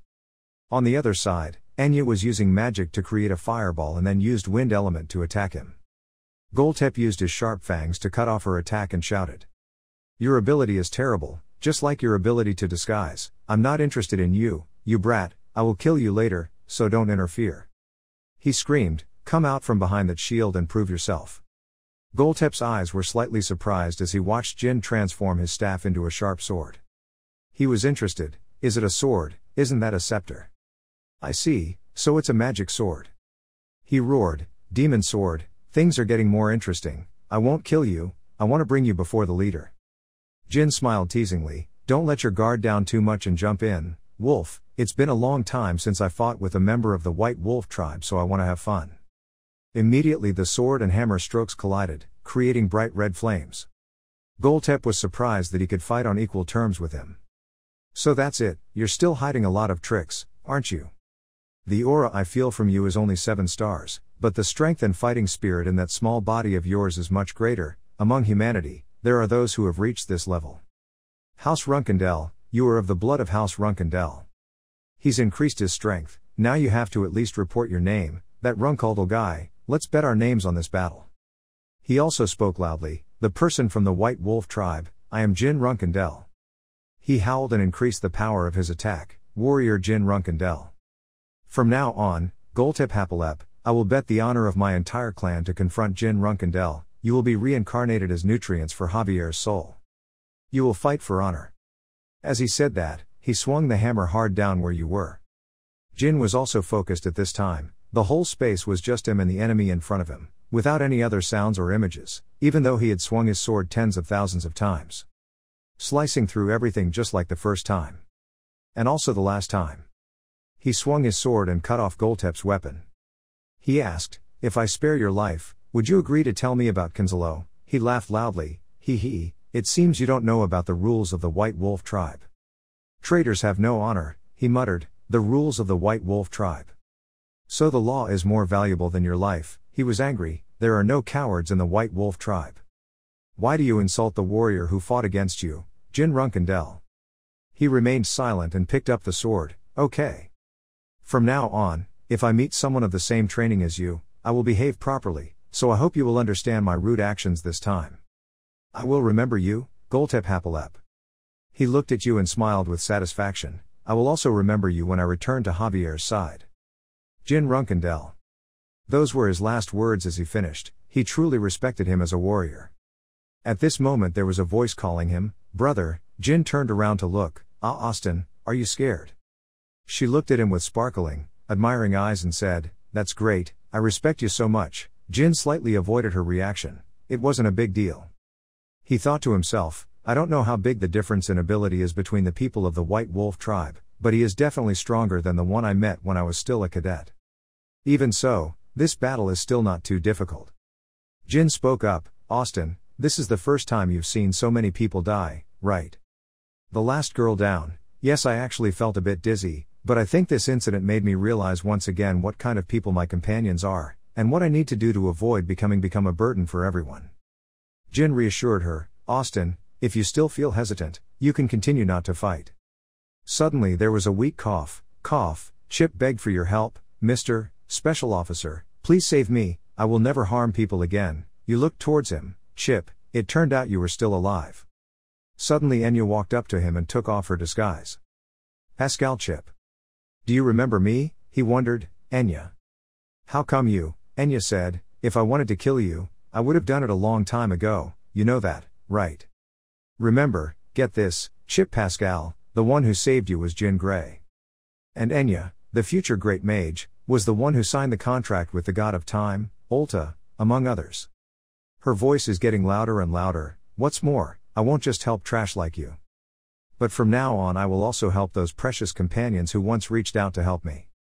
In a dark room, a bucket of water was thrown at Mato's face. He coughed and was surprised by this place. "What is this?" He tried to search his memories. "I remember that, after bypassing the scum from the academy, he tricked them into entering the cave." "Counterflow?" he asked excitedly. "Are you a disciple of Kiddard Hall? There seems to be a misunderstanding somewhere. Kiddard Hall is also in the same group as us. Why did you ambush us?" Elisa calmly held the nail grinder in her hand, waiting for an ambush. "I thought you were very talented, but it turns out you're just a trash who likes to hide in a small country." She looked at him with eyes filled with murderous intent. A person who wants to use the Academy's cadets as a test subject should not say such things. "Hessam's serial killer, Mato Becker." He smiled softly. "Ha, I don't know how you recognized my identity, but you're making a big mistake. If you touch a finger on me the association won't work." She grabbed his head. "You talk too much." The nail grinder was only a few millimeters away from his eye before it would pierce his eyeball. Elisa smiled evilly and said, "You just need to answer my question, even slowly. While experiencing the pain of those you killed." A scream rang out in the room. After finishing, Elisa went to Jin's place, where according to rumors, the headquarters of the Dark Magic Association was located. Casimir was surprised by the answer, "Aterium." Murukan approaches. "Isn't that Van Kella's capital?" she said. "Yes, it was the old capital about 500 years ago. While you slept, the Holy Kingdom of Van Kella changed its capital." Murukan was confused. "Ha, why, what happened?" Next Quickenel explained, "They were invaded by demons." Murukan couldn't believe it and exclaimed, "What?" Since the founding of the country, Van Kella has maintained a demonic city for many generations. That invasion was to take back Hito's eyes. Around that time, the Runkendel and Zippel families dispatched knights and mages to aid Van Kella.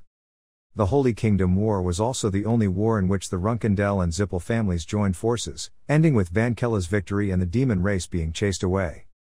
There is no way to rebuild the devastated land, where the mountains have been leveled and the sky has been slashed. Quickenel continued, "So after that, Van Kella moved their capital, and Aterium was still inhabited by monsters." Jin was on the side thinking, the legacy of Lyle Zippel that he needed to find was also there, the secret book of the Magic Queen's most destructive secret. Things were getting complicated. How could they can occupy that land? He asked, "When did they build their headquarters there?" Elisa replied, "Probably 50 years ago. And the Dark Magic Association should no longer be called a remnant. We have already confirmed 3 9-star mages among their ranks. Great Elder of Bemen Academy, Patriarch of the Lilystar family. Susan Lilystar, Archmage of Anzu," Shukan told her. Casimir frowned. It was crazy, he didn't expect so many 9-star mages to gather there. Jin said, "If the Dark Magic Association has become so strong, then we won't be able to do anything to Kinzalo, their leader." He pondered, "Now I understand why my family, Zippel and Bement, just stood by while Kinzalo committed these crimes in his previous life. There were so many famous people involved, so you can't carelessly poke them." Elisa frowned, and it might sound a bit unbelievable, but it seemed Kinzalo possessed a shapeshifter who transformed Mato Becker into Orton Melson. Named Bouver Gaston. Jin was silent, then Casimir spoke up, "Wait, Bouver Gaston. Isn't that the name that came up when you asked me to investigate Bishkel of Eliano?" You replied, "Yes." Murukan said, "Are you sure it's a complete transformation and not a disguise?" "He didn't transform himself but someone else." Quickenel said, "This is also the first time I heard about a human being who can change appearance. I thought shapeshifting was a blessing only for us dragons." Elisa recounted that even the name Mato Becker did not know the details. After taking the anesthetic and waking up, his appearance had changed. Jin suddenly spoke up, and thinking back, "When I was young, on the day I left the arena, there was a time when Zippel's extremist followers transformed into guards and targeted me." Murukan also remembered, "Oh, by the way." Jin stood up and decided, I think we should go see Bouver Gaston ourselves, Casimir asked. Do you want to go alone? He assured me, don't worry, I'm planning to bring someone with me, please send rainbow colors to investigate, about the relationship between the White Wolf tribe and Kinzalo, Sir Casimir. He nodded, I understand.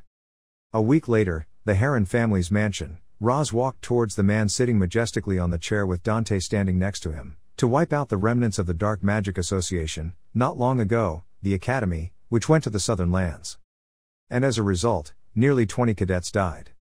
Ron Heron, the head of the Heron family, looked at Roz. Roz said, 2 6-star magicians and 1 7-star magician died. Ron asked, oh my god, did their plan fail? Roz continued, not only that, according to the testimony of the surviving cadets, 2 mysterious people disguised as guards, Jin Gray and Austin Gray. They said that it was those 2 who defeated the Black Magic Association. When Dante heard that, he was surprised. Roz continued, it seemed that the older one, Jin Gray, had used magic. And the younger one, Austin Gray, used a sword. Ron asked, so the reason you came to see us was? Roz gave instructions to bring a chest. Ron was surprised, this is. Roz said, this seems to be a fragment of a weapon used by the White Wolf tribe. If you look at the cross-section, you can see that this is a high-level swordsman, young Master Dante Heron. Can you see anything? Dante laughed happily, ha ha, Roz is confused, young master. Ron looked at the boy next to him and said, it's true that Dante's swordsmanship is very high and also extremely talented, but the boy can't create such neat cuts, it seems only 8-star knights can, just do it. Dante placed his hand on his chest assuring, yes, you heard it too, I haven't reached that level yet, your trip here is considered a waste of effort. Finally Roz, I understand, thank you both for your cooperation, we would like to leave. When Dante heard the interesting information, he smiled and thought, Jin, you are already that strong, now I have more things to discuss with Veridin. Roz went outside in an uneasy mood. Austin Gray, short in stature with a loud voice and high-level swordsmanship, estimated age between 10 and early 20s, who could cut a hammer in half, of the White Wolf tribe perfectly at this age, the only one who completely matches the description is Dante Heron. He's hiding his abilities, Roz ordered with a serious face, monitoring the external movements of Dante Heron's family. The subordinate replied, yes, October 30, 1796, Corn Kingdom's teleportation gate, the announcement sounded, the portal would soon open. Please wait at your seat. Jin was sitting leisurely reading a book when a girl approached him and asked if he could put his bag somewhere else. Jin looked at that girl, then he gently let her go. He didn't pay attention to that girl anymore and made a plan. He heard that Bouver Gaston's workshop was located in the Carano dukedom. I've wanted to find that guy for a long time, but for no good reason. Investigating the Dark Magic Association gave me the perfect opportunity. While he wasn't paying attention, the red-haired girl next to him looked at him and smiled mysteriously. Jin went into a forest and saw a small house deep inside. That was Bouver's workshop. I was late because I had to stop by other factories to avoid suspicion from Kinzalo. According to other workshop owners, he is the most outstanding among sculpting geniuses. Isn't he just a transformation magician? When he entered, he saw a sculpture of a man wearing a loincloth with the words, art is an explosion. Jin gritted his teeth at this eye-catching sight. Sculpting genius, should I blow it away? Without looking, he knocked hard on the door and entered the workshop. At this moment a fat guy walked out with a rude voice, stop you bastard. When he saw you, he was stunned, Jin Runkendell, Jin spoke up, long time no see Bouver Gaston. Before he could say anything, drops of saliva flew onto his face. Gaston rudely said loudly, how dare you come here? Jin brushed his clothes and said, sprinkling salt on others is impolite, I came today as a guest. Gaston angrily shouted, guest my ass, I don't accept people like you. Jin smiled and said, didn't I once save you? This is how you treat your benefactor. He shouted incredulously, benefactor, He calmly explained, if my siblings had heard the ridiculous thing you were about to spout at the party, you would have been killed on the spot, but luckily it was me so you were able to escape. Gaston was furious and rushed to attack him, keeping his mouth shut. Jin did not intend to stand in the direction of the attack but threw a quick punch at him, sending him flying into the house. Jin said, I'm being nice. Bishkel growled inside the house, Bubbear, why is it so noisy out there? That guy saw him outside and immediately froze. Young Master Jin, you also pretend to be surprised, Mr. Bishkel. That guy politely asked him, what brings you here? young Master Jin, aren't you currently a lucky reserve? Gaston's nose was bleeding and he grabbed Bishkel's trouser leg and said, Mr. Bishkel, kill him, he insulted me too much at the party, and now he's coming here to cause trouble. Bishkel glanced at Gaston and thought uncomfortably, this dirty pig, that's obvious. Bishkel spoke up, sorry, Boover, I don't know what happened, but young Master Jin is not someone who would do that without a reason, he was in a hurry, why, it was true that I attacked him, give him credit first, but he's worth it. Jin now said, I will apologize, I came to ask someone to make a semi-statue of my father, but now you have put me in a difficult position. Bishkel spoke up, I see, a bust, right. But it's strange, to apologize just for that reason, you're completely different from the young Master Jin I know, you came here for a different purpose, right?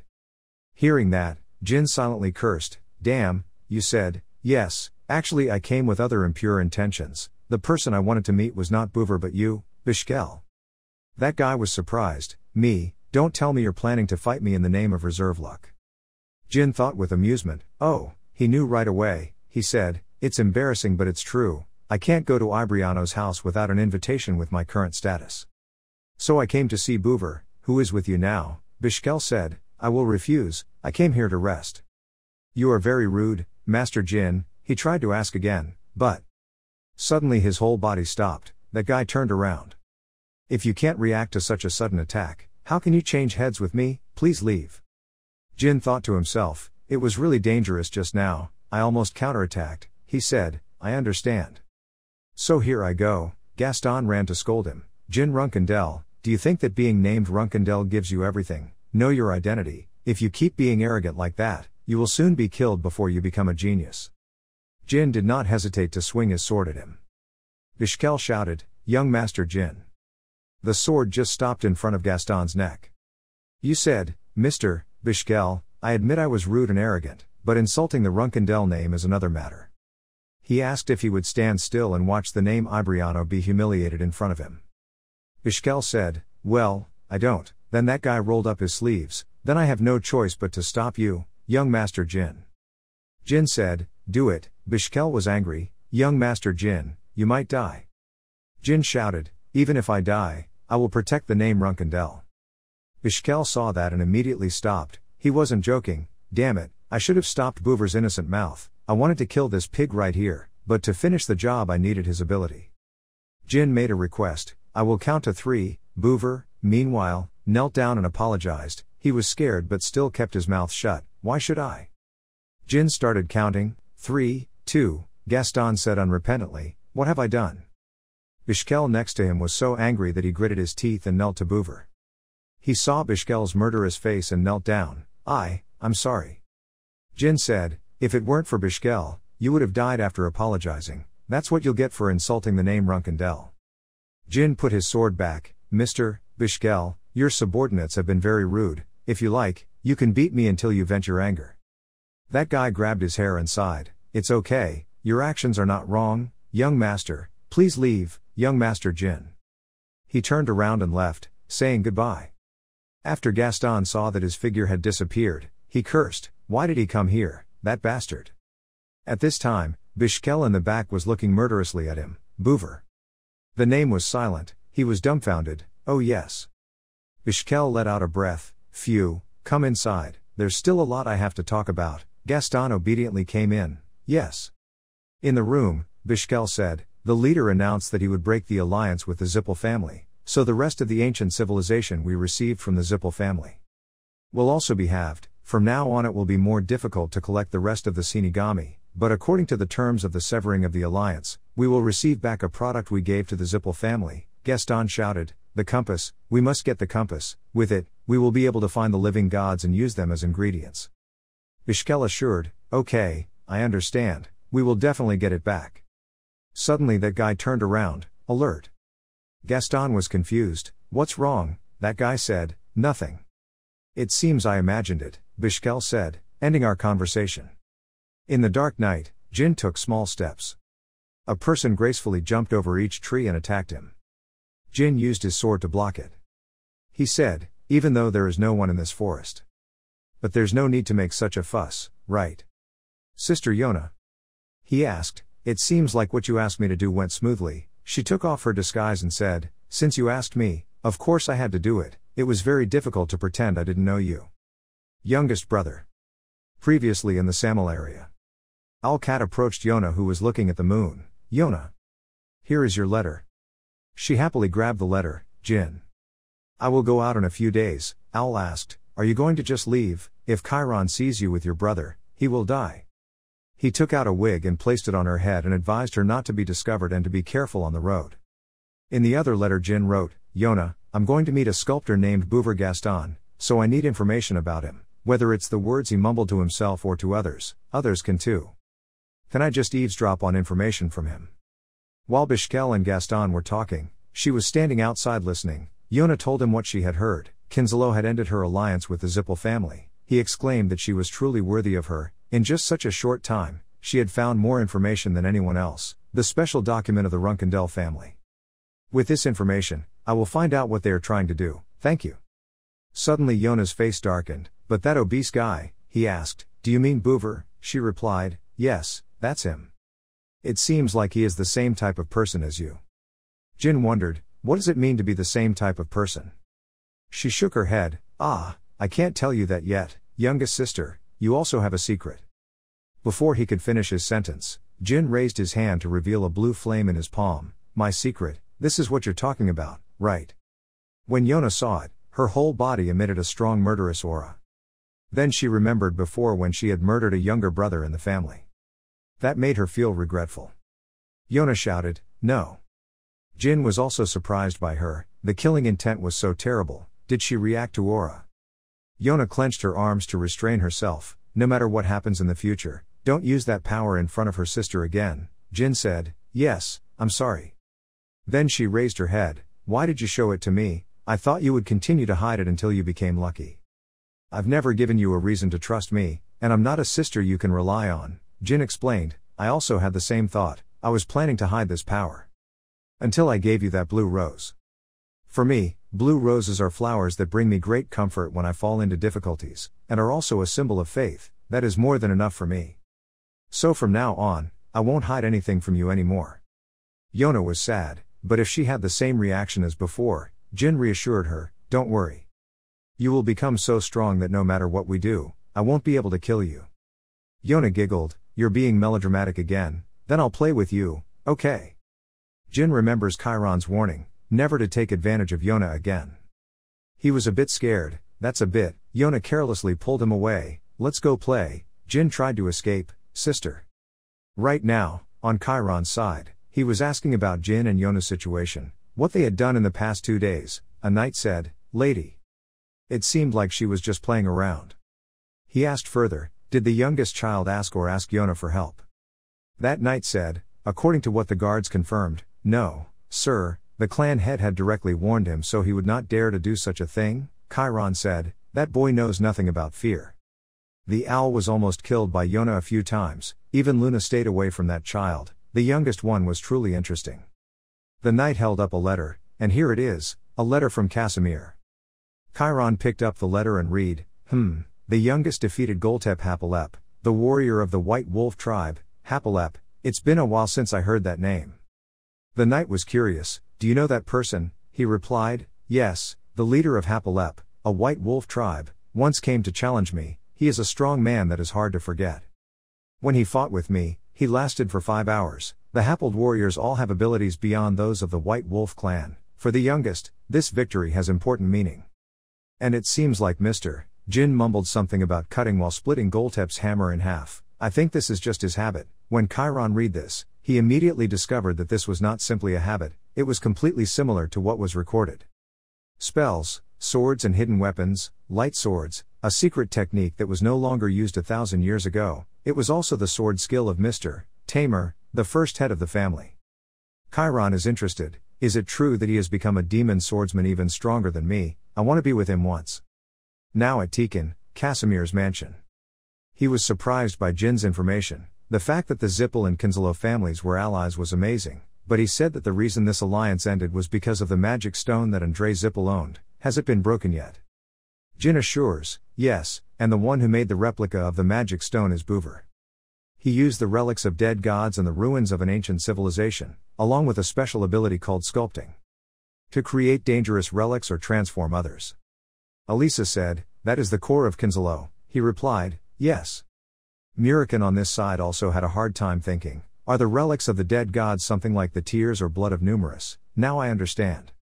Mirakin spoke up, "Hey kid, there's actually something I haven't told you yet. I went to Duke Kurano's territory once to help the cadets on your side, didn't I?" He replied, "That's true."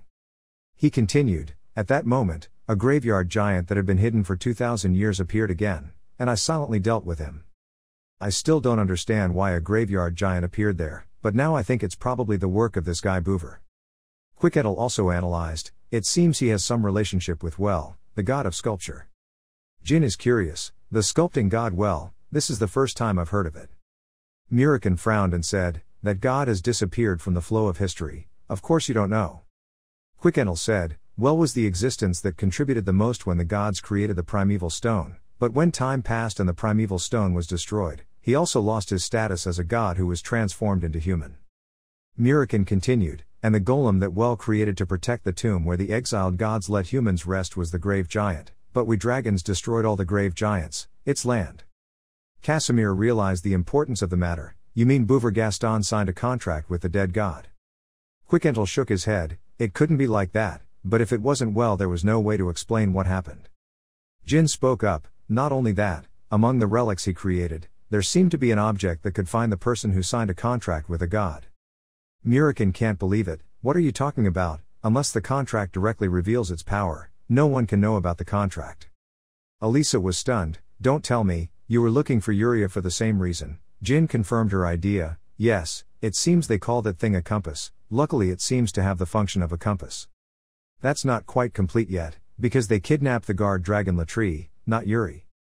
Quickettle said, "I understand, they will definitely use the compass to find the person who signed the contract first, then use the magic stone to absorb them." Jin continued, "And this is also the reason why we have to get that compass. Next June, the Zippel family will return the compass to Kinzalo. That time is our chance, we must get the compass." Jin turned around and seriously said to Elisa, asking her to take Julia and Enya to the Ice Palace, "What do you want to do?" Elisa heard that and immediately asked. Jin furrowed his eyebrows and replied, "Until the Zippel family returns the compass, they will try to find as many fake contracts as possible to investigate the incident, just in case we should go to a safe place."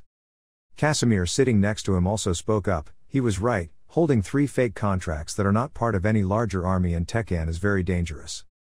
Quickent crossed his arms and said, "We should leave here before the compass finds us." "Yes," Jin nodded and replied, "I will ask the Ice Palace to protect me.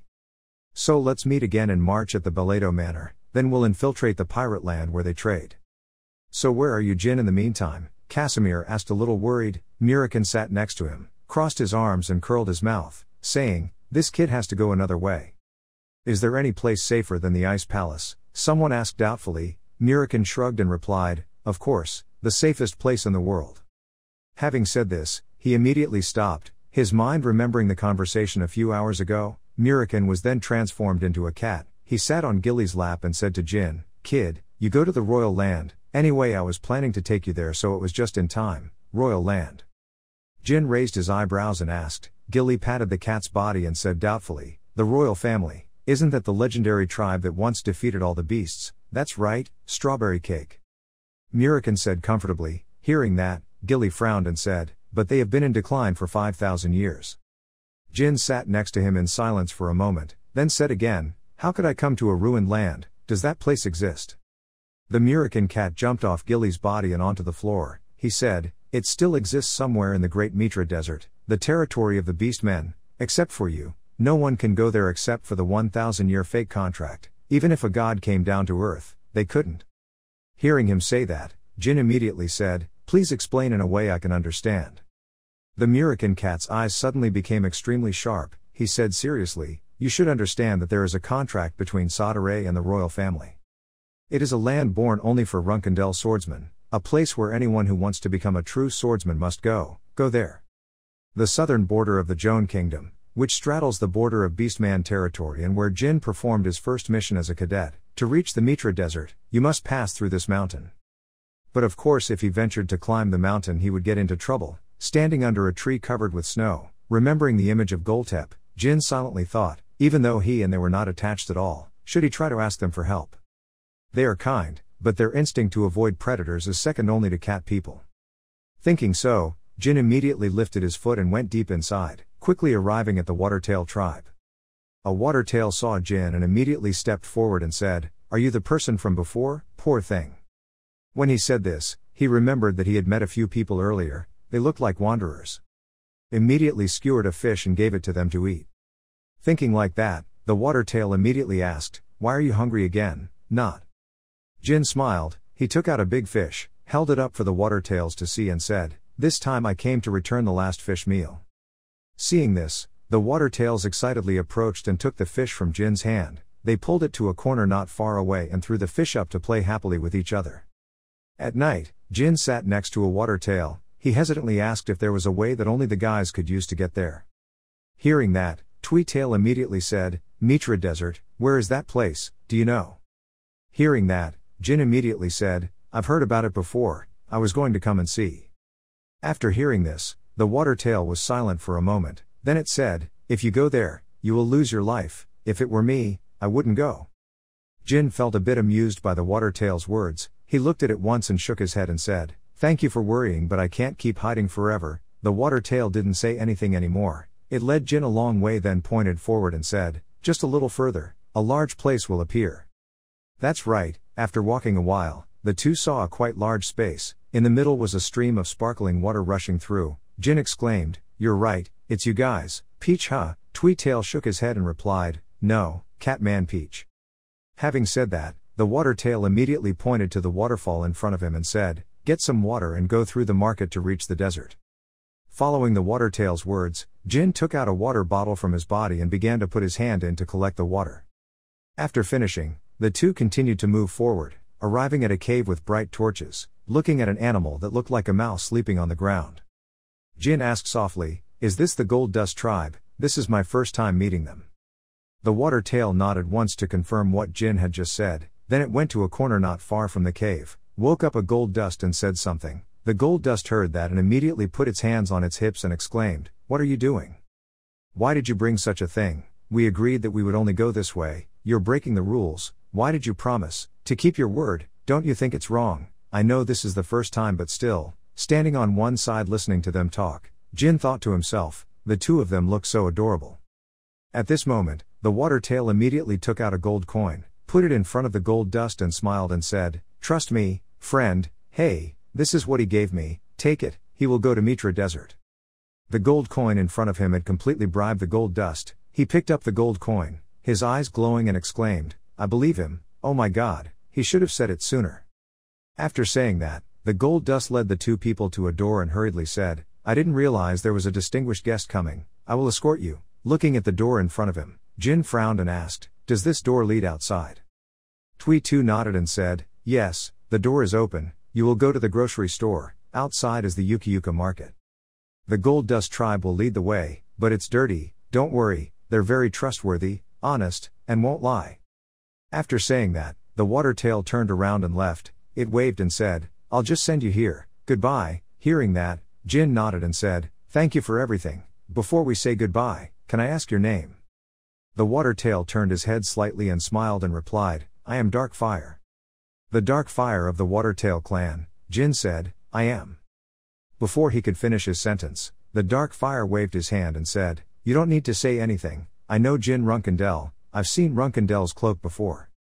You are truly a leader." Hearing him say that, Jin immediately laughed and praised, "It's really great, you won't tell anyone."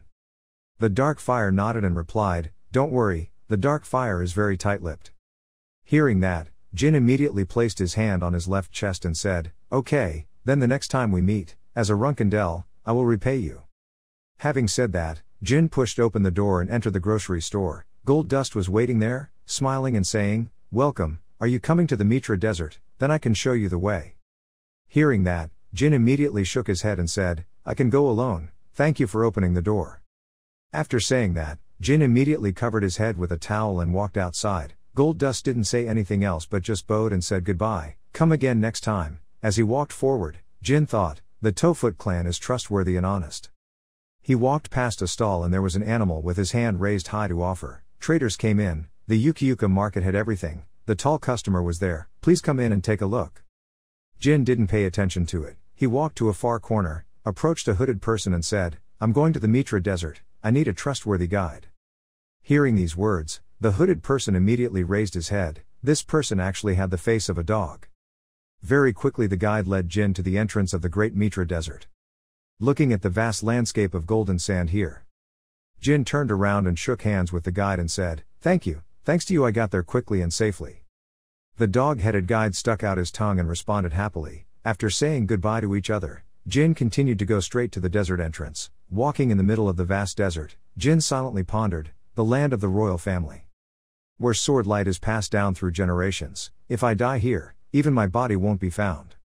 The Great Mitra Desert, a vast desert that covers the center of the monster land. A long time ago, somewhere in this mysterious underworld there was a wealth of gold, civilization, and resources. This used to be a place that explorers often wanted to conquer. But even the local monsters couldn't find this underground world. And walking through the great desert of Mitra is to seek death, the most remote place on the continent. Furthermore, no one has ever survived after setting foot in this desert. Jin walked through the vast desert while searching for the Shadow Sword. Guardian of the Shadow Sword, Manhwa clan. 5,000 years ago they were a mythical race that maintained peace for the monsters in their golden age. As he walked, Jin remembered the conversation between him and Murikan. Listening to him, Jin couldn't believe it and exclaimed, what, in just one night they disappeared? Murikna in cat form nodded and replied, yes, they are very arrogant. They did not believe in the power of the gods, so they made the mistake of challenging them. You have witnessed the power of demon stones, right? Right. Jin said seriously. Hearing that, Murikan continued to speak, a fake primordial stone is just as strong. The power of a primordial stone was created by a god, it is so strong that it can slaughter them in just one day. Hearing him say that, Jin couldn't believe it and opened his eyes wide. He said, no way. Murikan did not pay much attention to Jin's attitude. He continued, but not all the gods turn their backs on them. There was one god who had mercy on them. Gilly, who had been silent all this time, suddenly exclaimed, he was Sadare. Hearing her say that, Murikan immediately rubbed his furry head in her arms and praised, exactly strawberry cake, you really understand. After rubbing it for a while, he sat up straight and said seriously, Sadare saved a few people from the Manhwa clan and made a contract with them. I don't know what that contract is, but apart from them, you cannot learn how to use photos from someone else. Tamar also learned from them. Hearing this name, Jin's body suddenly stopped a bit. He thought to himself, Tamar Runkendel, even though he was the first homeowner of Runkendel. But very few records of him survive. The Zippel tribe erased all records of Tamar. He is the founder of the family and the greatest hero.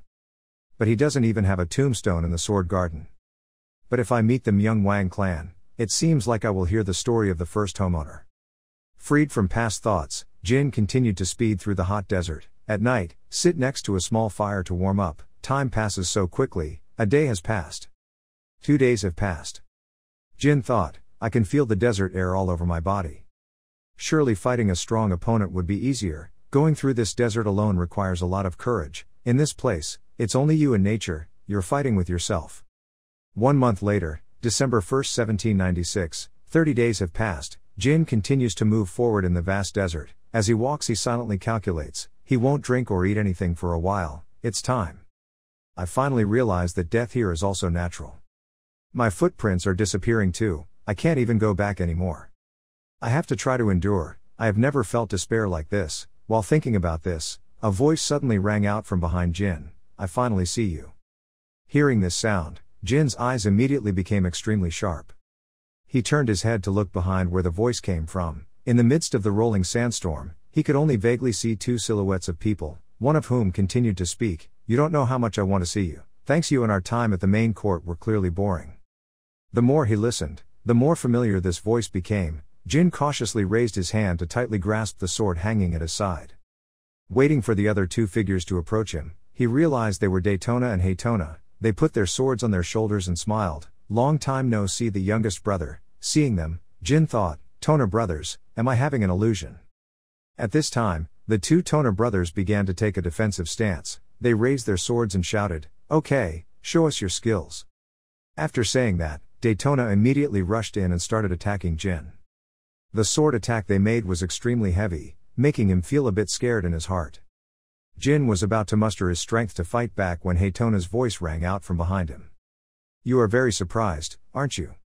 As soon as he heard this voice, Jin immediately dodged to the side to avoid an attack from the opponent. He gritted his teeth and thought to himself, his instincts can be felt, if he can't block or hit it, I will be slashed. Daytona missed a blow and immediately withdrew his hand. He smirked and said, "We waited until you were exhausted."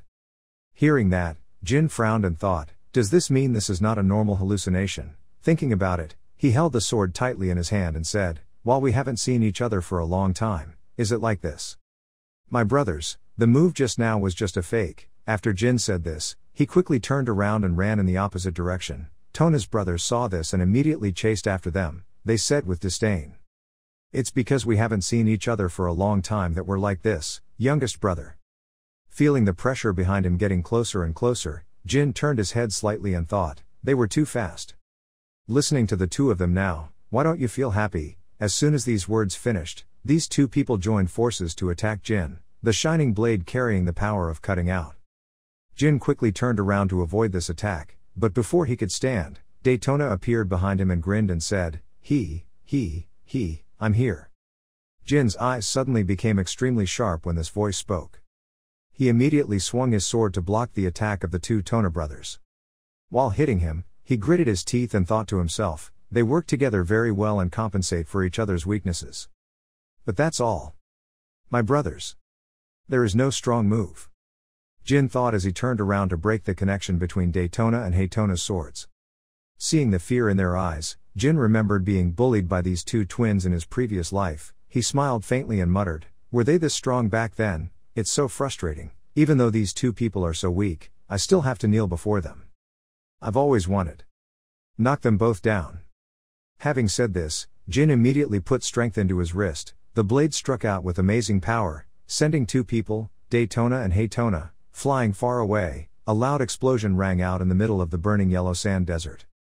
Waiting for the smoke and dust to clear, the two Tona brothers sat still, unable to move. Their faces were now extremely dirty and miserable. Jin walked step by step closer, looking at them trembling in front of him. He thought to himself, but why? Just thinking about this, Daytona and Daytona suddenly trembled and said, "Youngest brother. Wait, I'm sorry, please forgive us this time." Looking at the struggling looks of the two people right now, Jin thought to himself, am I hesitating? Jin's eyes were no longer as cold as before. He looked at the two Tona brothers and thought to himself, do I expect this relationship to be different from my previous life? Thinking that, he remembered the worried looks of these two people before when he went to meet Chief Chiron, but I have to cut them to get better. Because my last name is Runkendel. Thinking like that, Jin's hand holding the sword suddenly poured out a thick stream of black magic. He raised his sword and hung it high above the heads of the two Tona brothers. Seeing this, they were extremely scared and shouted loudly, "You bastard, how can you claim to be our younger brother, bastard?" In the middle of the hot desert, Jin's whole body was ragged, his face was listless. He looked at the bodies of the two Tona brothers lying on the sand with a tired tone, disappearing. Disappear? Why? Why don't they just disappear? A day has passed, but my brothers still haven't disappeared. Maybe they aren't. Illusion. Jin stood up, buried the bodies of the two Tona brothers in a pile of sand. Then Jin stuck two swords in that place before leaving. When Jin left, the silhouette of a woman appeared, but her face could not be seen clearly. Her body was only black. She said in a sinister tone, "Yes, killing your own flesh and blood is a very painful thing. But how many of his brothers and sisters would suffer as you do now if he did not do so? You made a very wise decision in choosing such a child." Sir Satare, a dark aura appeared surrounding that woman. Night falls. In the middle of the desert the destiny roars loudly. Scorpions appear on the sand moving in groups. Jin leaned against a huge rock to rest. A scorpion crawled towards him. Jin saw the tiger beetle and quickly grabbed it. He was not afraid or hateful but just chewed it with his mouth. There's a reason why Jin ate it without thinking. If it weren't for the anti-poison wine, eating this would be very dangerous. I don't know if Yuna is okay, right now, my other siblings. The silhouettes of the two brothers Daytona and Daytona suddenly appeared in Jin's mind. Suddenly, while chewing, Jin coughed non-stop, the worst tasting thing in the world. Jin took out his water bag. When it's raised all the way up, only a tiny drop flows down. Jin angrily threw the water bag on the ground and stood up to leave. There was really nothing. On the 11th day of the 12th month, 1796, Jin walked each heavy step in that fateful desert under the bright sunlight. I wonder how much time has passed. I don't know. I just walk and walk. But what's the point of going? I can't even remember what I'm here for. As Jin was walking, he collapsed to the ground, his legs kneeling on the sand. From the beginning, I only came here to kill my brothers and sisters. Suddenly a person appeared in front of Jin and gave him a water bag. Jin did not accept the water bag but quickly grabbed his hand. He pulled out a knife and held it close to the man's neck. Jin asked in a tired tone, "Who was it?" That person was a woman. In front of Jin's actions, she was not afraid at all, but her tone was still extremely calm. "The first time you met me, you also greeted me with a knife. I still haven't changed anything." When Jin heard this voice, his face showed surprise. This voice? No way. The woman took off her cloak and continued speaking, "But of course my skills at that time were nothing compared to now." Jin sounded surprised. "Master Valeria." She smiled kindly and said, "Hello, my disciple." Jin looked at the silhouette of the beautiful woman in front of him and thought, Valeria Hister, the only heir of the Hister family, was a 7-star mage and my master in my previous life. She was the first person to tell me, the stupidest of the Runkendell clan, that I had talent. She was the one who helped me keep going. She was my savior and trustworthy companion, my trust.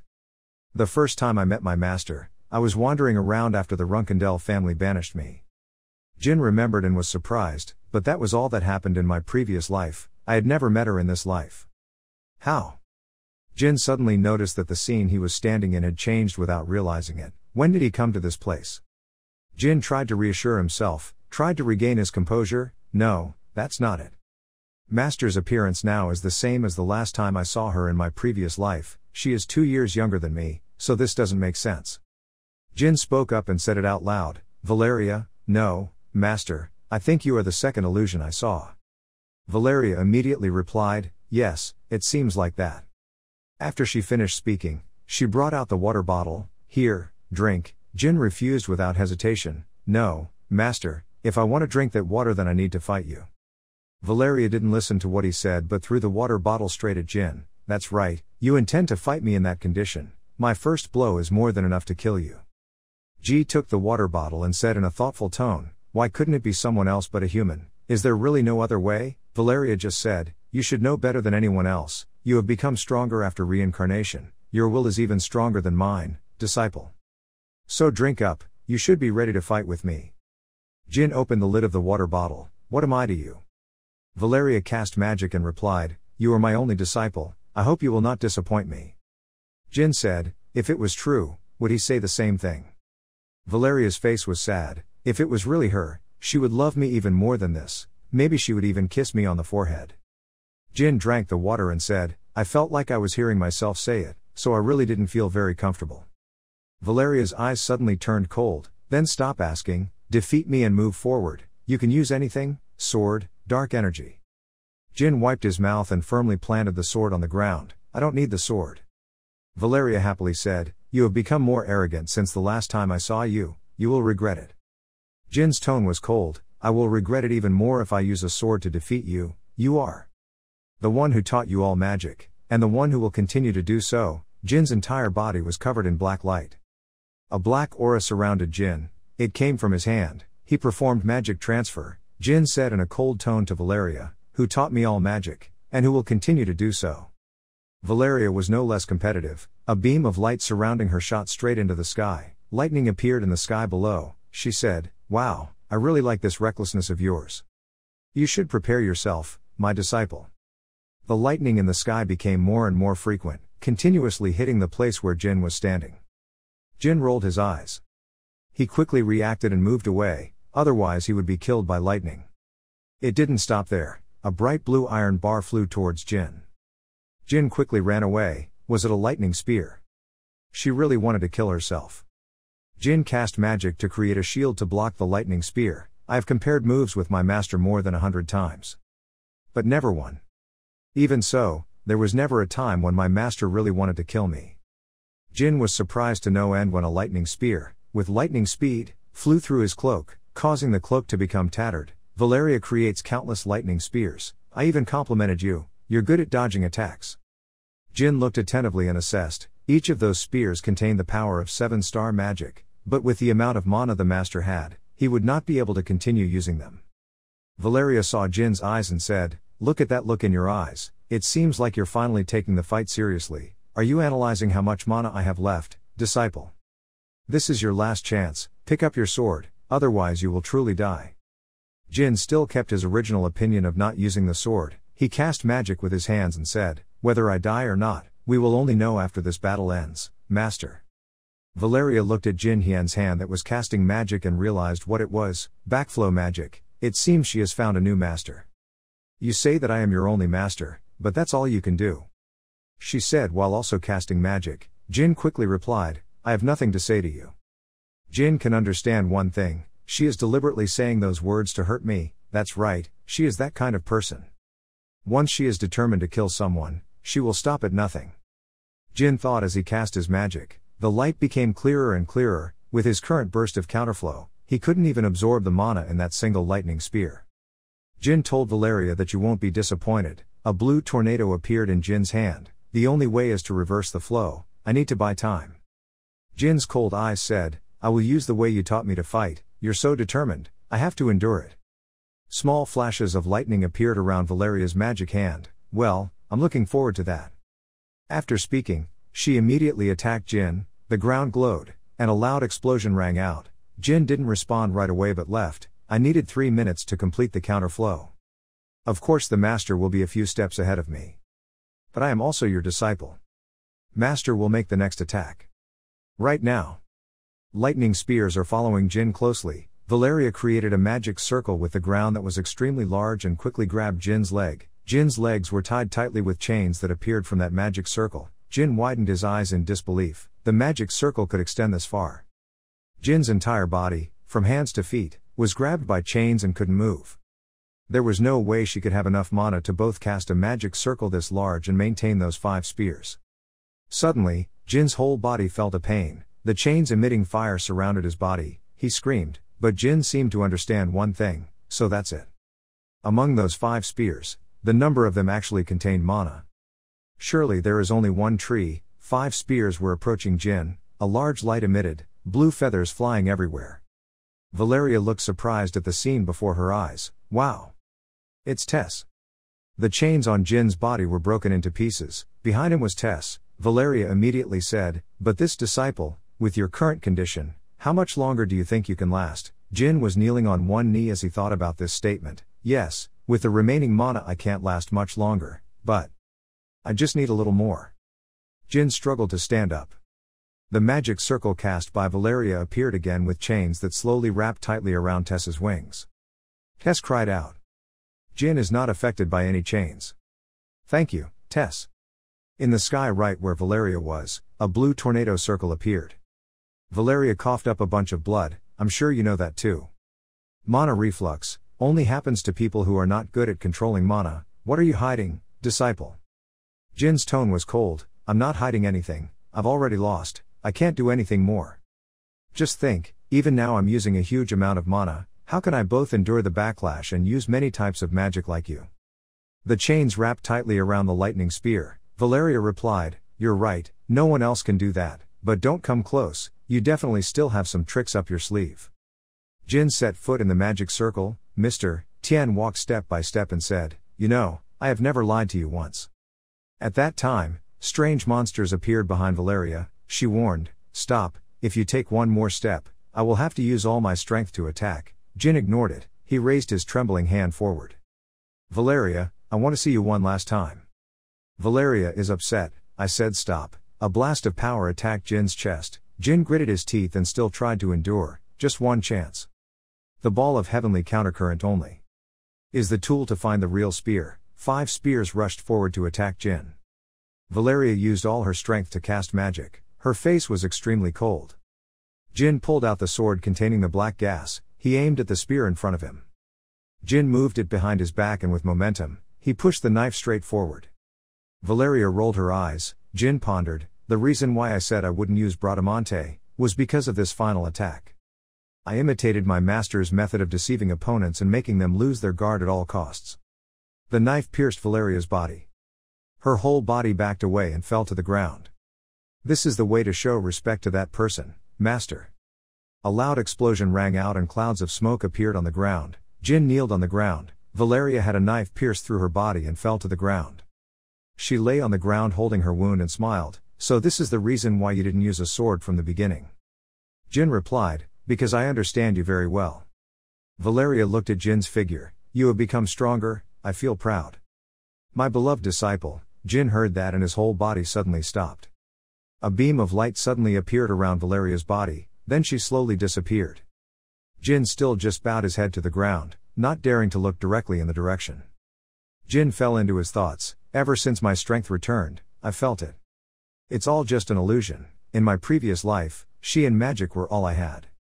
I was very serious during that summer session. Because otherwise I won't be able to win. That's why I'm in 1,000 times more pain. Jin gritted his teeth and hugged his cloak. Tears kept falling. He had personally killed his only master. Valeria's body also disappeared. Night fell. Jin walked in the vast desert. While walking, he discovered many swords stuck in the ground. He reassured himself that this was just an illusion. Suddenly, a bright light emitted from the front. Jin quickly covered it with his hand. He saw the silhouette of a person. Father, no, it wasn't his father, it was. This terrible pressure. The other person took the magic test. That black light immediately surrounded Jin's body. You widened your eyes and didn't feel restless. He is too strong. Jin couldn't help but spit out a mouthful of blood. I feel like I'm just a small creature standing before God. Is he trying to make me kneel, if I'm going to do that? Then he wouldn't have come here in the first place. The rain is just a human like me. Until I get there. I just need to keep moving forward, And take him down. Jin clutched the sword in his hand with determination. He put his hands on the ground to gain momentum to stand up. Jin's whole body moved forward heavily. The man looked at him and smiled. Suddenly an invisible door appeared. The girl saw him smiling through it. Tamer. Did you just laugh? That man's name is Tamer. That girl crawled out of the space door and wanted to touch his face. Did you really just laugh? But unfortunately it didn't work. Tamer didn't give her the chance to touch his face. But she was still extremely determined. No, definitely, he just laughed. I haven't seen that smile in 1,000 years. I've been longing to see it. Why are you smiling at that brat? Jin is still in front, still dragging each heavy step forward. I will cut him, I will cut him, I will cut him. Tamer said, that child. The other girl immediately crossed her arms and said, yes, even I think that child is worth looking forward to. His will is extremely strong. When he personally killed his own brothers even though he was personally killing his own master. He was also sad but did not hesitate. He got it. Don't try him again, but Tamer only stuck the sword into the sand. An extremely intense light emitted. It quickly spread to Jin's place. He could feel pain around his body. The girl saw him doing that and panicked. Tamer, what are you doing? Are you planning to kill him? He just replied, the test is over. The other girl rolled her eyes. Tamer, sir. Suddenly a pair of feet appeared. Jin's whole body walked out. The girl saw that and immediately realized, I understand. You think he looks like that person, right? Okay, I'll keep observing. The kid made you laugh. To see how far it can grow. After saying that, she immediately disappeared. Tamer continued to cast magic. The swords that were originally planted in the ground were all floating above the ground. Right after that, he controlled them to attack Jin. Jin still refused to give in. We won't stop. I will go there to bring you down. Even if it means I have to kill my brothers and my master. No matter who they are, they will do the same thing. That is my will. Blue light covers the entire vast space. Jin tightly grasped the sword in his hand. The sword emitted black energy, which allowed the first and last swings to be identical, even if it was 10,000 times. Jin's tone was determined. I am a member of the Runkendell family. Wherever anything shines our way, then I will also destroy it. Tamer once again smiled. Jin shouted with determination in this tone, I am a member of the Runkendell family. No matter what gets in our way, I will also destroy it. Jin slashed his sword straight forward. A black smoke appeared. He didn't bother using anything. Jin couldn't stop being surprised. He disappeared. Before I could cut Han knew. Tamer. Suddenly, Jin's teeth fell to the ground along with blood. Jin is not subdued, I come to your level. A voice rang out, wrong, think carefully, why are you here? Hearing that, Jin was surprised, why am I here? That sound rang out again, hey kid, go to the royal family's territory. Jin looked surprised, I went to the royal family and learned how to earn aura. But where does that sound come from? Is it also an illusion? Jin remembers the conversation with Murikan. Murikan reminded him, when the third illusion ends, release his dark energy, if he does, he will meet the royal family. Jin finally understood, I forgot. That illusion must appear up to 3 times. Jin stood thoughtfully, well, while crossing the desert I couldn't keep awake. For the third illusion has ended. I have to release the dark energy. Jin finished speaking. A beam of light immediately flew out from his body. Will I meet the royal family? The sky is calm. It's been a while, but nothing has happened yet. Is it just a legend? No, there's no way Murikan could give me wrong information. Could it be that voice I heard earlier? Wasn't it an illusion? Where does it come from? Jin tightly grasped his sword. It was currently emitting a dark aura. Suddenly that beam of light penetrated straight into the sky. A man appeared from there. That man also carried a sword and said, Sadare's fake contract really did not disappoint. You passed. Jin doesn't understand. What? The man immediately explained, I don't know what Sadare thinks, but the only condition to be recognized is to show fighting spirit to the end. But you, more than that, you even cut through Sadare's barrier, that's surprising. He said as he patted Jin's head proudly, but contrary to his cheerfulness, Jin's eyes became sharper than ever. He attacked him, so, are you toying with me? He still smiled happily and replied, I like this the most, you are completely different from the humans in my memory. My name is Tantal. I have been waiting for you for 1,000 years, child of Sadare. Welcome to La Perosa. The scene before Jin's eyes has changed. It was no longer a desert filled with sand, but before his eyes was an extremely majestic scene. This is the territory of the royal family. Tantal said, La Perosa, this city is considered by humans to be a dark light, you tried very hard to come here. He said as he handed the water bottle to him. Jin quickly took the water bottle and drank non-stop. While drinking, he suddenly spat it all out. What the hell, this is alcohol. Tantal laughed cheerfully, ha ha, how, it's quite sobering, right, that's crystal wine made from refined diamonds. It helps him recover mentally and physically. Jin also noticed that his body was changing a bit. It was true, it felt like his head was cleared. Tantal advised him that he should recover his energy before going to meet his brothers. Jin doesn't understand, bro. Jin and Tantal entered the city. The city and its residents have such a high standard of living that no one can think that it was built thousands of years ago. I understand why many adventurers seek this land, to that extent. Splendid and luxurious golden buildings. And every door was studded with jewels. Jin thought for a moment and asked, Tantal, that thing on your chest and the decorations on the doors, what gems are they? Tantal replied, they are not just decorations, but also our hearts. If the homeowner is still alive, the jewel embedded in them will shine. Jin was amazed, his heart, now that he remembered, even though we had walked for a while, I still hadn't seen anyone from the royal family except Tantal, nor were there any shining gems. Jin wondered, how many royal families lived here? Tantal started calculating, 77, including the god of war and the 12 battle kings. Jin was surprised, so little, J. In curiosity, the god of war and the 12 fighting kings, Tantal explained, they are the ones who will pass on the sword aura to you, as Sadare's fake contract, everyone is waiting for you. Aura sword. Hearing that, Jin's face showed surprise. Finally the two of them arrived at a very huge place. Tantal said, here we come, this is the temple of the god of war, where the aura sword will be passed down to you. As the name suggests, it symbolizes the god of war. An energy emanating from the temple, Jin could feel it too, the terrible energy, the same pressure as when I stood in front of Tamer. If I didn't overcome the 3 illusions, I wouldn't be able to move. Tantal reminded, if I can give you one piece of advice before entering, you should speak carefully to your brothers. Unlike Sadare, they don't care about you. A dazzling light emanated from the temple. Inside were the war gods. They were chatting excitedly with each other. He's here, you look cute, how old are you, have you eaten anything, what's your favorite food, what do you think about La Prosa? Tantal quickly relieved you, brother come on, how many times have I told you not to? Suddenly a woman appeared and said loudly, where, is it you? Our disciple has arrived. It's been 1,000 years since Tamer left, 1,000 years.